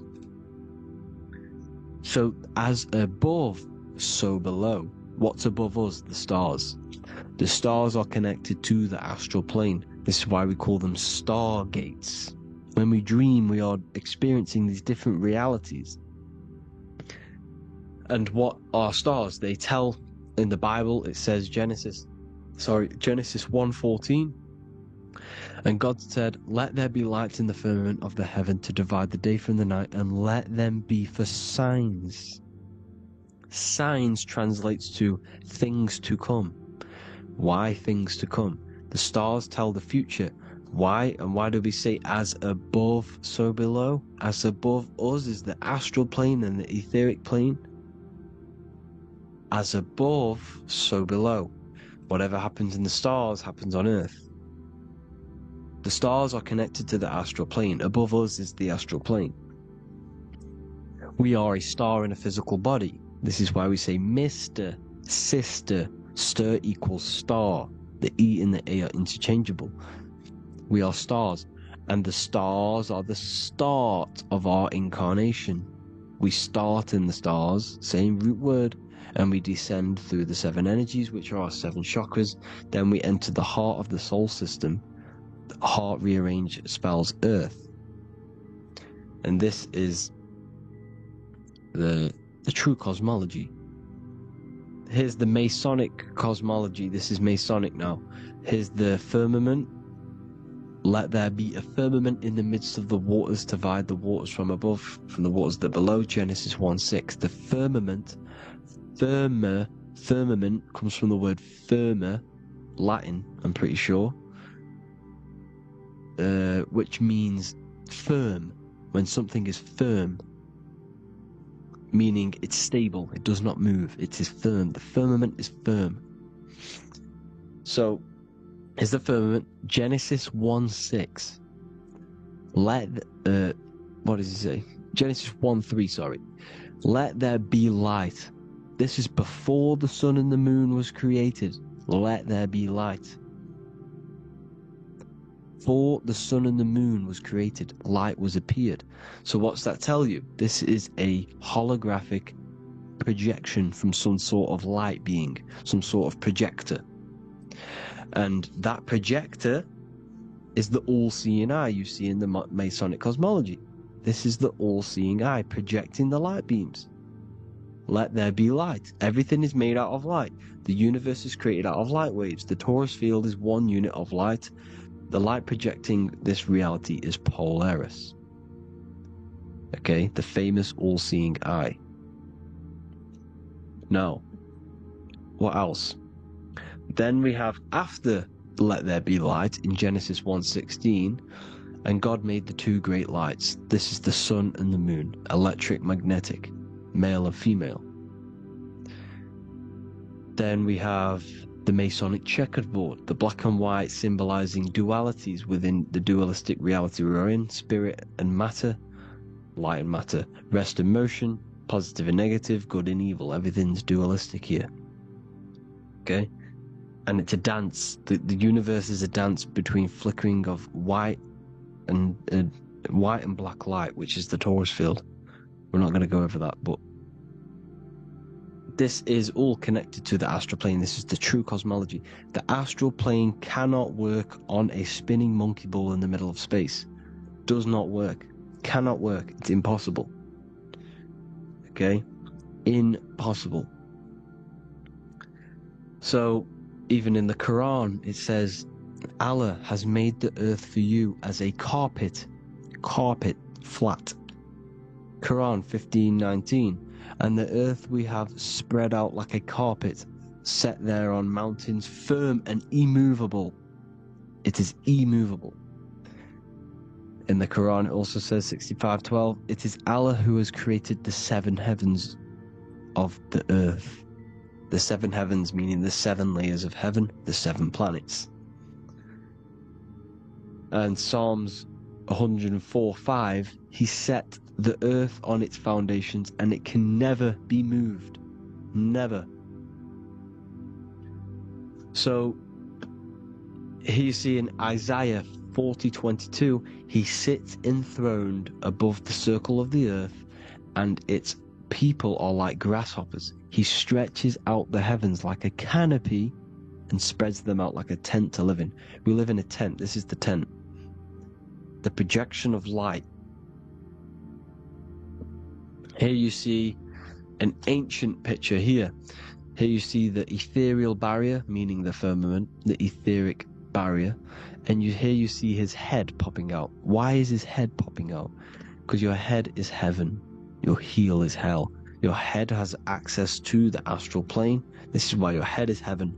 The pineal gland, when stimulated, has access to project itself, project consciousness into the astral plane.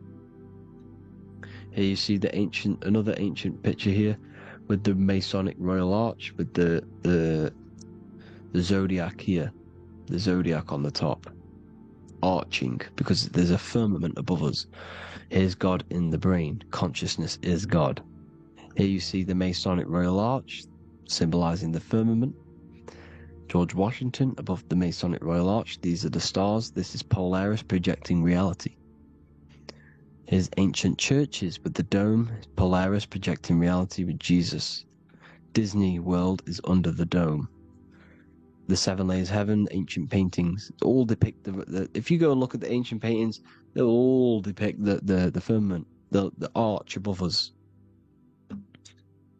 This is where we get interesting. The Masonic Royal Arch has the 6-9, which is Cancer. The constellation Cancer, which is 6-9 is associated with portals because CERN is the 6-9. Okay, CERN is opening portals. They're trying to create a portal to the other side. Cancer has the word CERN within it, so there is a link between Cancer and the opening, the firmament opening above us to ascension. Here you see the Masonic art with the Royal Arch and the light and the opening. Here you see the light and the opening. This is the opening of the firmament. Here's the Hebrew cosmology with Sheol, the underworld, and the opening. So Cancer is definitely some sort of portal in and out of this reality. I'm just connecting dots here. Now, we're going to go change a bit now. These celebrities that you are seeing they have not sold their soul to Satan, okay? They have not sold their soul to Satan. Satan is a demonic, low vibrational energy that has been summoned over the thousands and thousands and thousands of years of evil occult arts. So since Babylon was summoning this demonic energy, and this demonic energy in the astral plane will grow and grow and grow. It has no form. It has no physical form. Okay? But you can see it in the rappers. If your third eye is open, you can see clearly that these people are demonic. You can sense the energy that they're manifesting.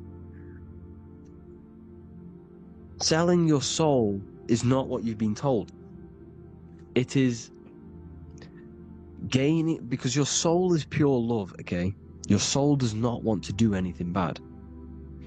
So when you sell your soul, you're gaining physical gain. You're gaining physical wealth, for example, like for these rappers. They will be given millions of pounds because the people in control of the music industry, which is the dark occultists trying to brainwash the masses, the people in charge, they're dark occultists. They understand Satan and the energy.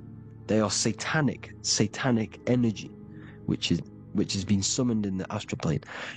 They see that they have influence over the masses, so they will go to them and say, I will give you this amount of money forever if you manifest this satanic demonic energy through the music and through social media to blind the masses, to brainwash the masses into this demonic energy. Because when you listen to music is frequency. Whatever you listen to, you become that frequency.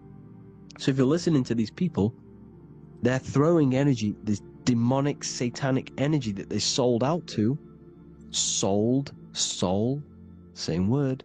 When you sold something, you've got your soul involved. They have exchanged money, physical gain, so that they manifest this satanic energy within the astral plane and through the music, through the videos, through social media, to keep us in this vibrational frequency, in this low state of consciousness. This is what it actually is. It's not, you're not selling your soul to some sort of devil. This satanic energy has no physical form in it is formless in the astral plane. It's a summoned energy. Now, the root chakra is red. This is why the devil is red, because it symbolizes the animal nature of man. When you are operating off your root chakra, you will kill, you will fight, you will do anything to survive, because it's all about survival mode in the root chakra. They want you keeping in that fighting mode, that surviving mode, so that you are manifesting this low vibrational frequency, this satanic energy, this demonic red energy. This is why the devil is red. And the devil has a tail with the red arrow pointing down, because it symbolizes your light body. This is your Merkaba. Your Merkaba is your light body. Mer equals light, Ka equals spirit, Ba equals body. Merkaba, this is the devil's tail. pointing down. The descension, your heel, up to your heel, hell. Ascension to heaven, head. You see? This is the all-seeing eye with the illumination coming off it. Your head, when you're illuminated. The Merkaba is your celestial sphere to portray different planes of reality. It is the vehicle of ascension. It's your light body. It's in the word Kabbalah. Kabbalah. Ka, spirit. Ba, body. La, light. Same thing. Kabbalah. Merkaba. Same thing. It's all about the light body. This light body sees different realities. So when you see the goat in the music industry, it's this satanic summoned energy that's been summoning for thousands of years within the astral plane. When it becomes to the physical plane, it will manifest through different things. A goat, an owl, Satan, Moloch, Baal, same deity, same demonic energy that's been summoning in the astral plane. And this is why the Baphomet has a goat head. Drake's new album is the goat. The Polo G, the Masonic G, with the goat.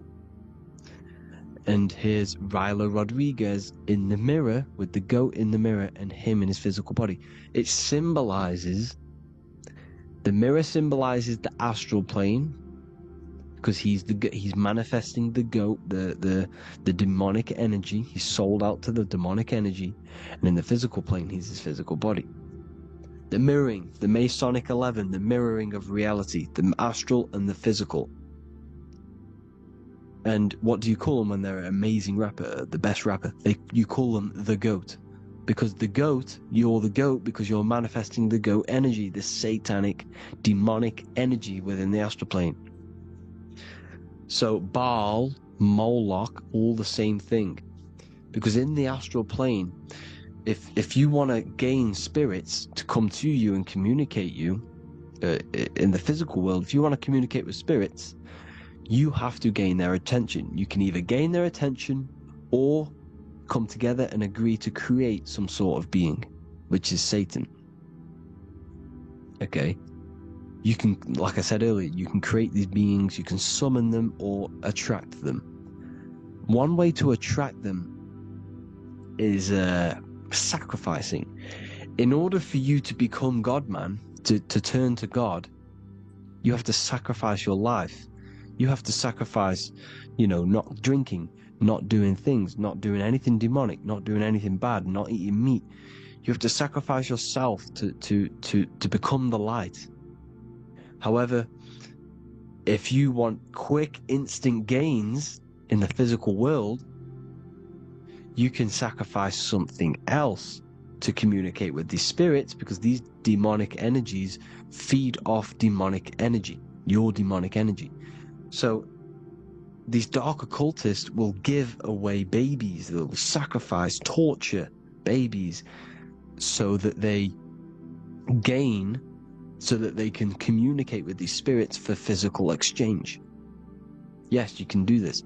These powerful spirits, these powerful demons can give you powers. They can give you certain things. And this is what they are doing. They're summoning and attracting these demonic energy. This is why, trafficking is one of the most, Balenciaga. Baal is the demonic energy in the astral plane, which requires child sacrifice for his presence. Balenciaga, and they were trafficking children. They were trafficking, killing them, and offering them to the spirits. This is what they are doing. Balenciaga. It's in the name. Here you can see here a stick man with two horns. The goat, obviously, it's all the same deity. Baal, the goat. Moloch, is Moloch the owl, the Egyptian owl, because it comes from the owl of Moloch, which is Baal, which is Satan, all the same demonic energy. And it's on the dollar bill, a tiny dollar bill, on the $1 bill. All the same thing. Bohemian Grove, they worship the big owl, Moloch. It's all the same thing. It's all one big demonic energy which has been summoning in the astral plane. and it's trying to take over Earth, the physical plane. That's what it's doing. So I hope you all gained a deeper understanding of the astral plane and what's actually going on in the world. Please leave a comment if you can to help the algorithm. Drop a like if you like this content. And hope you all learned something today. And God bless you all. Thank you all.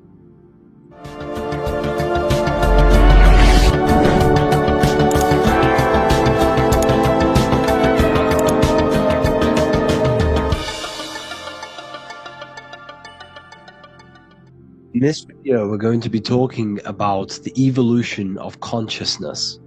You are born human, however you possess consciousness, which is the awareness behind your being, the awareness behind your thoughts, the experiencer behind your five senses, the experiencer, the observer behind your thought, emotions, and senses. You are an eye, an invisible consciousness looking through a lens which is your body. Your body produces this physical world that you experience. Your brain produces this world. Your brain and body is a technological computer. However, you are an infinite, ever-expanding consciousness behind this physical body. And there is an evolution of consciousness, a cosmic journey of expansion. And this is why we see so much pyramid symbolism in the occult and esoteric world, and especially within Freemasonry. Because the pyramid represents climbing, an evolution, a raising state of consciousness, a journey. Steps symbolize a journey upwards.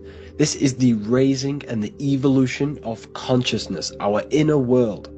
The transmutation of our inner selves, of our souls and consciousness and our minds. So when we see this pyramid, we're seeing a evolution, a way up to source consciousness. And the eye in the pyramid represents your source consciousness. It represents illumination. It represents divine guidance through this evolution of consciousness. This is why we see the ladder. Consciousness is ever expanding on an infinite journey of evolution. Each individual is a part of this cosmic process, contributing towards the ongoing expansion of both mind and awareness.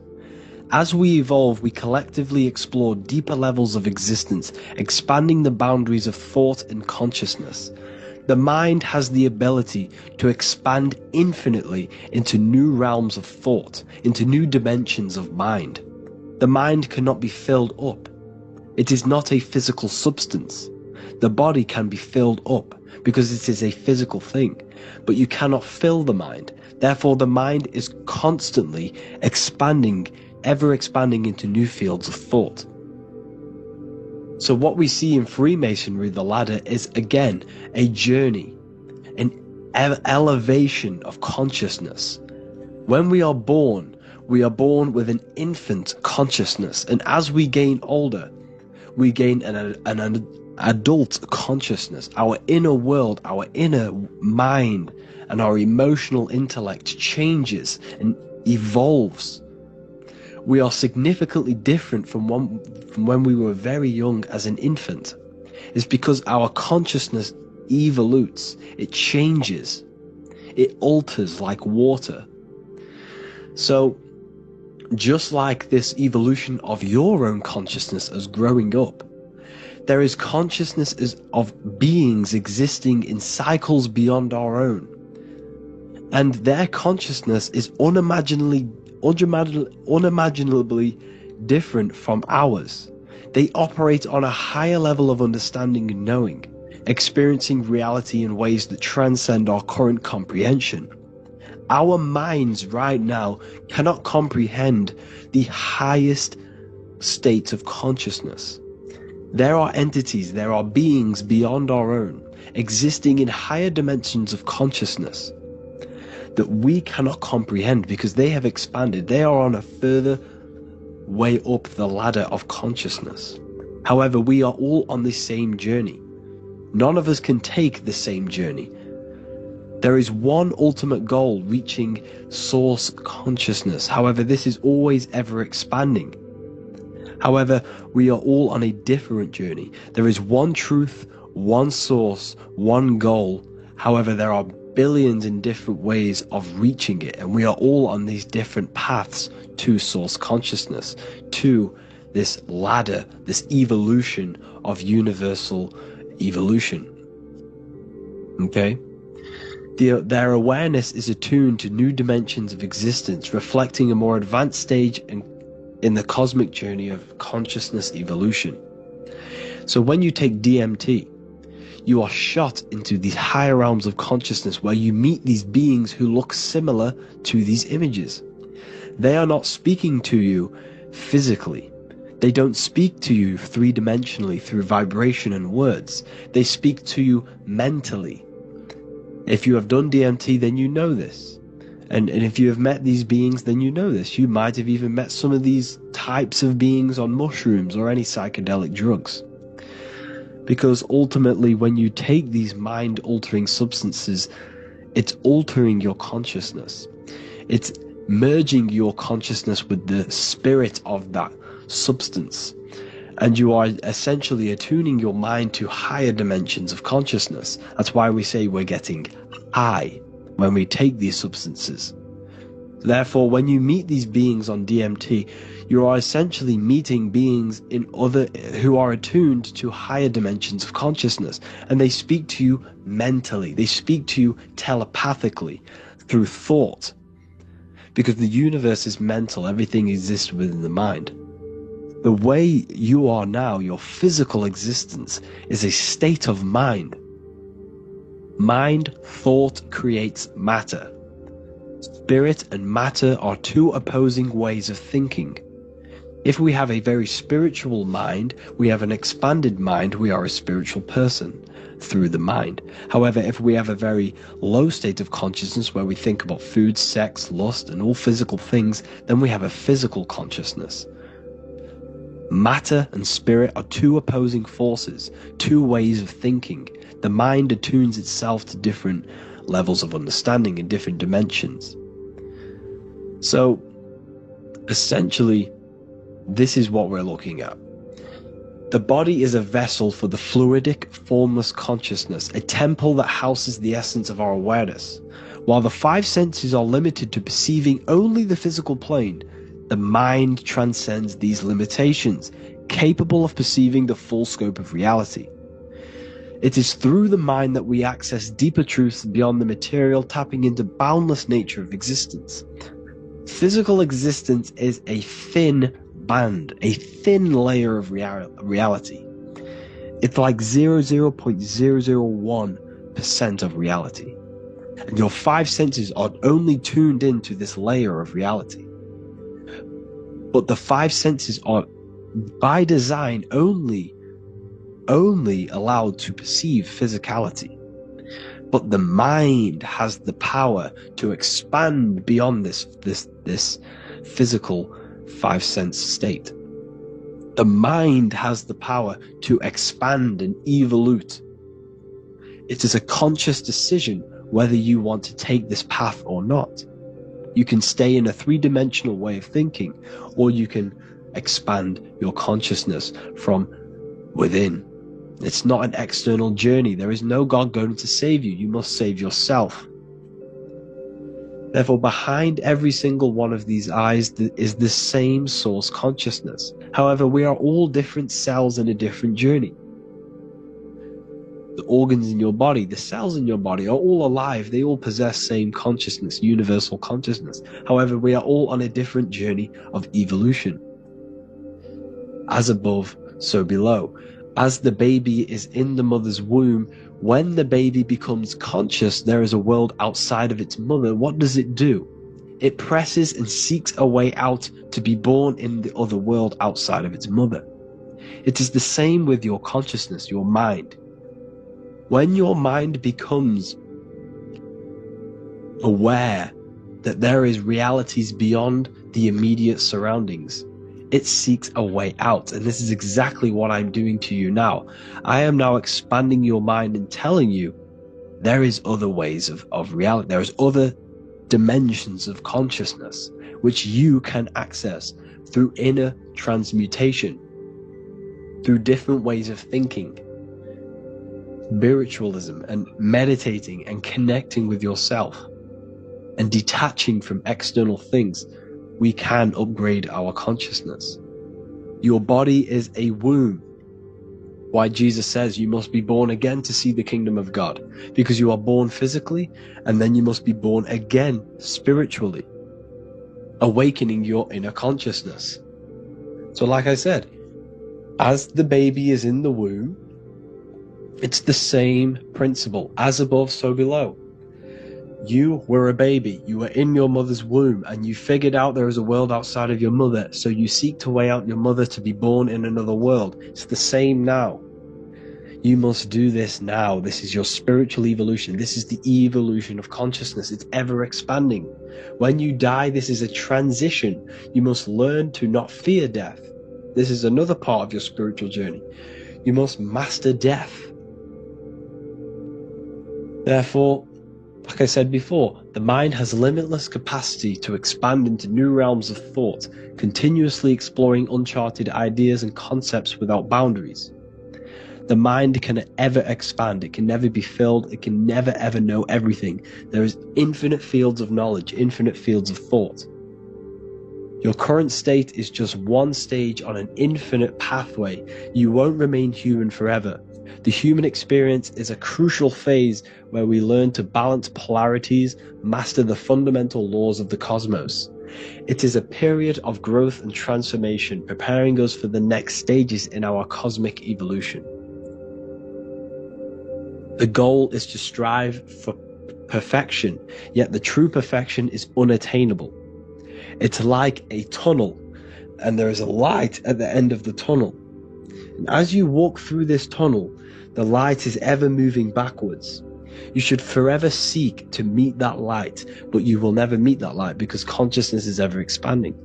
You should strive for perfection, yet knowing that perfection is forever unattainable. The journey is endless, with each step revealing deeper layers of understanding and experience. The pursuit of growth and expansion is itself the essence of our evolution.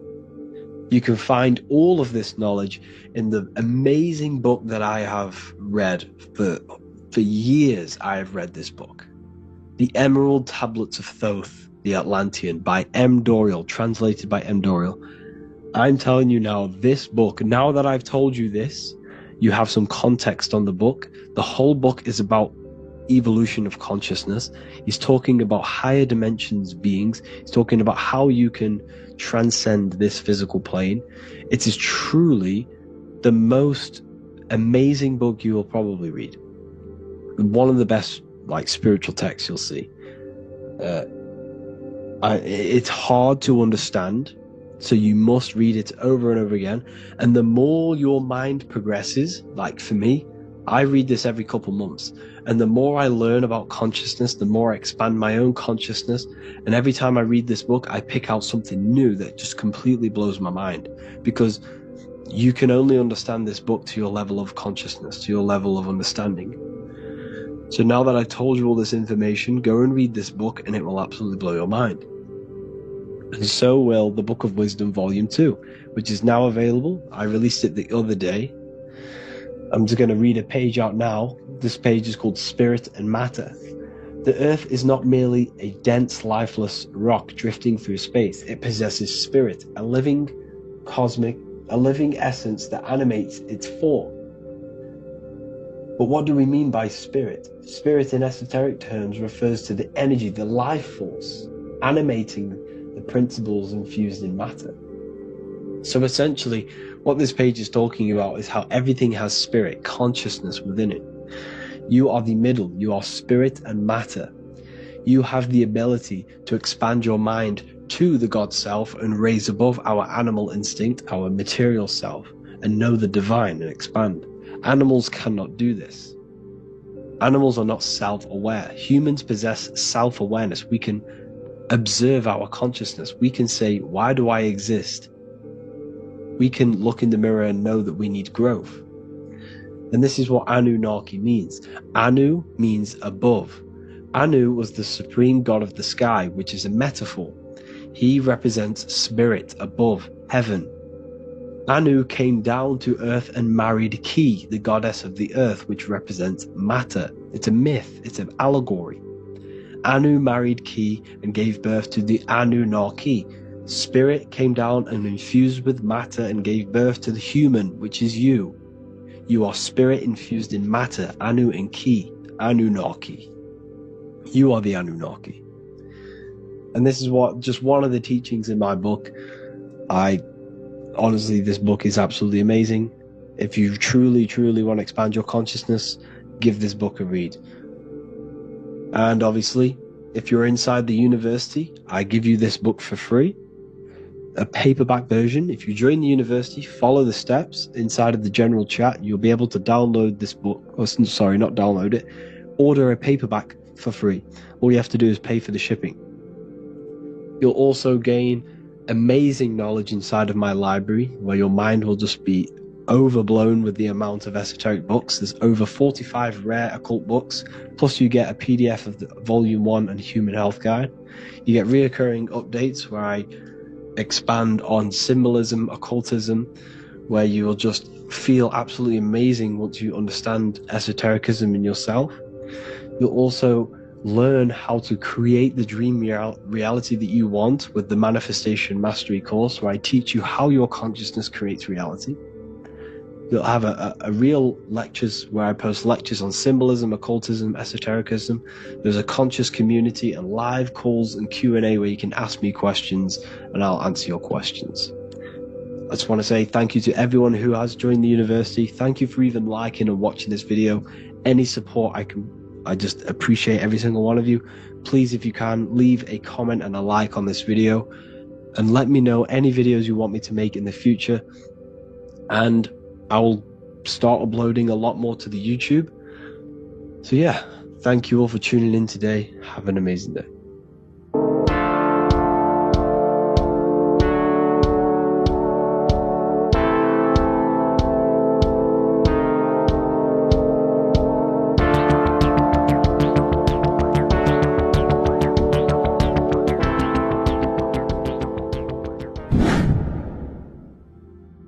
What is good, people? We're back with another video, and today we're talking about the chakras.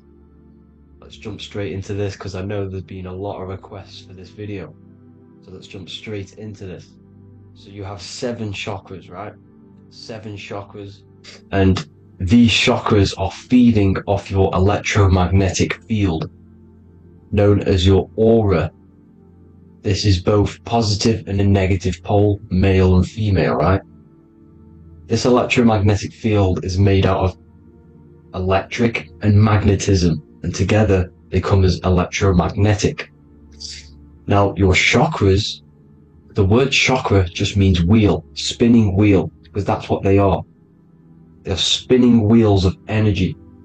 They do not exist on this physical plane, they exist on the etheric plane. Okay? Now, these energy centers are known to regulate your emotions, and each energy center controls the organs and cells in that particular area of the body. So for example, your sacral chakra will control the cells and organs of your sexual reproduction area. Okay, the navel chakra or solar plexus will control the digestion in your body. Same with the heart, same with the throat, right? So they are like mini brains for each center of your body. They run along up the spine, but notice the crown chakra exists outside the body. It's just above the head.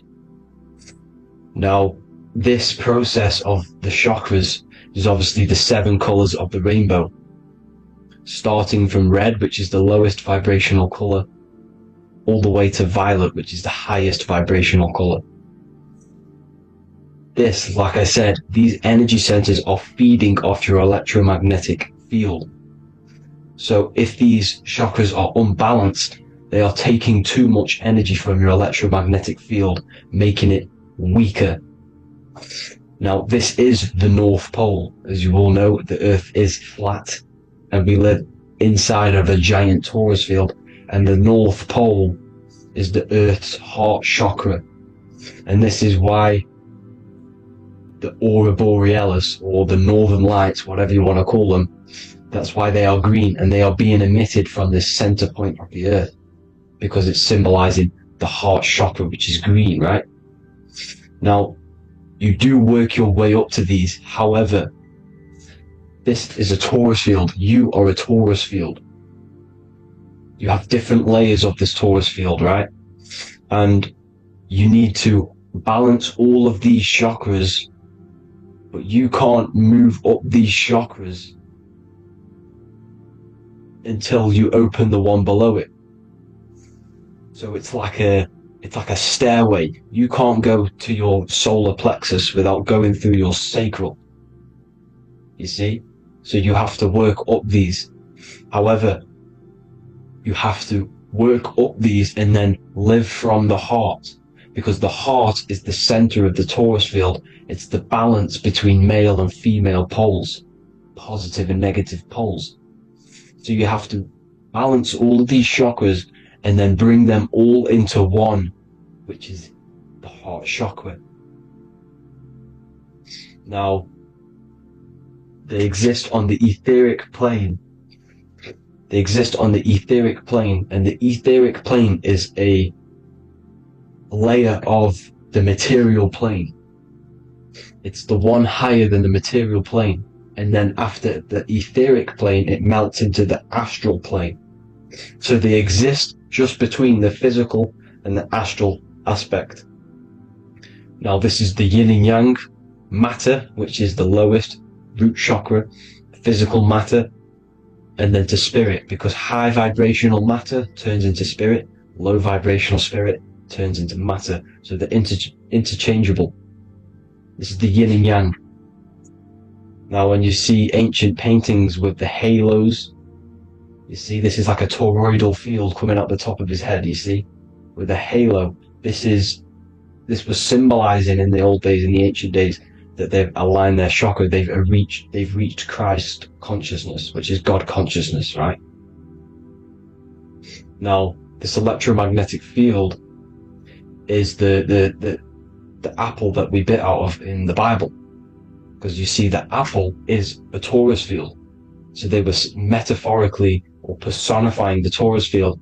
That's what the Bible is. It's a massive personification. It's all metaphors. You have to read it properly. It's got a greater meaning behind it. Now, when we bit from the apple, we ate from the tree of knowledge, which is good and evil. Our lower mind took over, so we materialized to feed our physical bodies. We materialized through Saturn. That's what Saturn does. Now, if you don't understand that, go and watch the video previous to this one called Occult Secrets of Saturn, and that will show you how Saturn is the materializer. Now, this is one of the secrets behind the Masonic compass: electric and magnetic, male and female, duality, positive and negative. Now, like I said, they teach you about the torus field, about a magnet in school, but they don't teach you about your electromagnetic field. Everything alive has a torus field. It is the building block of this creation. Absolutely everything has a torus field. There's not one thing without it. And as you can see here at the center of the apple, that's where the seed is. That's where the life is. The reproduction of that organism. As you see, this is where the most electromagnetic energy is stored, in the center, because this is where the two duality, this is where the field meets at the very center. This is why the seed is at the very center. Now, your spine is a elongation of the brain. The brain is heaven, and the bottom of the spine is hell. So this is Saturn, which is the root chakra. The 7 planets are associated with each chakra. Moon equals mind. Okay? Now, Saturn is physical matter, as I've just explained. This is the lowest vibrational color. And they want you trapped down here, which is your hell state, your animal nature, your physical nature. They want you to identify as the physical body. They don't want you to reach these higher states of consciousness. Okay? Now, in the brain, you have 12 convolutions. Now, this is what they were symbolizing in the Bible with the 12 disciples. And obviously in the Bible, it says the upper room where Jesus met with his disciples. This is heaven, the brain, the higher states of consciousness. Now, this is your North Pole. This is Jacob's ladder. Okay? This is why you have 33 levels of Freemasonry, because it's symbolizing the 33 vertebrae, which are these little things here on the back of your spine.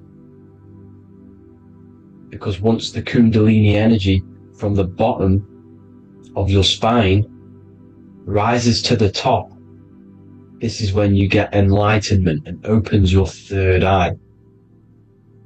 Spiritual enlightenment. As you can see here, this is Jacob's ladder. This is the Kundalini symbol, right? And they're even showing you this in the medical symbol. They're putting it in your face. But the serpents are wrapped around the spine. Now, the serpents symbolize how the energy moves around the spine, because it's a torus field, you see? At the center of the torus field, it wraps around the center pole. It wraps around it, and this is how the energy moves up. So they're symbolizing it with the serpents. Okay? Now, every religion has a sacred river. For the Egyptians, it's the River Nile. For Christianity, it's the Jordan River, right? This river is the canal, the energy canal at the center of your spine, all the way leading to heaven, to the Holy Land. This is the chamber which the energy rises up, right? Now, they used to say the gods descended from heaven to man. This is just heaven. This is the mind state. And they said the gods were connected by a rainbow bridge. That's the chakra system, the rainbow bridge. Okay? Now, the ancients called this place Midgard, Earth, where both evil and good live, right? Midgard. But you can go to heaven, which is a pure mind state, because once you're in heaven, nothing negative can ever bother you. That's completeness, pure Christ consciousness. Now, this is why Jesus dies at 33. He didn't actually die, but it's symbolizing the death of the physical body. Not the death of the physical body, but his consciousness rising above the physical body to, as I said here, matter to spirit. Matter died off and he came spirit consciousness. This is symbolized by the 33 vertebrae, which is obviously the 33 levels of Freemasonry. And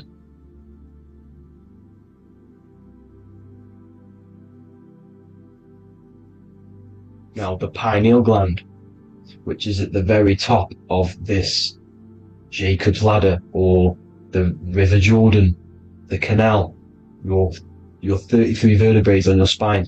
This is where the pineal gland sits, right? At the very top, at the center of your brain. Now, there's multiple ways this was symbolized. The Eye of Ra, which is used by the Egyptians. Now, this pineal gland is the seat of consciousness. This is where your consciousness is stored, right? And the ancient Sumerians used the pine cone, hence why it's got the word pineal gland, the seat of the soul consciousness. It produces DMT, dimethyltryptamine, which is known as the spirit molecule. And the pineal gland is wrapped in microcrystals, and we all know crystals transfer frequency and energy. Now, radios use crystals. A radio is a frequency transmitter, turning a frequency into a frequency that we can hear with our ears, right? Because all the radios are actually playing right now in your ears. However, our ears can't pick it up, so the radio transmits it into a frequency that we can hear using crystals. So this is the power of crystals, and this is what our third eye is wrapped in, crystals. Now, this third eye is not actually your third eye, it's your first eye. When you're being materialized in your mother's womb, this is the first gland that is produced, and everything's built around it, because it is the consciousness. It is your consciousness. Your consciousness never dies, ever. It's an eternal essence. It lives forever. You never actually die. Only the mortal body dies. Now that's what we call life. Life is abided by time, and time is change, and change is what we call life, because everything's constantly moving and transforming into different things, right? Now let's not get off track. The pine cone is obviously, this is in the Vatican here. The pine cone is symbolized as the pineal gland, pine, and this is the opened pine cone. The opened pine cone means, or symbolizes, the awakened man, the awakened third eye. But the ones here, which the Sumerian gods are holding, these are shut pine cones, symbolizing the unawakened man. But let's not get confused, people. These gods were not gods. They are human beings just like you. They reached Christ consciousness. They are nothing more special than you. They just had the ability to reach Christ consciousness. And obviously their knowledge was far more intelligent than ours, far more advanced than ours. They knew the truth about this reality to the depths. Now, the ancient Hindus had a goddess called Kundalini, which is said that she descended by the means of a ladder or a cord from heaven, which is symbolizing the spinal cord. Now, this is what hickory hickory dock, the mouse went up the clock and came back down. This is all these stories, like Santa as well. Santa comes up and then down the chimney. This is symbolizing the Christ oil. There's an oil which is produced in your pineal gland, right? And this oil travels down the spine. And once it's down on the spine, you must have to raise your consciousness, just like I said with the chakras. You have to raise your consciousness, raise your vibration to heat up this oil and turn it into a gas. And it travels back up the spine through like the serpents up the spine, and this awakens the third eye once it's coming back up the spine and hits the pineal gland. This is the secret behind Santa and hickory hickory dock, because Santa comes down and feeds the presents and goes back up the chimney, and he lives in the North Pole, the positive pole. This is the North Pole, people, and the presence is your sacred oil. This oil, your physical body, is the furnace. It's the spiritual furnace, which you have to heat up this oil by raising your frequency and turning it into a gas to rise up this chamber, the River Jordan, to your third eye, right? Now, this is an alchemical process. Your body is the alchemical furnace. It says in the Bible, if therefore thine eye be single, thy whole body shall be filled with light. I shouldn't have cut that out, but that's what it says. The light of the body is thine eye. If therefore thine eye be single, thy eye shall be filled, their body shall be filled with light. This is symbolizing the pineal gland enlightening the body, the spiritual body, filled with light.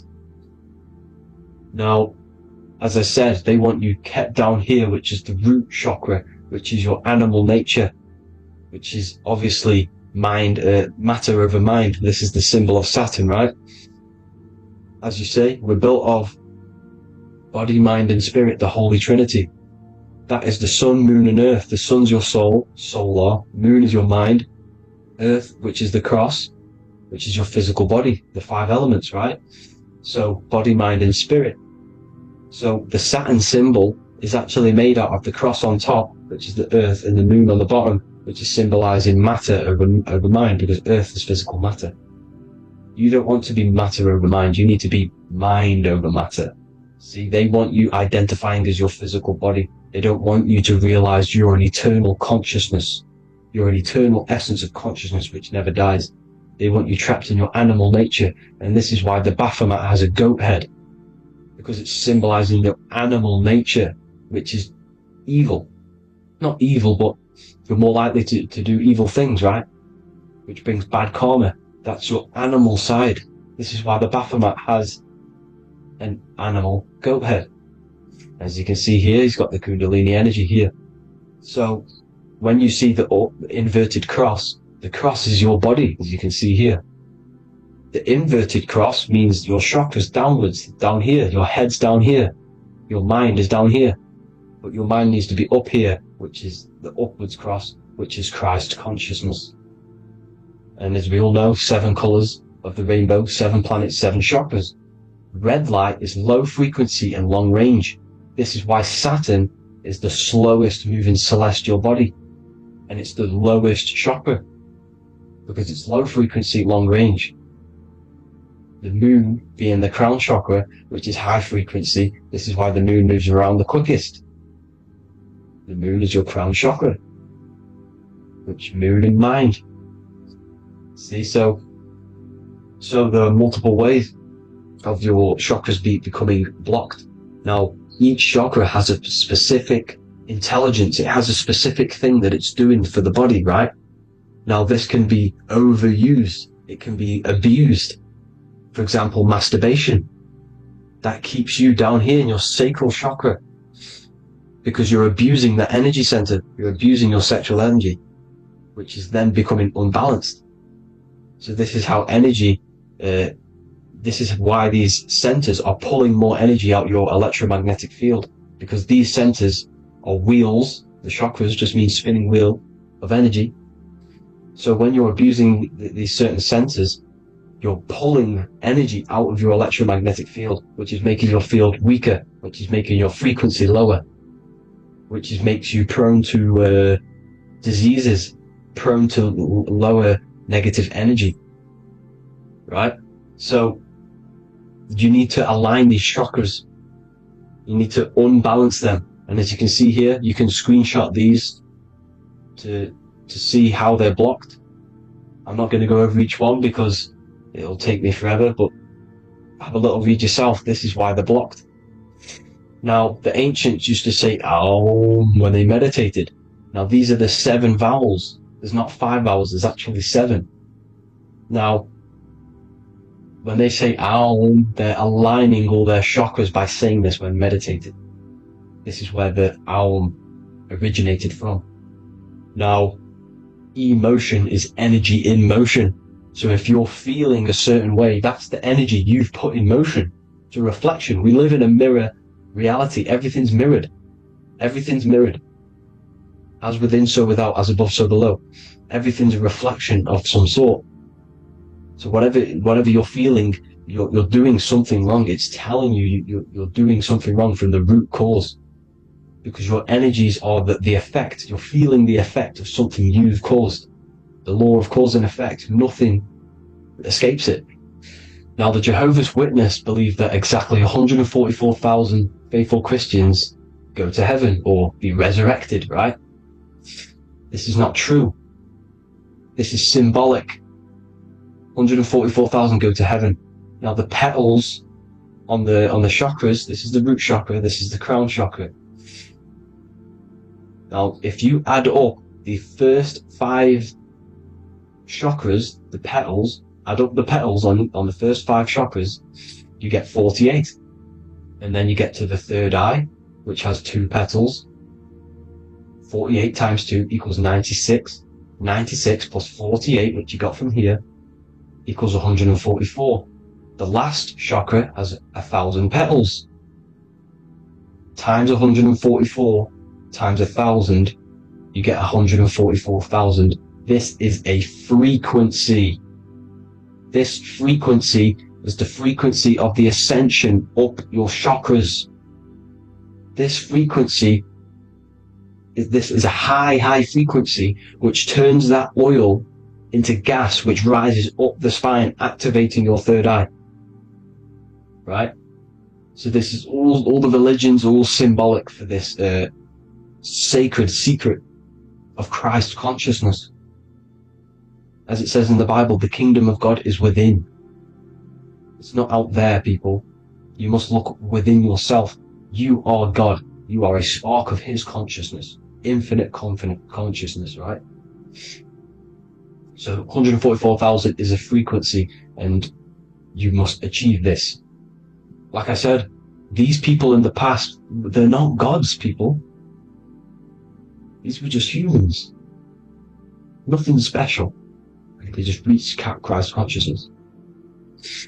Now, they keep you in these lower vibrational states with the food, right? And as you can see here, all of these fast food restaurants are mainly are red and yellow, which are these lower states, these lower two chakras, lower vibrational colors, because they want you trapped down here in matter. And these foods are so low vibrational, they will keep you down here, because your gut produces, I think it's like 80% of melatonin. Melatonin is your feel-good hormone. These foods will not make you feel good. This is very low vibrational. Meat. It's not meat, it's raw flesh. These animals are stripped from their family, put on a conveyor belt, watch their friends be tortured, and then get slaughtered in a slaughterhouse.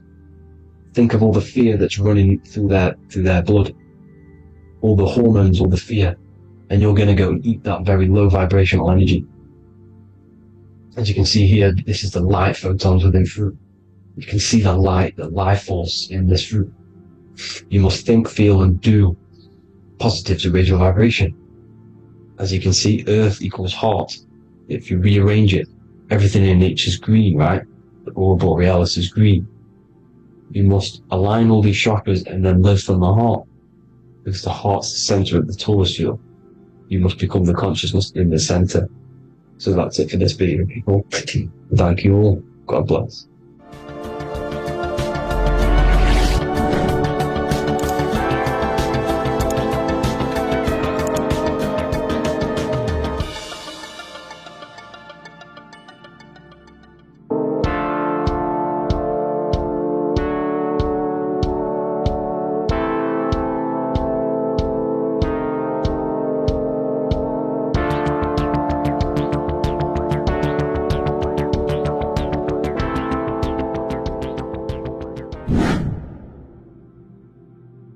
What's good, people? We're back with another video. This is going to just be a quick video. Manifestation, magic, bending reality. So let's jump straight into this. So you have a conscious and a subconscious part of your mind. The conscious is what you're conscious of, what you're actually doing, where you can choose or not. However, the subconscious is the part of your brain which is automatic. So all of the systems in your body, like the digestive system, your heartbeat, these are automatically being ran. And you do not have to tell these systems to do anything. You do not have to consciously tell your heart to beat. It's automatically doing it. And this is what the subconscious mind is controlling. It's like the dark aspect of your brain or your mind. It is the way bigger aspect of your mind. Okay, it controls all the systems in your body. Okay, and this is where all of your programs are. So when you're in it, from your childhood, what you've learned in school, all of these things are being kept in your subconscious. Maybe traumas and stuff like that. So the subconscious is the female aspect, and the conscious is the male aspect, because the male is all about action and doing, and the female is all about creation, creativity, intuition. So you have a right and a left hemisphere of your brain, and these are obviously male and female. The right side of your brain is your female. It's to do with creativity, imagination, intuition, insight. Okay, and this is one of the most important sides of the brain. This side of the brain is the most attacked by the elites, whatever you want to call them. This side is one of the most important, because obviously your intuition is a massive part of reality. And if you don't have intuition, then you lose track of the things around you. You can't consciously feel if things are wrong or right. They don't want you to have intuition. or creativity or imagination. They want you in the left side of your brain, which is just reasoning, logic, and basic things. So they just want you to tell you what you want, tell you what to learn, and then that's it. They don't want you thinking for yourself, which is the right side of the brain. So whatever the conscious side of your mind impresses the subconscious side of your mind. So if you do affirmations, for example, if you consciously do affirmations every day, you're reprogramming your subconscious mind. You're impressing a vibration and a word into your subconscious mind, and therefore it will reprogram it. So the male and female aspect are symbolized by the Star of David as well. The male being the upside triangle, the female being the downside, connected all in one, because we both have male and female energy. So every thoughts are electric, which is the male aspect. Emotions are magnetic, which is the female. Each thought creates a wave of vibration in all directions. So think of it like a water drop in a pool, but it going out in every single direction. It's not just flat. And these thoughts have a certain frequency, has a certain vibration. That vibration has a certain frequency. And this affects your aura. Every thought, every emotion directly impacts your aura and the strength of your aura. So if you're angry all the time, your aura in the astral plane will look red. However, if you're happy, it'll be more like blue and green. So it's very important. Your electromagnetic field is created out of your emotions and thoughts, and that affects reality, because you're 60% water, and frequency and vibration create certain patterns and has a certain effect on water. We'll get into that after this slide.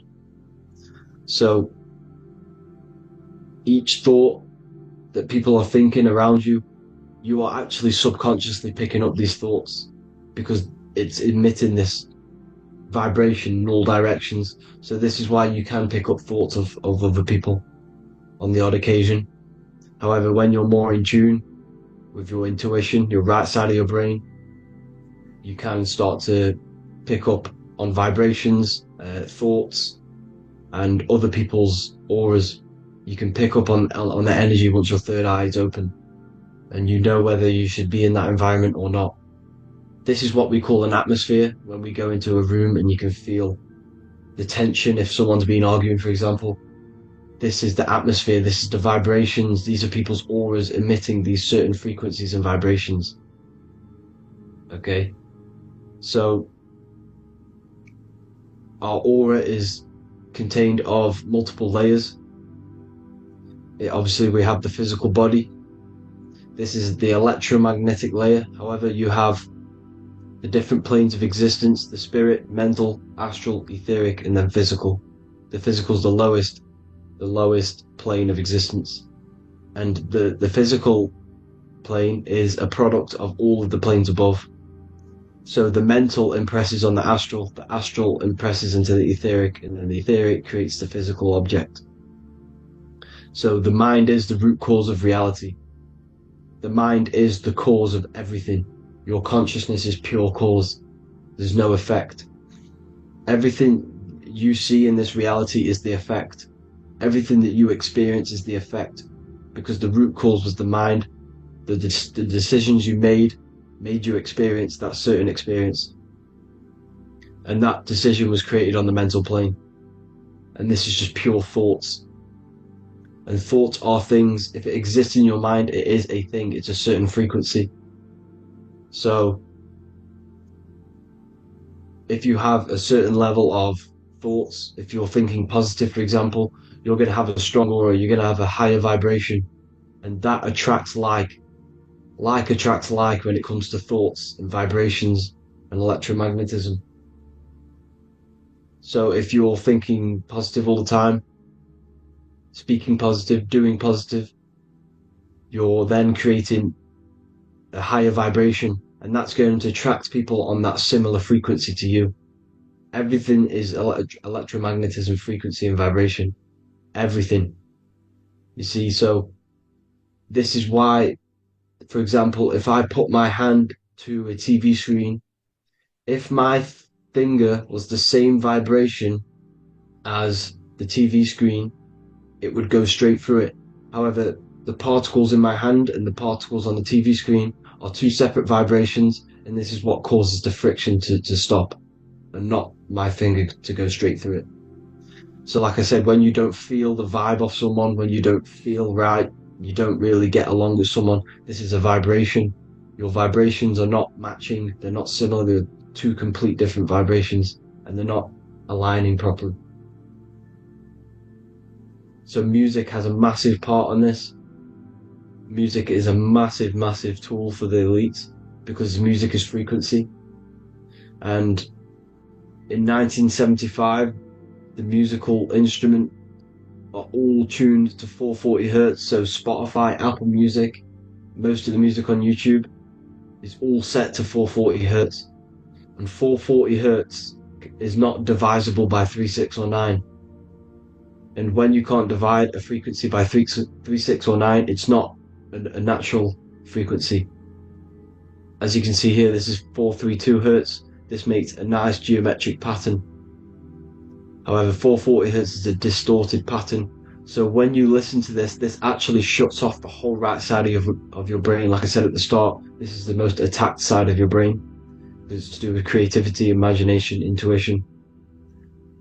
When you listen to 440 hertz, it shuts off the whole right side of your brain. And obviously shutting off all of these forms of your brain. Music is a very, very powerful tool for the elites because it's the only thing which can enter your soul or your ears without consent, your body without consent. Everything else has to be through consent. You choose whether to eat something, you choose whether to drink something, but frequency, you're going to hear it no matter what. This is why it's so powerful, and music influences the body in many different ways. It's the most powerful imitator of everything. It directly affects all listeners. It directly affects intentions, gestures, movements, and actions. It stimulates your mind, and certain songs, certain catchy songs, can reprogram your subconscious mind, invoking certain emotions. This is why when you listen to slow beat songs, it makes you feel more sad. When you listen to upbeat songs, you feel more energetic. This is because these frequencies have a profound influence on reality and on how you feel. Because like I said, you are 60% water, and as you can see here, each frequency creates a different geometric pattern, and inside of you is 60% water. So like I said, 440 hertz is going to make a distorted pattern in your water, and this is going to have a profound effect on your emotions and your reality.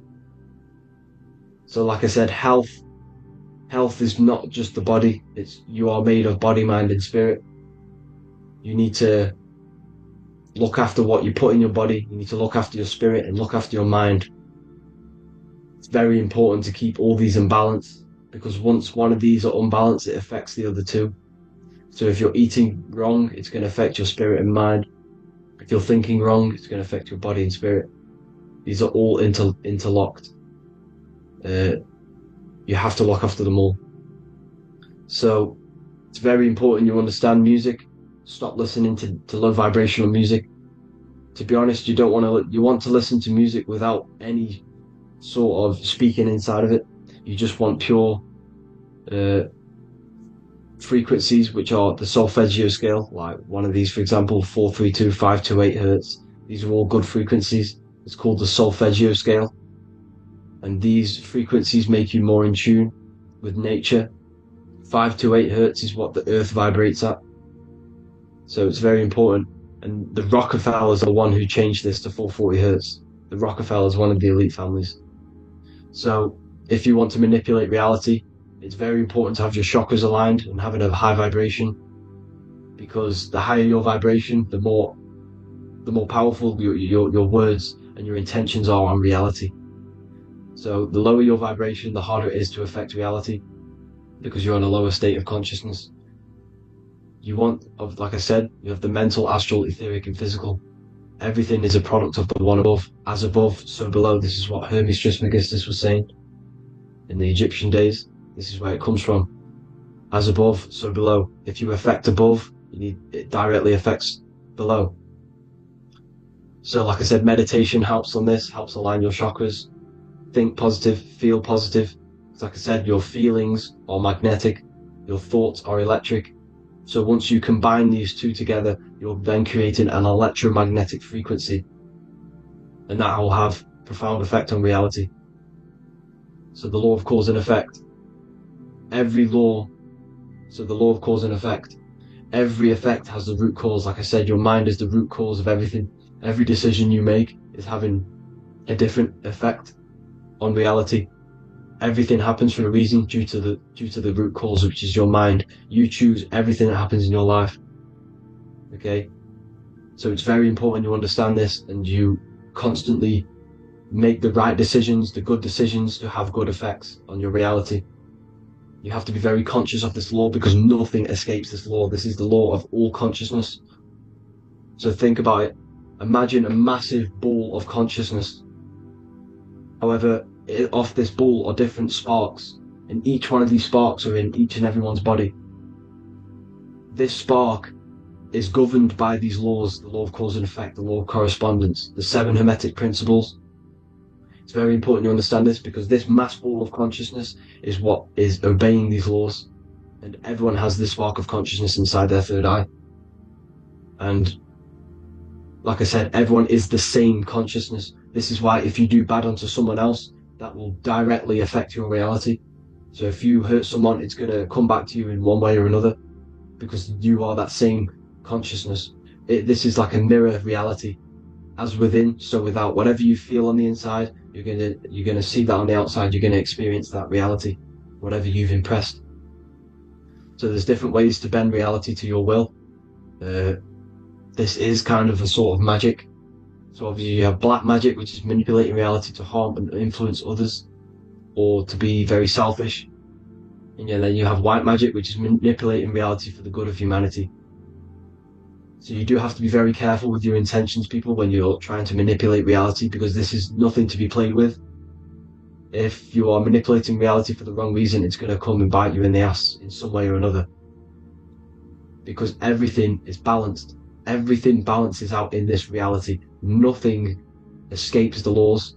Not one thing escapes the laws. So if you're stealing from yourself, because it's just going to come back in one way or another. Inside of everyone's heart, you know whether you're doing good or wrong. You know, you can feel it when you do something wrong. You can feel it when you do something good. The heart is the center of the torus field. It's balance. And this is why you say follow your heart, because it's the center of the torus field.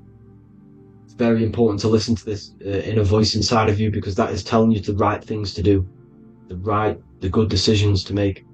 And when you keep following that voice, that good voice inside of you, it takes you to your life path. Very important to follow that voice. However, don't let the ego get in the way of it. Don't care what your friends are going to say. It's very important to understand this. So, you have different ways of manipulating reality. You have sigil magic. This is where you create your own sigil or symbol.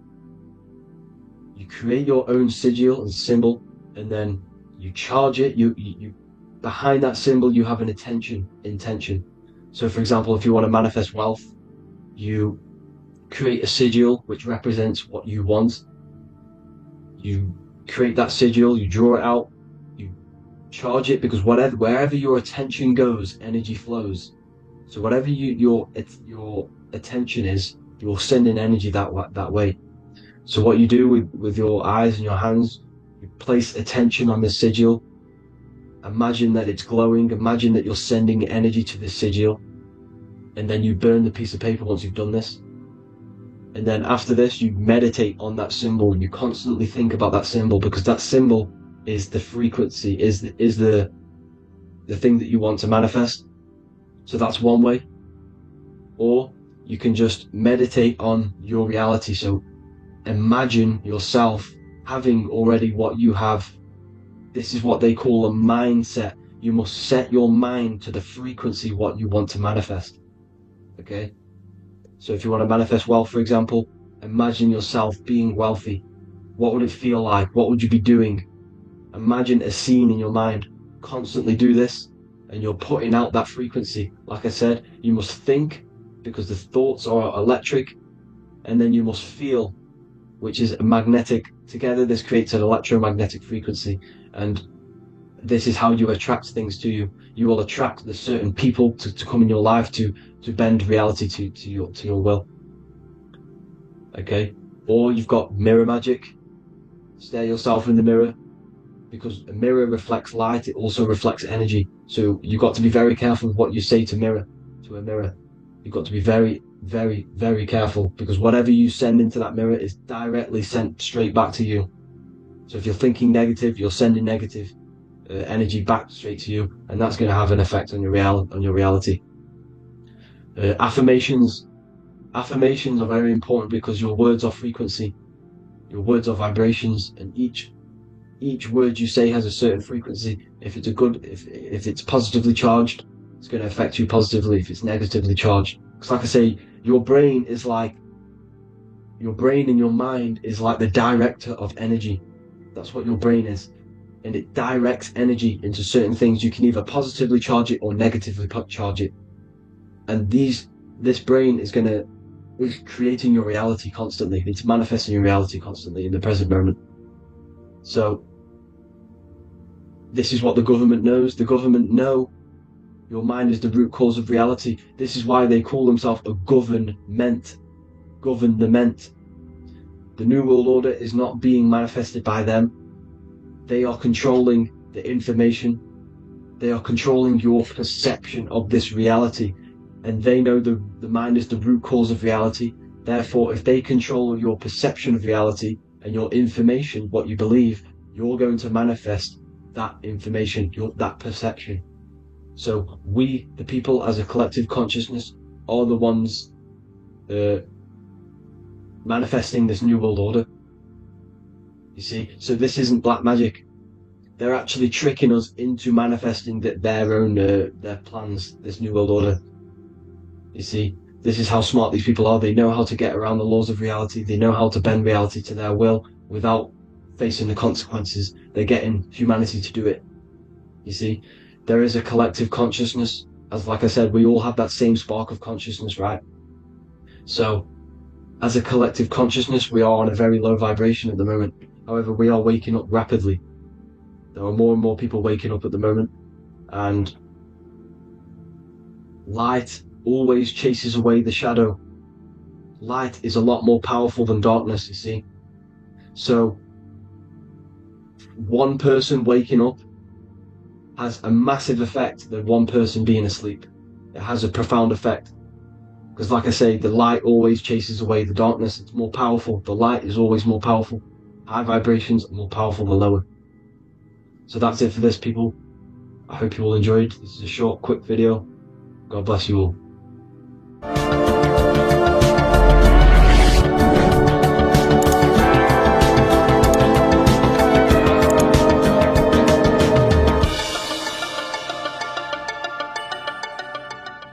Greetings everyone, it's Revival of Wisdom.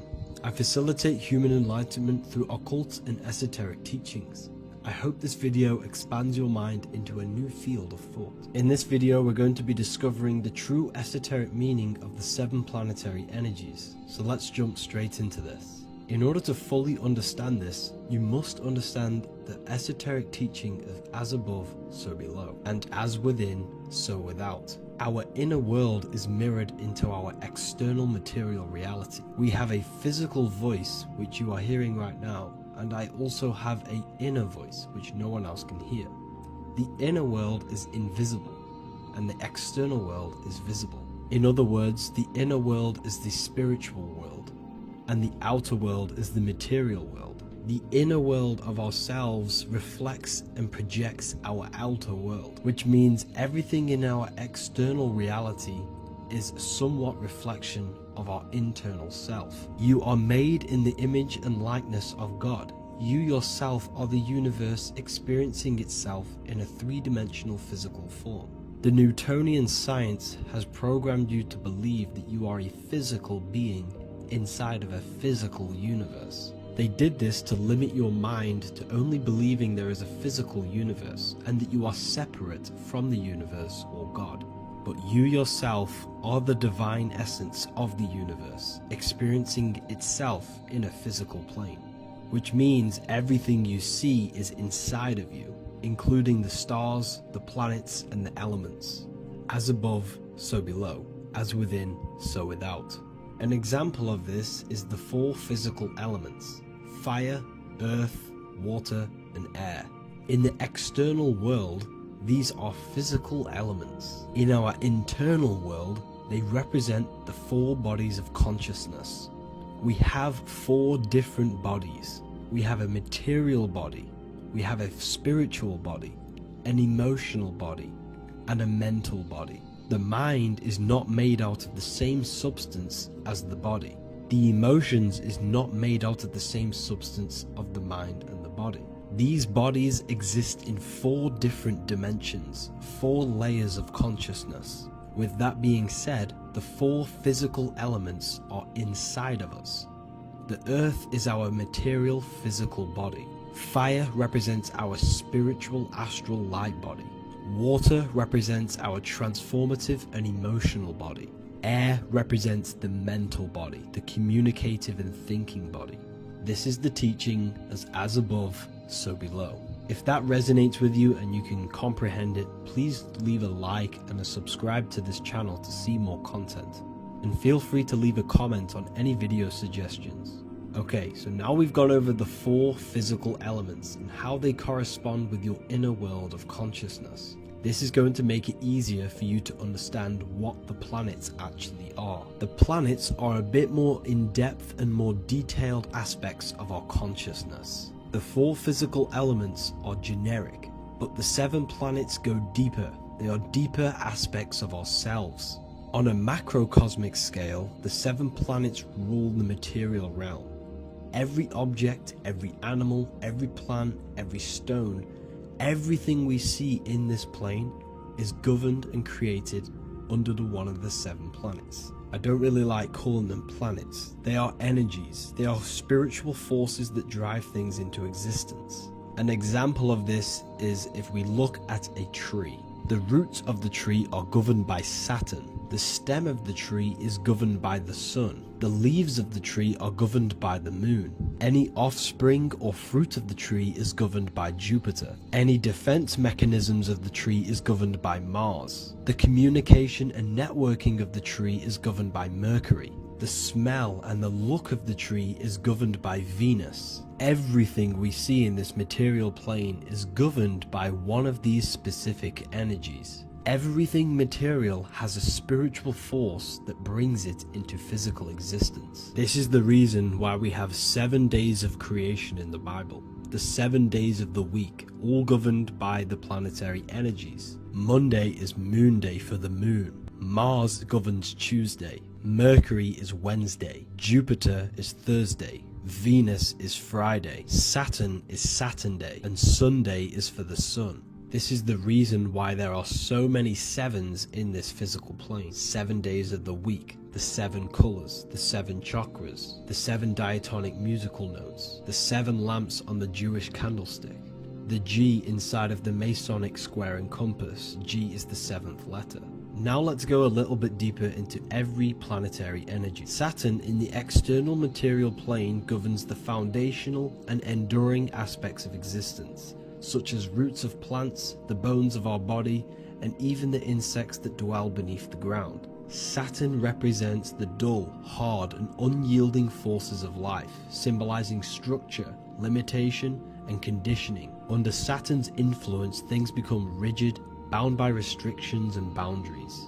This is the reason why Saturn is known as Father Time, because Saturn rules anything that is a restriction and a limitation, which is time. The whole of this material plane is governed by time.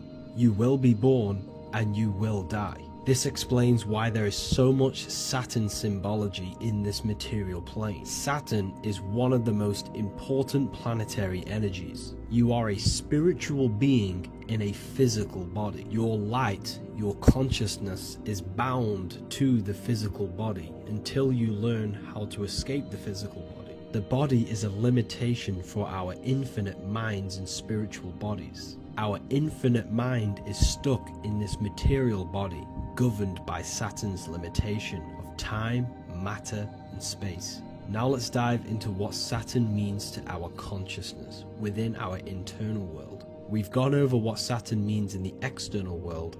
What does it mean to our consciousness? Internally, Saturn embodies the conditioning within our consciousness.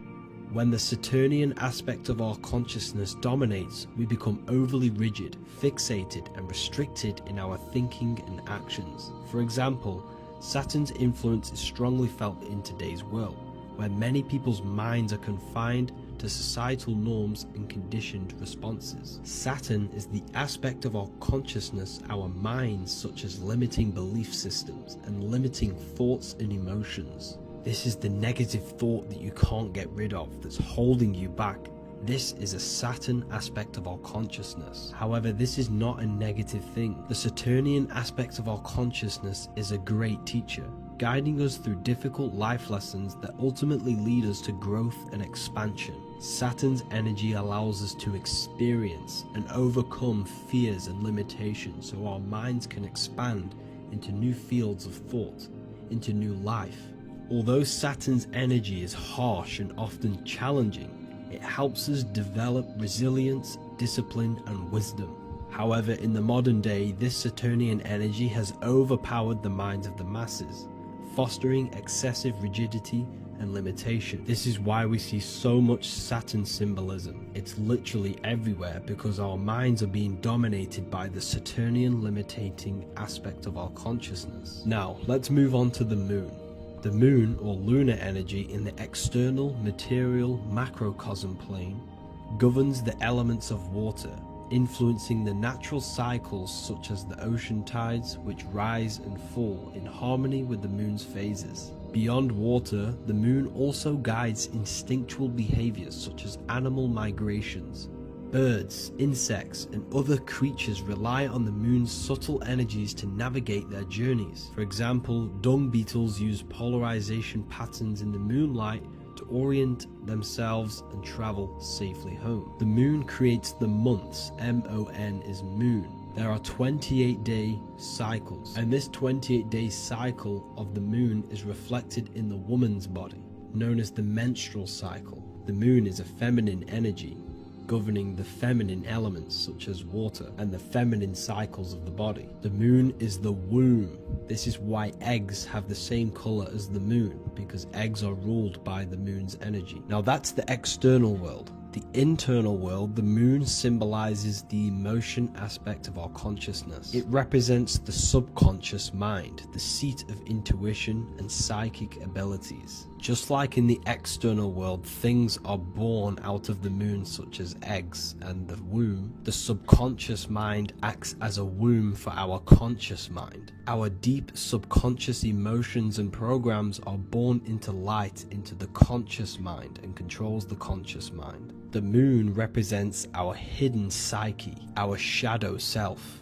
Now let's go on to the sun. The sun represents the life force. In the material external world, the sun is ruling over pretty much all life. The sun gives life to all things. Without the sun, animals could not exist, the human body could not work, and plants would not grow. The sun is the life force. It's the soul of the world. Now, in our internal world of consciousness, the sun represents our passion, our drive, our conscious mind. The aspect of our internal world that wants to drive things and give life to physical manifestation.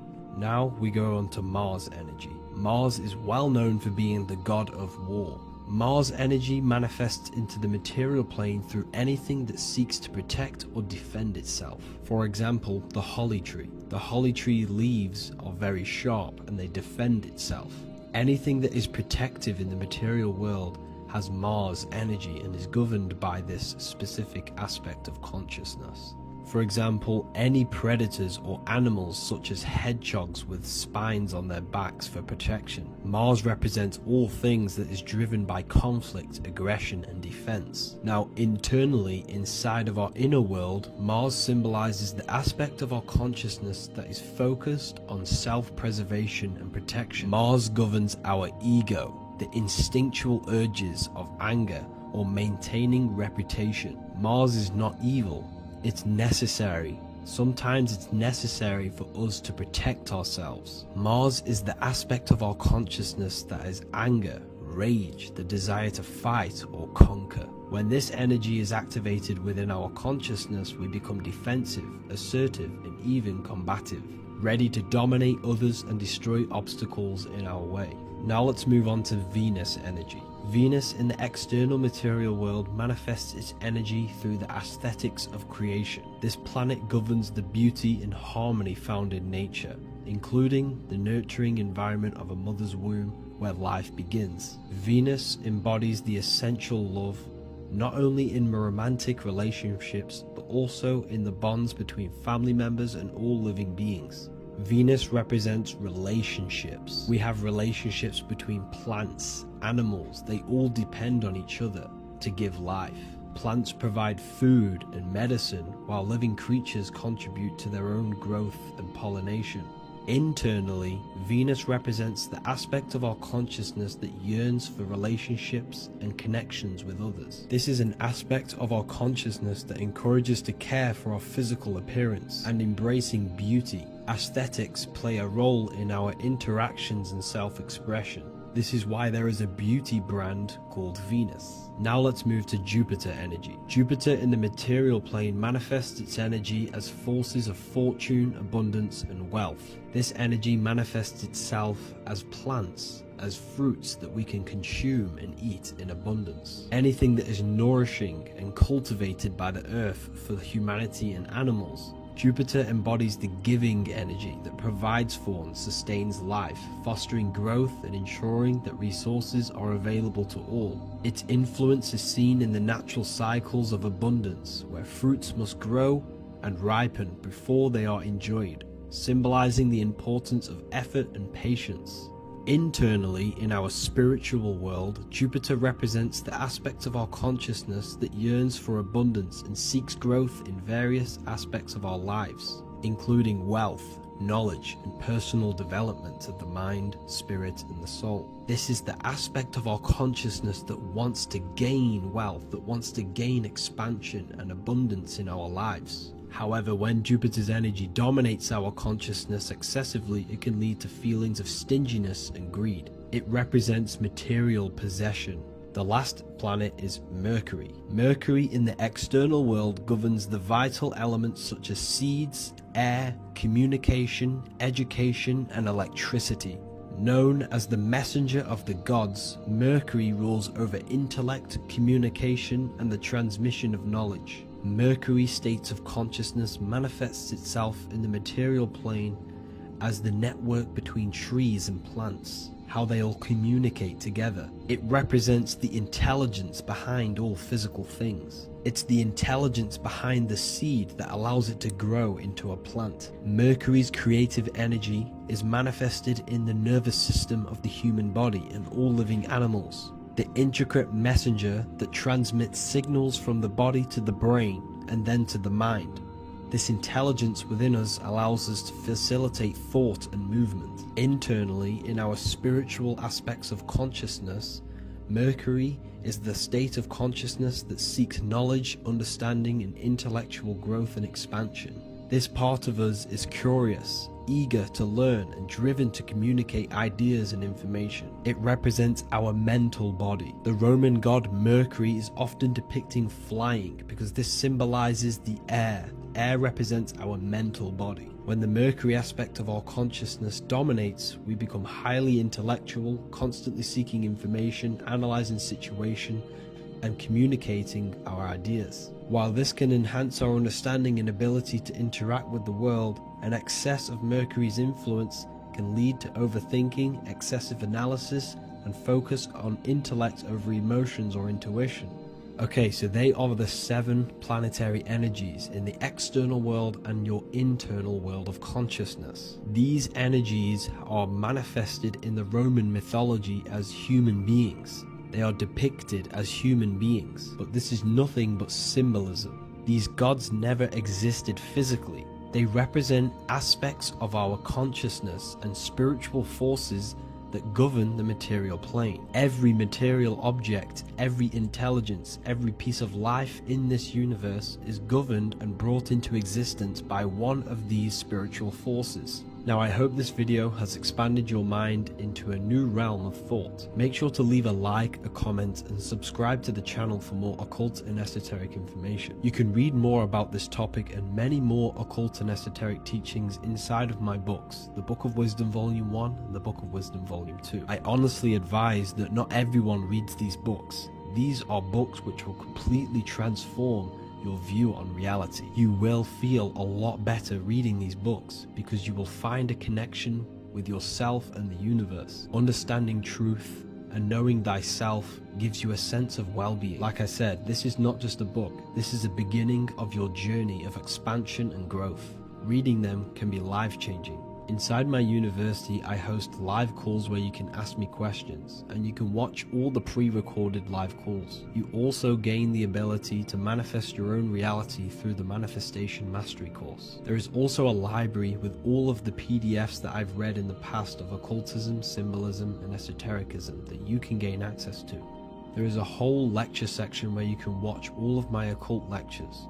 This is a place of transformation. The price of the university will be going up very soon. If you join now, you will gain a free sexual alchemy course which will teach you how to transmute sexual energy into creativity. I'll leave all the links in the description for the university and also my website where you can get my books. I hope you enjoyed this video. Take care.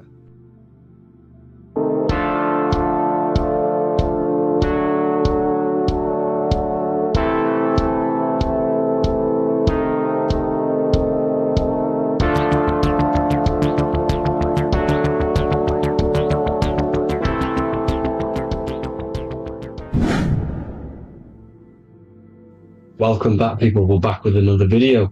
Let's jump straight into this. Make sure to tune in till the end because this has got so much information in this video. So sit back and enjoy. So everything's Taurus fields. The Earth's a Taurus field. Everything's Taurus, which is electromagnetic field, electric and magnetic. The center of the Taurus field is where the two opposing forces meet in the center. And this is what creates the plane of inertia, the dielectric plane of inertia. Okay? You got red shift, blue shift, positive, negative, south and north pole, right? This is what the ancients were showing with the tree of life.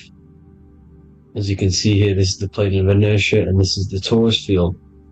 Everything consists of this. Everything is a Taurus field. A atom is a Taurus field. Okay, now the inertia is the 0 point. So this plane is a 0 point. It's the balance between two poles. Okay, now this creates matter because matter is two opposing forces in motion equalized. So these two forces coming together is what creates matter on this physical plane. And this is why we can't see the electromagnetic field, because it consists of one of the elements, which is either electric or magnetic, but when they combine together, it's what creates this physical plane, which is physical matter, which is light in motion. Now, everything is one. Don't get confused by duality. Duality is two opposing forces, but them two opposing forces are created by the same substance. It's two aspects of the same substance.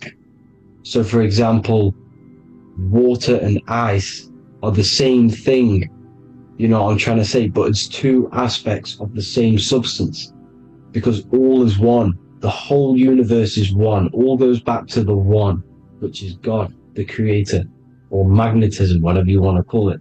because magnetism pulsates. Electricity has two poles, redshift, blue shift. Okay, so redshift, blue shift is electricity, and electricity vibrates, and all vibration always comes back to a standstill point. But magnetism is what pulsates. This is why your heart pulses. You breathe, which is a pulse. This is the breath of the universe, magnetism. Now, this is why the earth is green, okay? Earth can be spelt heart. If you just move the H to the beginning, it spells heart, okay? Because the heart is the center of the torus field, which is the heart chakra for us humans, okay? We consist of the same field, as you already know. Heart being the center, which is green, which is the center of the 7 colors. The center of the 7 colors. This is the most powerful chakra in your body. People think it's the crown chakra, but it's the heart chakra because it's the center of the torus field. You must align them all and combine them all into one, which is the heart chakra. Now, earth is green. Nature's green. Okay, this is because we live on heart chakra, the plane of inertia. It's the center of the torus field. Okay, and this is what the Egyptians called Isis, which is nature. Nature is balanced, and nature is female, Mother Nature, because it looks after us with the fruit it grows with abundance, and the water. It's a female energy, Mother Nature, and this is the symbolism of an equal, balanced arms. This is the scales, it's balanced. Mother Nature is balanced. This is why the sky is blue, because what comes after the heart chakra? Blue. Sky is blue. We live in Midgard. This is what the ancients called Midgard. You don't have to take this tree literally. It's a metaphor. We live in Midgard, where both positive and negative duality here. Now, Mount Meru. Mount Meru was known as the center of the earth, okay, or known as Hyperborea. And this is the North Pole, the electromagnetic North Pole. But when I say Mount Meru, it's not an actual mountain. They weren't saying there was a real mountain in the center of the earth, a magnetic rock. No. The plane of inertia, okay, there's something called a hyperboloid. That's what it's called, a hyperboloid. And this is the center of the torus field. And this hyperboloid is what is in the shape of a mountain, you see? So if I go to this next one, they say Hyperborea on this map. Why do they call it Hyperborea? Because this is the hyperboloid in the center of the torus field, and this is the electromagnetic mountain, a metaphor. Mountain, what they're metaphorically saying, this is the electromagnetic mountain at the center, the double vortex, the center of the torus field, which is the North Pole. Pole of electromagnetic energy. So this is why they call it Hyperborea. It comes from the word hyperboloid. And the center of the earth is so sacred, and they symbolize this with, obviously, the North Star, which is Polaris. And this is where the swastika comes from, because it's the 4 seasons moving around the North Star. This is the Big Dipper constellation moving around the North Star, which is Polaris. There's that pole again. Pole. Magnetic pole of the torus field. And this is where the green, emerald green, aurora borealis comes from. It comes from this center hyperboloid at the center of the earth, where the most electromagnetic energy is stored. The center of the plane of inertia. The center of the plane of inertia. This is the all-seeing eye as well. As you can see, they got the sun, the moon. This is the Masonic cosmos, the sun, the moon, and the all-seeing eye, because the eye is Polaris, the eye of the stars. It's all a big eye. Now, the eye means a lot more as well. It's not just that. There's different ways you can interpret symbols. Now, this is the emerald tablets. Deep in Earth's heart lies the flower, the source of the spirit that binds all in its form. Okay? The flower of life is thine own place of thine spirit, and stream through the earth as thine flows through thy form, giving off life to the earth and its children, renewing the spirit from form unto form. This is the North Pole. This is what he's talking about. He's talking about the aura borealis. Aura borealis. It's the earth's aura. Emerald green. Heart chakra. Plane of inertia. Green. Earth. Heart. You see? All related. Now, there's many symbolism of this. So much symbolism of the ancients. The 7 layers of heaven. 7 layers of heaven, which are the 7 planets. Okay? These planets are the solar system. It's the solar system because we are the soul. We are the sun, the soul. And we're inside of a solar system, which is the 7 planets. That's why there's 7 layers of heaven. Okay? The rings of Saturn, the rings of the planets are moving around us. Okay? So, this is what the ancients were depicting in their cosmology. Now, this is the Hebrew cosmology of the earth. This is the Mayan cosmology of the earth. You see, it's all an enclosed system. We live inside of a giant torus field. All is atum. That's what the ancients said, ancient Egyptians said. All is atum. Atoms are torus fields. Don't be tricked by the modern science today with the current model of an atom. It's completely wrong. They're hiding the torus field. They're hiding the electromagnetic field, which is in everything. Absolutely everything is in motion, and motion comes from this field. And you see, this is upside down, but this is I think it's pretty sure it's candles, but the 7 candles, the 7 planets, the 7 Elohim. You see? It all goes back to the stars and the heavens. Now, this is how the earth really works, with the stars on the outside of the cosmic egg, and then the torus field spinning around the sun and the moon, the positive and the negative charge. The sun gives you energy, the moon takes your energy. The moon controls monthly cycles. Moon is mon. This is etymology. Mon, month, money, demon, monster. Stir is star, moon star. We are all stars. Youngster, minister, superstar, Hollywood star. We're all stars. We come from the stars, which is heaven. Our soul comes from the stars. You see? We are the universe, the image of man made in the universe. We are a microcosm of the universe. The universe is a macro, we are micro. We consist of everything. The body, mind and spirit. The sun, the soul. Moon, the mind. Earth, the body, mind and spirit. We have 12 systems in the body, which are governed by the 12 zodiac signs. Starting at the Aries, which is the ram of God, all the way down to Pisces. And Capricorn, kneecap. It all goes back to the stars. We are the stars. We are the universe. Everything is inside of us. Everything.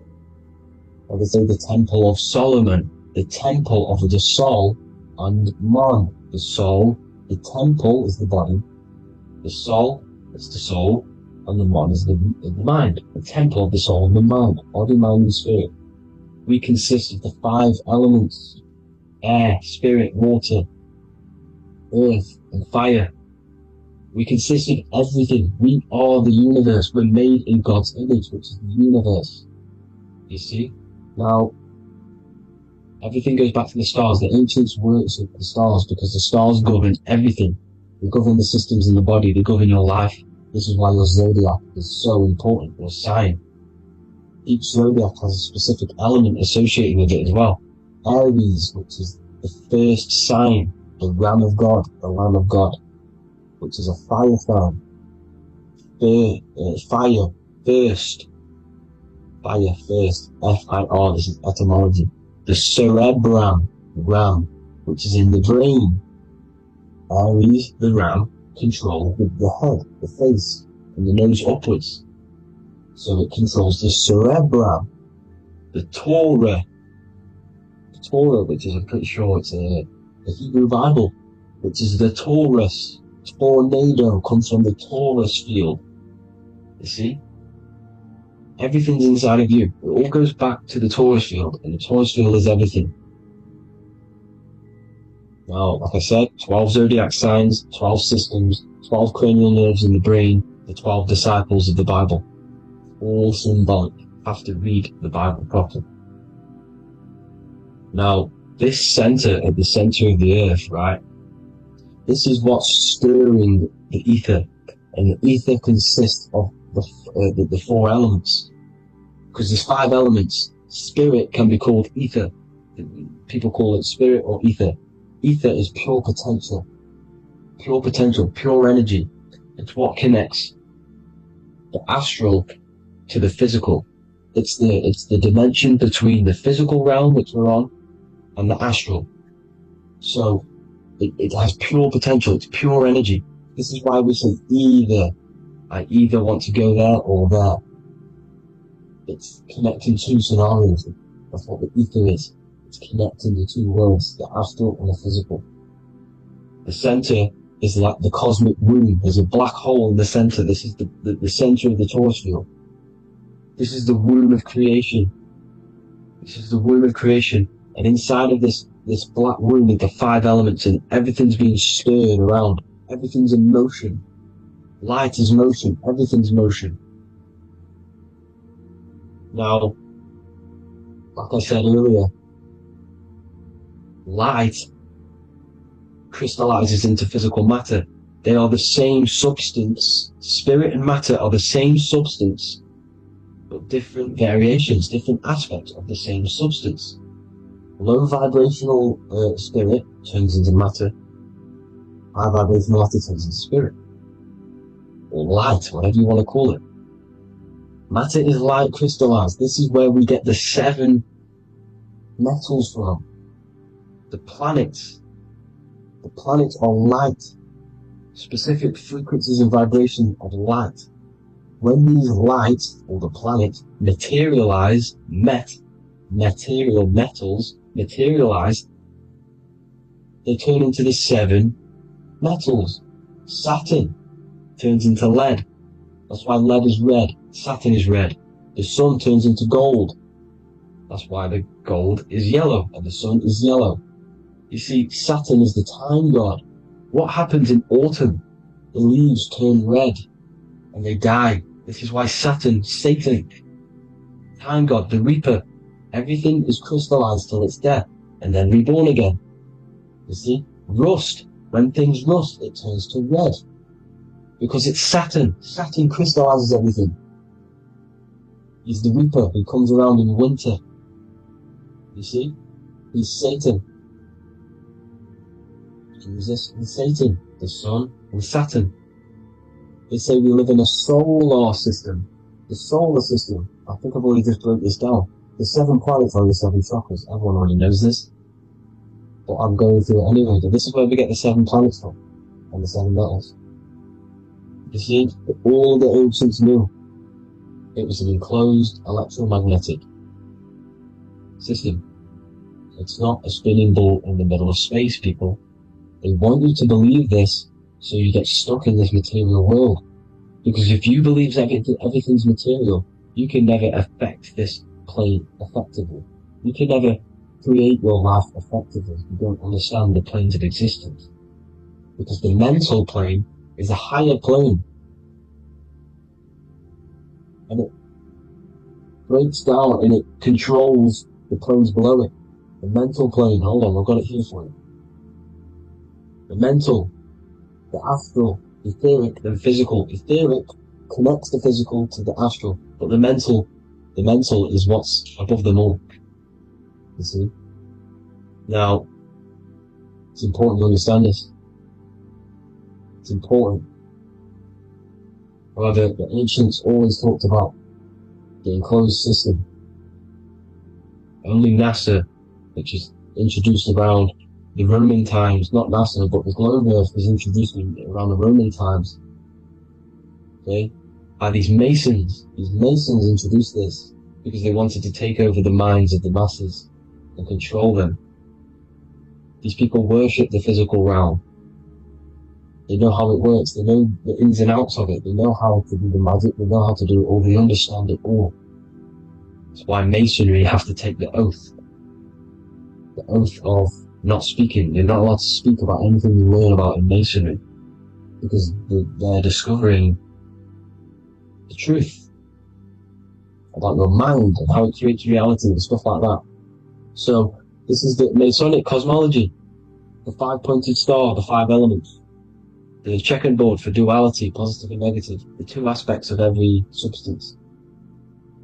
This is another ancient painting depicting the firmament, the stars inside the firmament, the sun.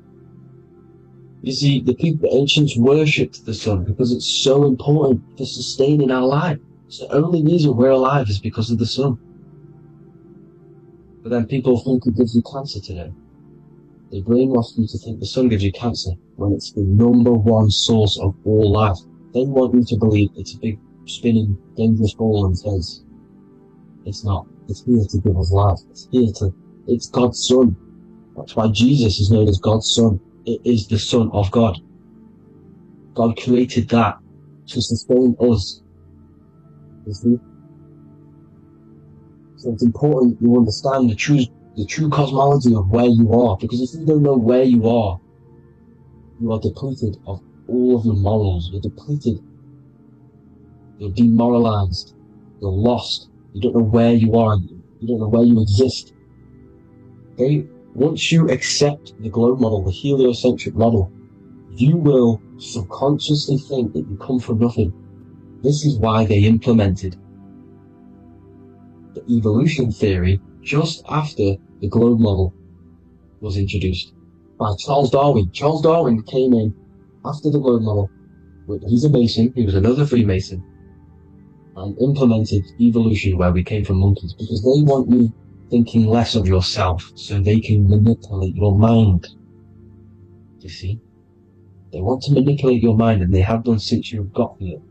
Since you came through that portal, you were manipulated from that day to believe this, believe that. The true cosmology, the truth will set you free. You will understand things better. You will feel better in yourself when you know the sun is here for you. You'll feel better in yourself that you know that you didn't come from a monkey. You were created as a human, a manifester, a creator. You're so intelligent. Your mind is amazing. You can manipulate matter, mind over matter. See? Thank you all people for tuning in. Tap in with yourself. Love yourself. Find the truth. Spread the truth. Nothing dies. Nothing in this creation dies. Everything's energy.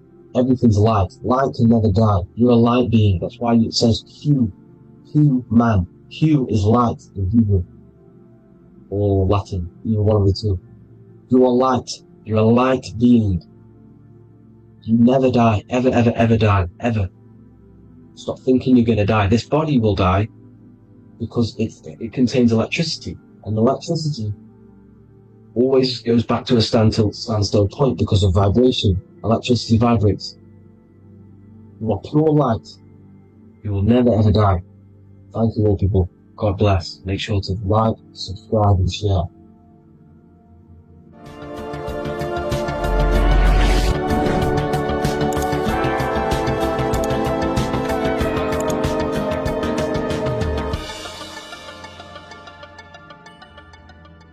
Welcome to Revival of Wisdom.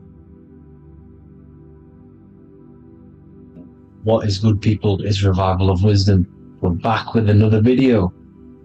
Today we're going to be talking about the importance of Saturn and the occult. Let's jump straight into this. So Saturn is the god of the earth, right? It's the time of God, change, destruction, physical matter. He creates and destroys, because the energy of Saturn is the key to crystallization.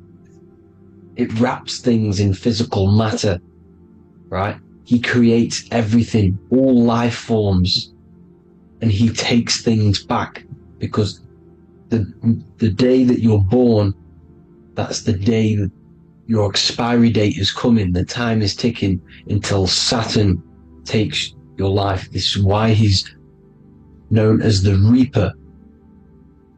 Okay? as he's personified as eating his child here in this ancient Roman painting. As you can see, he's eating the child. We are all children of Saturn, right? He creates physical matter, our physical bodies, right?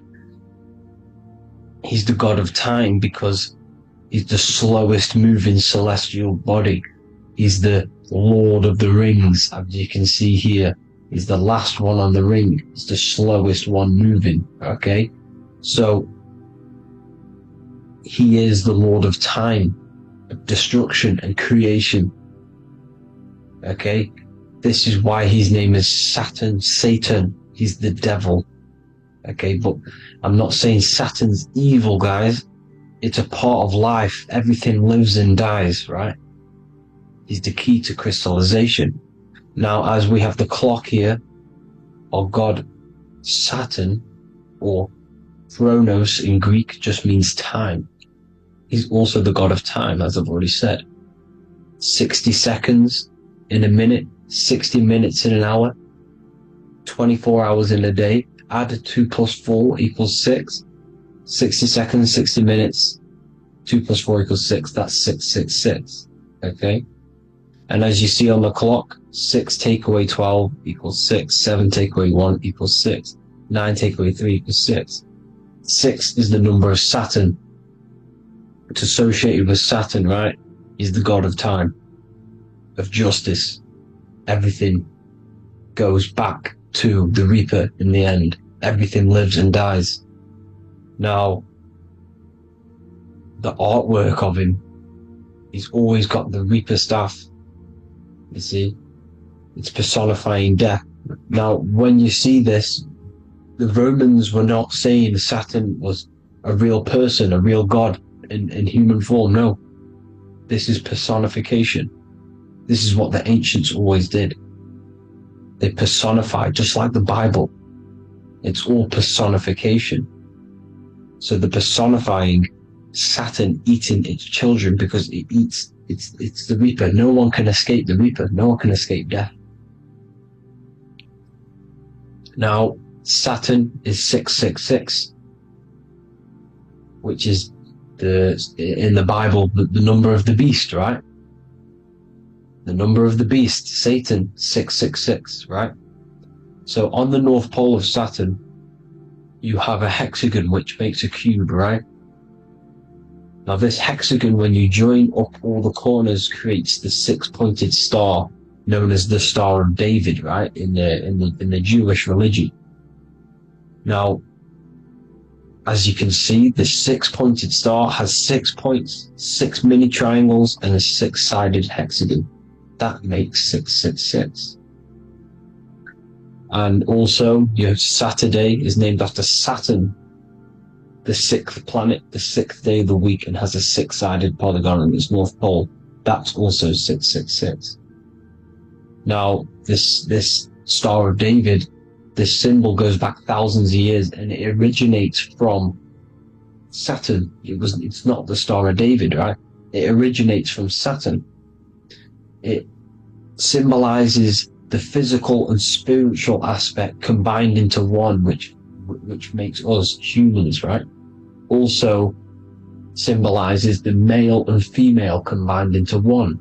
These two sacred energies create the human.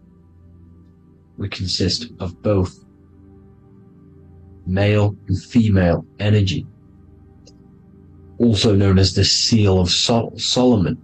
And we all know if Solomon was a real person, he talks about communicating with 72 demons. He could apparently, in the text, he could communicate with 72 demons, and this is sorcery. This is black magic. Now, this symbol is associated with hexing people. When you place a hex on someone, that is a form of witchcraft, which a hex is just a curse. When you're cursing someone, this is black magic. Now, the black magician would stand in the middle of the symbol and cast his spells onto other people. Now, this symbol is obviously on the $1 bill, twice on the $1 bill. and it's very, very ancient symbol, and it originates from Saturn. And let's keep going. So the cube. So I've just said how you see the cube on the North Pole of Saturn, right? The cube is limited. It's a 3D shape. It symbolizes limitations to the physical 3D dimension, the third dimension, the physical realm which we are in. Now, as you can see, the color associated with Saturn is black, right? Black is infinite potential. Black is the creation of all things before there was light. Light is born out of blackness, darkness, okay? Now, black is physical matter. And as you can see, the black cube, black symbolizing physical matter, the cube being limited, as the physical realm that we are in is limited. It's not like the fourth dimension where everything can exist in a thought. The third dimension is limited, right? And this is what Saturn is. It limits you to the 3D 666. Your body limits you to your physical body. Now these black cubes are placed everywhere, as you can see: Australia, Denmark, Manhattan. There's one in New York. As you can see, the Apple have a cube. The Nintendo GameCube. Trump Tower is a black cube. This is worshipping the energy of Saturn, the god Saturn. Okay, it's not a god, it's a celestial energy. However, it rules over Earth because it pretty much created the physical realm.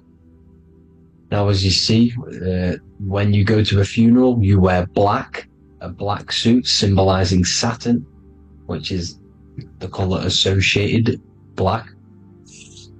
And as you see in Mecca, they walk around the black cube in rings. As you can see here, they're stood around in rings, like the Saturn, the rings of Saturn. The Mercedes symbol.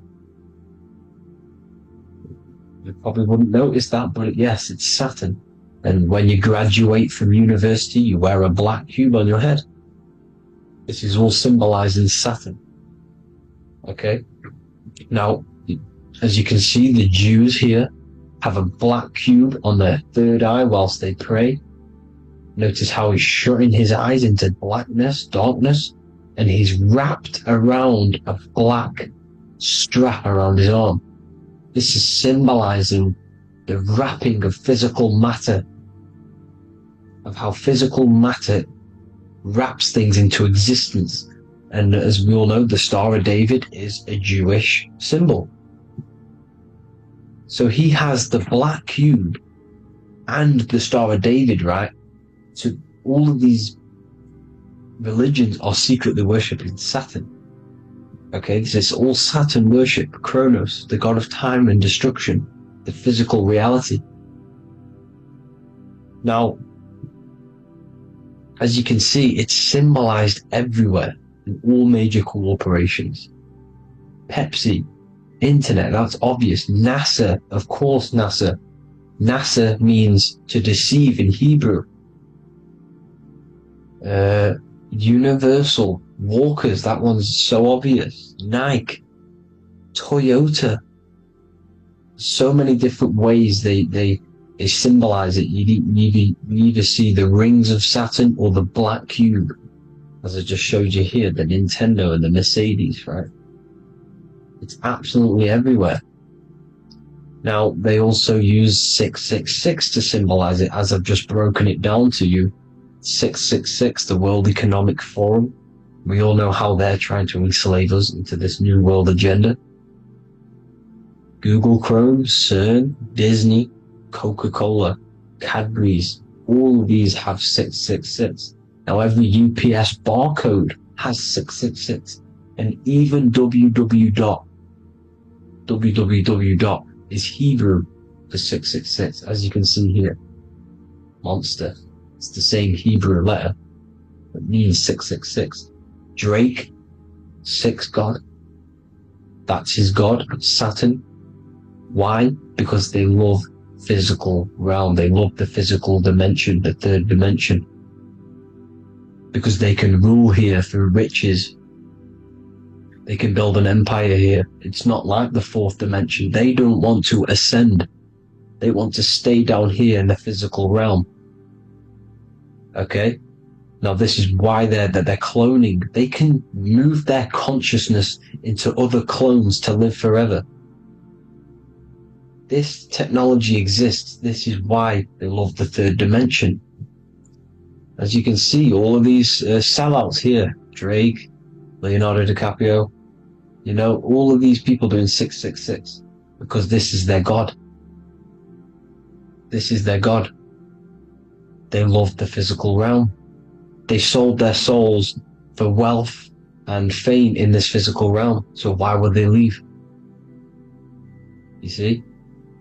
Now, this isn't all just evil, okay? So you have 7 chakras, right? You have 7 days of the week, 7 solfeggio scale notes. These are frequencies, the solfeggio scale.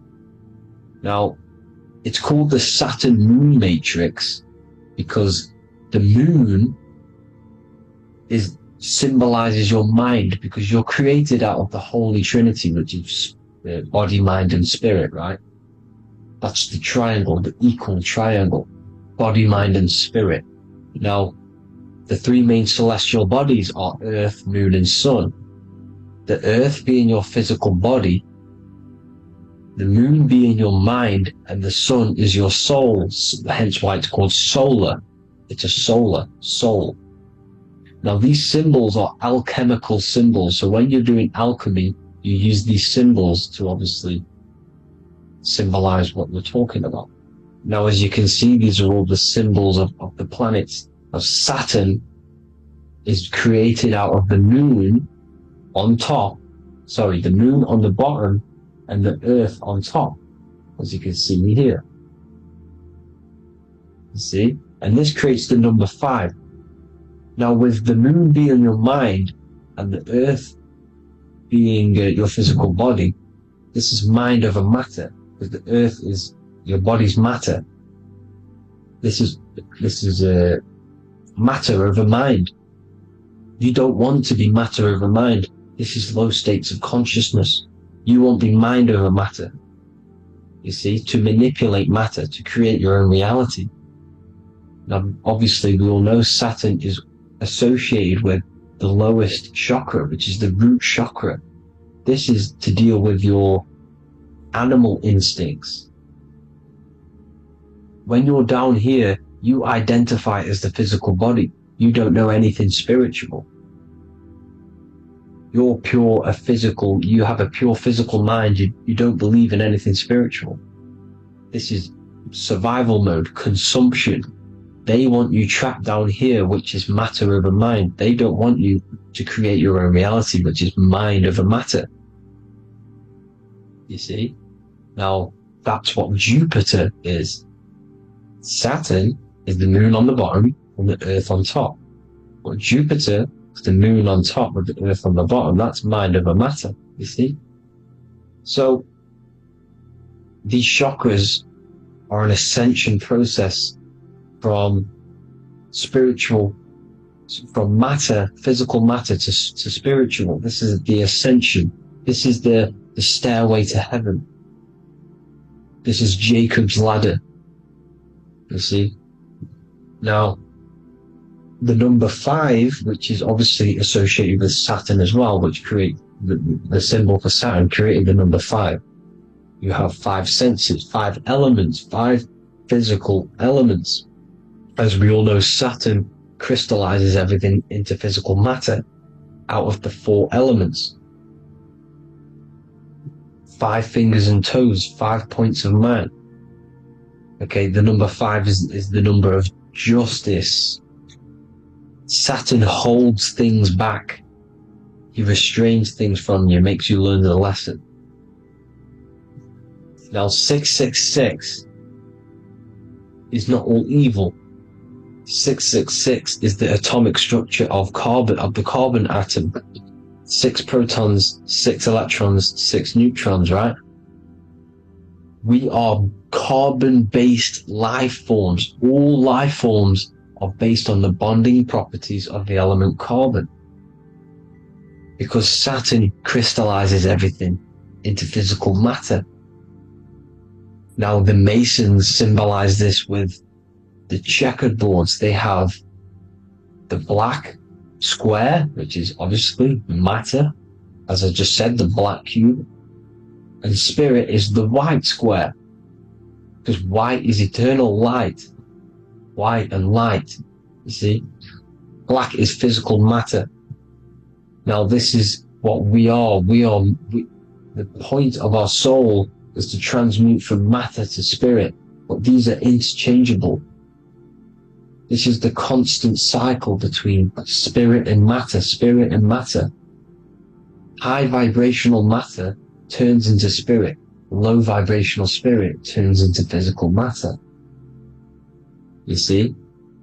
Now, we are carbon-based life forms. This is what 666 is, the number of the beast. Well, when I say we, the physical body is the beast. It's the animal. It's the carbon suit to operate in this physical dimension, in this physical realm.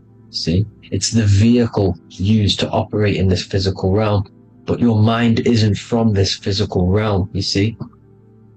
The brain is the physical manifestation of the soul.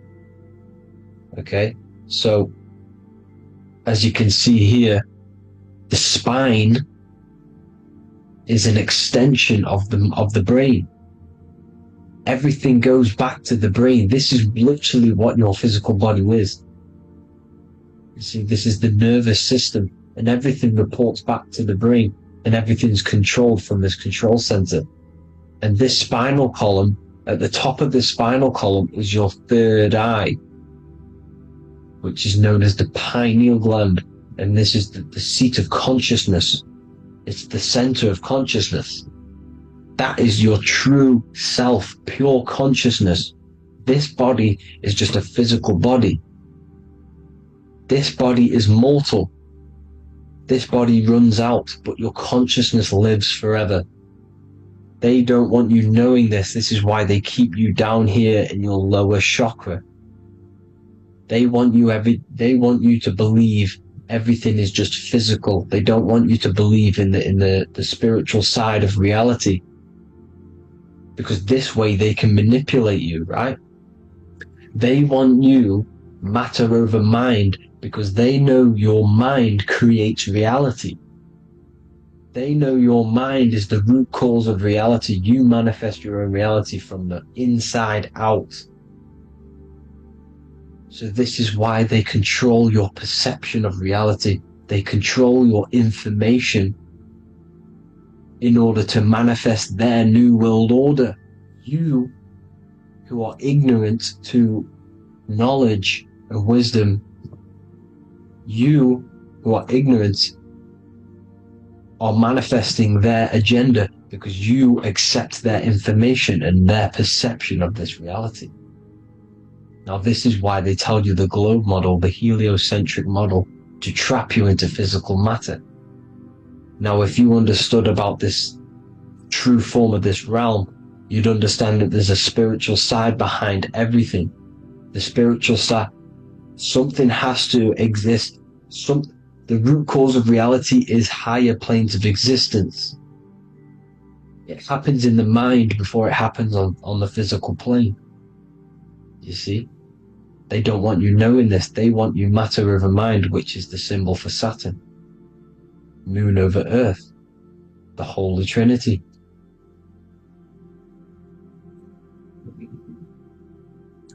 Now, as you can see, the cube also makes IXXI. This is Roman numerals. This is Roman numerals, and when it's translated from 9/11. Yes, 9/11. This is the secret code of the One World Order. the two twin towers, when the two become one. Okay, when the two become one, this is how you reach the higher states of consciousness, the physical and spiritual. Now, as you can see, the 9/11 memorial are two black cubes. It's two black cubes. This is all Saturn worship. Now, I'm not saying that Saturn is an evil celestial body, right? No, everything has a good side and a bad side, right? It's duality. The spirits of Saturn on the dark side are the most evil demonic spirits. Now, these are the spirits that these are invoking through these rituals, right? Yes, 9/11 was a massive ritual. It's a satanic ritual, okay? Now, we all know Elon Musk. Elon Musk is coming with the mark of the beast. In English gematria, this equals 666, right? 666, as I said, is the number of the beast. You are the beast, your physical body. You see how the Bible twisted things up to make things more confusing, right? But it's there. You just have to have the knowledge to be able to read the Bible properly. As we all know, we had this virus. I'm not going to say the name because I'll get flagged. This virus adds up to 666 because this is all part of the New World Order. It's all part of keeping you in this physical dimension. Okay? Now, as you can see here, Novus Ordo Seclorum on the back of his shirt, on Elon Musk's shirt. This is also on the $1 bill, Novus Ordo Seclorum. This means New World Order. Yes, New World Order. This is on the back of Elon Musk's shirt. And as you can see here, he owns Neuralink, which is the brain chip which they're going to be putting into implanting this onto your brain. This is the New World Order to connect you and merge your consciousness with AI. Neuralink and Meta, he owns Meta as well, which is the metaverse. These are going to be linked in, hence why they have the same symbol, but just in a different format. It's the infinity symbol. And the infinity symbol comes from the torus field, as you can see here, your electromagnetic field from around your body. Now, the end goal is for this New World Order is to trap your consciousness inside of an alternative reality being projected from the metaverse. Because the metaverse will be the reality, Neuralink will be the brain chip inside of your brain, projecting your consciousness into an alternative reality while they harness your energy of your physical 666 body. Now, this stuff gets real deep, people. Now, this is the end goal of the New World Order, is to connect you with AI. This is why they're trapping you and keeping you in these lower states of consciousness in the Saturn associated root chakra, so you don't find out about the spiritual side of reality. Because if you knew the truth of this reality, you wouldn't connect to AI.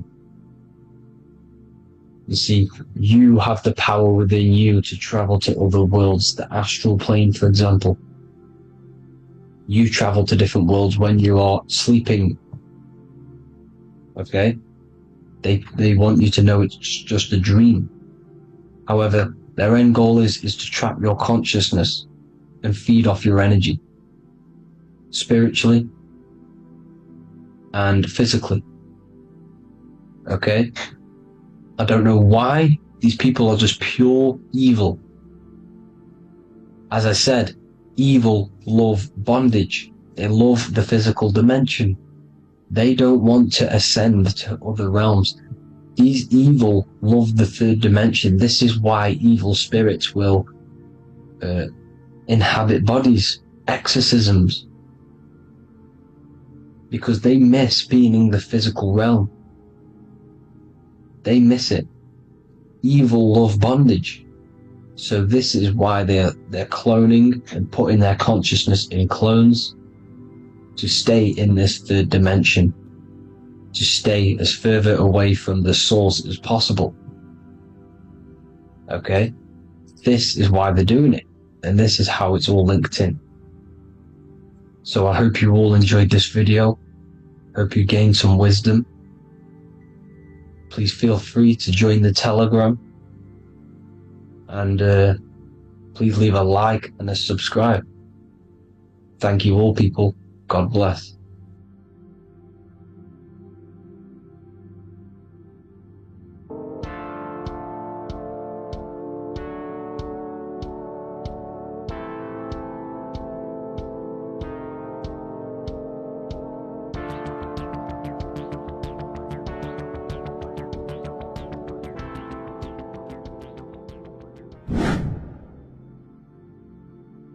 What is up, people? How are we all doing?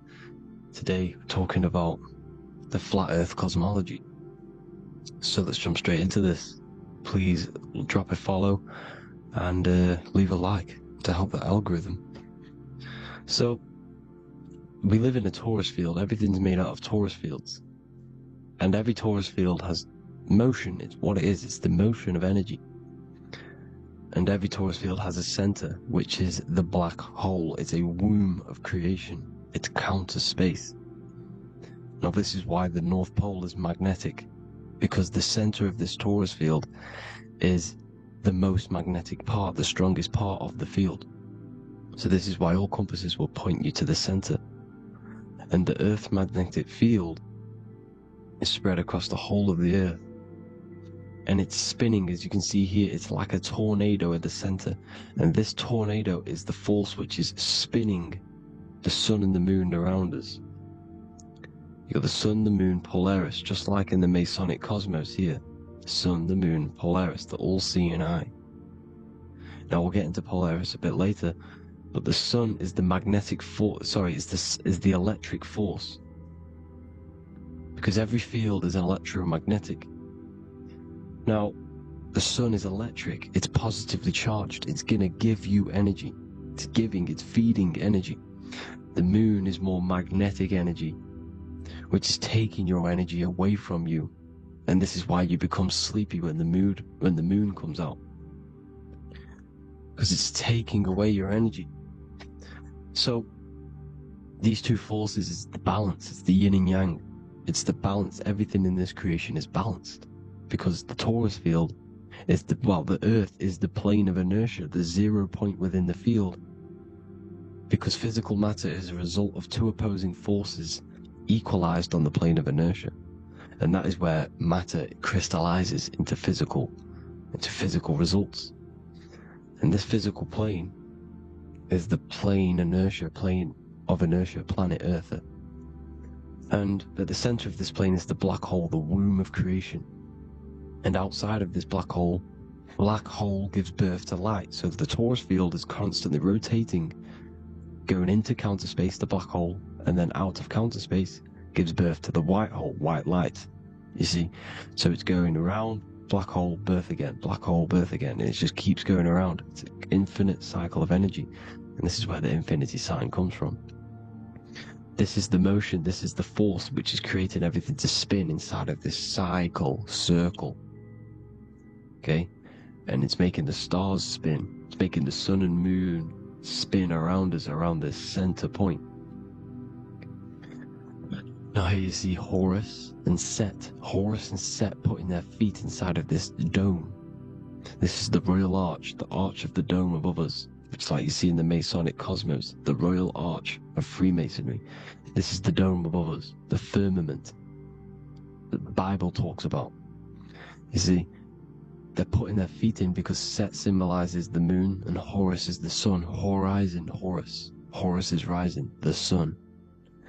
So they're both putting their feet around this center magnetic pole, which is the pole, North Pole, And above the North Pole, you have Polaris, the pole of electromagnetic energy. You see? And this is how we get the sun and the seasons. Because the sun, for us, when it becomes summer, it's on the Tropic of Cancer. Then it spirals outwards, going out and out and out, then goes to the Tropic of Capricorn. That's winter for us. Then it comes back in and creates summer again. So it's constantly spiraling around this center magnetic North Pole. You see? So this roof above our heads is the firmament, and this is what they've taken off of us. They haven't physically taken it, but mentally they have taken this away from you. It's a female energy, and this is what the Egyptians called Nut, the sky god Nut. And this is the womb. We are inside God's creation, God's womb, and the woman's womb when she has a baby is a microcosm of this, because everything inside of this creation is macro. It's a reflection of the bigger things, as above, so below. So the dome above our heads is the dome we are in when we are a baby, and you can see the sacred geometry of it is the exact same. It's the dome.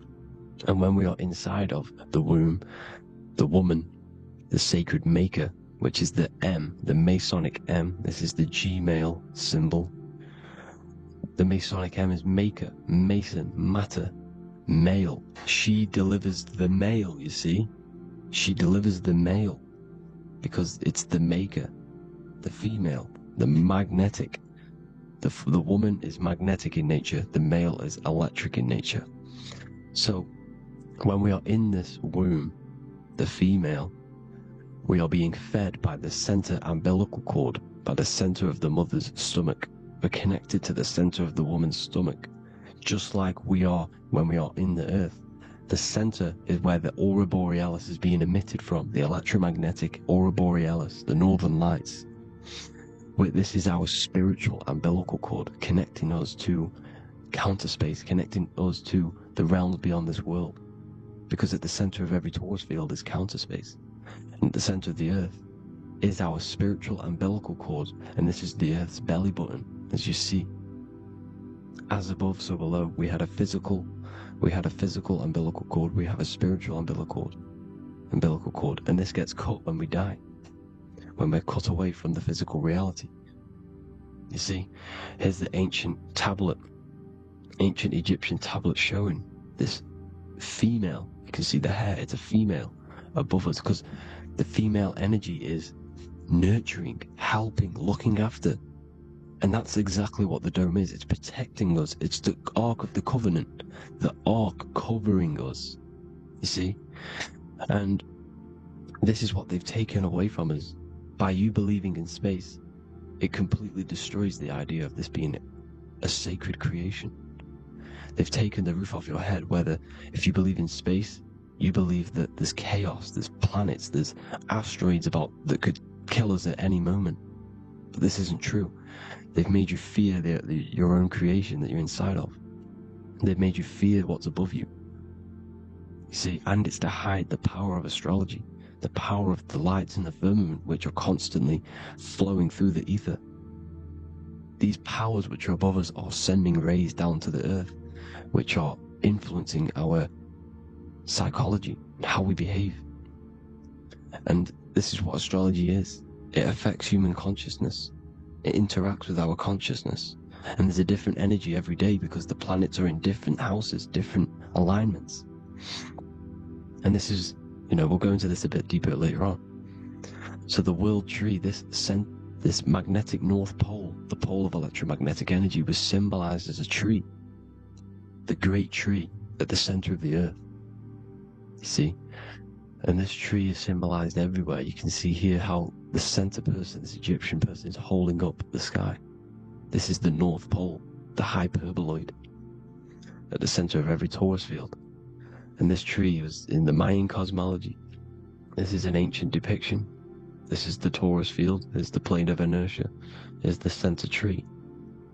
Here's the tree in the center, the magnetic North Pole, the woman holding the stars. Here's the Hindu with the two birds symbolizing the sun and the moon revolving around this center tree, the Mayan tree, his Horus and Set around the North Pole. They all knew this flat earth cosmology. They knew these secrets. It's so sacred you understand the creation that you're inside of. Because if you don't, you'll be led astray. You don't know where you are. You're lost. You see? And here's the Masonic art with the rays of the stars coming down with the tree in the center. So it was personified as a tree. And we are in Asgard, Midgard, the middle garden, where there's good and evil. So the 7 layers of heaven, which is talked about in the Quran. Each planet has a different layer of the firmament, and this is the 7 layers of heaven, and these are our 7 layers of the energy centers in our body. So we start in the stars, so we are stars in a physical body. This is why we say Mr., Sister, Fraudster, Sinister. Stir is star, and we are in the stars, and our star descends into the soul system, not solar system. And as we descend into the soul system, we enter Satan's kingdom, Satan's world. As it says in the Bible, Satan is the god of this world. Well, if you've been into my research for a while, you know Satan is Saturn.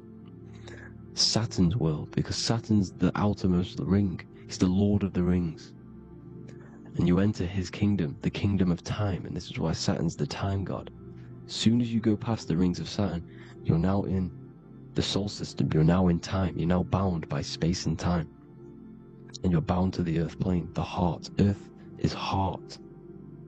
It's a rearrangement, it's an anagram for heart. And the heart of the electromagnetic color spectrum is green, and that's why the earth is green.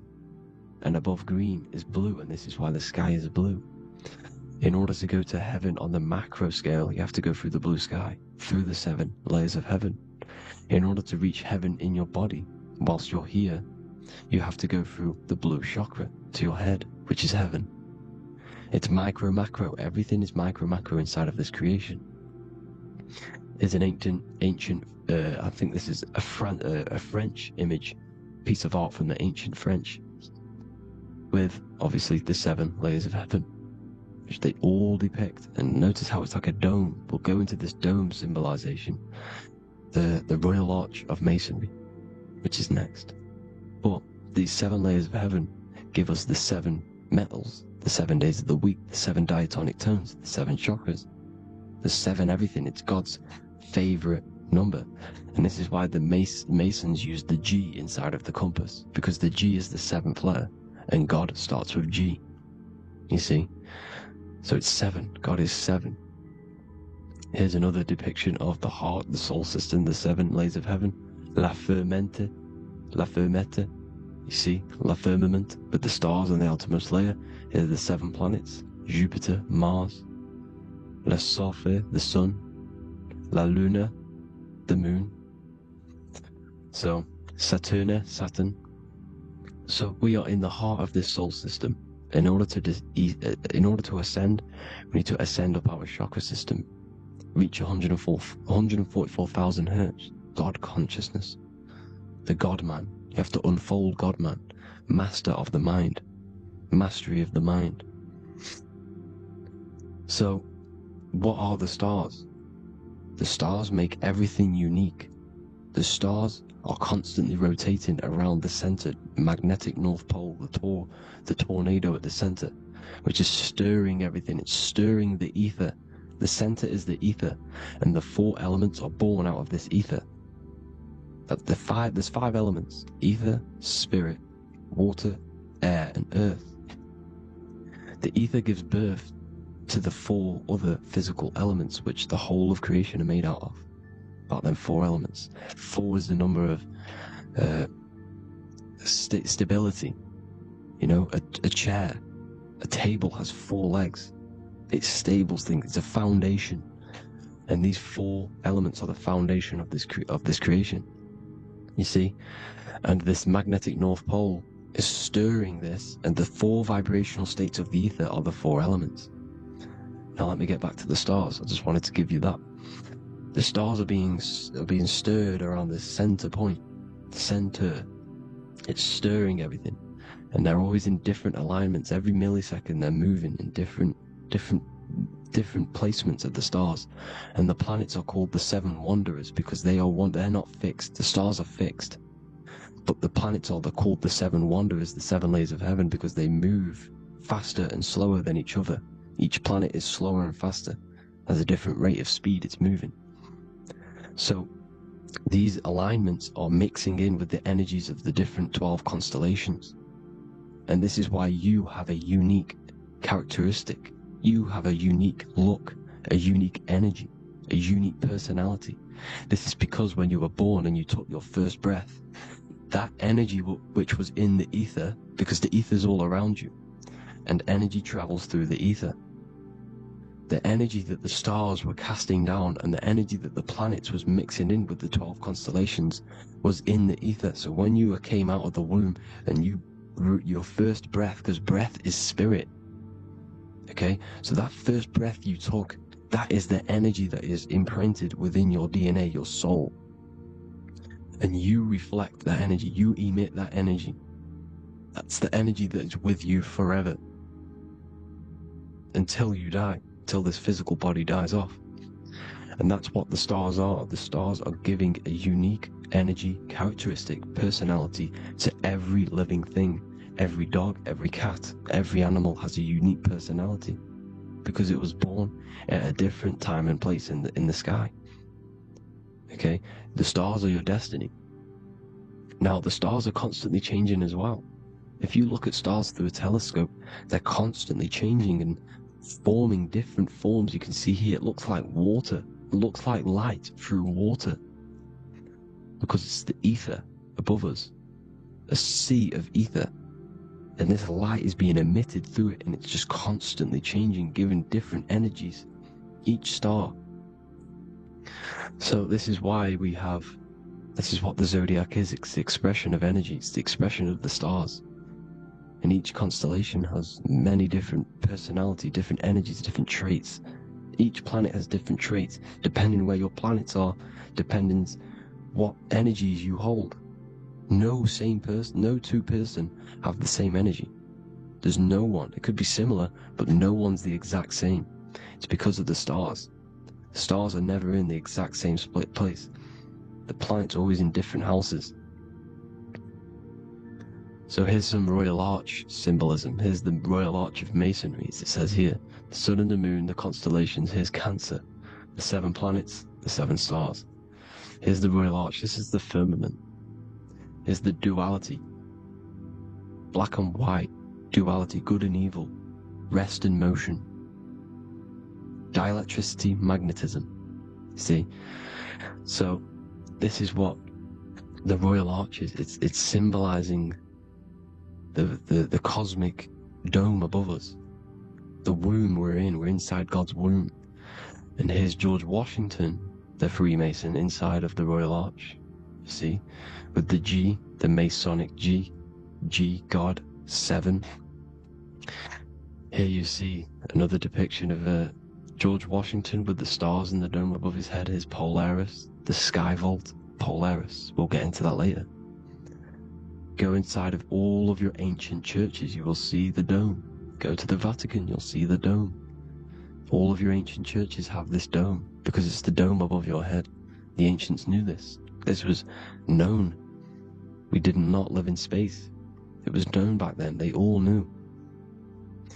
This is Crown Court, which is one of the most important courts in the UK. You can see it's clearly so much Masonic symbolism. You've got the 4 pillars of Masonry. The Royal Arch is like an arrow pointing upwards to Polaris. His Disney World is under a dome. In his Polaris, the sky vault. You see? And also 666 in the symbol. Here's more 7 layers of heaven. Here's an ancient depiction of the firmament. Here's the astral plane outside of the firmament. The Royal Arch. You see? It's everywhere. Here's Polaris, the 8-pointed star. Polaris is in between the sun and the moon. It's at the center of the Taurus field. And Polaris corresponds with the pineal gland as well because it's the all-seeing eye. See?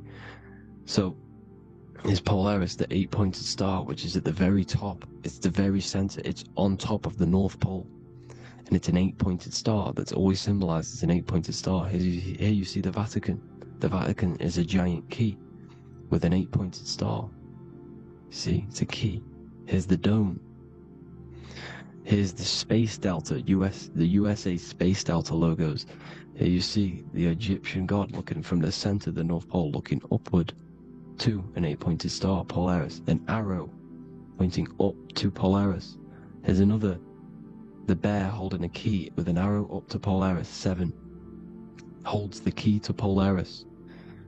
Here's an eagle holding a key above the North Pole to Polaris. Polaris, and here's another one. There's another bird, like a dragon, holding a key to Polaris. Because Polaris is definitely something to do with leaving this creation. Okay, maybe, I can't say for sure, but maybe it's to do with ascension, and this is why the Vatican hold the key to the 8-pointed star. And this is why the space, well, we all know space is a lie, but they're showing Polaris and its sacred symbology. Maybe it's to do with something leaving this creation, going to another. Here's some North Pole symbolism. As above, so below. See the four seasons of the Big Dipper constellation going around Polaris. This is Polaris, this is the Big Dipper constellation, and this is the swastika. This image gives us the swastika, because all the symbols we use are created in nature. They're created somehow in nature. This is how we get them. As above, so below. This is the map of the North Pole with the 4 rivers, looking like the Big Dipper constellation. It's the Masonic, here's the ancient cosmology with the 4, you see the 4 islands, Mayan cosmology, 4 islands. This is the alchemical symbol for Earth, 4 sections. The windows, because the center of the North Pole is a window to another dimension. The 4 lucky 4-leaf clover, which is supposed to be lucky. It's just it's truth in plain sight. And here's Hitler looking at 2 flat Earth maps. So this swastika has been used for thousands of years, thousands and thousands of years, and it's symbolic for the most sacred land on this plane, the North Pole. Shambhala.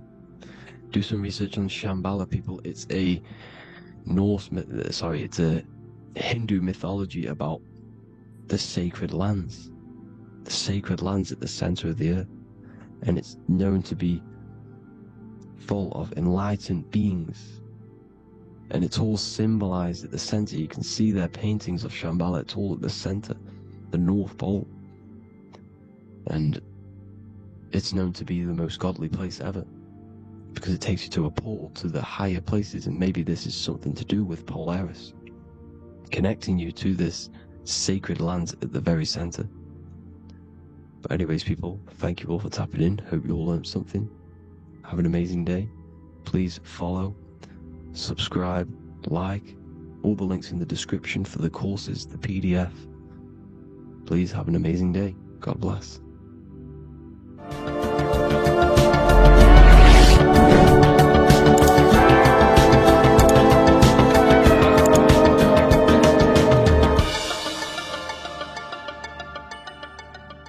Welcome to Revival of Wisdom. This video is going to be about the flat Earth and the breakdown of the whole cosmology. We're going to be digging very deep. I've got a lot of pictures and images to show you, and a lot of dots to connect. So let's start with the Freemasonry art. So this artwork we have here is the Freemasonic cosmology, as they know and believe. So what is it symbolizing? Obviously have to start off with the 4 pillars representing the 4 corners of the earth. The 4 corners with duality. You see, there's everything on earth. There's good and evil. Good, evil, positive, negative. Good, bad.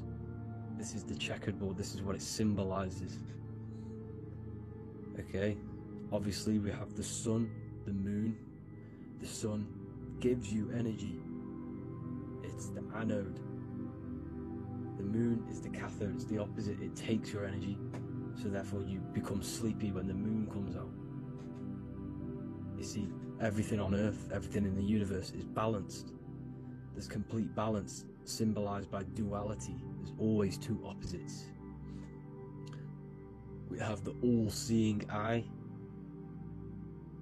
and obviously 7 stars representing the 7 planets, but not planets as in we know planets. They're not physical spinning balls of gas. They are energies, they are lights emitting from the realm above this realm. They are lights through the firmament, through the electromagnetic field. So let's go through that again. The 4 corners, duality, positive and negative, cold, dry. Everyone on Earth has an opposite. Everyone, there's 2. Okay, and then we have the sun, the moon, the 7 planets, with a 5-pointed star. What's the 5-pointed star? Of course, it's the 5 elements: spirit, water, earth, fire, and air. Okay, that's what the 5-pointed star is symbolizing, the 5 elements of Earth. And then, most importantly, we have the compass. The compass is very, very important, hence why it's in the center. The compass is symbolizing many, many things, and one of the most important things, but we'll get into that after. We have a boat with water outside of the Earth. So we have a boat on water, symbolizing the waters separated by the firmament, the waters above separated by the firmament from the waters within the firmament, the Earth. So this is what it's symbolizing. So the compass, what's the compass? This is where the compass comes from. The Polaris, the most important star there is, because it's in the center of Earth. The sun, the moon, and the black hole, black sun. Because all creation comes from center, the seed center. Okay, but we'll get into this after. But also, this is a very important Masonic symbol because they use this symbol a lot. This is one of their main symbols, hence why Neil Armstrong has the Masonic ring with the compass on it. The people who supposedly went to the moon, which obviously they faked to push this globe model, because the globe model is based upon fear. Because the globe model, if they can sell you the globe model, they can sell you anything then. You don't know where you actually are.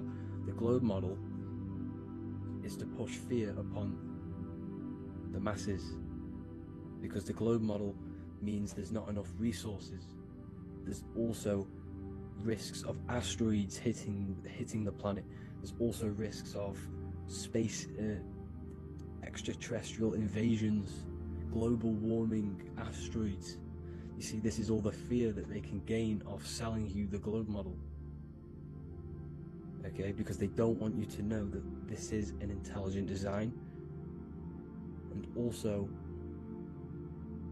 they're hiding God, the creator, the source. This is why they are satanic.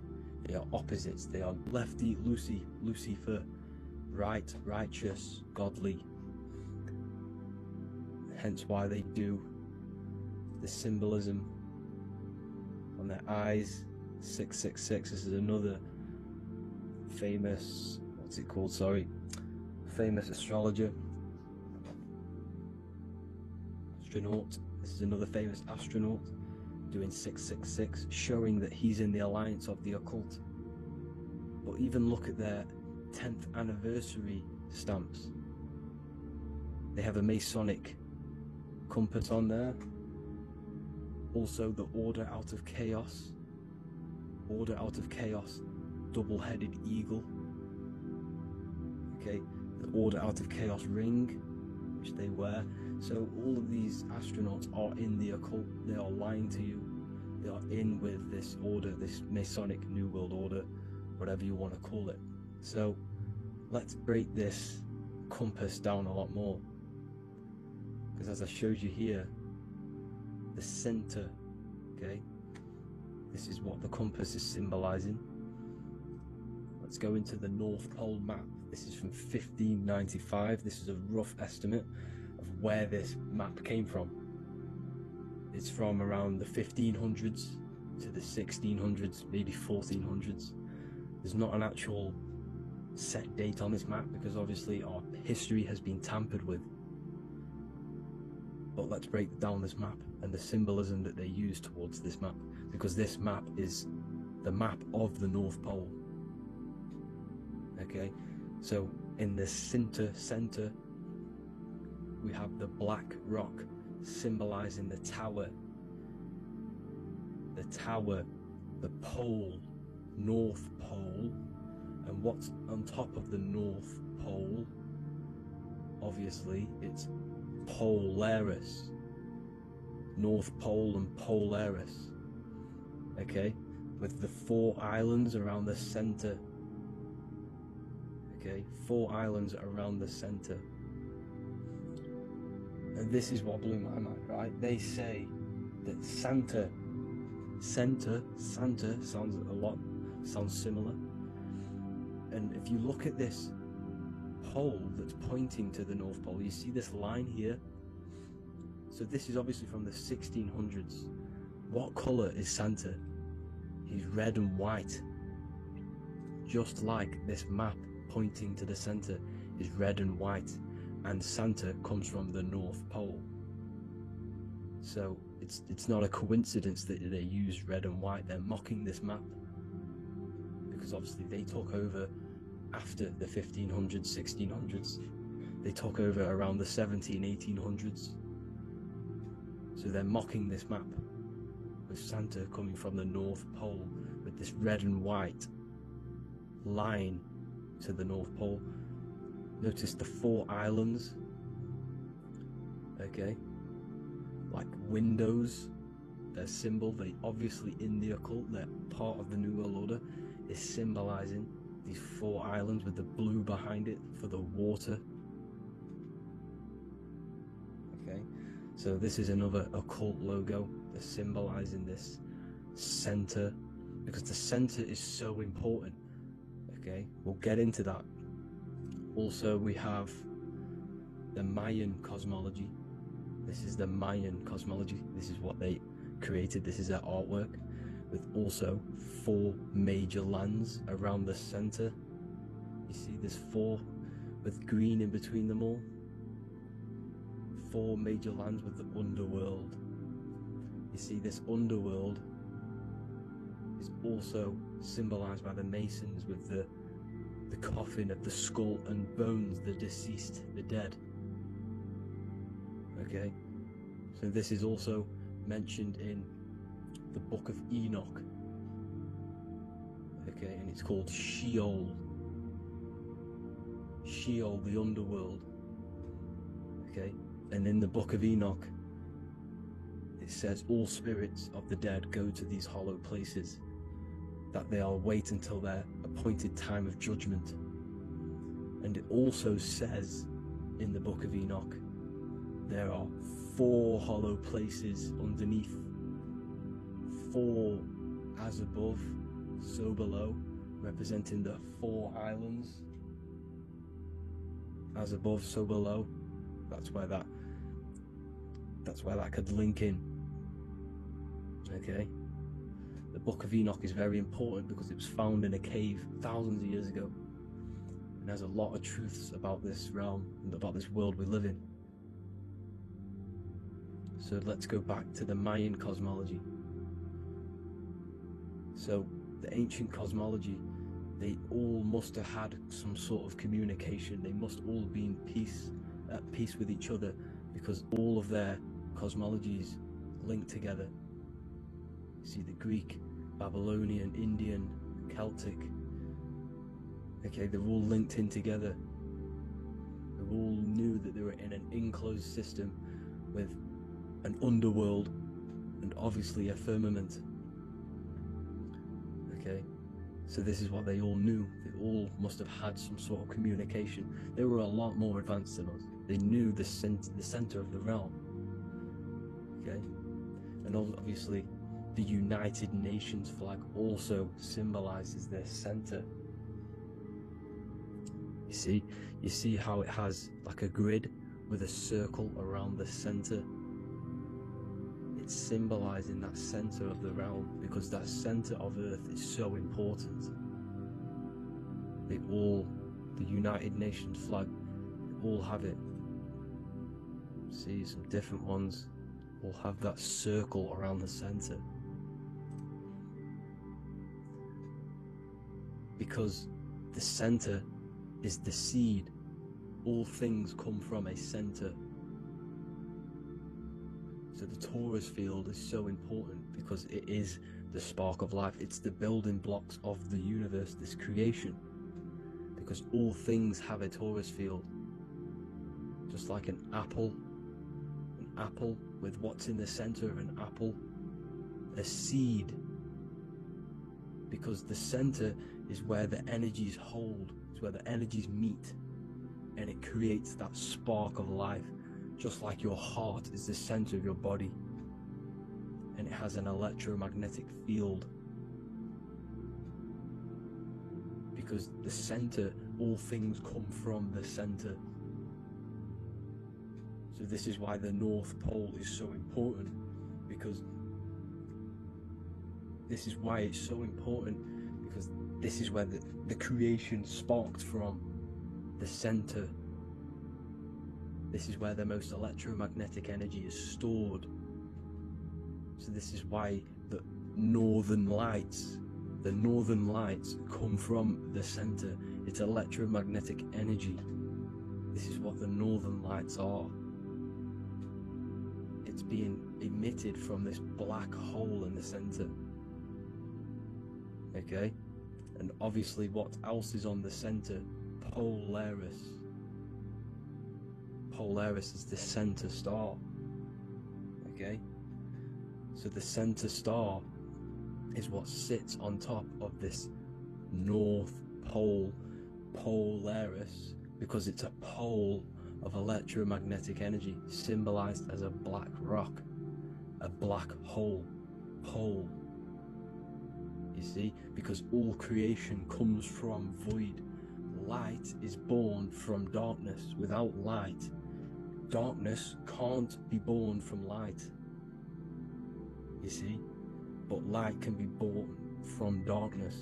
This is why darkness is so important.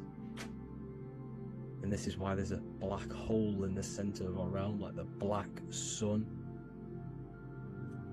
The black sun. The Polaris star, the North Star. You see, so this is this North Pole, Polaris. This is what they're talking about. And this is why compasses are an 8-pointed star, because Polaris is symbolized as an 8-pointed star. This is where a compass will point you to. It will point you to that center. So notice how a compass has this black hole in the middle, you see, and it will point you to this meeting point, the north, because in the center is the center of the torus field of the earth. This is where the most electromagnetic energy is. You see, everything gets sucked into the black hole. Okay, this whole reality is being projected from that center point, just like your eyes suck in light. It's a black hole.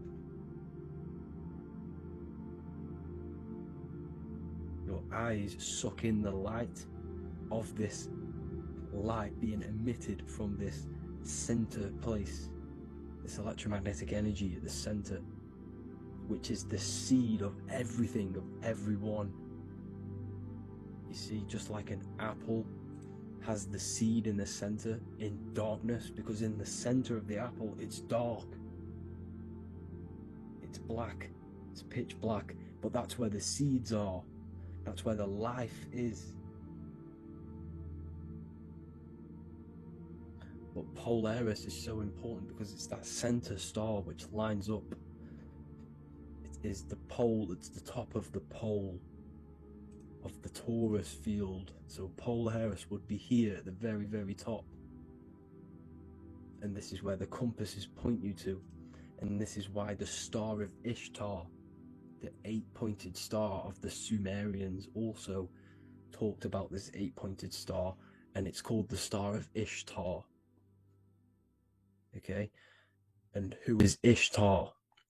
Ishtar is the goddess. Okay, so she's not a male, she's a female, because every creation is brought through a female, a womb. Every single human on earth is brought through the womb, the sacred feminine energy, and the womb is pure darkness. There's no light in a womb, just like the center of our realm. It's a black hole. Okay, and guess what? She's the god of fertility and sexuality. She is responsible for all life. Okay, so the Star of Ishtar is the Star of Polaris, which is symbolizing the responsibility for all life, the center of our realm, the black sun, the black hole. Okay, so this is what that god of Ishtar of the Sumerians is talking about, the goddess, the womb, the seed of creation. So this would be the portal, more than likely the portal in and out of our realm, because it's the top of the torus field. And what's above this realm is the heavens. So this is where you get sucked in from the heavens. Your soul gets sucked in and brought onto this plane of existence called Earth. These are some space NASA symbols. Look how much Polaris symbolism there is, and notice how it's at the center. You see this circle? This is like a half circle, and at the center is an 8-pointed star of Ishtar. It's the same thing, it's Polaris, it's at the center.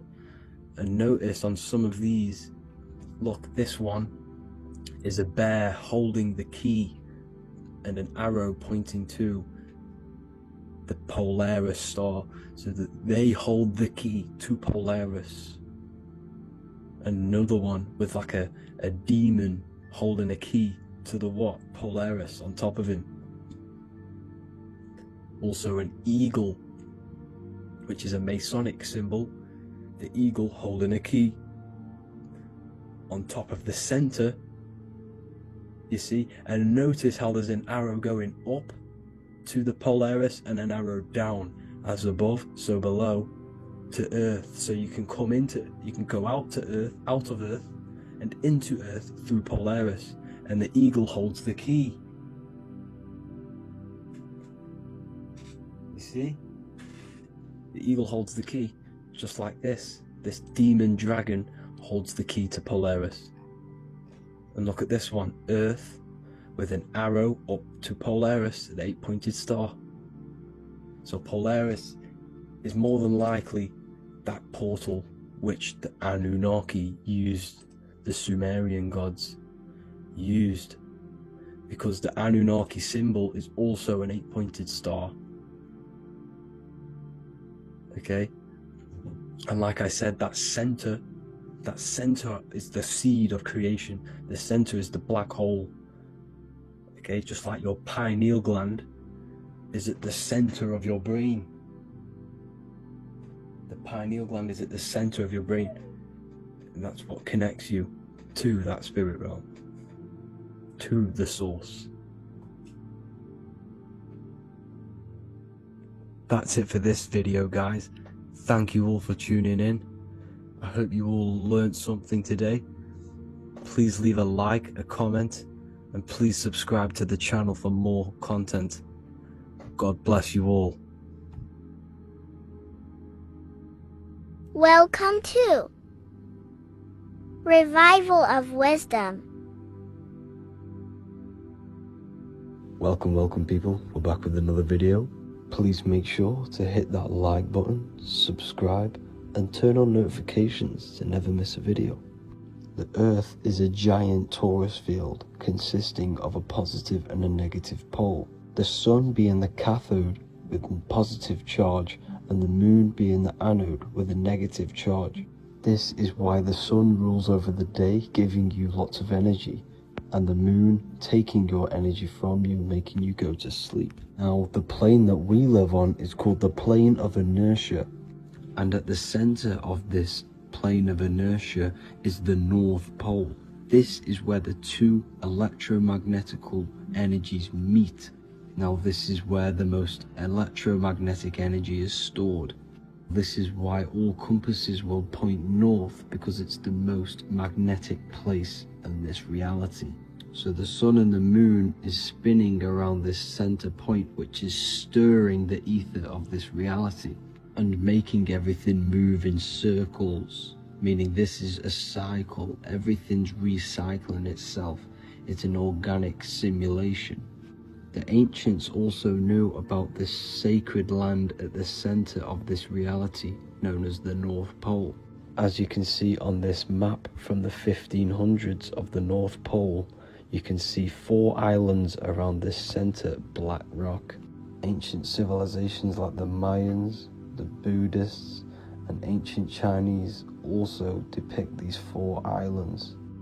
The endless symbology of these sacred lands at the center has been going on for thousands of years. These sort of secrets are now kept by the elites, but as always they have to show the truth in plain sight, and this is what they are doing with the Windows symbol and also the Wizard of Oz. Now in the Wizard of Oz, as you can see, there's something called Munchkin Land. Munchkins are these unusually short people. Then on the ancient 1500s map it says Pygmy, and then the Pygmy people in mythology are also these unusually short people. Just like Santa and his elves, they come from the North Pole, and elves are these unusually short people. These stories that we are told about Santa and Munchkins are putting truth in plain sight about this sacred land. This sacred land at the center of the earth is where the aurora borealis comes from and is being emitted from this black hole in the center, also known as the black sun. The aurora borealis is the earth's aura, hence why it has the word aura inside of it. It is the life-giving essence to all life within this realm. As this dualistic reality we live in consists of both physical and spiritual, the black sun is like our sun for the spirit. It's our spiritual umbilical cord, connecting us to the spirit realm. And the rising sun is the opposite. It's our sun for our physical 666 carbon suits, known as our human body, our physical aspect. As it states in the 40,000-year-old emerald tablets, deep in Earth's heart lies the flower, the source of the spirit. The flower of life is as thine own place of spirit, and streams through the earth as thine flows through thy form, giving off life to the earth and its children. So the North Pole is the core of this spiritual reality, and the closer you get to it, the more spiritual and lucid it becomes. So the elites have covered this up in order for us to forget the true nature of this reality. And they did this cover up by introducing the globe model. Nicholas Copernicus was around in the 1400s, and he introduced the globe model. As you can see, he is a Freemason. He depicts himself with a globe and a Masonic compass in all of his paintings and portraits. Galileo was also a Freemason, as you could see in all of his portraits with a globe and a Masonic compass. He was also a massive part of introducing the globe model after Nicholas Copernicus. So yes, the globe model was a spiritual and political move to gain more control over the masses. After the globe model was then introduced, they introduced the theory of evolution by another Freemason, Charles Darwin. See how these two theories go hand in hand? They both degrade humanity and they make you confused of where we actually came from. By hiding the true form of this divine creation and hiding the true power of each and every one of us, they maintain control over the masses. Now this is order out of chaos, known to be the 33rd degree slogan of Freemasonry. Now this is the Masonic cosmology, and as you can see you have the checkered board for the duality, the 5-pointed star for the 5 elements, the 4 corners for the 4 pillars, the all-seeing eye, which is Polaris, the sun, the moon, and the 7 stars. So even Freemasons are taught the flat earth cosmology and the true form of this reality. Now the true nature of the sun, the moon, and the earth is shown and reflected through the Masonic compass. The Masonic compass is the sun, the moon, Polaris at the top, and the black sun at the bottom. It makes sense why all the scientists who introduced the globe model all used the compass and the globe together, because it's truth in plain sight. As I explained in my other video, all Freemasons have to take the oath, so it goes to show, why are we all learning these theories from Freemasons who can't talk about certain topics that they learn about? Why should we believe their theories when they're holding back the real truth about this reality? Now going on to NASA.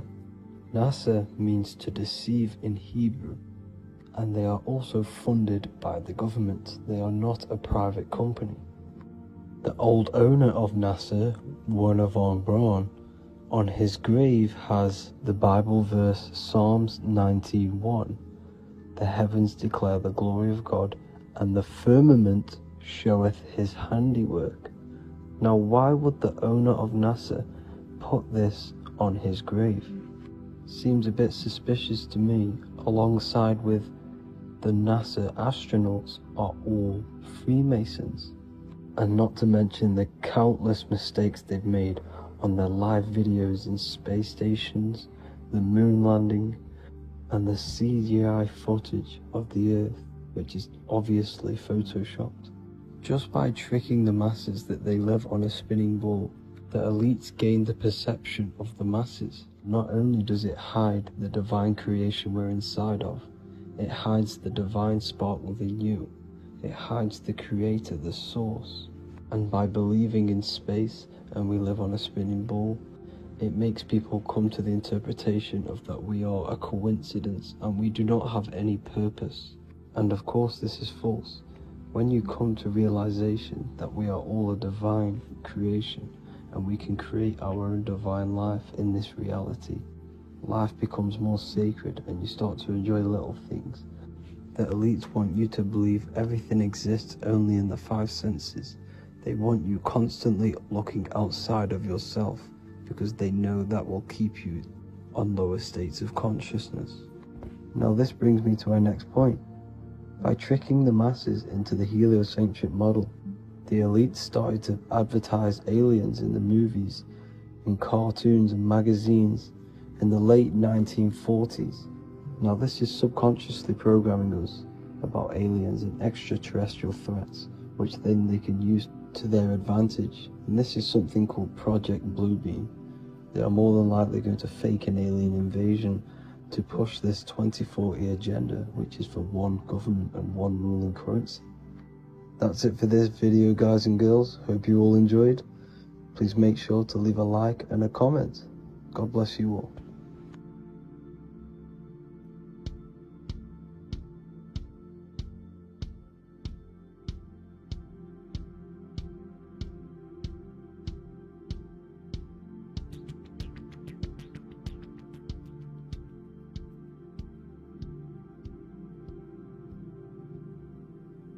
Welcome people, we're back with another video. I will now be keeping track of my YouTube and trying to upload every week. In this video, we'll be talking about the chakras. The chakras are the 7 attributes of God, and they are the 7 planets.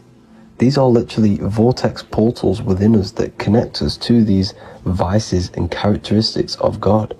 Each one of these energy centers are a spinning wheel of energy which controls the cells and organs in that particular area of the body. For example, it's literally a mini brain for that area of the body. Each chakra has a vice which you need to turn to a virtue in order to climb up through the system. They work like a stairway system. You have to go through each chakra in order to unlock the one above. This process is turning matter into spirit as you descended from spirit to matter. Saturn is Satan, that's why it's the lowest chakra, and that's why the devil is red, because red is the lowest vibrational color. When you are in these lower states of consciousness, you are in your animal nature. This is your physical side of your nature, and you are mainly being driven by your animal instincts or your ego. Moving back to your higher self or your spirit self is not an easy process. It takes a while. However, with discipline, consistency, and motivation, you can achieve this, and this is what the ancients called Christ consciousness. Once you have achieved this, it is basically a state of mastery of the mind. You no longer lust for the lower animal nature things. Now, let's start with the root chakra. This is located at the base of your spine, and you can feel this chakra by tensing your anus. This energy center is in control of your survival needs, your vitality, your stability, and security. Now, if this chakra is unbalanced, you will feel insecure, fear, anxiety, unstable, low self-esteem, anemia, over or underweight, and constipation. In order to balance this chakra, you need to feel grounded, embodied, stable, calm, centered, a sense of safety, and trust in yourself and the world around you. The next chakra is the sacral chakra, which is located around the belly button area. You can feel this chakra just by sucking in your belly. This chakra is to do with relationships, self-worth, creativity, empathy, and most importantly, sexuality. This is the most important one in order to start to raise your vibration overall, is giving up the over-sexualized nature. In order to balance this chakra, you need to come into harmony with all the toxic relationships that you have. Get rid of the fear, the anxiety, the isolation, and 100% get rid of the over-sexualized nature. Lust is one of the most lowest vibrations you could possibly feel. It is literally manifesting hell. In order to work on this chakra, you need to feel self-worth. You need to do creative things, empathy, healthy relationships, and 100% being confident. The next chakra is the solar plexus. This is to do with personal power, will, metabolism, eating, happiness, and your self-esteem and self-identification. You can feel this chakra just above your belly, below your ribs, and you can suck in this area. If this chakra is blocked, you will feel lack of confidence, difficulty in manifesting your desires, low self-esteem, misuse of power, misuse of dominance, weak will, and shame in yourself. Biggest one for this chakra is overeating, as it's to do with metabolism. If you are overeating, you are literally unbalancing a lot of your lower chakras, not just the solar plexus. In order to work on this chakra and balance it, you want to have a positive self-identification. You want to feel happy, a happy self-esteem, effectiveness to people, not overeating, and a strong willpower. Now for the heart chakra, one of the most important chakras. Chakra is to do with love, understanding, trust, hope, openness, compassion, balance, and forgiveness. The most important because your heart is the tree of life in the body. It is the center of the toroidal field. It is the most powerful chakra. Your heart is 5,000 times stronger magnetically than your brain. Once you have hit the heart chakra and you start surpassing the heart chakra, you are now turning matter into spirit, as the lower 3 chakras are dense and physical, and that above the heart chakra are turning to spirit. As you can see already, this is a hard and long process of working on yourself physically and internally. The symptoms of a blocked heart chakra would be lack of love or too much love, difficulty to accepting or giving love, lack of compassion, loneliness, and lack of emotional fulfillment. Finally, a lack of connection with a divine or to nature. In order to balance this chakra, the most important thing and the most powerful thing you can do is loving people, accepting and giving lots of love. Second most important thing to balance the heart chakra is balance. You need a balanced life. You need balance in all aspects of your life. Now for the throat chakra. This is a very important chakra as it's to do with communication. A symptom of this being unbalanced is a lack of self-expression and putting on a front all the time, acting with the ego. In order to balance this chakra, you need to constantly self-express yourself. You can't be putting on a front. That voice inside your head, you have to let it come outward. Don't just block it off with a wall. Self-expression will lead to you gaining friends who actually like you for being you, and not these fake friends that you have to put on an ego for. In order to balance this chakra, you need to express yourself, express the word that's within you. Don't be lying to people, don't deceive or be deceptive. The next chakra is the third eye chakra. This is starting to get very advanced and you are coming very close to spirit. Just before we head on, I want to announce the PDF is now available, containing all the presentations I've ever made, all into a condensed 38-page PDF. The link will be below this video for you to access. And if you want to learn how to create reality using your mind, how to attract your desires, how to get out of the situation you are in, the link will also be there for the Manifestation Mastery course. Now for the third eye chakra. The third eye chakra controls the pineal gland, which is your first eye. It's to do with your psychic abilities, channeling, telepathy, astral travel, visions, and connection to the higher self. You need all of the chakras aligned to get the full potential out of your third eye or pineal gland chakra. For example, if you're astral traveling and you fear something, you will be instantly shot back to your body.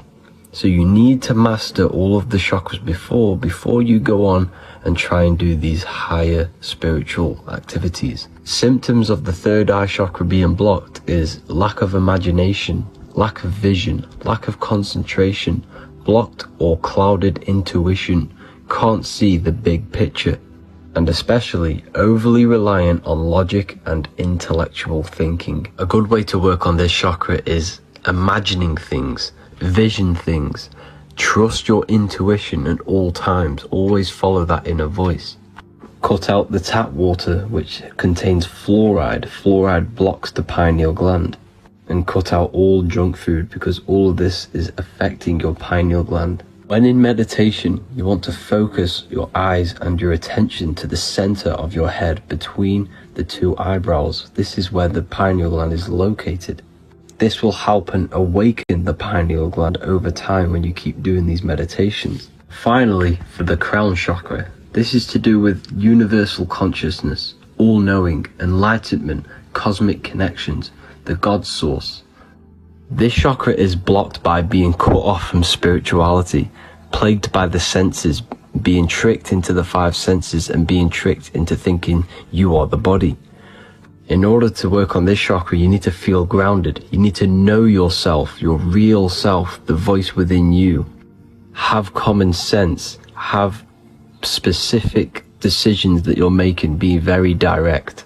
Now we've got out of the way all of the chakras, I can now introduce methods and meditations which will help you unblock them spiritually.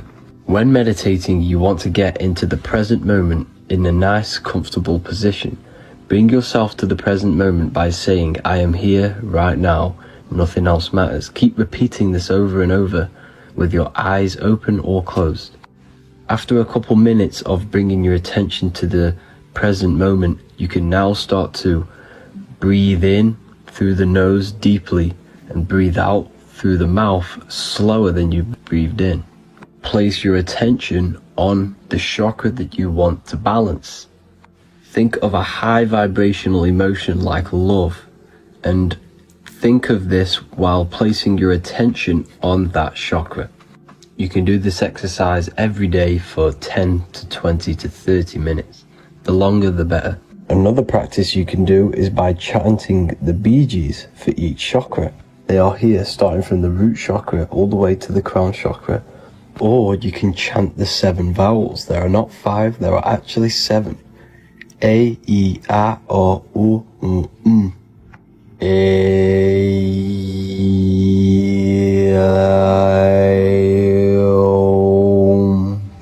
This is the proper way of pronouncing the 7 vowels.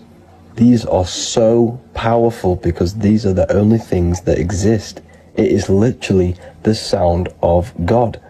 By pronouncing them right, you can actually create a lot of power within you and align your chakras. That's it for this video, people. I'd appreciate a comment and a like to help the algorithm. I appreciate you all. Love and light.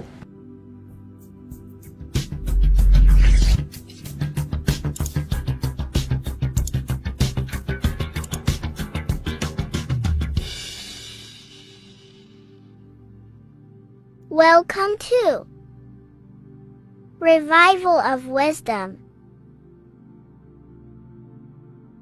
Welcome people. We're back with another video.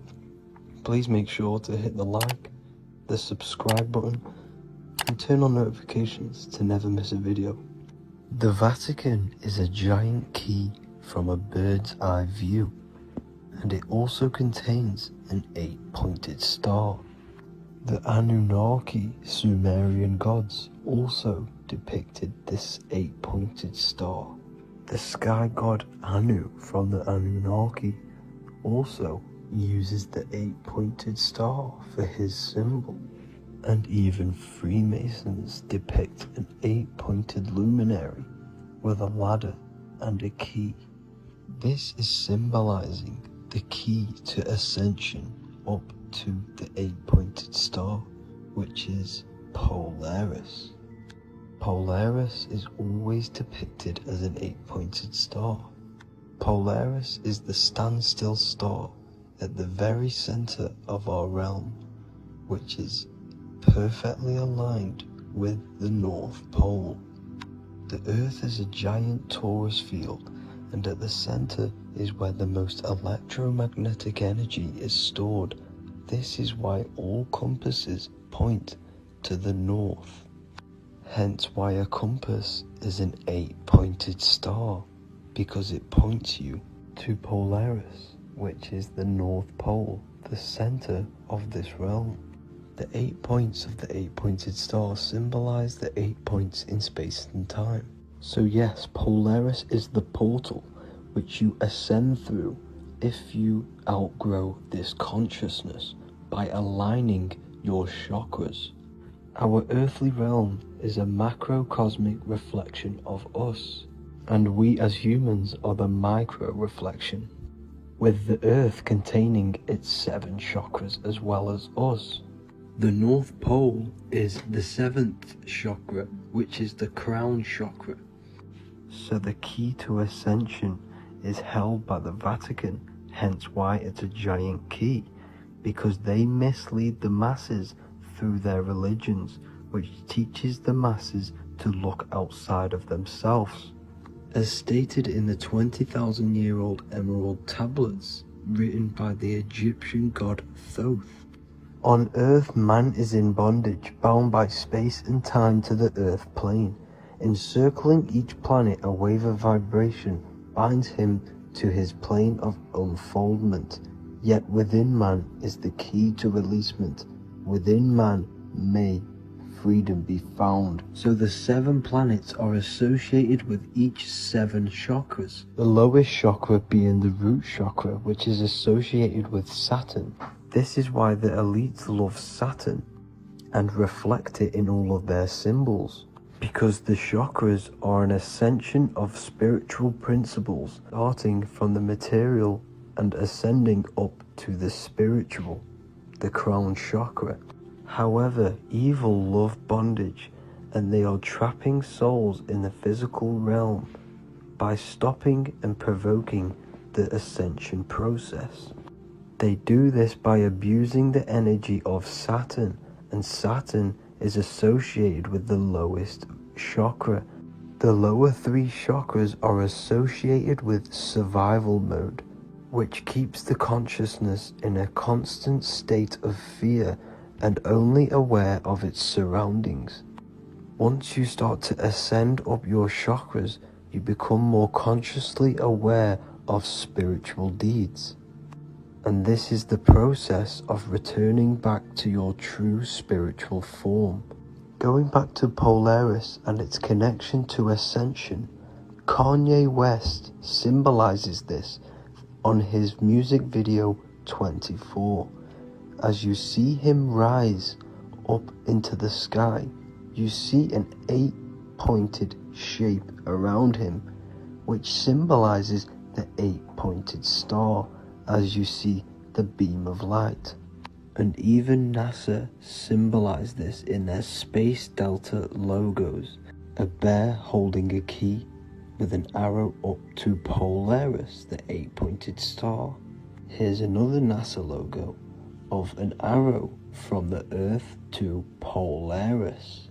The series Lock and Key on Netflix is all about portals and doorways, and they have the Kundalini energy as one of their keys. Kundalini energy is the energy which rises up the spine, the 33 vertebrae, and activates the third eye. The third eye is the spiritual gland which connects humans to other spiritual realms. We are not the body. Our spirit, our soul inhabits the body. We exist physically, spiritually, and mentally. Therefore, we are multidimensional. The intellectual and spiritual inhabit the body. Therefore, this is just an avatar within this timeline. However, within each and every one of us, we all have the key to releasement, as says in the Emerald tablets. This releasement is ascension up until higher states of consciousness. As stated in the Emerald tablets, man is in process of changing to forms that are not of this world. Grows he in time to the formless, a plane on a cycle above. And another one saying, man is a flame bound to a mountain, but we in our cycle shall ever be free. Know ye, O man, that when ye have progressed into the cycle that lengthen